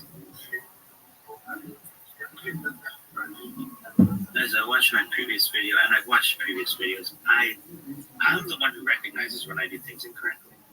And I think that in Hashem's divine plan that there are not many mistakes the way that I do, because a lot of them are simple mistakes. And perhaps it's so people find that in their own lives, the mistakes that they make are made by everybody. I say this when I talk about my story, whatever you want to call this, compilation of data, that I want the whole world to recognize that we're all not that different. We are 99.9% all the same DNA, no matter where you are. And I think the two most distantly related people anywhere in the world are still something like around, like 26-degree cousins or something like that. It's not that wild that we're all much more related than we are, no matter what your background is. As I watched the previous video that I had, I get embarrassed by making mistakes. I think everybody does, and I do so publicly. But I recognize that it's part of life, and as you can probably tell, my Yiddish isn't where I want it to be, but that's another thing. I think I would be one of the great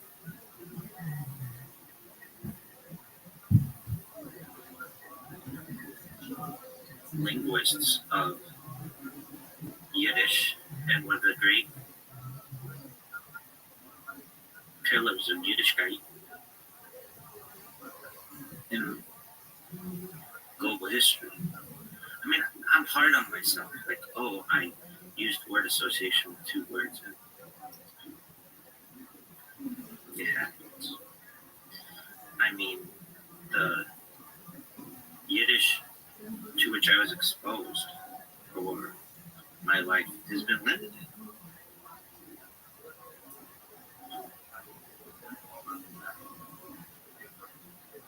But it still exists. And my family, even going back to when I was a little child, used Yiddish. And we used other languages as well, but Yiddish that we used. And the more I'm exposed to it, the more important it becomes to me. And one day I'd like to speak primarily Yiddish. And I really look at my life and I'm like, wow, of a normal person from where I am. I live up at halftime, folks. So this might be my own halftime speech that I've given myself that I really need to improve in all my languages. English, certainly Hebrew, certainly Yiddish, certainly Aramaic,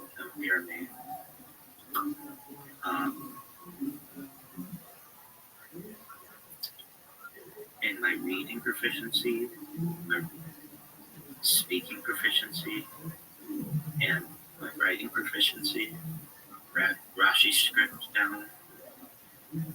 I would like to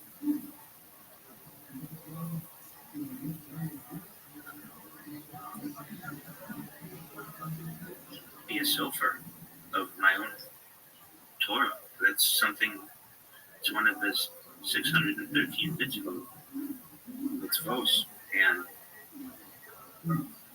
I would like to be able to daven not just in Ashkenazi, but also Sephardic, and perhaps other Hebrew derivations as well.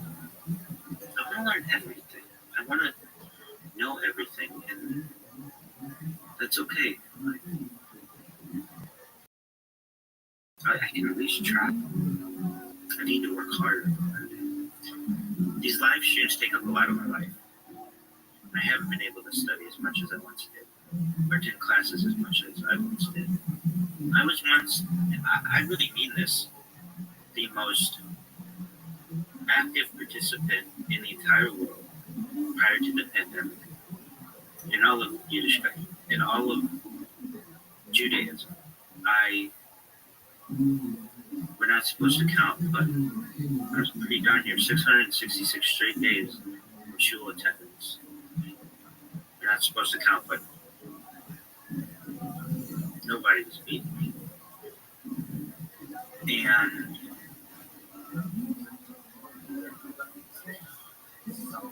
we're not supposed to count, but I was close to triple digits in continuous Shabbat attendance, and perhaps over, who knows, we're not supposed to count. And I never miss a Chumash class. Absolutely do everything I can to never miss a Gemara class. And none of my peers were there. It was just really a bunch of old people, generally. Because younger people had families and they were doing things, and I understand that. My education has been unique. That's okay. I don't think I would really want it any other way. I kind of feel like, well, I was talking in a previous video about how I was reading a book, and then I went into, I'm the greatest rabbinical biography scholar of all time, and I'm not yet, but I think about this, and I'm like, okay, I, at times in my life, have been I feel, and maybe I'm not supposed to, rank this stuff, but the Rebbetzin notes, you all are going to say, no, go on and tell me. I was, and perhaps still am in my heart, the most dedicated Jew on earth. In my shul attendance and my class attendance and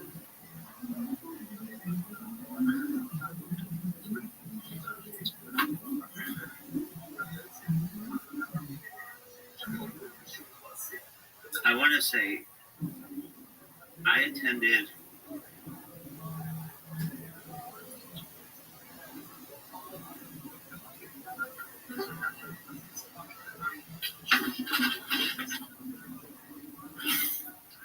shul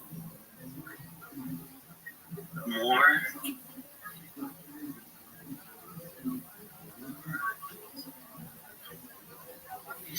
in a more dedicated fashion than anyone I'd ever known.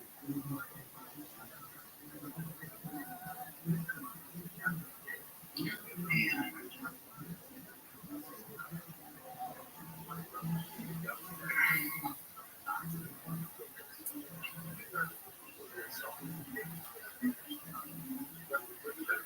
I can tell you that I have been extremely diligent at times. Other times, I've been live streaming my life or whatever, but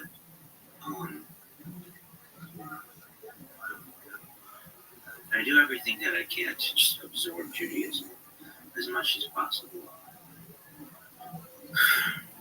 In a lot of ways, I'm not been perfect, but I do.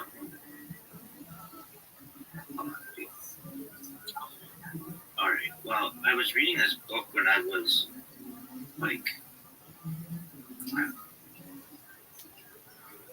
one of the things that inspired me to become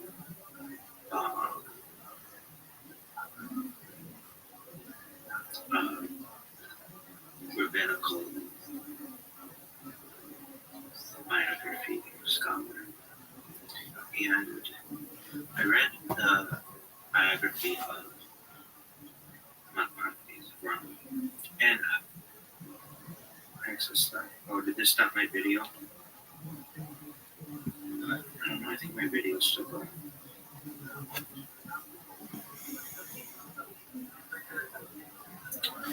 Okay. We'll just press close. Is this still going?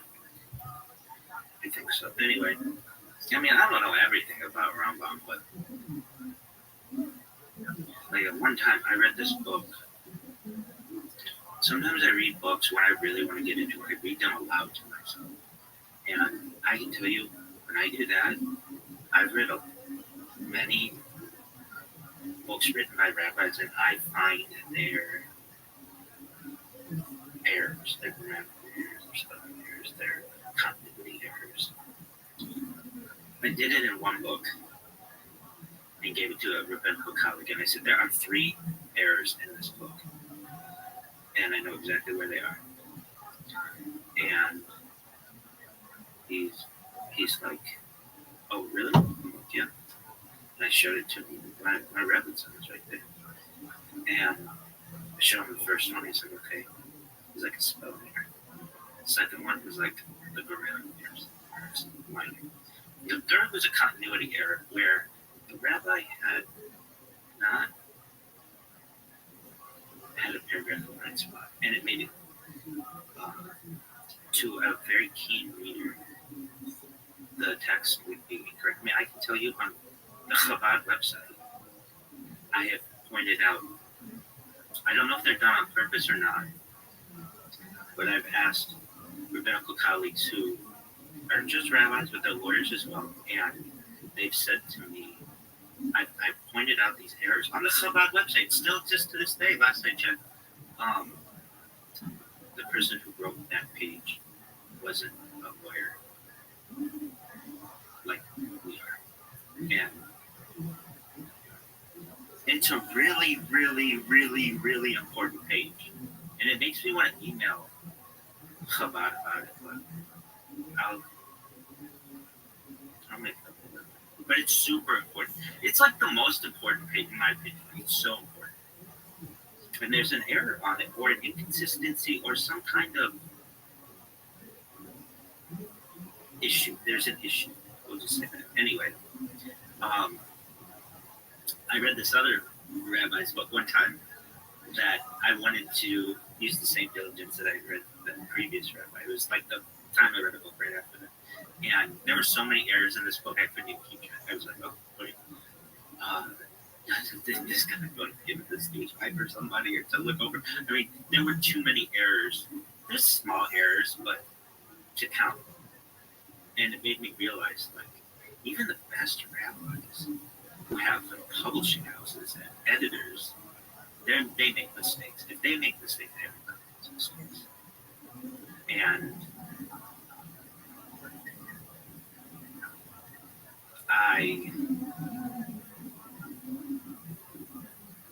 I read other books, and some of them are very good. I've read rabbinical books written by rabbis, and they're pretty close to as perfect as I could make them. But they're few and far between. I recognize most every rabbi is making mistakes, and even those rabbis, I know things that they've done, and they are far from perfect. Far, far from. So I recognize we're all imperfect. All right. Well, I was reading this one book on Rabbi, and I was not reading this book. I actually read this book, and I made a chart of all the words that I didn't know. And since Rambam was from Spain, he was born in Cordoba, and like his mother died during childbirth. Like I remember, I haven't like delved into his life in a long time, but I remember a lot about him. And I remember a lot about him. He's very important to me. Rambam is really important to me. He should be really important to you as well. He wasn't just a rabbi. He was a doctor. He was a scholar. He was an incredibly talented man, and he's an inspiration to me. I don't want to be just a rabbi. I want to be as much as I can be. So I want to be a doctor myself. I want to be a cardiologist. I want to be a gynecologist. I want to be an orthopedic surgeon, at least have that knowledge. I want to know everything there is. Just a passion. And I know perhaps this might be happening in the future with some type of brain-computer interface or mind coding or something. But as of right now, that's a lot of work. But I know, like, I can't be too hard on myself. My shul attendance, top, when under normal circumstances, it's like my Discord usage. It's not the number 1%. It's not the 0.01. It's not the 0.1%. It's 0.01%. And I bet if I could get statistics, who does more Discord than I do?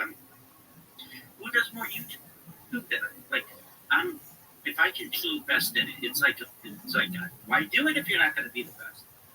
And my class attendance was top 1% of mine. Chumash class attendance, Gemara class attendance, my Chavrusa attendance, everything. I really feel like I in my own way, under normal circumstances, I keep kosher better than anybody else. I practice Shomer Nagia under normal circumstances better than anybody other. At least I try. Maybe there's somebody out there who can try to hold a candle to me, but I'll go up against any rabbi in the world right now. And if we were put under the same circumstances, I'm smooth. So anyway, Rambam is an inspiration to me, but really perhaps as much as Rambam is Rabbi Akiva. And no way. What gives me a lot of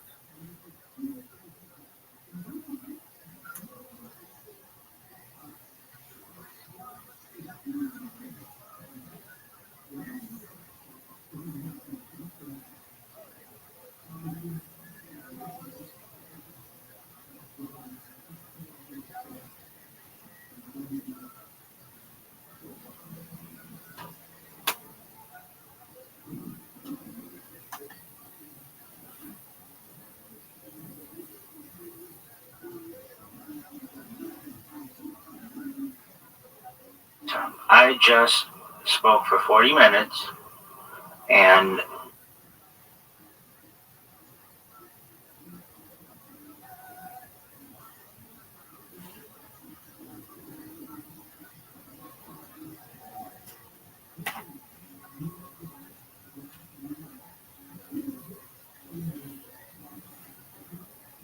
have been the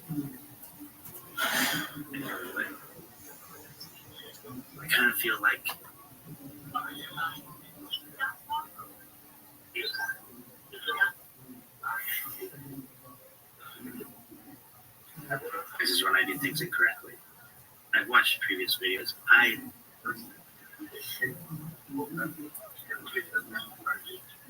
As I watch my Dog, that's incredible.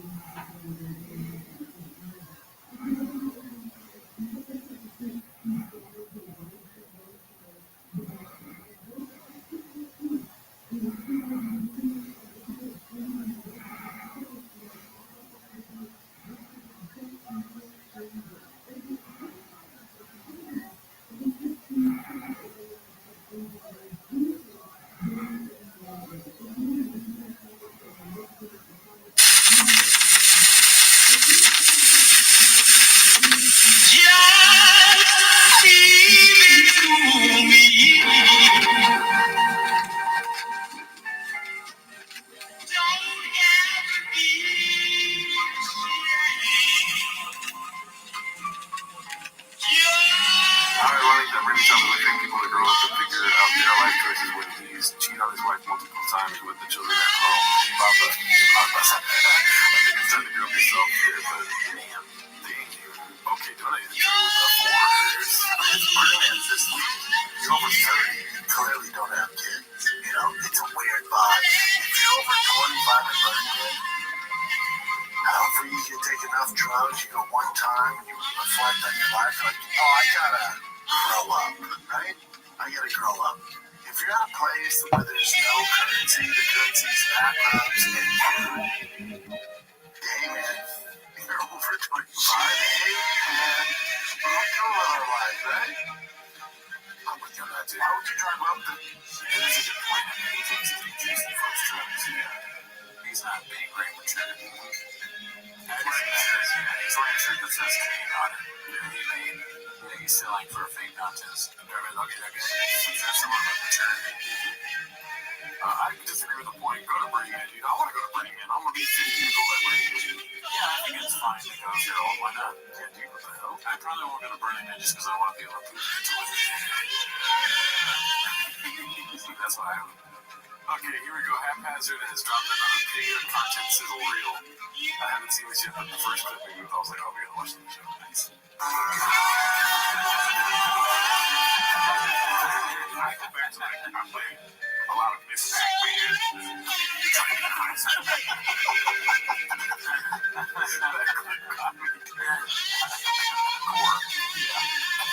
Miss Pac-Man? Yeah. Oh, Miss Pac-Man was way better than that. Oh, really? What are we talking? She's bigger? She's bigger, right? Yeah. Just more stuff going on. I see the video game where it's a put it on your head. It also like See, people look at us. Is your own house? Yeah, your own house. Taco Bell.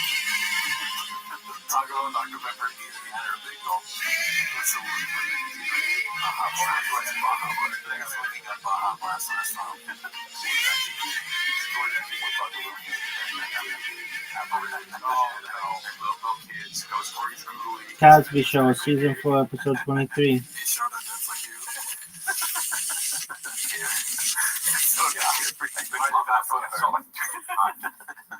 don't know. Just thinking of random shit like soft arm pain.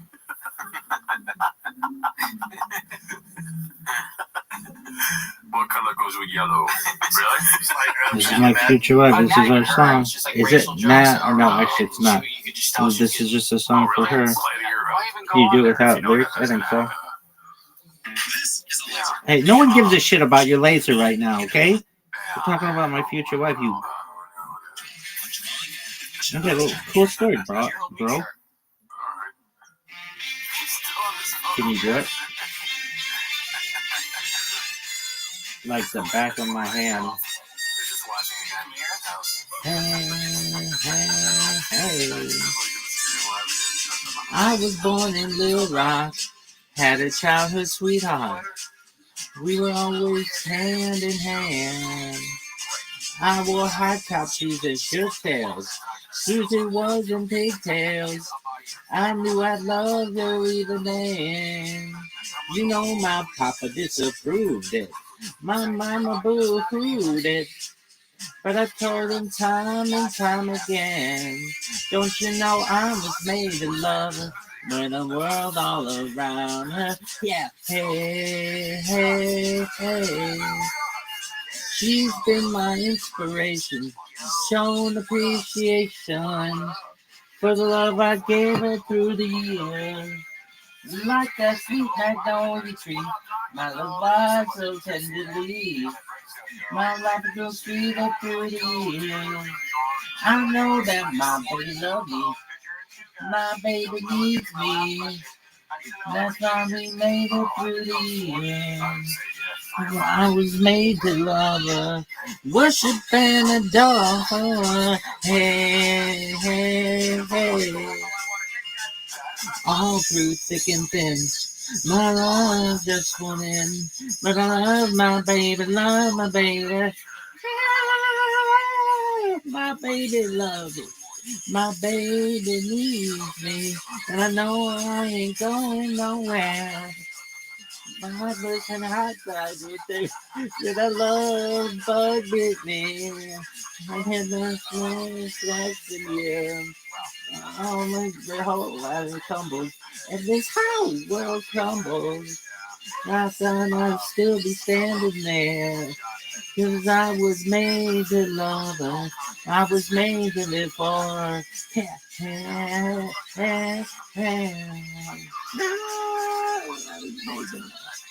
Your world all love her. I was made to live. Together in God. What a great song. Stevie Wonder. The man. Dog, no one gives a fuck about your shit. By 16IO, a great one. I want to watch this whole YouTube video because of this. Dog, now. I'm at room 703. Where are you going to swallow this big dick for me, babe?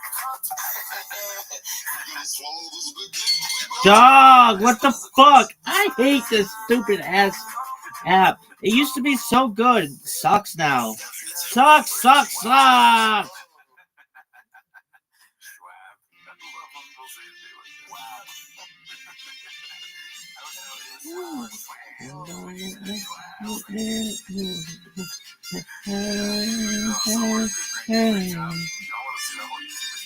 I was born in Little Rock, had a childhood sweetheart.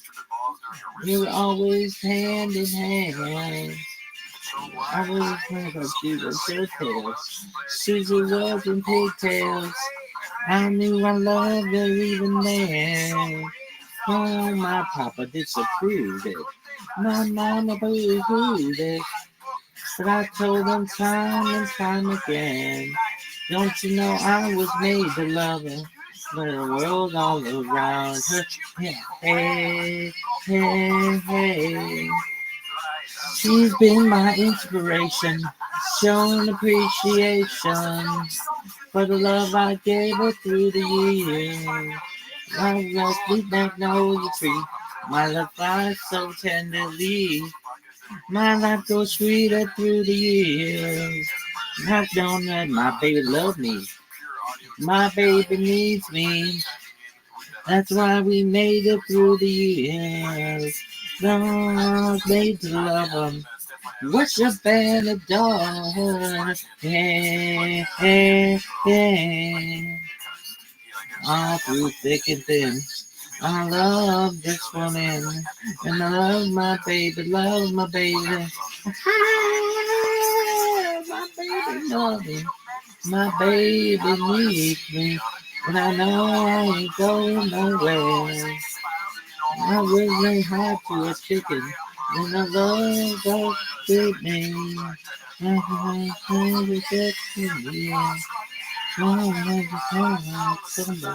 And this whole world crumble. I thought I'd still be standing there. But I was made to love her. I was made to live for her.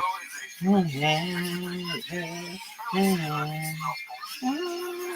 was made to love her. Then it was all around her. Hey, hey, hey. I was made to leave. You know, Rabbi ain't gonna need to leave. This is a great commercial. Of all the commercials I've seen, this one's good. Why do you guys have AR-15s when someone's lying? It's almost Extended like version. see how you buy it. Oh, this sucks. No, give it to me. It's like the defenses are up. They're counterpunch. When they're selling it, they say it, they're like, buy it. What about this song? Yeah, this song's okay. It's about my future wife as well. Why? This one? Or you just said it? Yeah, but can you do this one without lyrics? God, like, don't even. It's not even a question. For is it? Yeah, it's about my future wife and no one else. Really? Yeah. Have you ever sung with anybody else? Because the raffle was so successful, but somehow Perhaps just compare my future wife with makes perfect sense why some lame ass bitch. Really? Dog. This is clip little one right there. They are officially ran out of things to talk about, and Chin asks a random question posted by Confidence 8648. Let's see. I'm sure you've been asked. Can you do this without lyrics? For sure. Like, it's not even a question. Really? Bum, bum, bum, bum. Bum, bum, bum, bum. Bum, bum, bum, bum. Bum, bum, bum, bum. Bum, bum, bum, bum. Bum, bum, bum. Bum, bum. Baby, everything is alright. Okay, out of sight. Baby, everything is alright. Okay, out of sight.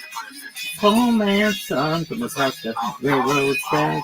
Always said I own is hanging on my back. But I'm the apple of every single guy.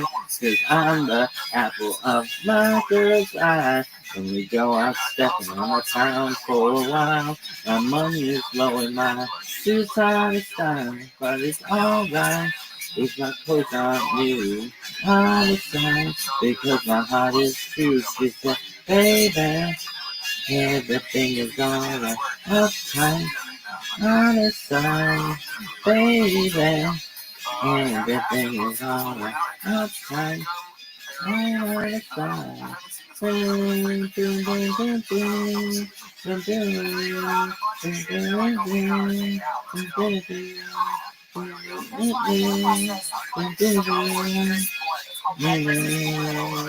She's a pearl of a girl, I guess that's what you might say. I guess her folks brought it up that way. The right side of the tracks, she was born and raised in a great big old house full of butlers and maids. She said, no one is better than I know I'm just an average guy. No football hero, smooth on one. Got empty pockets, you see. I'm a poor man's son. Can't get enough things that money can buy. But I'll never let my baby cry. And it's alright. And I can do. I'm sad because my heart is true. She said, baby, everything is alright. Okay, I'm fine. Baby, everything is alright. Okay, I'm fine. Baby, everything is alright. Okay, everything is alright. Okay. Baby, I was fine. Baby, everything is alright. Okay.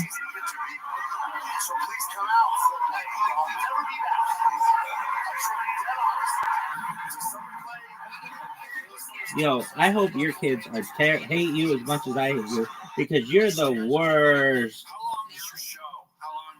For 40 minutes, an hour, 20 an hour, 5 minutes.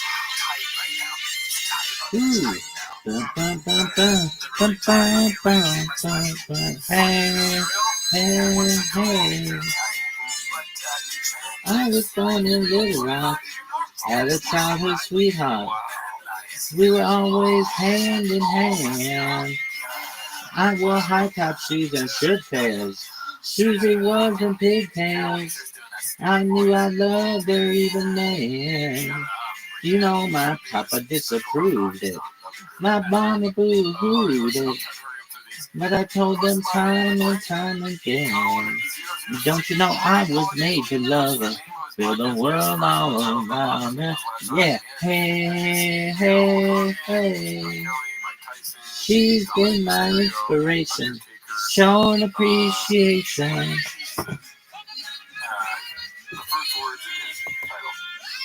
What up, Miss Aquarius? How you living, girl?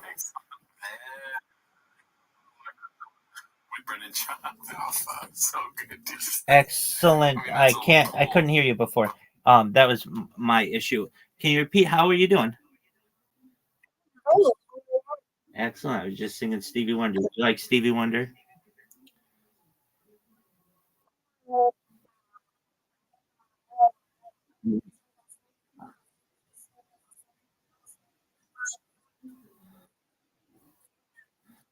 Excellent. Well, are you ready for me? Excellent. I'm glad you like Stevie Wonder.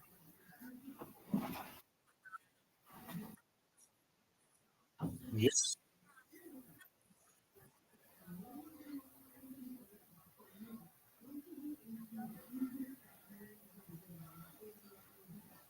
Miss Aquarius, I hit the wrong button.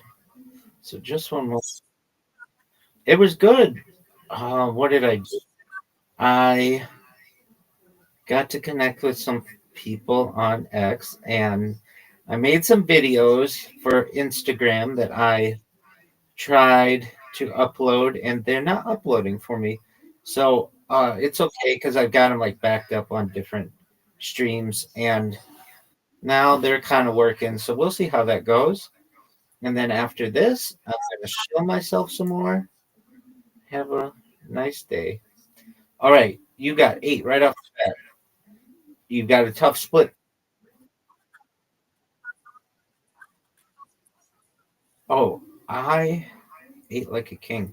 Very nice. I have like Alfredo mastacholi with broccoli, and yeah, I quite enjoyed that. And trying to think if that's all. Yeah, that's all I had. But that's all. That's what I had for dinner. Give me this. Give me this. Um, and what else? Coffee, and I've been very satisfied all day, so haven't really wanted to snack on anything. What about you, Mr. Aquarius? What did you have to eat?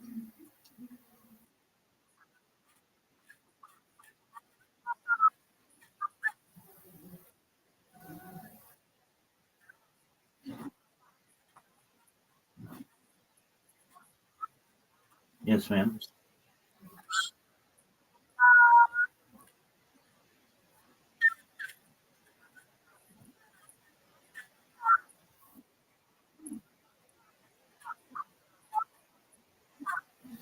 Oh, yes, you did. Apologies for my dose.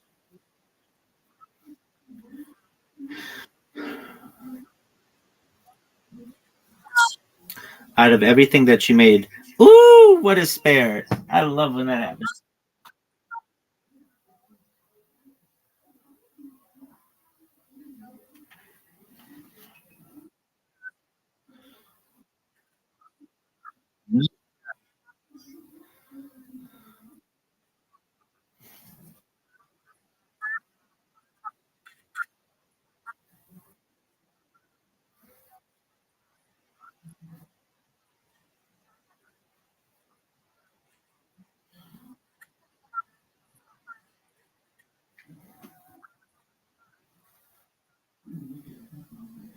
I understand that. That sounds that sounds like a lot of work.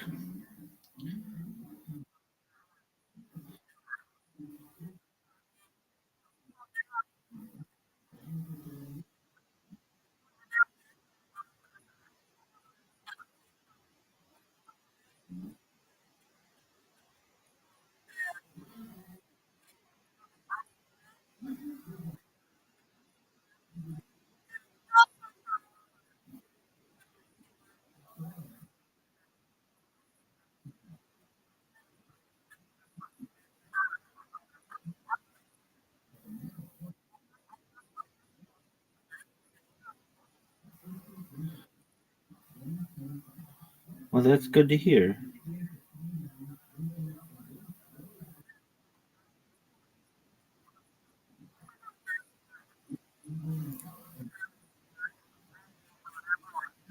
Well, that's nice of him.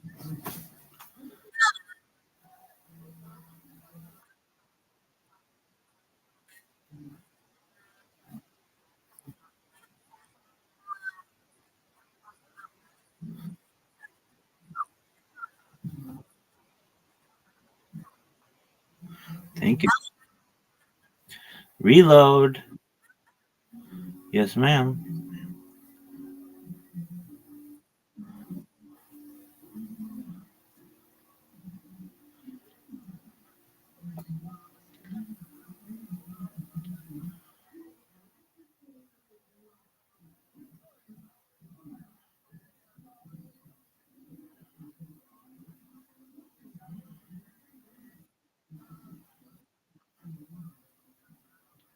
No way.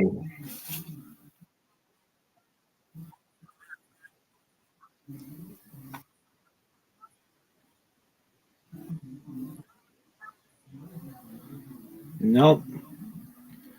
Not what we wanted.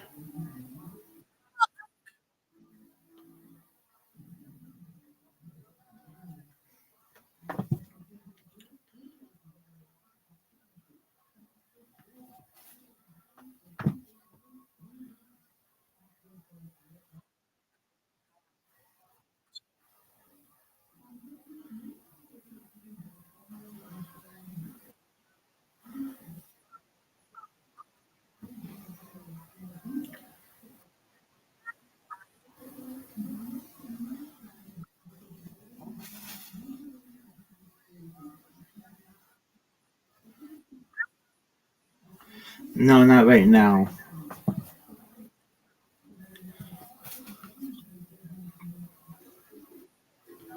Boo. That was not. That was not ideal, Miss Aquarius.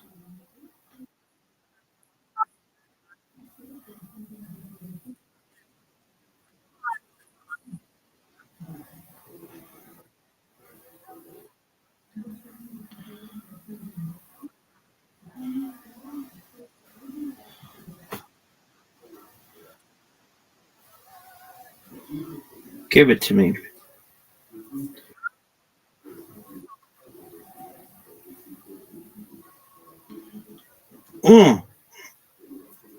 Not what we wanted, Miss Miss Aquarius. Not what we wanted at all.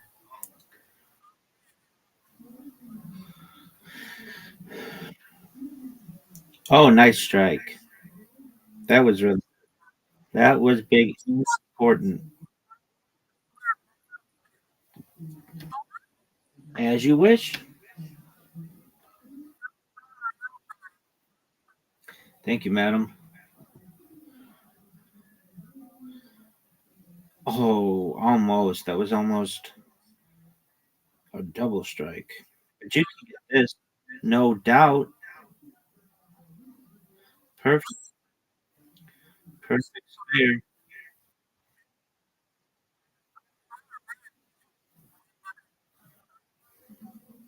Snuck up on you. You got a big lead, girl.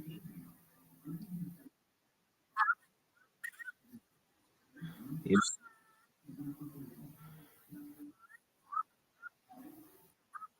Oh, Miss Aquarius. Nice. I win. You win. Undefeated in bowling. Undefeated. That's right, madam. Secure generational wealth. Okie dokie.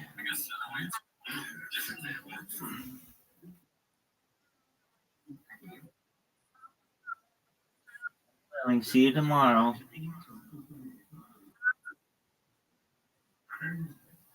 Made within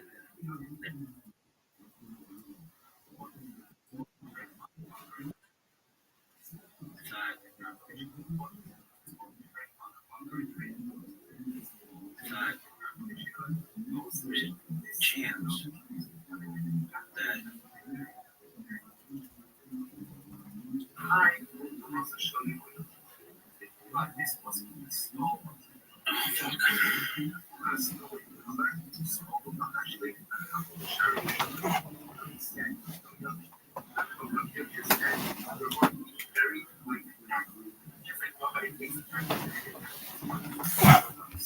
well, bye to our 30s and hello to our 40s. And this is a really great opportunity for me. I really, in my heart. In my heart. Did I accomplish? I really, in my heart. In my heart.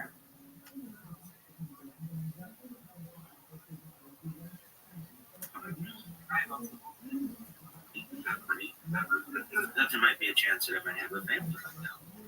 I was anticipating prior to kind of doing this story that I've created. Oh, that's his. In my heart. That said, another thing, even more important than me, really, and I think I could be truly happy.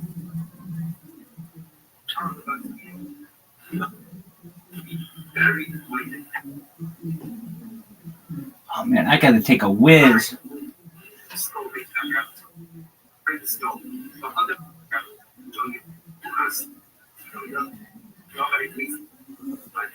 I have to say, I knew well.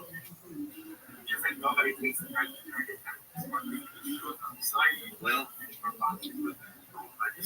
I have to say, I knew our 30s and hello to our 30s. And this is a really great opportunity for me. I really, in my heart, did I accomplish what I wanted in my 30s? No. I thought there's a chance that I would have made my first million by the time I was 30.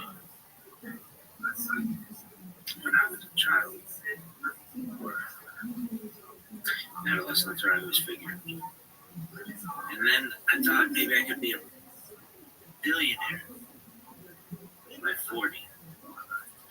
That's what I got. But I really think that could happen by the time that I'm 50. And I think I can be a trillionaire. That's how much confidence I have. The Rebets, if you're watching this, I want you to be like, yeah, that's what Rabbi, a person who, in their own way, may be the poorest person on earth, may within due time become the wealthiest person on earth. But money really doesn't matter to me. It's happiness. And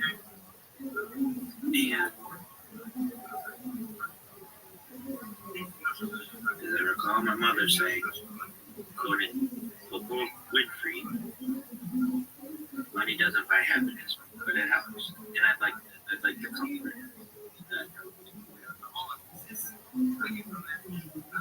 money would be able to bring in. Even though I live a comfortable life now, I'd like to be able to support the world.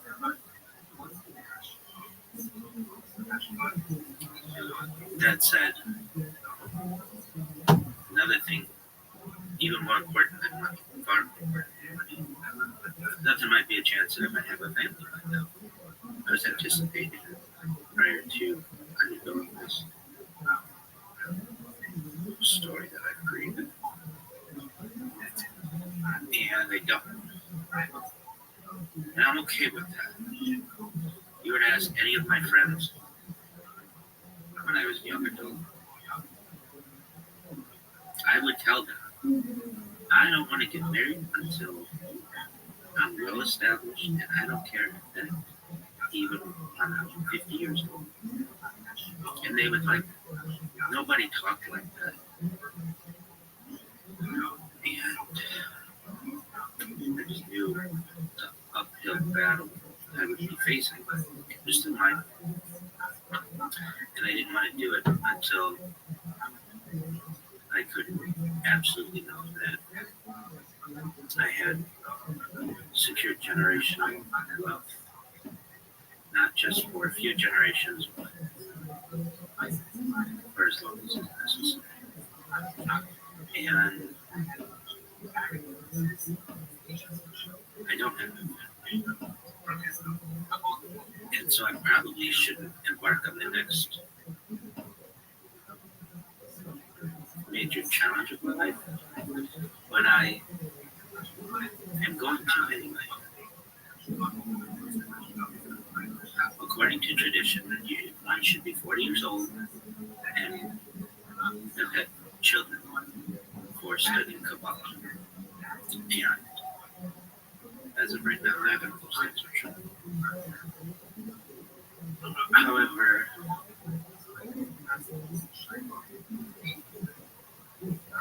I feel like I've waited long. And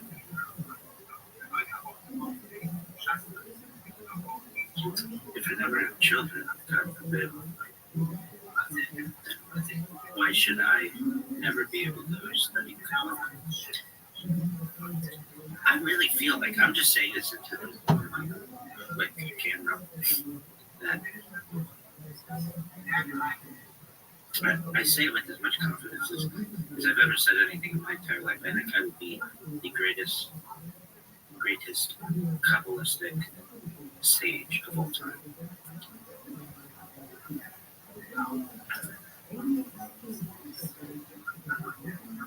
And I really think that. I wouldn't say it if I didn't think it were true, or it would be true. And it's going to take me a long time, because I really lack any and all Kabbalistic knowledge. But I shouldn't have it. I've done an excellent job of avoiding any Kabbalistic study. I studied Gemara, studied Chumash, but I have stayed away from Kabbalah as much as I really could. But I think it's time.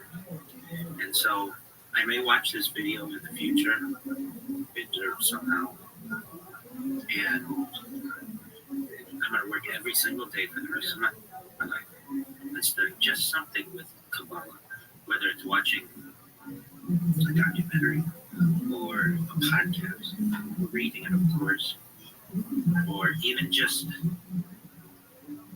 learning one new thing about Kabbalah that I didn't know previously. If I could do that for the rest of my life, I'll meet everybody. I'll meet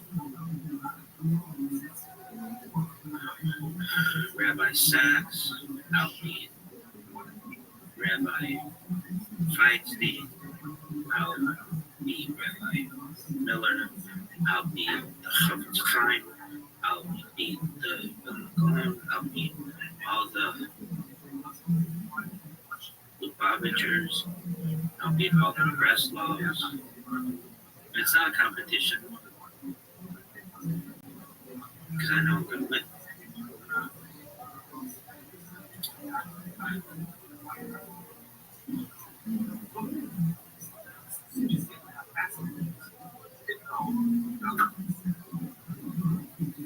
But I know far less than all of them, than they all did.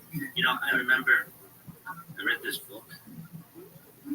Well, so at a time of my life, I was a passion by rabbinical biographies. And I have already compiled is a better way to probably phrase it, but the largest rabbinical biography compilation in world history. No doubt. It's longer than the Talmud. It's an encyclopedia like compilation of simply rabbinical biographies. And only Orthodox rabbis. And I did this more than half a decade ago. And I still have it. And I remember one of the things that I did with it was there's some the most powerful rabbis, some of the most powerful rabbis in the world. I was before them. And we were talking about some of my studies related to my education, specifically my rabbinical education. And I said to them, you know, I've always been curious as to what the most common name, first name of a rabbi is. And they looked at each other, and I had stumped them. I know I had stumped them. And so I pulled out of my breast pocket a chart that I had made, because I had compiled essentially every rabbi going back to Aharon Rabbi. I mean, everybody. And I asked them, I remember asking them, so what do you think the answer is? And some of them were, some said Moshe, some said Aharon, perhaps. And I was very proud that, like, this was not a thing that was done within all of Judaism. Over, at that time, 5,700 years of our history. Nobody had compiled this. There was no way to have done it. And using various resources, I took all the names of all of the rabbis. And it depends, because I even told them, it depends how strict you're going to be about how you define the first name. Like, do they have to all be spelled exactly right? Or would Moshe and Moses be equivalent? Or would Abraham be equivalent? Or Yaakov and Jacob? And if you took all of the derivations of the major, well, all of the names wife had ever been archived to any extent. We're talking about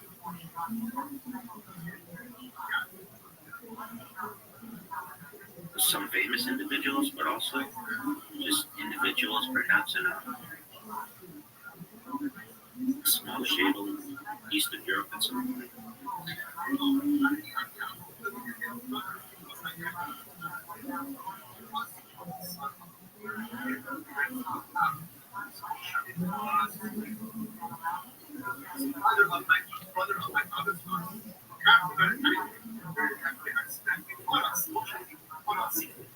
What would be the most popular name?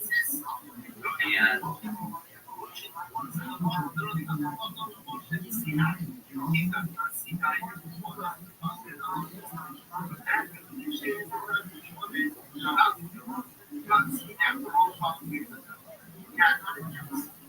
again, I'm perfectly imperfect.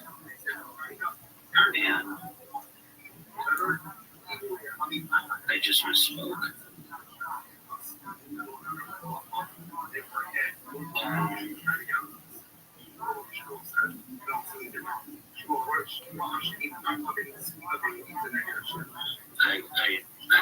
I know I misspoke. Okay. I will do this. I'm perfectly imperfect. I said Shadel, I meant Shtetl. Perhaps the rabbi who I'm referencing of the small Shtetl, his wife wore a Shadel. And I have a thing. I don't want to call it a learning disability by any means because I think it's something that everybody wants. Is I use word association. I confuse words. And as I say this, I know that it will be funny what I just said. Nobody's laughing. I'm somewhat embarrassed of it. But it will be very funny. And if you're like, you confuse Shtetl and Shadel, yeah. And it wouldn't be the first time, perhaps it would be the last. I've done it before. And I'm okay with being imperfect. Though I strive for perfection. So, as I was saying, I was with some of the most powerful rabbis in the world. And I pull out this chart after they gave all these incorrect answers. All of their answers are incorrect. And it was a bar graph and a pie chart. And I explained to them that use all the derivations of the most famous rabbis. Everyone from the most famous rabbis is just rabbis who had just barely made an impact on society. I think I did it up until the 20th century, something like that. Like, not necessarily. I think it was something like that. Like I had a timetable. I asked them, so who do you think it is? And they didn't know. And I said,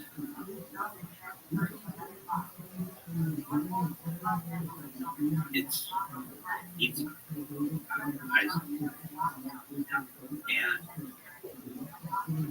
they looked at themselves and I handed them my chart and they were looking it over. And one of them said, that makes sense. That you have a father who Abraham, have a child that eats up, and that child might have another child who would be Yaakov. And then Yaakov wouldn't want to name necessarily his child after his father, perhaps in Ashkenazi tradition, after himself. So he might name him after his father who died. It might be Yitzhak. And then that child would have the option of perhaps naming their child anything they want. But it just came down to the fact that since we kind of surmised that Yitzhak was a important character in Jewish history, but also the fact that he sits in the middle between Abraham and Yaakov, that became a very common name of rabbis throughout Judaism, and no one else knows this except those rabbis, and like very few people. I have had to communicate this to everyone. No one knew this before. Right? So, anyway, and that name means hilarious, laughter can mean a lot of things, but it makes me even ponder my own name, what my people name, and how perhaps someday I may integrate that name into it somehow, perhaps. But anyway, I have, in my own way, been like, without even recognizing it, discovered one of the great mysteries within all of Judaism. What is the most common name for a rabbi? That's like a simple question to me, but no one knew it. Knew the answer to it, and I did. So, with that being said, Kabbalah is next. Well, I should say, I want to be the great. I've said this previously. I want to be the greatest rabbinical biography scholar. That is very important to me.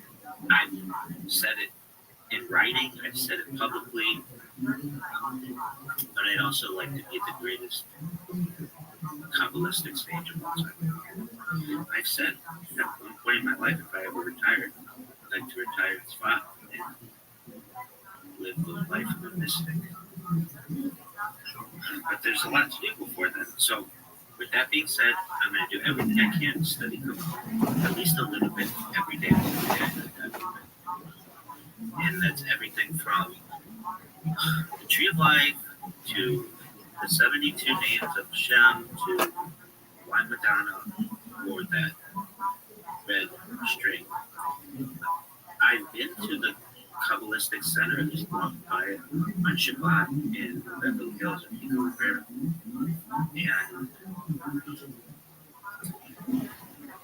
I'm going to become the greatest Kabbalistic sage in global history. And God willing, someday, Larry one should wear a shadel.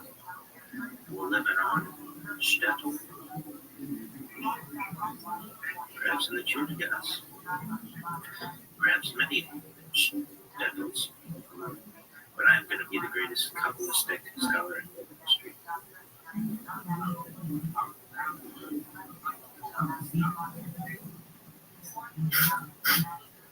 No doubt.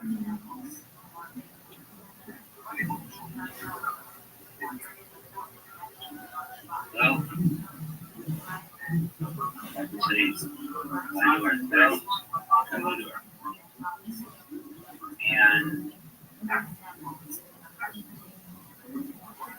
this is a really weird, really in my heart. Did I accomplish what I wanted in my 30s? Got in a car accident too, so yeah, I know it's been years. The guy ran into me. Mexican.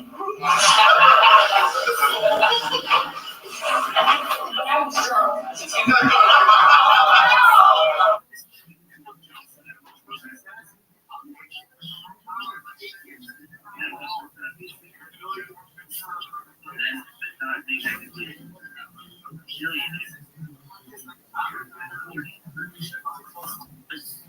And perhaps still have in my heart the most dedicated chunk I'm going to become the greatest Kabbalistic sage. Shake.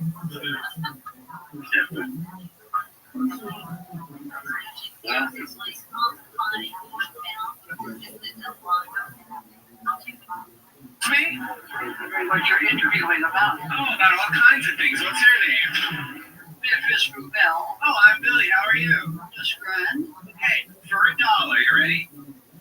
Christmas tomorrow.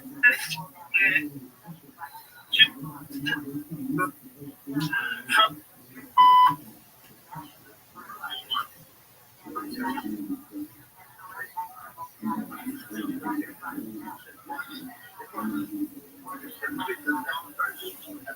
As I watched my previous video, and I've watched previous videos, I'm the one who recognizes when I have 3 cousins or something like that.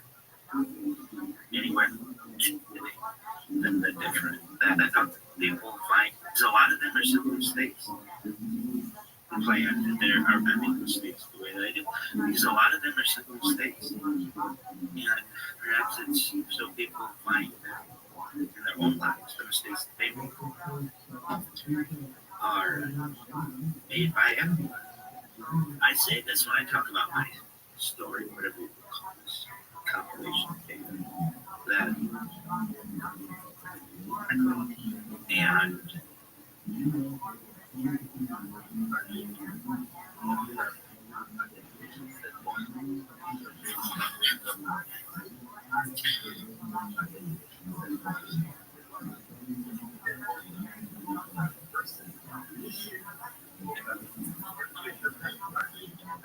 as I watch my previous video,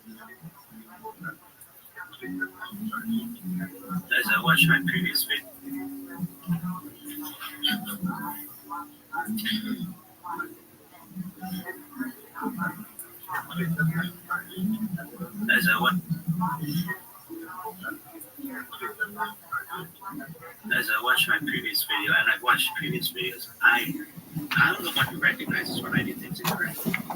And I think that in Hashem's divine plan that there are many mistakes in the way that I do, because a lot of them are simple mistakes. And perhaps it's so people find that in their own lives the mistakes that they make are made by everybody.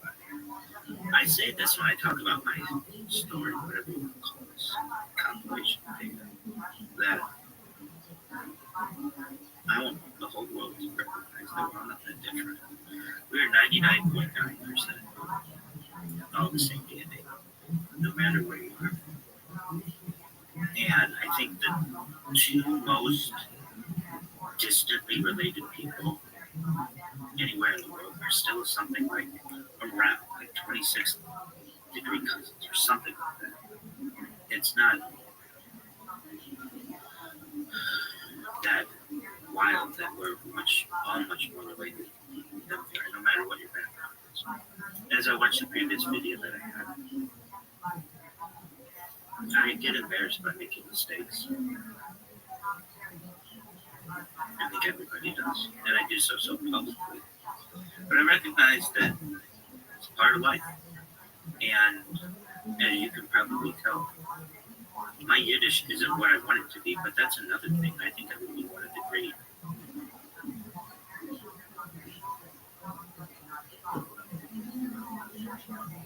linguists of Yiddish and one of the great pillars of Yiddishkeit in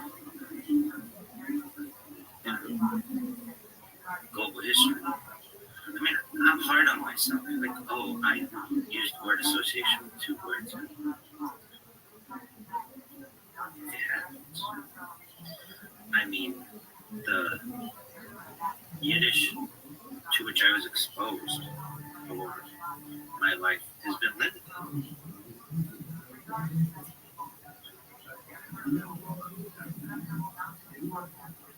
But it still exists. And my family, even going back to when I was a little child, used Yiddish. And we used other languages as well, Yiddish that we used. And the more I'm exposed to it, the more important it becomes to me. And one day I'd like to speak primarily Yiddish. And And I really look at my life and I'm like, wow, I'm a normal person from where I am. I live up at halftime, folks. So this might be my own halftime speech that I'm giving myself, that I really need to improve in all my languages. English, certainly Hebrew, certainly Yiddish, certainly Aramaic.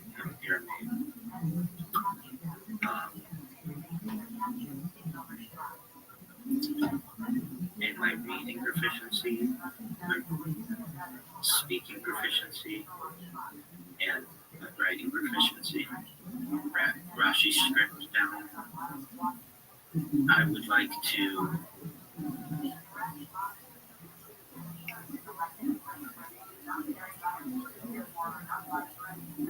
be a sofer of my own Torah. That's something, it's one of the 613 mitzvos, and I would like to be able to dial in not just an Ashkenazi, but also Sephardic, and perhaps other Hebrew derivations as well. I want to learn everything. I want to know everything, and that's okay. I can at least try. I need to work harder. These live streams take up a lot of my life. I haven't been able to study as much as I once did, or attend classes as much as I once did. I was once, I really mean this, the most active participant in the entire world prior to the pandemic, in all of Yiddishkeit, in all of Judaism. We're not supposed to count, but I was pretty darn near 666 straight days of shul attendance. We're not supposed to count, but nobody was beating me. And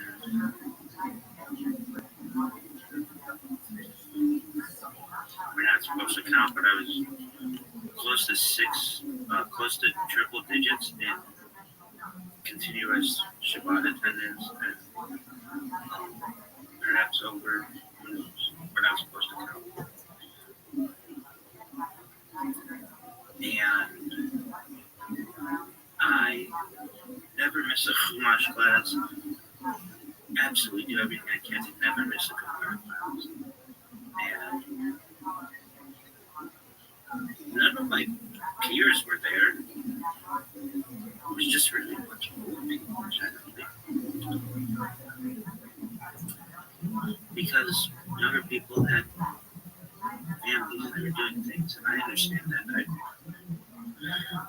My rabbinic education has been weak. That's okay. I don't think I would really want it any other way. I kind of feel like,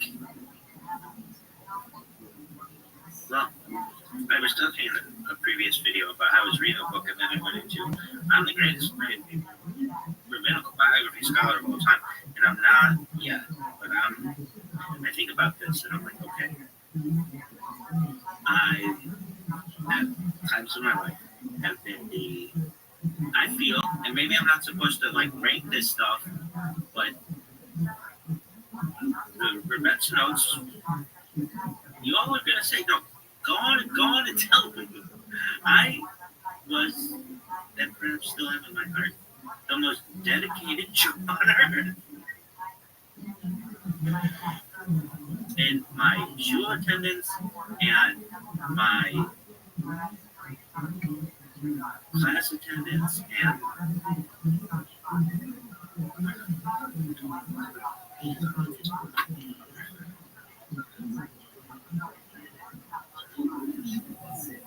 I want to say I attended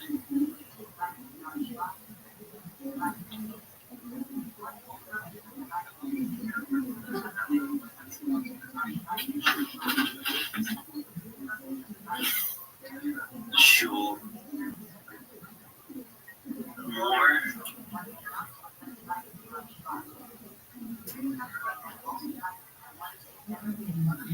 in a more dedicated fashion than anyone I've ever known.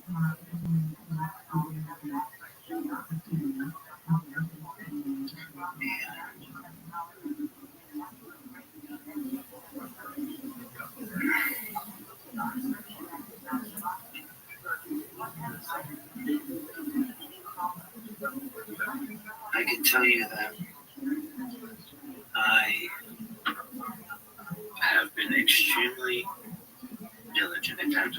Other times, I've been live streaming my life or whatever, but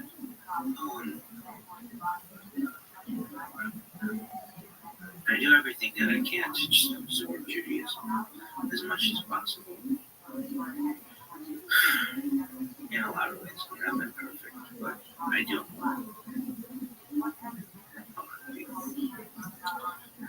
Alright, well, I was reading this book when I was like,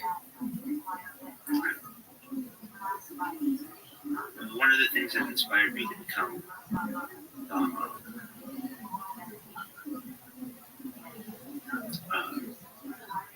rabbinical biography scholar. And I read the biography of Maimonides and did this stop my video? I think my video is still gone.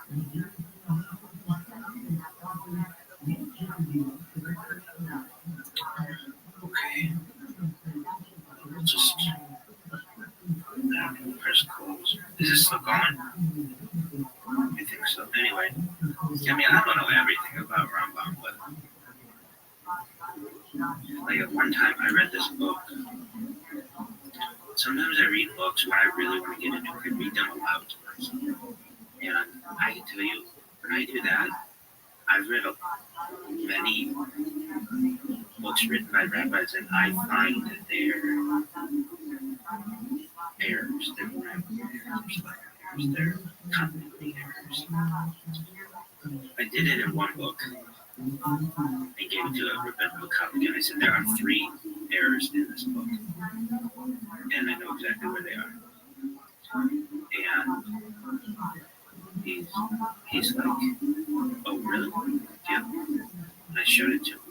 My rabbit was right there. And I showed him the first one. He said, okay. It was like a spell error. The second one is like the grammar errors. The third was a continuity error where the rabbi had not had a paragraph in the right spot, and it made it to a very keen reader. The text would be incorrect. I mean, I can tell you on the Chabad website, I have pointed out, I don't know if they're done on purpose or not, but I've asked rabbinical colleagues who aren't just rabbis, but they're lawyers as well, and they've said to me, I pointed out these errors on the Chabad website. It still exists to this day, last I checked. The person who wrote that page wasn't a lawyer. And it's a really, really, really, really important page. And it makes me want to email Chabad about it, but it's super important. It's like the most important page in my opinion. It's so important. When there's an error on it, or an inconsistency, or some kind of issue, there's an issue. We'll just say that. Anyway, I read this other rabbi's book one time that I wanted to use the same diligence that I read the previous rabbi. It was like the time I read a book right after that. And there were so many errors in this book, I couldn't even keep track. I was like, oh, wait. This guy going to give this newspaper somebody here to look over. I mean, there were too many errors. There's small errors, but to count. And it made me realize, like, even the best rabbis who have publishing houses and editors, they make mistakes. If they make mistakes, they have mistakes. And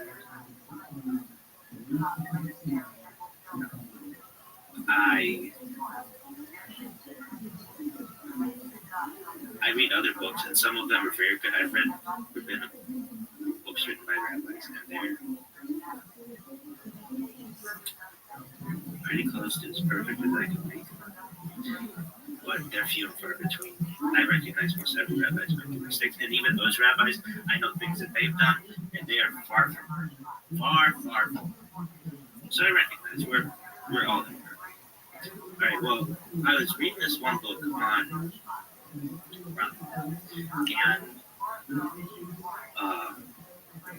I was not reading this book. I actually read this book, and I made a chart of all the words in the book. And since Rabbi was from Spain, he was born in Cordoba.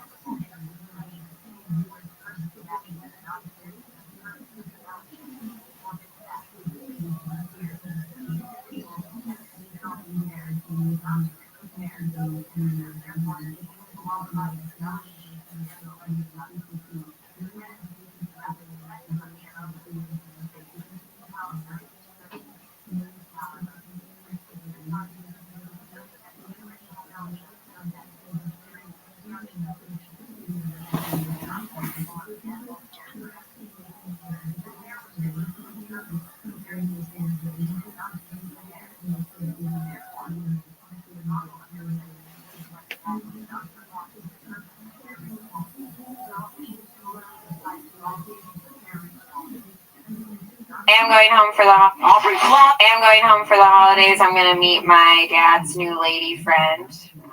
Terrifying, right? Before I meet her, I asked him, I said, how old is she? And he said, old enough. Yeah. So I'm getting a sister. It's a girl. It's exciting. I am going home for the holidays. I'm going to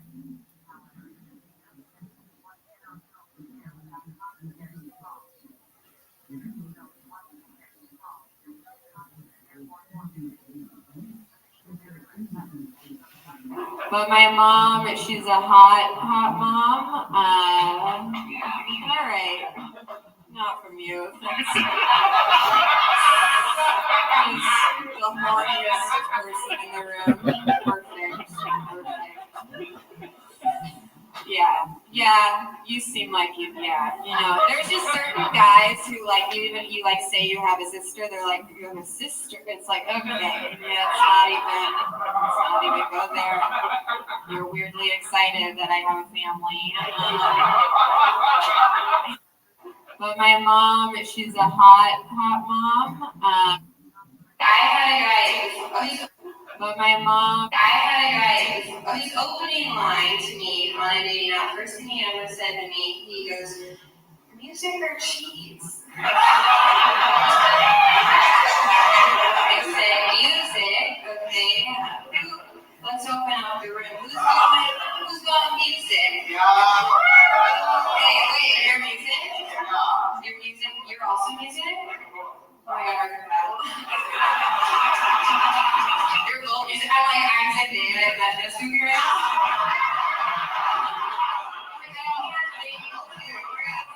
I had a guy my last name's kind of hard. It's Ledzinski. It's kind of long and complicated. I noticed men won't even try to pronounce it. But they all know how to say the model Emily Ratajkowski's name. I just think that's interesting. Like, imagine being that hot and then start learning how to read. So crazy. My last name is one guy I went on a date with. He said he wanted somebody who was more into fantasy. Yeah, you ever get rejected by a guy who has a wall full of swords? I was like, can you lower the drawbridge? I gotta Uber back to my village. Best of luck in your quest, you know.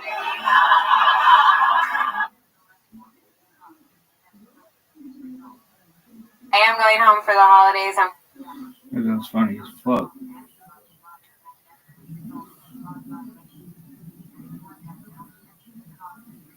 I have a question for you. Do you change the oil every few batches? What I've been doing is I make it 30-40 strufoli in the vegetable oil. Day after 3. I went on a date with an Australian guy recently. You thought? I thought. What do you mean you thought? Like, I thought he had an Australian accent. He just had a speech impediment. This goes on. This is amazing. And I remember one gift she gave me and my sister. It was Christmas, and she's like, I have a great gift for you guys. And we were like, what is it? And she's like, it's in the basement. We're like, okay, we're all excited, because she built it up. So we go down to the basement, and she's like, here it is. And we're looking around like, where? We don't see anything. She's like, I organized the whole basement so you don't have to do it when I die.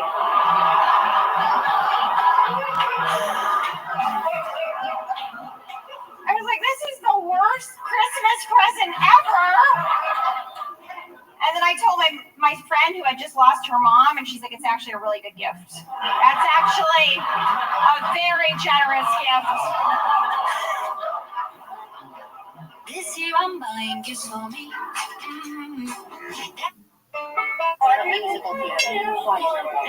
And you got those damn beautiful blue eyes. I love that. Thank you. I'm gonna be honest with you. I just want to give you a damn kiss.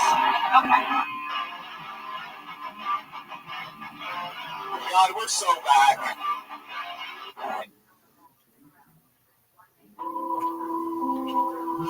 You take cash up, I need to tell you something. I'll never do it again. Baking the night. What would you rate me out of 10? I'll give you one. Why? Oh, that was it. Right. What would you rate me out of 10? I'll give you one. Why? Tell you something. And I truthfully make Aubrey Plaza and courtside. Come on. And of course, The Roots Crew. one of the best to do it. Questlove here as well. So come on, guys, let's start playing a little better. by truthfully making Italians who've been making strudel.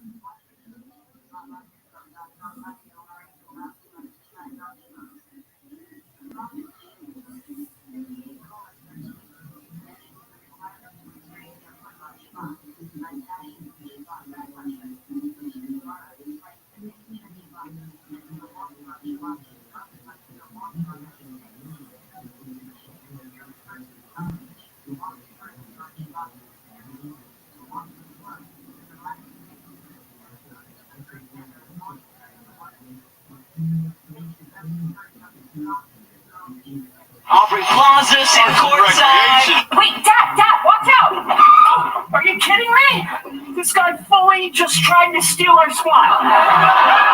Hey, this spot is mine. My spot.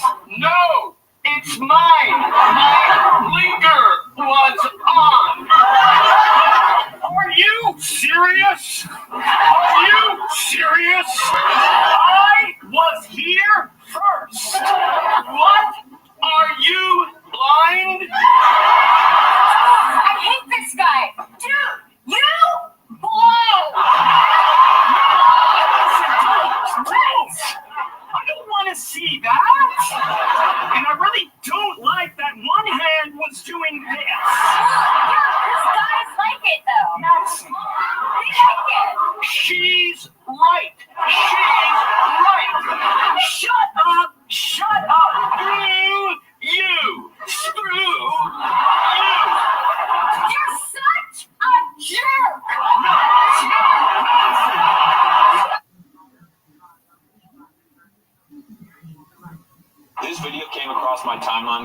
I watch it every single time because I think it is the best throw of an NFL quarterback in history. He's getting rushed by the linebacker. He's scrambling, moves out to his right, which is his natural because he's a right-handed quarterback. He rolls back to his left, and then he throws a bomb from the 22-yard line and catches Freddie Mitchell in stride on the opposing 24-yard line. That's a 54-yard pass. And he did it rolling to his left without even setting his feet. Look at this. Snap to pass. 10 seconds, 11 seconds, 12. What does it end up being? 14.1 seconds. You can't tell me this is not the greatest throw of all time. And it's done by Donovan McNabb, Eagles legend. Hi, I can give you $20 if you can guess my height correctly. 6 what? 4? 4? No. 6. 8. No. How tall are y'all? Kindly nice, okay? He was stranded on that island for 5 years. He's probably all messed up and frail.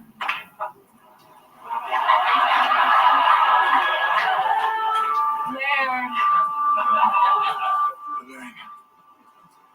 You look different. The island changed me. I can see that. It didn't change everything. The bridesmaids wanted a celebration, so we took a trip, bachelorette vacation, 'cause we know she needs one, a break from Matthew. Just kidding, Matt, we're glad she has you. We're out, the shots are flowing, yeah, guys on the dance floor grooving, yeah, we say no thanks, she's taking, yeah. Sing it! Yeah, she's with a hot guy, but he looks gay. Heard his name's Domingo. Second location, maybe he's bi, still dancing with Domingo. Third location, fully straight, fully touching Domingo. I can't wait to be his wife. She's pointing to Domingo. So, quick question. Who's Domingo? Oh, just this random guy we met. I told you about him. I'm positive you did not. In the bathroom, we take her aside. She says, don't worry, we won't cross the line. Think of your fiance. She says, good reminder. How to meet her ring. Then we can't find her. You took off your ring? Is this true? I just didn't want to lose it in the hot tub. What hot tub? Now we're back in the house, in the hot tub. She's there with Domingo. After we get a hotel, she's vibing with Domingo. You asked them to leave and get a hotel? Are you fucking serious?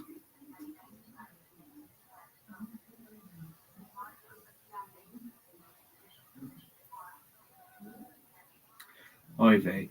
This is the worst.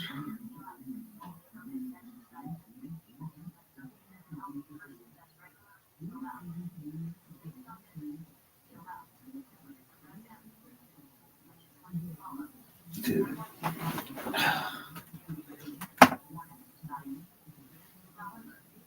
Fucking piece of shit. Stupid ass app.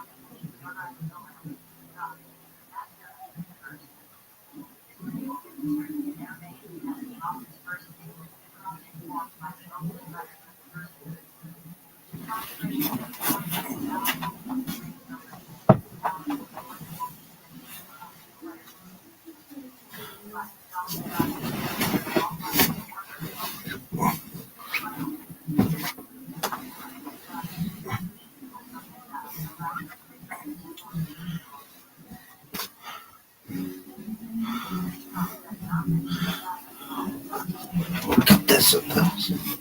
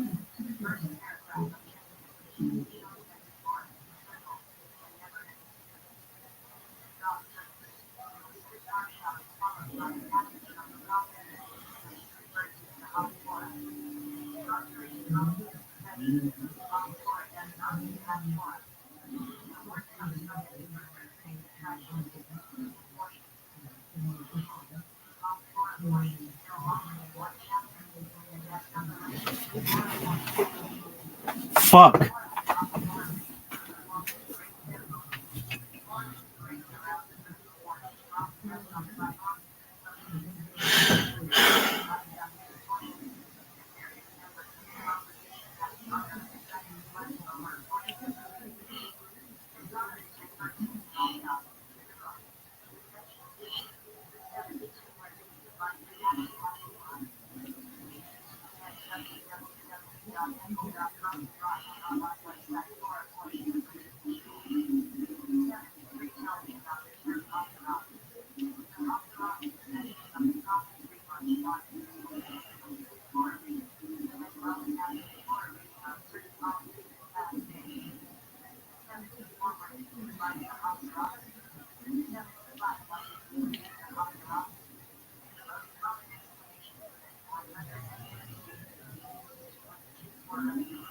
What the fuck?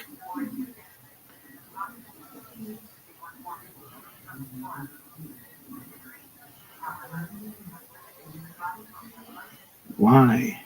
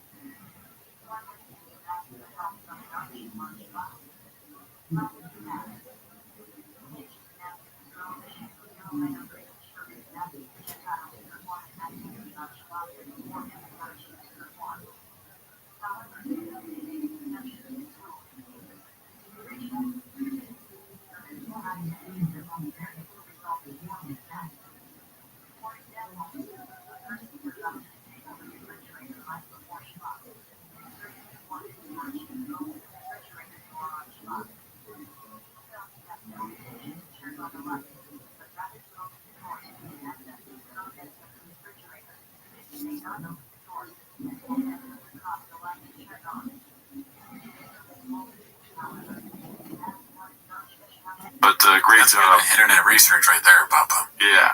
This one's posted by Poop Dick the Clown, 91. Rinks used to own a snake. Papa says owning snakes is stupid because you only take them out like once a month. Immediately goes on to talk about his dumbass fish. Let's see. Yeah, somebody in Connecticut got it, and they brought it to the kindergarten. It was like a 14-foot snake. Good night. It got too mean. Got too fucking mean. I had him in college, and he was like trying to bite you. I was like, I don't like this guy anymore. What's the PSI on a Burmese python? Why do you have it? I got bit by it. Snakes are the stupidest animal to own. I know. You don't do anything with them. You might take them out once a month. There's no bite force with a snake. I don't really think most people. I don't need the sponsorship first. I don't know anyone that's like, oh, dude, that guy's a snake guy. He rules. Like, I don't know anyone that.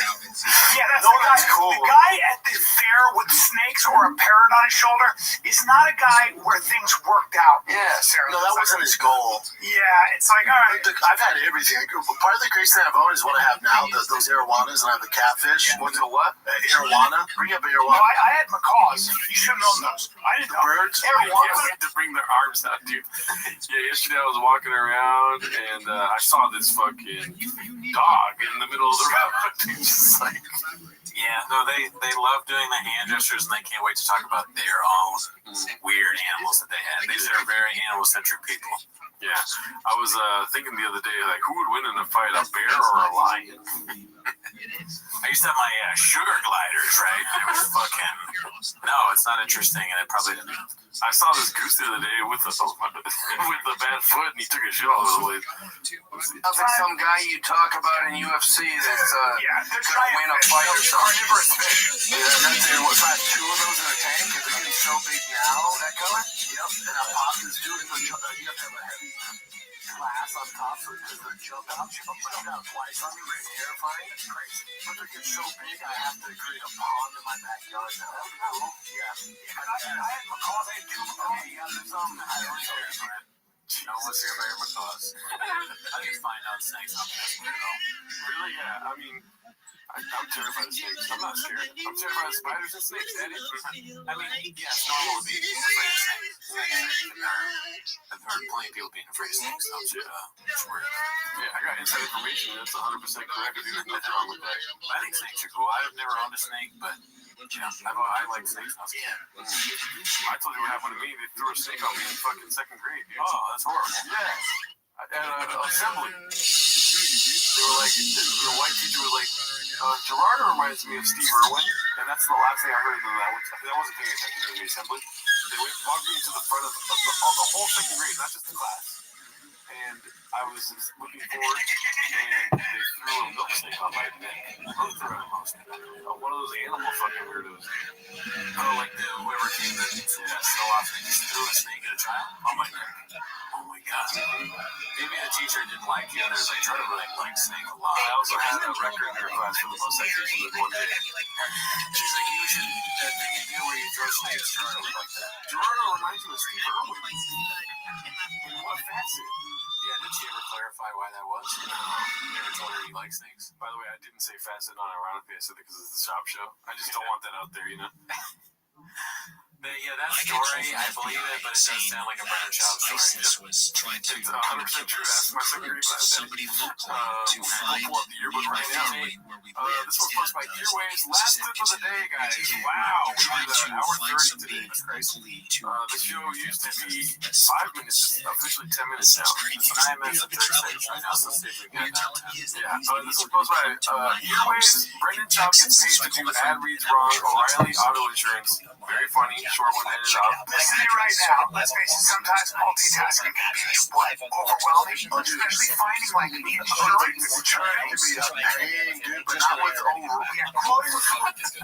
She was so mad at me. O'Reilly Auto Parts. Just for like a day. She took my back. I got a call from the Quoting FBI with saying Progressive Insurance, that they do ISIS the was hard work trying to of comparing rates so you can find a great rate that works for you, even if it's not with them. From other companies all lined up and ready to compare, so it's simple to choose the rate and coverages you like. Press play on comparing auto rates. Quote at progressive.com to join the over 28 million drivers who trust Progressive. Progressive Casualty Insurance Company affiliates. Comparison rates are available in all states or situations. Prices vary based on how you buy. Progressive Casualty Insurance Company affiliates. Comparison rates are available in all states or situations. Prices vary based on how you buy. Progressive Casualty Insurance Company affiliates. Comparison rates are available in all states or situations. Prices vary based on how you buy. Progressive. Yeah, so it sounded like, he started to sound like David at the end there. Yeah. Oh, well, that was great. That was fun, dude. How'd you like today's episode? Amazing. Great clips. No suggestions. Yeah, if you guys can, please subscribe to my YouTube channel. I'm doing some streaming over there on YouTube. Sub to his channel. Have a good week. Bye.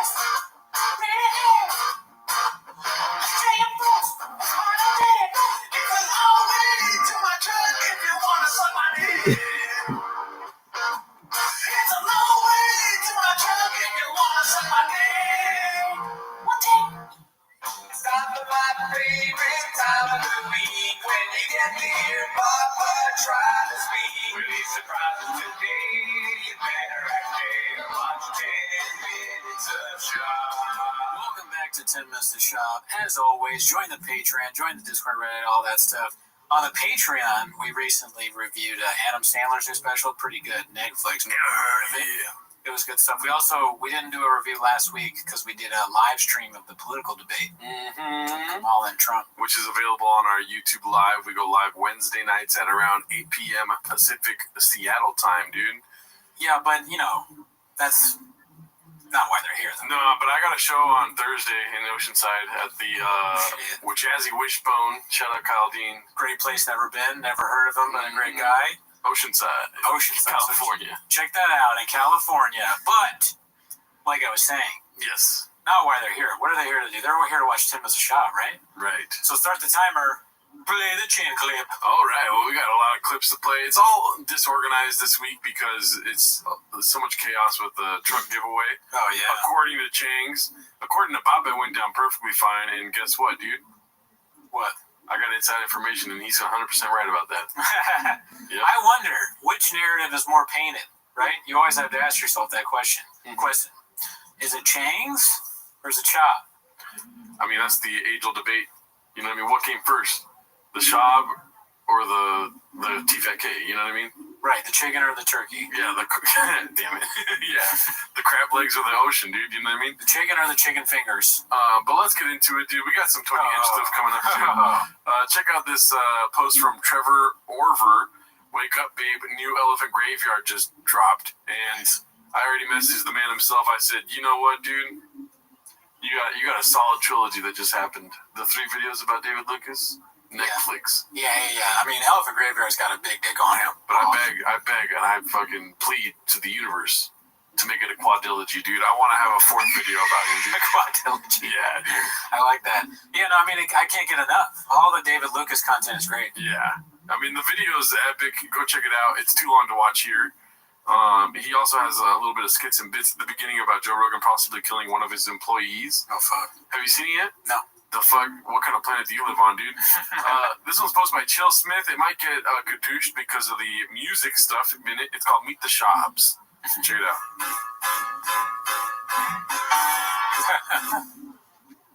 Of course. Dear Brendan, I know you're sick of the pretending, but you really couldn't help yourself. A fraud from the beginning. Just shoot me, please don't sue me. I only express my own opinions. And these stories that you come up with are never fucking in. Can't take the pain away. Won't take a gang of us as plain as day. I really thought that you would take the bait and fade away. You thought I'd throw my pen away? Now speaking of a giveaway, nobody gives a fuck about that truck. Just throw that shit away.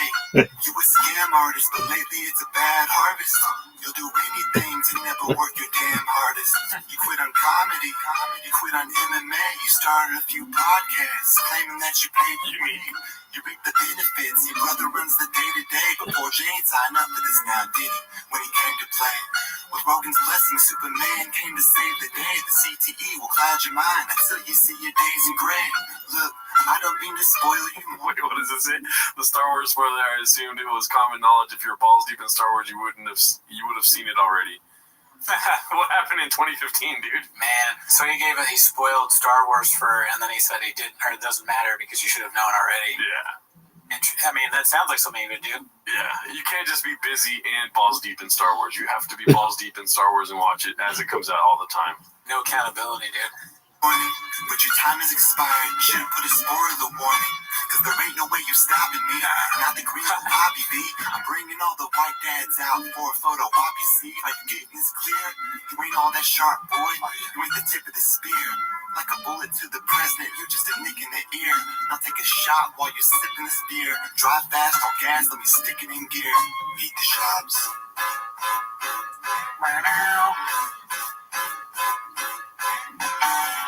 Dear Papa, I heard you flipped in your truck. The wheels you whipping too quick. Fast on that. Giving a fuck. Should've left your ass stuck, I felt, with no help and no seatbelt. Like fuck it, man, I guess you just shit out of luck. But here's what the facts is. Always acting so redacted. You sold your soul to Rogan. Look at all the good that did. You never read the comments, but you always on your Instagram. You ran a foot race and tore both your quads like Vince McMahon. Like Theo Vaughn, I think you got some things to figure out. It worked for him, why don't you take a different route? Try changing up your views, but that's way too many clicks to count. You said some foul shit and Papa Rogan had to rinse your mouth. Why? You a habitual line stepper. That may sound a bit salty, but of course it's a spine pepper. Always lying, now you're stepping into my sector. It's time that I go. So here's all the reason I don't think you're cool. Thinking confidence. Narcissists love to see his name written on checks. The pharmacist recommends he take some Prozac. Whatever they do, they better be getting on deck. So Bon Voyage seems to be getting out of reach. In a mirage. Sometimes, like, these shop clips make an argument that AI is actually good. Like that one, because most of the time when I see AI stuff, I'm not really a big fan. Yeah. But him looking all fat and funny, that was pretty good. Oh, yeah, dude. Yeah. I'm always here for fat and funny, dude. You practice the shit that you preach. Not on Fashion Week, you're killing me. Nicotine, TRT, pussy, it's the trilogy. No, oh my god. Too busted to hide, huh? Because you lied about the NFL. You lied about your comedy. I'm exposing all your lies. You idolize and ain't no stopping me. You lied about the ACT. You lied about your comic books. You call yourself a stand-up, but this isn't how a comic looks. You lied about your loyalty. You lied about just everything. How many times do you think this man has gone and hid his wedding ring? You could beat my ass, you cheating ass, but you couldn't even ask for a weekend pass. You crowded like your feet on grass. Spend some time off the beaten path. I could spend a week in class trying to teach your ass, but you never learn to read the facts. Is that your side piece I see creeping past? I smell gasoline and it's leaking fast. I think it's time to leave the past.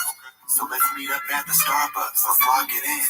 You could call your girl and tell your family to box me in. Forget about their safety in a world that's full of crazies. Forget about your babies in the backseat of the Mercedes. The man done did some shady shit that man gon' have to pay me, yo.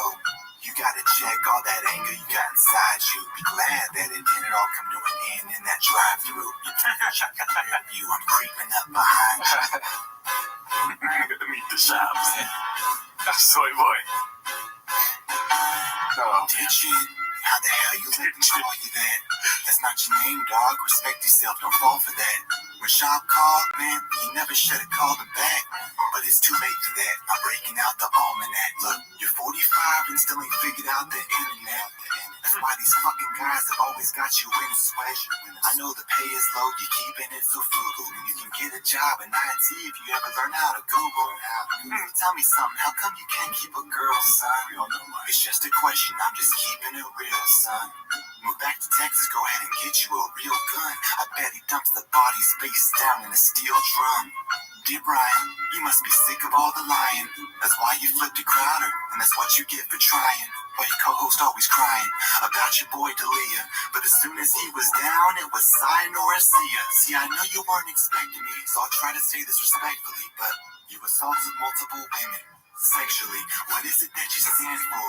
You never sit next to me, but it seems the fighter in the kid is just the recipe. So don't be testing me. The subreddit got the best of them. You shake that ass Mexican like I'm Yazel, Puig, and all the rest of them. Go ahead and post another thirst trap. She bending over for pictures, just like she got a hurt bad to flirt. I guess the only thing you care about is your wealth. You're fine with being a trophy wife alone on the shelf. They say that BBLs ain't all that good for your health. So next time your husband's out, I'll come to Calabasas and do it myself. I think that's it. Wow. Yeah, so shout out to that guy who's making that song parody. You know we're big fans of song parodies. Yeah, we love them. What were your thoughts? I mean, he really nailed the cadence, right? Mm-hmm. And he put a lot of effort into coming up with all those lyrics for everything. I mean, he went over pretty much everything. Yeah. Everything. Yeah, I mean, all facets covered. Great job. You know what I mean? Could have been longer if you ask me. Right? While I was playing, I was thinking about like driving around in my car listening to it. And I just become that guy. Like if I could download this and the funny Cringe Cliff song by Zach or Crack Amico. Yeah. Just like you, if I roll down my window, they're like, oh, is that guy? Is he listening to Meet the Shobs? Yeah. It could be me. How would Brendan respond? Or a Lil Browse or somebody. Oh, you mean like a clap back, kind of like the rap? Oh, that would be amazing. Yeah. Lil Browse, I mean, you're getting called out, dude. You got to come up with a song, Brendan, dude. Yeah, dude. Yeah, where you at? I don't hear you. It's not even a request. It's like kind of a demand at this point. I mean, if they stand on business, yeah, and they're trying to scoop up their bag, yeah, then they got to do it. Okay, so let's get into this truck giveaway. This one's posted by OKCheek7332. It's the winner of the truck giveaway owns a truck customizing business in Colorado. What are the odds? So this is the phone call Brendan gave. 888 Will Stombaugh. Right, this is his page, and this is his Custom Willys fabrication business. This is his Custom Willys fabrication business page. Yeah. It is sketchy to me because let's look at this number right here, 270. Yeah. 270 followers, dude. You know what I mean? Business is failing, right? 68 posts, 270 followers. That's a problem, right? Interesting. Let's keep talking. Give us your thoughts. Okay, while you're looking, so Shop. Let's see. How does he do this? He has a intern or schnoz or somebody look up random truck businesses that might not have a lot of followers and reach out to them to see if they want to be the one secretly selected to help you out, help me out. How you come with me? I'll show you my favorite shoe. You get a truck, and then we can make me look like a good guy. And it's the business because it's their drive fast all gas. So you got my hat, says truck on it. Two-town. He still says it's two-town. not two-town anymore. It's not. I always forget. That's my fault. That's the team's fault, actually. So do you want to guess how many followers he has now? 1,000. 279. Oh fuck, dude! You only got 9, dude. Where we at? Cats, follow this guy. Come on, dude. Yeah. And he started following one person since this post. But maybe the shop bump was 200. He only had 70 followers, and then The shop bump was 200. This is the best thing, hands down, the best thing ever happened to Custom Willie's. Yeah, Custom Willie. We should get a Custom Willie sticker, dude. Oh, fuck yeah. That's a good idea. Let's do it. All right, so this one's very funny. Do you know Tim Heidecker at all? Yeah. What is he known for? Tim and Eric's? Yeah. Okay. That's the only way I know Tim Heidecker, but this is a great video, dude. Posted by Mountain Dew 52. It's called Tim Heidecker's take on Tony Hinchcliffe. You ready for this? So let's spill the beans on it. It's like the landscape has changed so much. You're a big Tony Hinchcliffe fan? No, I don't even. People talk about this guy. I don't even know who the fuck this guy is. Go. Tony Hinchcliffe. Is he the Kill Tony guy? Yeah, man, he's the fucking goat. Nobody knows people better than him. Like with his insult comedy, you're done. It's crazy. You should start going up against Tony Hinchcliffe and see how ruined you get. I would rather fight him than try to do comedy, just because I don't know who this guy is. Every time we go on tour, never met him. Somebody will be like, "Oh, you're a comedian. Do you watch Kill Tony?" I'm like, "I've never seen Kill Tony." We should find a dumb clip of him. I would love to watch a clip of him. He's like a Rogan, emissary. I guess I've read it, but I'm just like, worship him. But does he do comedy? We're Brendan Schaub emissaries. He'll be like, he talks like this, but he's not gay. I don't think. But he's like, hey, that's our bit. Hey, Tim, wait, watch it. Be cool. That's what we say. As if everyone does. Yeah. I'm going to spill the beans on you, Tim. You watch yourself, Tim. This is my first and only warning to you. So.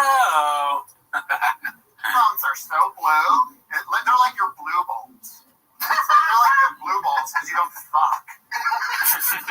It's so, because because you can't make girls come. Who's he saying this? Like other people, friends. Listen to this. And he'll have comedians on. And this guy's got 50 million fans. Oh, these arenas. It's like, remember when that band Kiss was popular? Yeah. And you're like, why are they so popular? They're so bad. They're making bad music. They look like fools with their dumb makeup on. But they've got arenas full of dodos. It's like Mark loving them. We gotta aim for the 12-year-old boy market. Sorry, guys. I know you've all been there, but. Sure. Well, I was into Kiss when I was like 7. Yeah. And then you kind of wise up. Yeah. You hear real music. Pretty good. Yeah, dude. Funny stuff. Great guy. Never met him. Tim Heidecker. Yeah. Hell yeah. I like this public conditioning of anyone involved. Yeah, I like watching. I'll be honest. I like watching Tony Hinchcliffe get made fun of by almost anybody. Oh yeah. It bothers me a little bit that one guy pretends to not know who Tony Hinchcliffe is. Yeah. I don't think he doesn't know who he is. Yeah. I gotta just call that out. I mean, he's on Rogan every other week. I mean, he's a hungry wolf. You can't just ignore a hungry wolf. Well, if you're really on, you can't give a hungry wolf a chance, really. Yeah. That's what he's not giving a hungry wolf a chance. But if you're on tour all the time and people ask you, what is Kill Tony? You're not ever looking it up to find out. I find that to be a painted narrative, my friend. Yeah. Both things can't be true, dude. This one's posted by, oh my gosh, Sancho Villa, 88. It's Dicey. It's a post from Shop's wife. It's marriage is just a nice word for adopting a fully grown man who can't take care of himself. July jumping, goddamn, dude. Yeah, fuck. Wow, I hope my significant other never says something like that about me online. And then also, sorry, not sorry, just to top it off at the end there. Sorry, not sorry is like the quintessential dumb person, like when you're saying it without being ironic. Yeah. If you say unironically sorry, not sorry, you're pretty dumb. So yeah, I like this post. Sorry, not sorry, dude. All right, so this one's posted by Inspector Crib. It's called "My Face When I Win the Trug Walk Trug." This is the face of a young man who has driven all fast, no gas his whole life. Think boy till the end, wait for my prize. Who is this? You know who it is, don't you? Is it? Because that was my first thought, but it does not look like. Let's make it illegal to pump your own gas. How do you tell it's 99% Indian? Come on. Oh, you're right. Give them their own road. Jesus. I wonder if she drinks big gulps. Oh, you're right. Give them their own road. Jesus. Probably you don't got a big gulp. They all have their own big gulp. That's awesome. That's actually kind of Give me police cars. This is what I look like without my favorite shoe, dude. If I don't have my favorite shoe, I'm just like lost in life, Exactly. Like, I mean, honestly, I think I look bad. So, like, if my face looked like this, I'd probably, I'd be a woman. So, Let's make it illegal to pump your own gas. That would be so much funnier. Yeah, you know. Anything else? No, okay. Okay, so this one's posted by Dazzling Rabbit 633. It's called Trug Winner used to race at Mint 400 too, kind of like the CEO of DFAG. Interesting. So I guess somebody was able to follow his account. What a crazy week! 160 miles of racing at the Mint 400. So they met at the Mint 400 and they thought of this scheme there. I mean, that's your painted narrative, you know. I'm not saying that's what happened, but this is what that's suggesting, right? Allegedly. Wow. Yeah. What do you think? What is your over-under on that being the truth? Honestly, it's probably like 50-50 at this point. Yeah. But, I mean, this is the biggest intrigue the Mint 400 has ever had, probably, right? Well, yeah, for sure. Yeah. What else has happened at that thing besides this? They saw multiple hundreds of percentage uptick when Shop shouted them out, dude. Right. I mean, I'm going next year. Mm-hmm. I'm driving. Yeah, dude, we're going to use your Corolla. Yeah, it's a race to Mint 400. This one's posted by Boothafet. It's called The Diddler Makes an Appearance on Rare Insults subreddit. Oh, yeah, I saw this one. He looks like the Crow if he died of liver disease instead of being...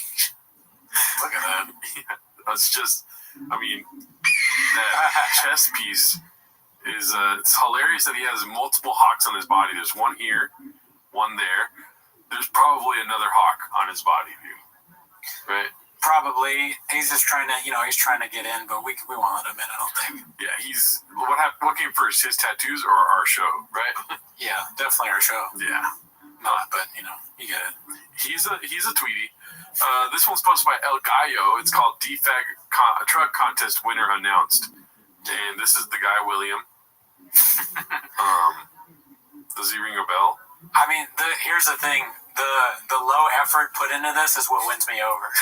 Because sometimes that's on one of my Chang's posts. I got somebody who were like, I love how little effort was put into this, but it actually makes it funny. That's this post. Yeah. Very good. All you need to make a good post is a good premise. And this, my friend, is a good premise. Yeah, great spicy dish, dude. Yeah. Next one is, okay, now we're into video clips here. Now, this is where I'm talking about disorganization. I didn't organize things to be chronological or anything, so we're just going to, soak it all in. Yeah. Pause. Well, you know what? You could just say you want Baja mode. I went Baja mode when picking clips this week, and it's this one's posted by Busy Middle 8108. It's called The Audacity to Ridicule Another Comedian's Ticket Sales, let alone his best friends, is truly remarkable. I saw this one. Yeah, that's good. Same. Going too sunny in Dallas when Dallas Cowboys playing, even though you guys showed up in Plano, and I really appreciate it. It was not on Sunday. Sunday was not sold out. Sunday was like.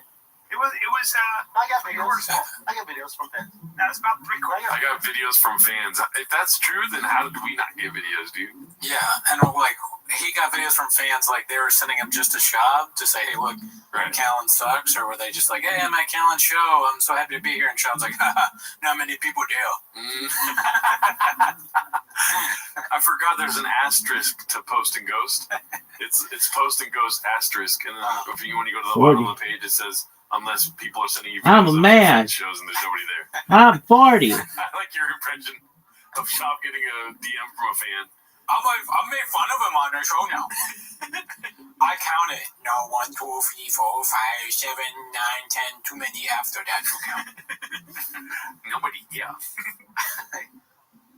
It's like, well, I say it was about 3/4. Where I come from, like 3/4 about. When he thinks he has a joke, it's the worst. Yeah. I mean, it's funny for us. Yeah. But it's always the same. He's doing like that with his face. Like. Yeah. What happened? What? Your boy? Your boy that bad? It's like, who's laughing at that? Yeah. Not me. People that fuck my name up are laughing at that. Because they're fucking quacks, dude. That's for sure. Actually, I'm laughing at it, so. You fuck my name up all the time. No, that and this. I realize I'm just lying. I am laughing literally at this. Now, Friday. Hey, oh man.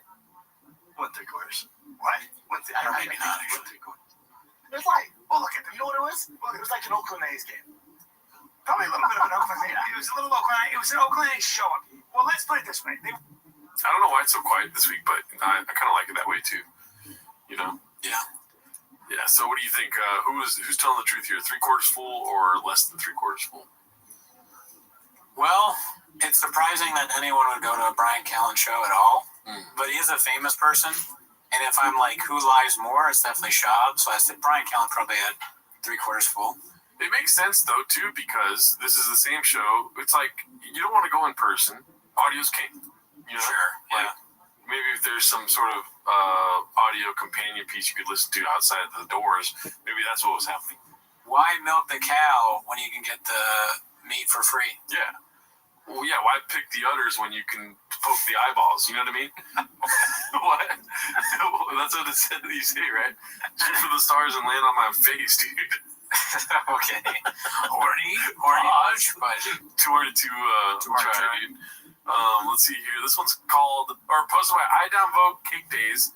It's called Brian asks Papa if he was in Colorado last weekend for the truck stuff. Dicey.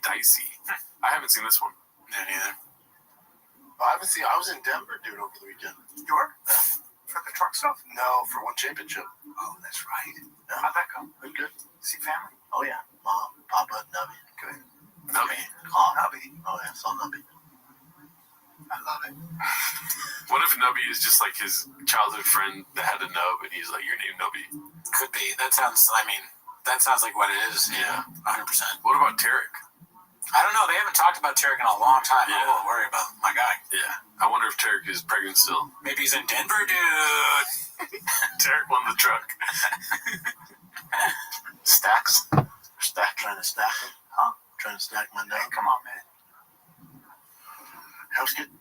Trying to stack my nub, huh? I don't know what that means. I don't know what stack a human being. What does that mean? Yeah. What are we doing here? Stack my nub is kind of pause-worthy, dude. That shirt is a what are we doing here thing. That's the worst defect shirt I've seen. The camo shirt? Yeah, it's horrible. It says like DFG here. It's like, what would you... It's very childish to wear that, I think. Who was buying that? Have they used the acronym yet, or is that just a pure Chang's acronym? Well, they haven't said DAFG, but I think that shirt said DFG. Oh, okay. Yeah. Damn, I closed the window already, but I'll look into it later. Do your own research, just like our politics. Yeah, don't just get the vaccine. Yeah. Okay, so this is the actual truck winning video, I believe. Confident Search 8648. Truck winner is from Colorado. You know what? This is the post, but let me go ahead and talk to the audience real quick, and I'm going to pull up his Instagram. Okay, and that clip where he does the winner, he has on that famous yellow hat. We were saying before that we thought maybe Joanna's making the clothes, and that's why he has to wear it. Yeah. Maybe it's just like he's a good husband. That could be a huge stretch, though. Mm-hmm. You never know. Yeah. If I won the truck, which I guess I officially now not won the truck, I feel bad for you, bro. I would fucking. I don't know. Part of me is well, you know what? I don't think I would sell it. I think I would use it for the show. We would do bits in the truck. Maybe have some sort of weird promo thing at the beginning of 10 Minutes to Shop. Maybe a truck. I agree. I mean, I wish we could shoot a Timos in the truck, dude. That would be amazing. Maybe we could hit a Willie. Me winning the truck, though, that means that Shop has accepted us, probably. Yeah. Because he'd call me. Or a law firm, at least. All right, so let's check this out, dude. Let's see. This is the actual video of the truck giveaway. Will, what's up, brother? It's Brendan Schaub. Hey, man, how are you? I'm all right. How are you this morning? Doing good. Where am I calling you at? Where are you located? I'm here in Montrose, Colorado. Montrose, Colorado. You're a Colorado boy. Yeah, born and raised. Born and raised, dude. Yes, sir. Well, you won the truck, man. Dude, awesome. That is so cool. Sweet. Sick. I was excited for the shirts, but now I'm really excited. I was excited for the shirts. No way. I wonder he ordered like 100 shirts. He has like a room full of Drive Fast All Gas merch. He bought a bunch of shirts. He's like, man, I hope I don't win the truck. I bought a lot of merch, dude. He's happy I think he's happy he got the truck because now he has someplace to put the merch. Put in the bag. He's like, now I just need a driveway. He needs a house. Oh yeah, man. Tell me you're gonna use this thing for what it was built for, man. Tell me you're taking it out and gas. There's so many trails around here, and there's a lot of off-road series that I want to jump into, and yeah, I'm looking forward to it. I'm so excited. I'm pumped. Well, brother, the team will be be in contact. We'll figure out the logistics. We'll get the truck to you. We'll get you out I here. don't know if Well, you want to put the team on something this important. I think it'd be funny if it was like, it'd be clearly real if the guy was crazy. That would be funny if he was like, I'm just so happy that I won this because it gives me the opportunity to talk about, the Jews and the vaccine and they're making our kids vaccinate. Brendan, I'm gonna drive to New York and figure out what happened with Building 7. He's like, do you know? Now I don't even have to tell you this, that 9/11 was orchestrated by who. It's not how they told us. And another thing, he's like, but what about Trump? He wins Alex Jones' truck too. Alex Jones doing the truck giveaway. No way. Oh yeah. Oh fuck! I don't know if it's another post on Chang's, but yeah, he's giving away a truck now. Right as soon as they give away this one, Alex Jones is giving away a truck. I bet Alex Jones' truck thing is more successful. Oh, probably. Yeah. You got to buy like Alpha Brain and stuff, and Oh yeah, how do you win? 40x entries. How would you win an Alex Jones truck giveaway? I don't know. We could look into it, but let's see. Oh, and this is gonna be fun, man. You had a great point though. Why give it to the team when the team keeps fucking up, dude? That's a big responsibility. Oh, the team flipped your truck. Yeah, what are you thinking? This is really a bad move. Yeah. And I can't thank you enough for participating, and couldn't have picked a better winner. It's insane. Couldn't have picked a better winner.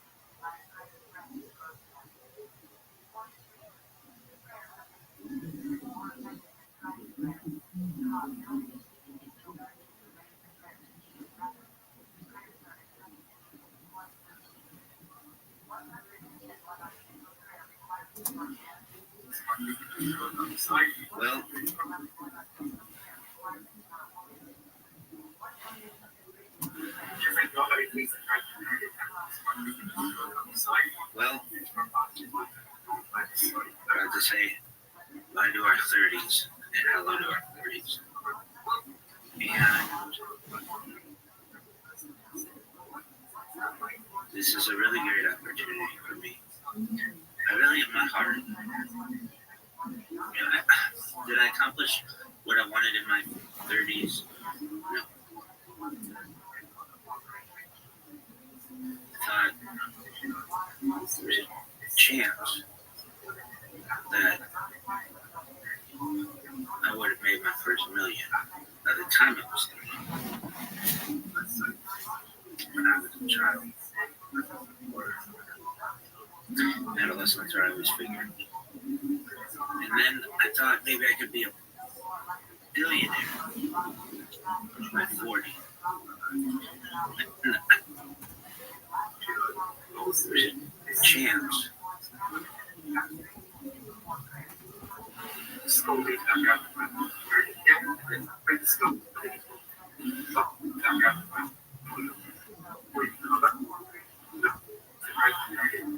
Proud to say,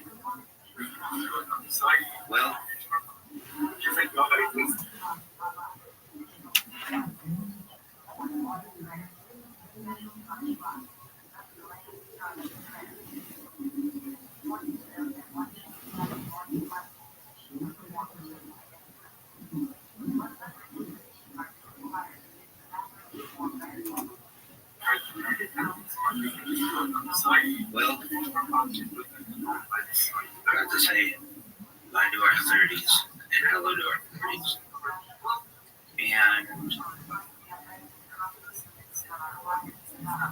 this is a really great opportunity for me.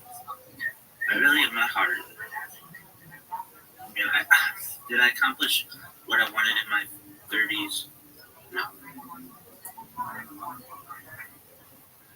I thought there's a chance that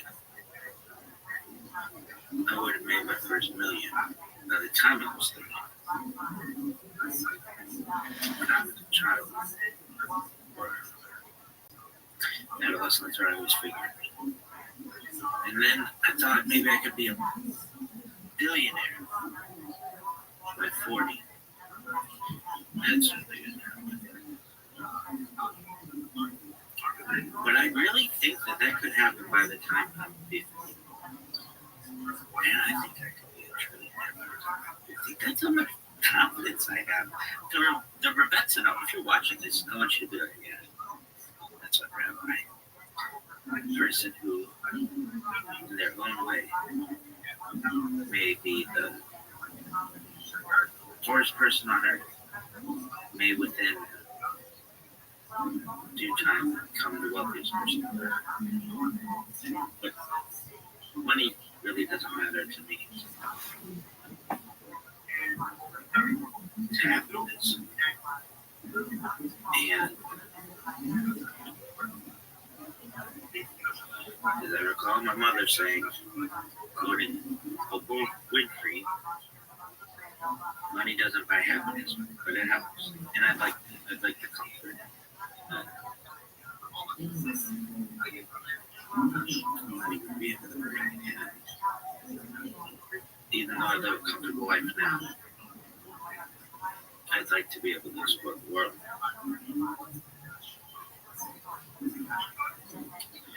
That said, another thing, even more important than money, far more important, nothing might be a chance that I might have a family. I was anticipating prior to undergoing this story that I've created. And I don't. And I'm okay with that. You would ask any of my friends when I was a young adult, I would tell them, I don't want to get married until I'm well established, and I don't care that even when I'm 50 years old. And they would nobody talked like that. And I just knew uphill battle I would be facing, just in life. And I didn't want to do it until I could absolutely know that I had secured generational wealth, not just for a few generations, but for as long as is necessary. And I don't have it. And so I probably shouldn't embark on the next major challenge of my life, but I am going to anyway. According to tradition, one should be 40 years old and have had children before studying Kabbalah. And as of right now, neither of those things are true. However,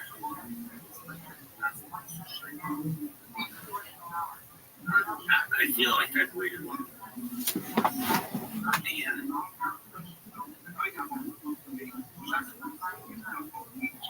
if I never have children, or a few generations,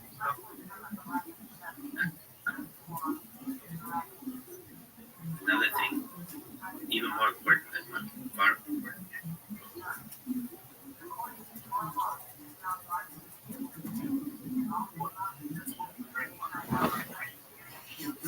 I thought there's a chance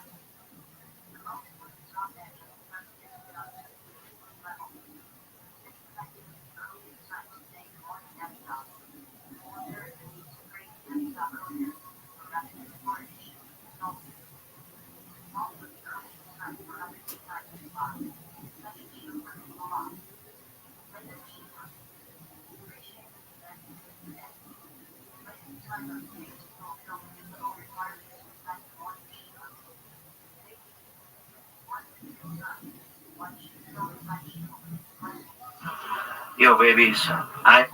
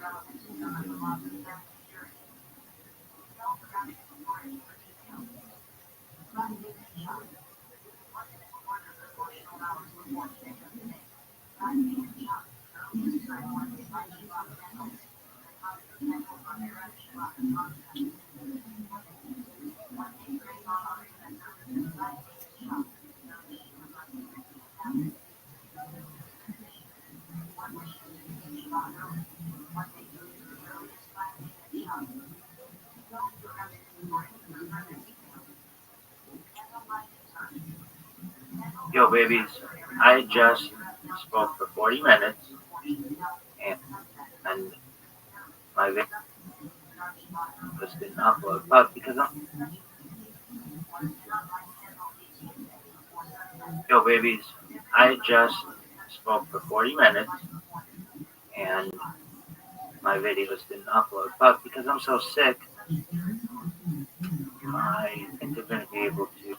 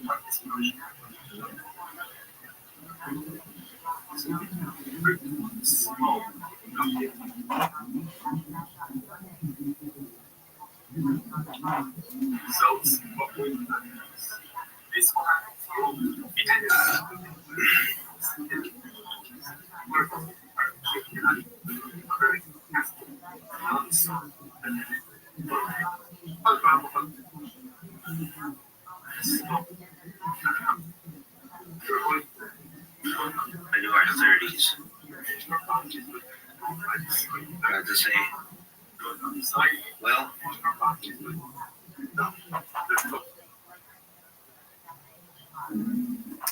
you said you're going to be very late. Well, hard to say. Bye to our 30s and hello to our 40s. And this is a really great opportunity for me. I really in my heart. Did I accomplish what I wanted in my 30s? No. Thought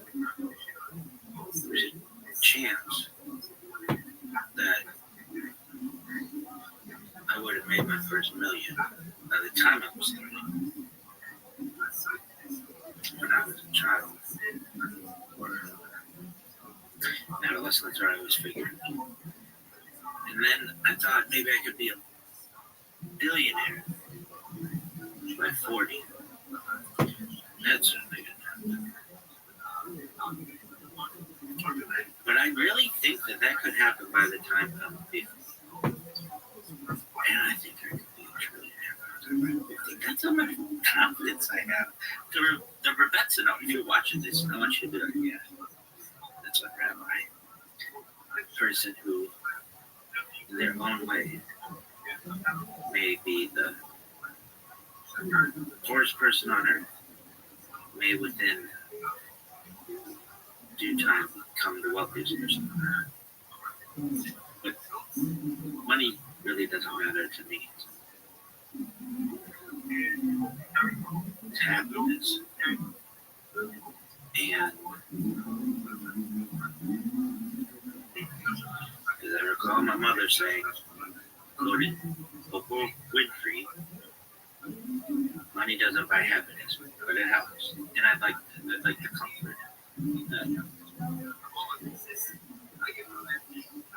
money would be able to bring. And even though I live a comfortable life now, I'd like to be able to explore the world.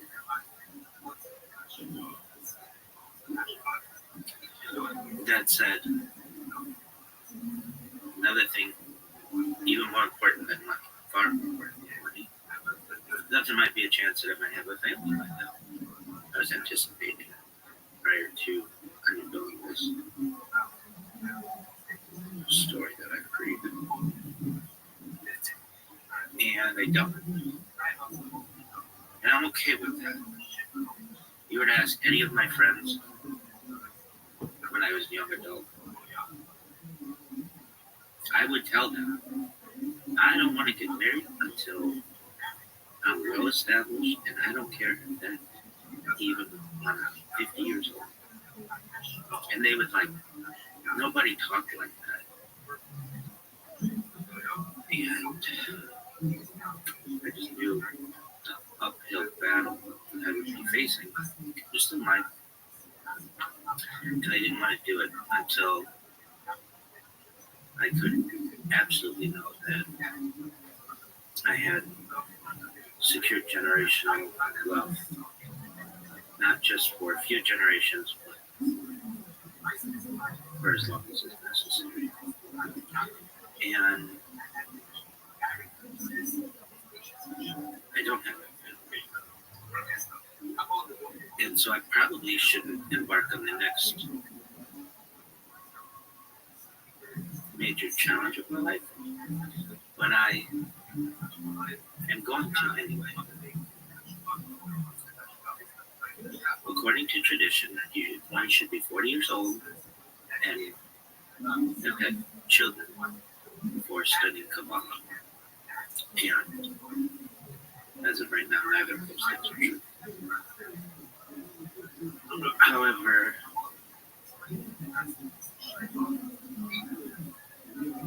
I feel like I've waited long.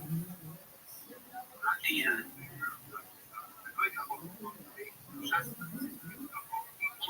if I never have children, God forbid, then why should I never be able to study Kabbalah? I really feel like I'm just saying this into a microphone, like a camera, that I say it with as much confidence as I've ever said anything in my entire life. I think I will be the greatest Kabbalistic sage of all time.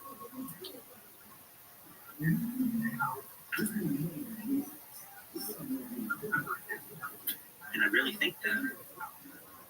I wouldn't say it if I didn't think it were true, or it would be true. And it's going to take me a long time, because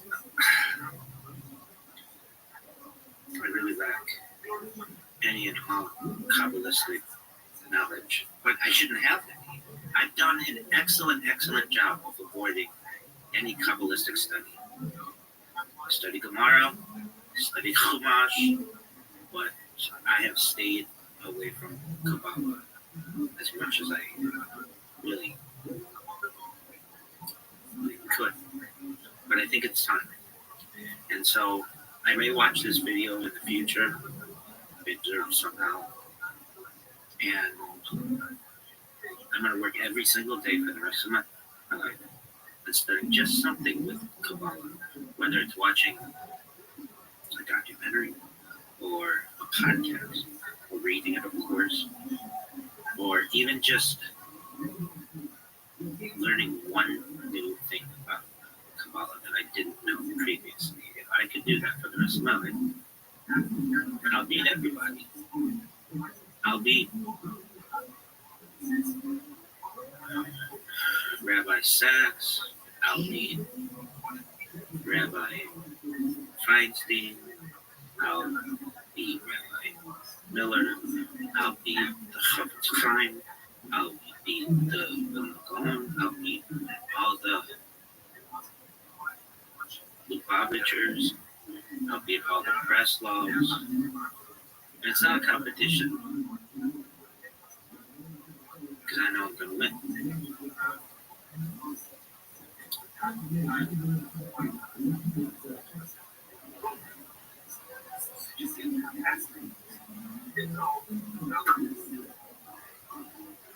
But I know far less than all of they all did.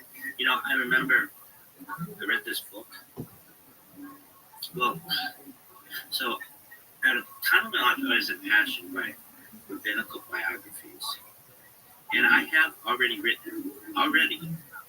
compiled, is a better way to probably phrase it, but the largest rabbinical biography compilation in world history. No doubt. It's longer than the Talmud. It's an encyclopedia-like compilation of simply rabbinical biographies. And only Orthodox rabbis. And I did this more than half a decade ago. And I still have it. And I remember one of the things that I did with it was there's some extreme, the most powerful rabbis, some of the most powerful rabbis in the world, I was before them. And we were talking about some of my studies related to my education, specifically my rabbinical education. And I said to them, you know, I've always been curious as to what the most common name, first name of a rabbi is. And they looked at each other, and I had stumped them. I know I had stumped them. And so I pulled out of my breast pocket a chart that I had made, because I had compiled essentially every rabbi going back to Aharon Rabbi. I mean, everybody. And I asked them, I remember asking them, so what do you think the answer is? And some of them said Moshe, some of them said Aharon, perhaps. And I was very proud that, like, this was not a thing that was known within all of Judaism. Over, at that time, 5,700 years of our history. Nobody had compiled this. There was no way to have done it. And using various resources, I took all the names of all of the rabbis. And it depends, because I even told them that it depends how strict you're going to be on how you define a first name. Like, do they have to all be spelled exactly right? Or would Moshe and Moses be equivalent? Or would Abraham and Abraham be equivalent? Or Yaakov and Jacob? And if you took all of the derivations of the all of the names of every rabbi whose life had ever been archived to any extent. Like we're talking about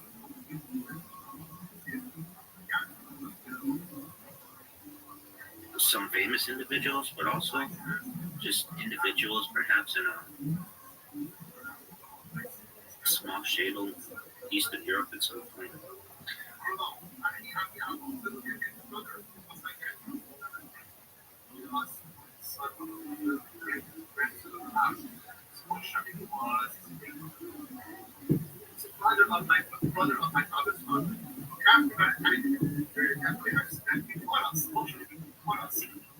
What would be the most popular name?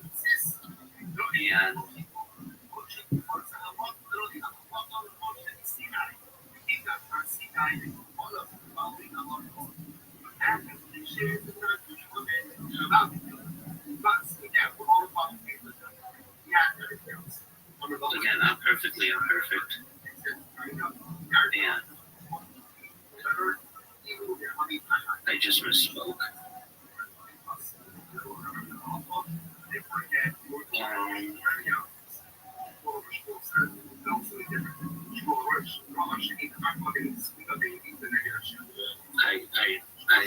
I know I misspoke. Okay. And I will do this. I'm perfectly imperfect. I said shadel, I meant shtetl. Perhaps the rabbi who I'm referencing of the small shtetl, his wife wore a shadel. And I have a thing. I don't want to call it a learning disability by any means because I think it's something that everybody does. Is I use word association. I confuse words. And as I say this, I know that it will be funny what I just said. Nobody's laughing. I'm somewhat embarrassed of it, but it will be very funny. And if you're like, you confuse shtetl and shadel, yeah, and it wouldn't be the first time, it perhaps won't be the last. I've done it before. And I'm okay with being imperfect, though I strive for perfection. So, as I was saying, I was with some of the most powerful rabbis in the world, and I pull out this chart after they gave all these incorrect answers. All of their answers were incorrect. And it was a bar graph and a pie chart. And I explained to them that use all the derivations of the most famous rabbis, everyone from the most famous rabbis to just rabbis who had just barely made an impact on society. I think I did it up until the 20th century, something like that. Like, not necessarily. I didn't. I think it was something like that. Like I had a timetable on it. I asked them, "So who do you think it is?" And they didn't know. And I said,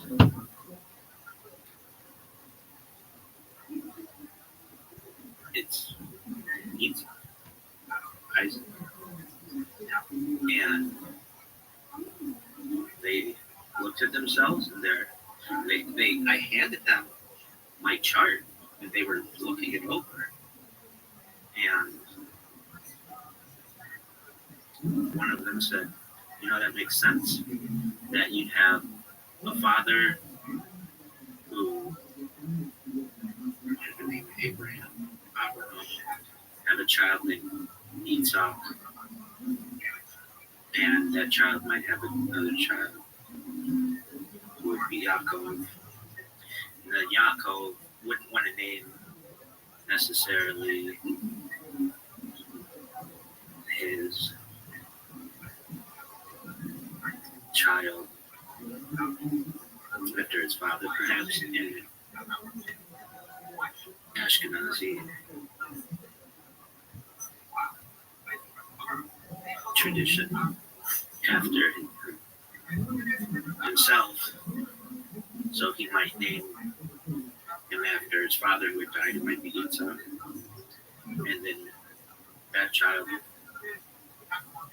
would have the option of perhaps naming their child anything they want, but it just came down to the fact that since we kind of surmise that Yitzhak was a important character in Jewish history, but also the fact that he sits in the middle between Abraham and Yaakov, became a very common name of rabbis throughout Judaism, and no one else knows this except those rabbis, and like very few people know this. I have had to communicate this to everyone. No one knew this before. Right? So, anyway, and that name means hilarious, laughter, to mean a lot of things, but it makes me even ponder my own name, what my name, and how perhaps someday I may integrate that name into it somehow, perhaps. But anyway, I have, in my own way, been like, without even recognizing it, discovered one of the great mysteries within all of Judaism. What is the most common name for a rabbi? That's like a simple question to me, but no one knew the answer to it, and I did. So, with that being said, Kabbalah is next. Well, I should say, I want to be the great, I've said this previously, I want to be the greatest rabbinical biography scholar in the world. That is very important. I've said it in writing, I've said it publicly, but I'd also like to be the greatest Kabbalistic sage of all time. I've said at one point in my life, if I ever retire, I'd like to retire in Spa and live the life of a mystic. But there's a lot to do before then. So, with that being said, I'm going to do everything I can to study Kabbalah, at least a little bit every day until the day I die. And that's everything from the Tree of Life to the 72 names of Hashem to why Madonna wore that red string. I've been to the Kabbalistic Center, I just walked by it on Shabbat in Beverly Hills and Pico Rivera. And I'm going to become the greatest Kabbalistic sage in global history. And God willing someday, I'll marry a woman, she'll wear a shadel, we'll live in our own shtetl, perhaps in the Judaism, perhaps many shtetls, but I am going to be the greatest Kabbalistic scholar in global history.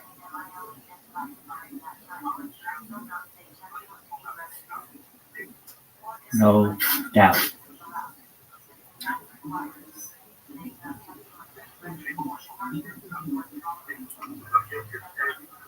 Well, I would say why do our 30s, probably do our 40s. And this is a really great opportunity. Really in my heart. In my heart. Did I accomplish what I wanted in my 30s?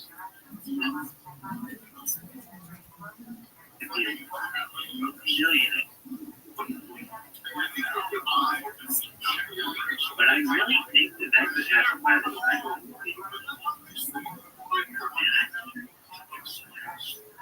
and from the confidence I have. So the Rabbets that if you're watching this, I want you to check out my person who their own way may be the first person on earth may within new time come to love this person. Money really doesn't matter. Really matters to me.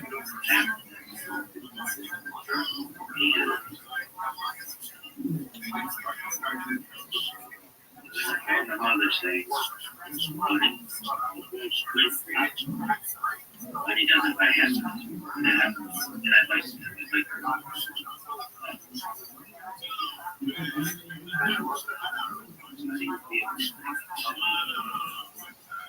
even though I live life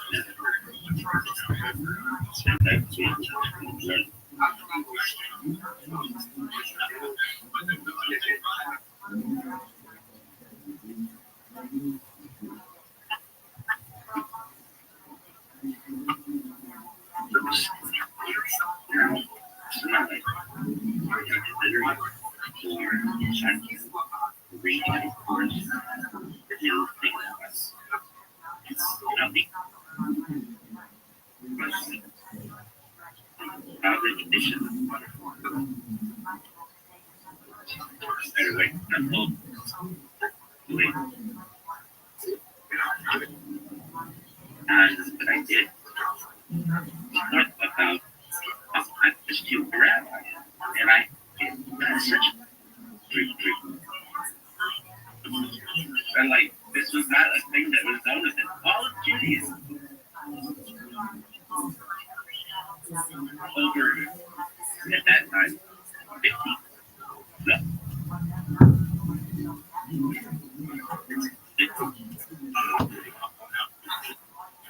No.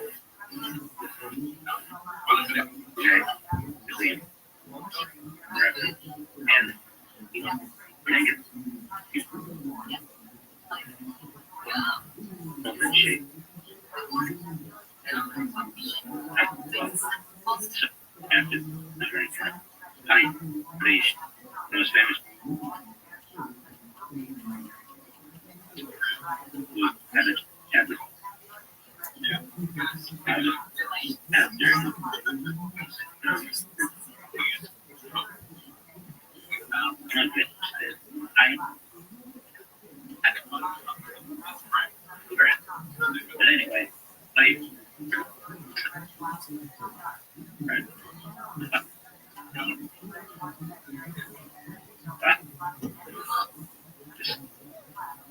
demands of strict.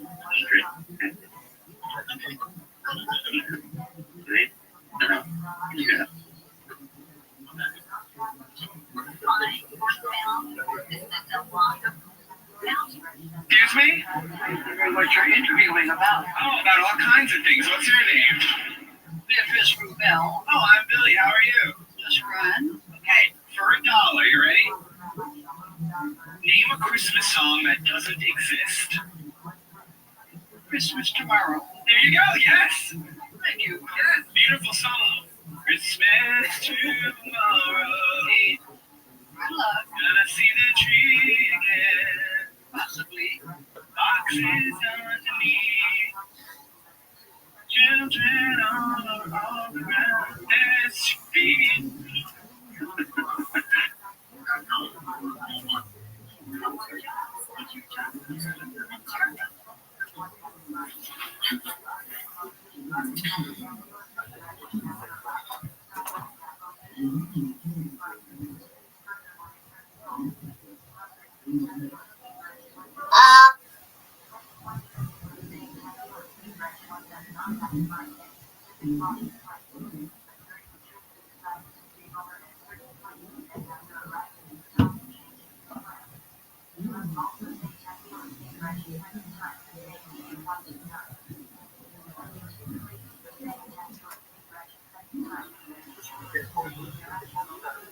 I watched my previous.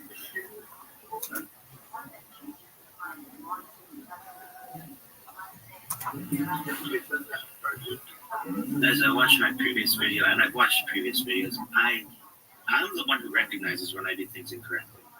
And I think that in Hashem's divine plan, that there are many mistakes the way that I do, because a lot of them are simple mistakes. And perhaps it's so people find that in their own lives the mistakes that they make. are made by I say this when I talk about my story, whatever you call this compilation thing, that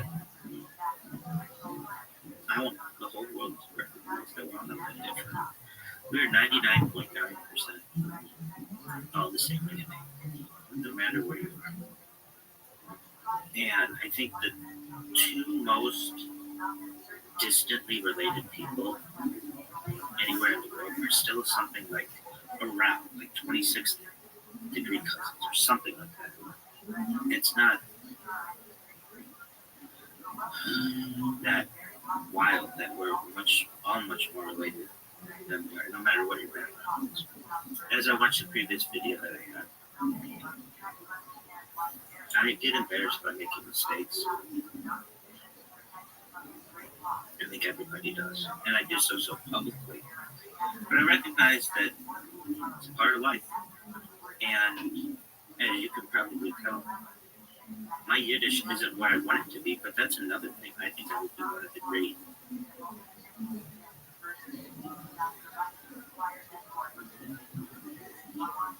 linguists of Yiddish and one of the great pillars of Yiddishkeit in global history. I mean, I'm hard on myself. Like, oh, I used word association with two words.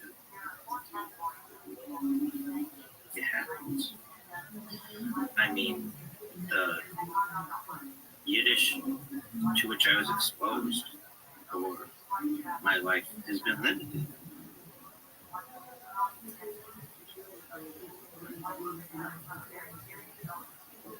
But it still exists. And my family, even going back to when I was a little child, used Yiddish. And we used other languages as well, Yiddish, that we used. And the more I'm exposed to it, the more important it becomes to me. And one day I'd like to speak primarily Yiddish. And I really look at my life and wow, I'm a normal person from where I live up at halftime, folks. So this might be my own halftime speech that I've given myself, that I really need to improve in all my languages. English, certainly Hebrew, certainly Yiddish, certainly Aramaic,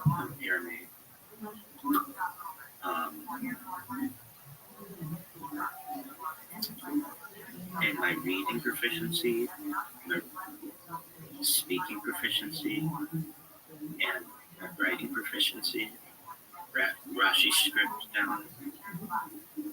I would like to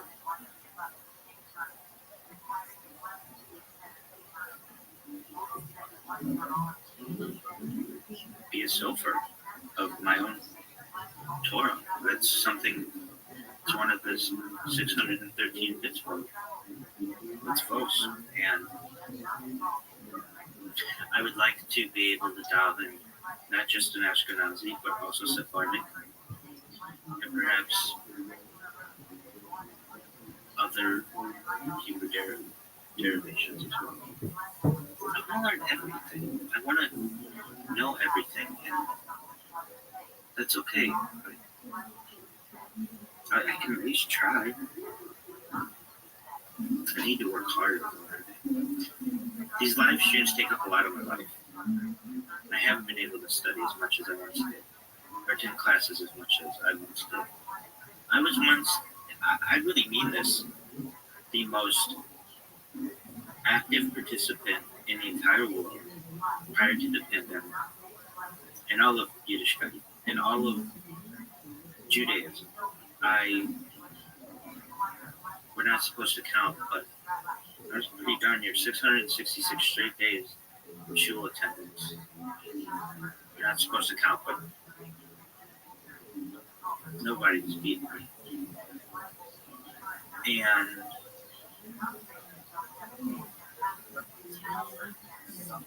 we're not supposed to count, but I was close to triple digits in continuous Shabbat attendance, and perhaps over, who knows, we're not supposed to count. And I never miss a Chumash class. Absolutely do everything I can to never miss a Gemara class. And none of my peers were there. It was just really a bunch of old people, generally. Because younger people had families and they were doing things, and I understand that. My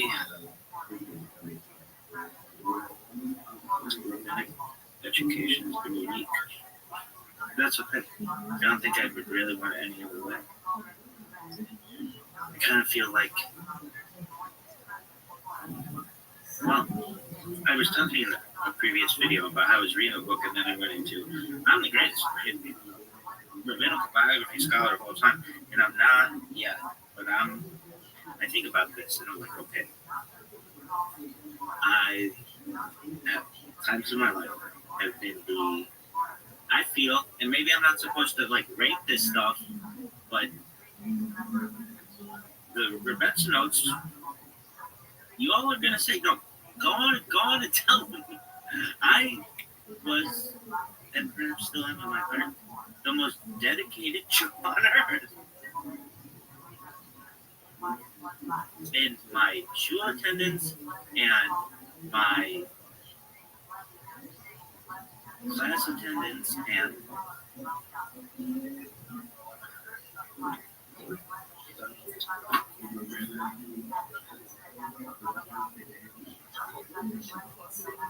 I want to say I attended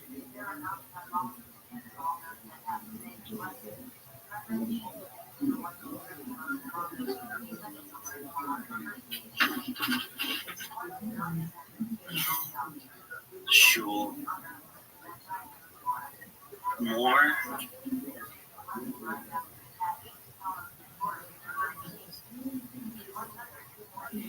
in a more dedicated fashion than anyone I'd ever known.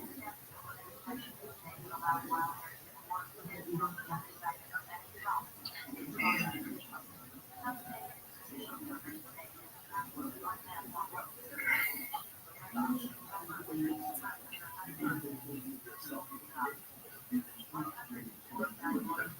I can tell you that I have been extremely diligent at times. Other times, I've been live streaming my life or whatever, but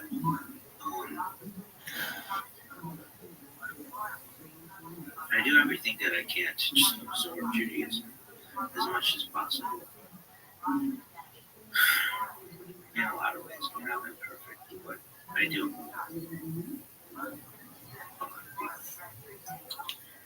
Alright, well, I was reading this book when I was,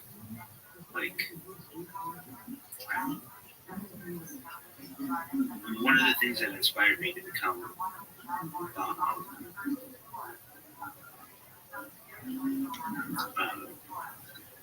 rabbinical biography scholar. And I read the biography of Rabbi. And how's this stuff? Oh, did this stop my video? I don't know, I think my video's still going.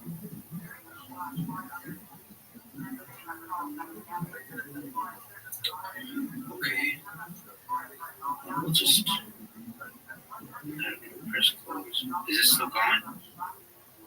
You think so? Anyway. I mean, I don't know everything. No way. What the fuck? Like at one time, I read this book. Sometimes I read books when I really want to get into it. I read them aloud to myself. And I can tell you, when I do that, I've read many books written by rabbis, and I find they. What the absolute fuck?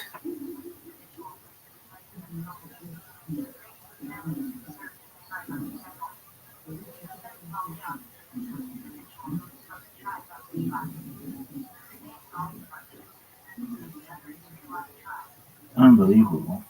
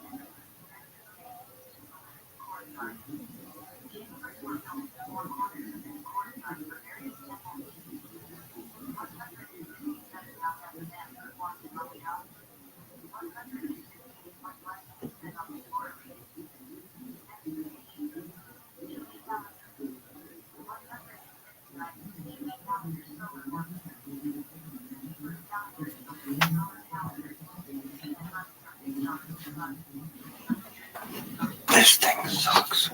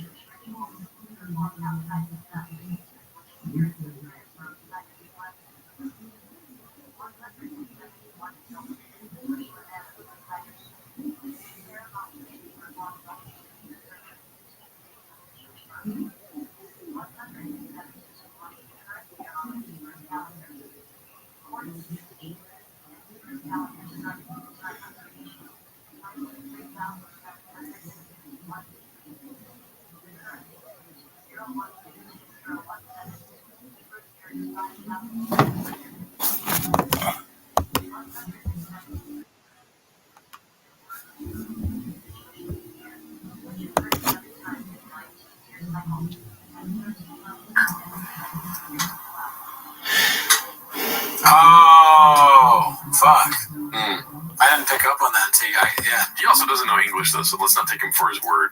Yeah, it may just be messed up. He messed up words. Yeah. You know, we've all been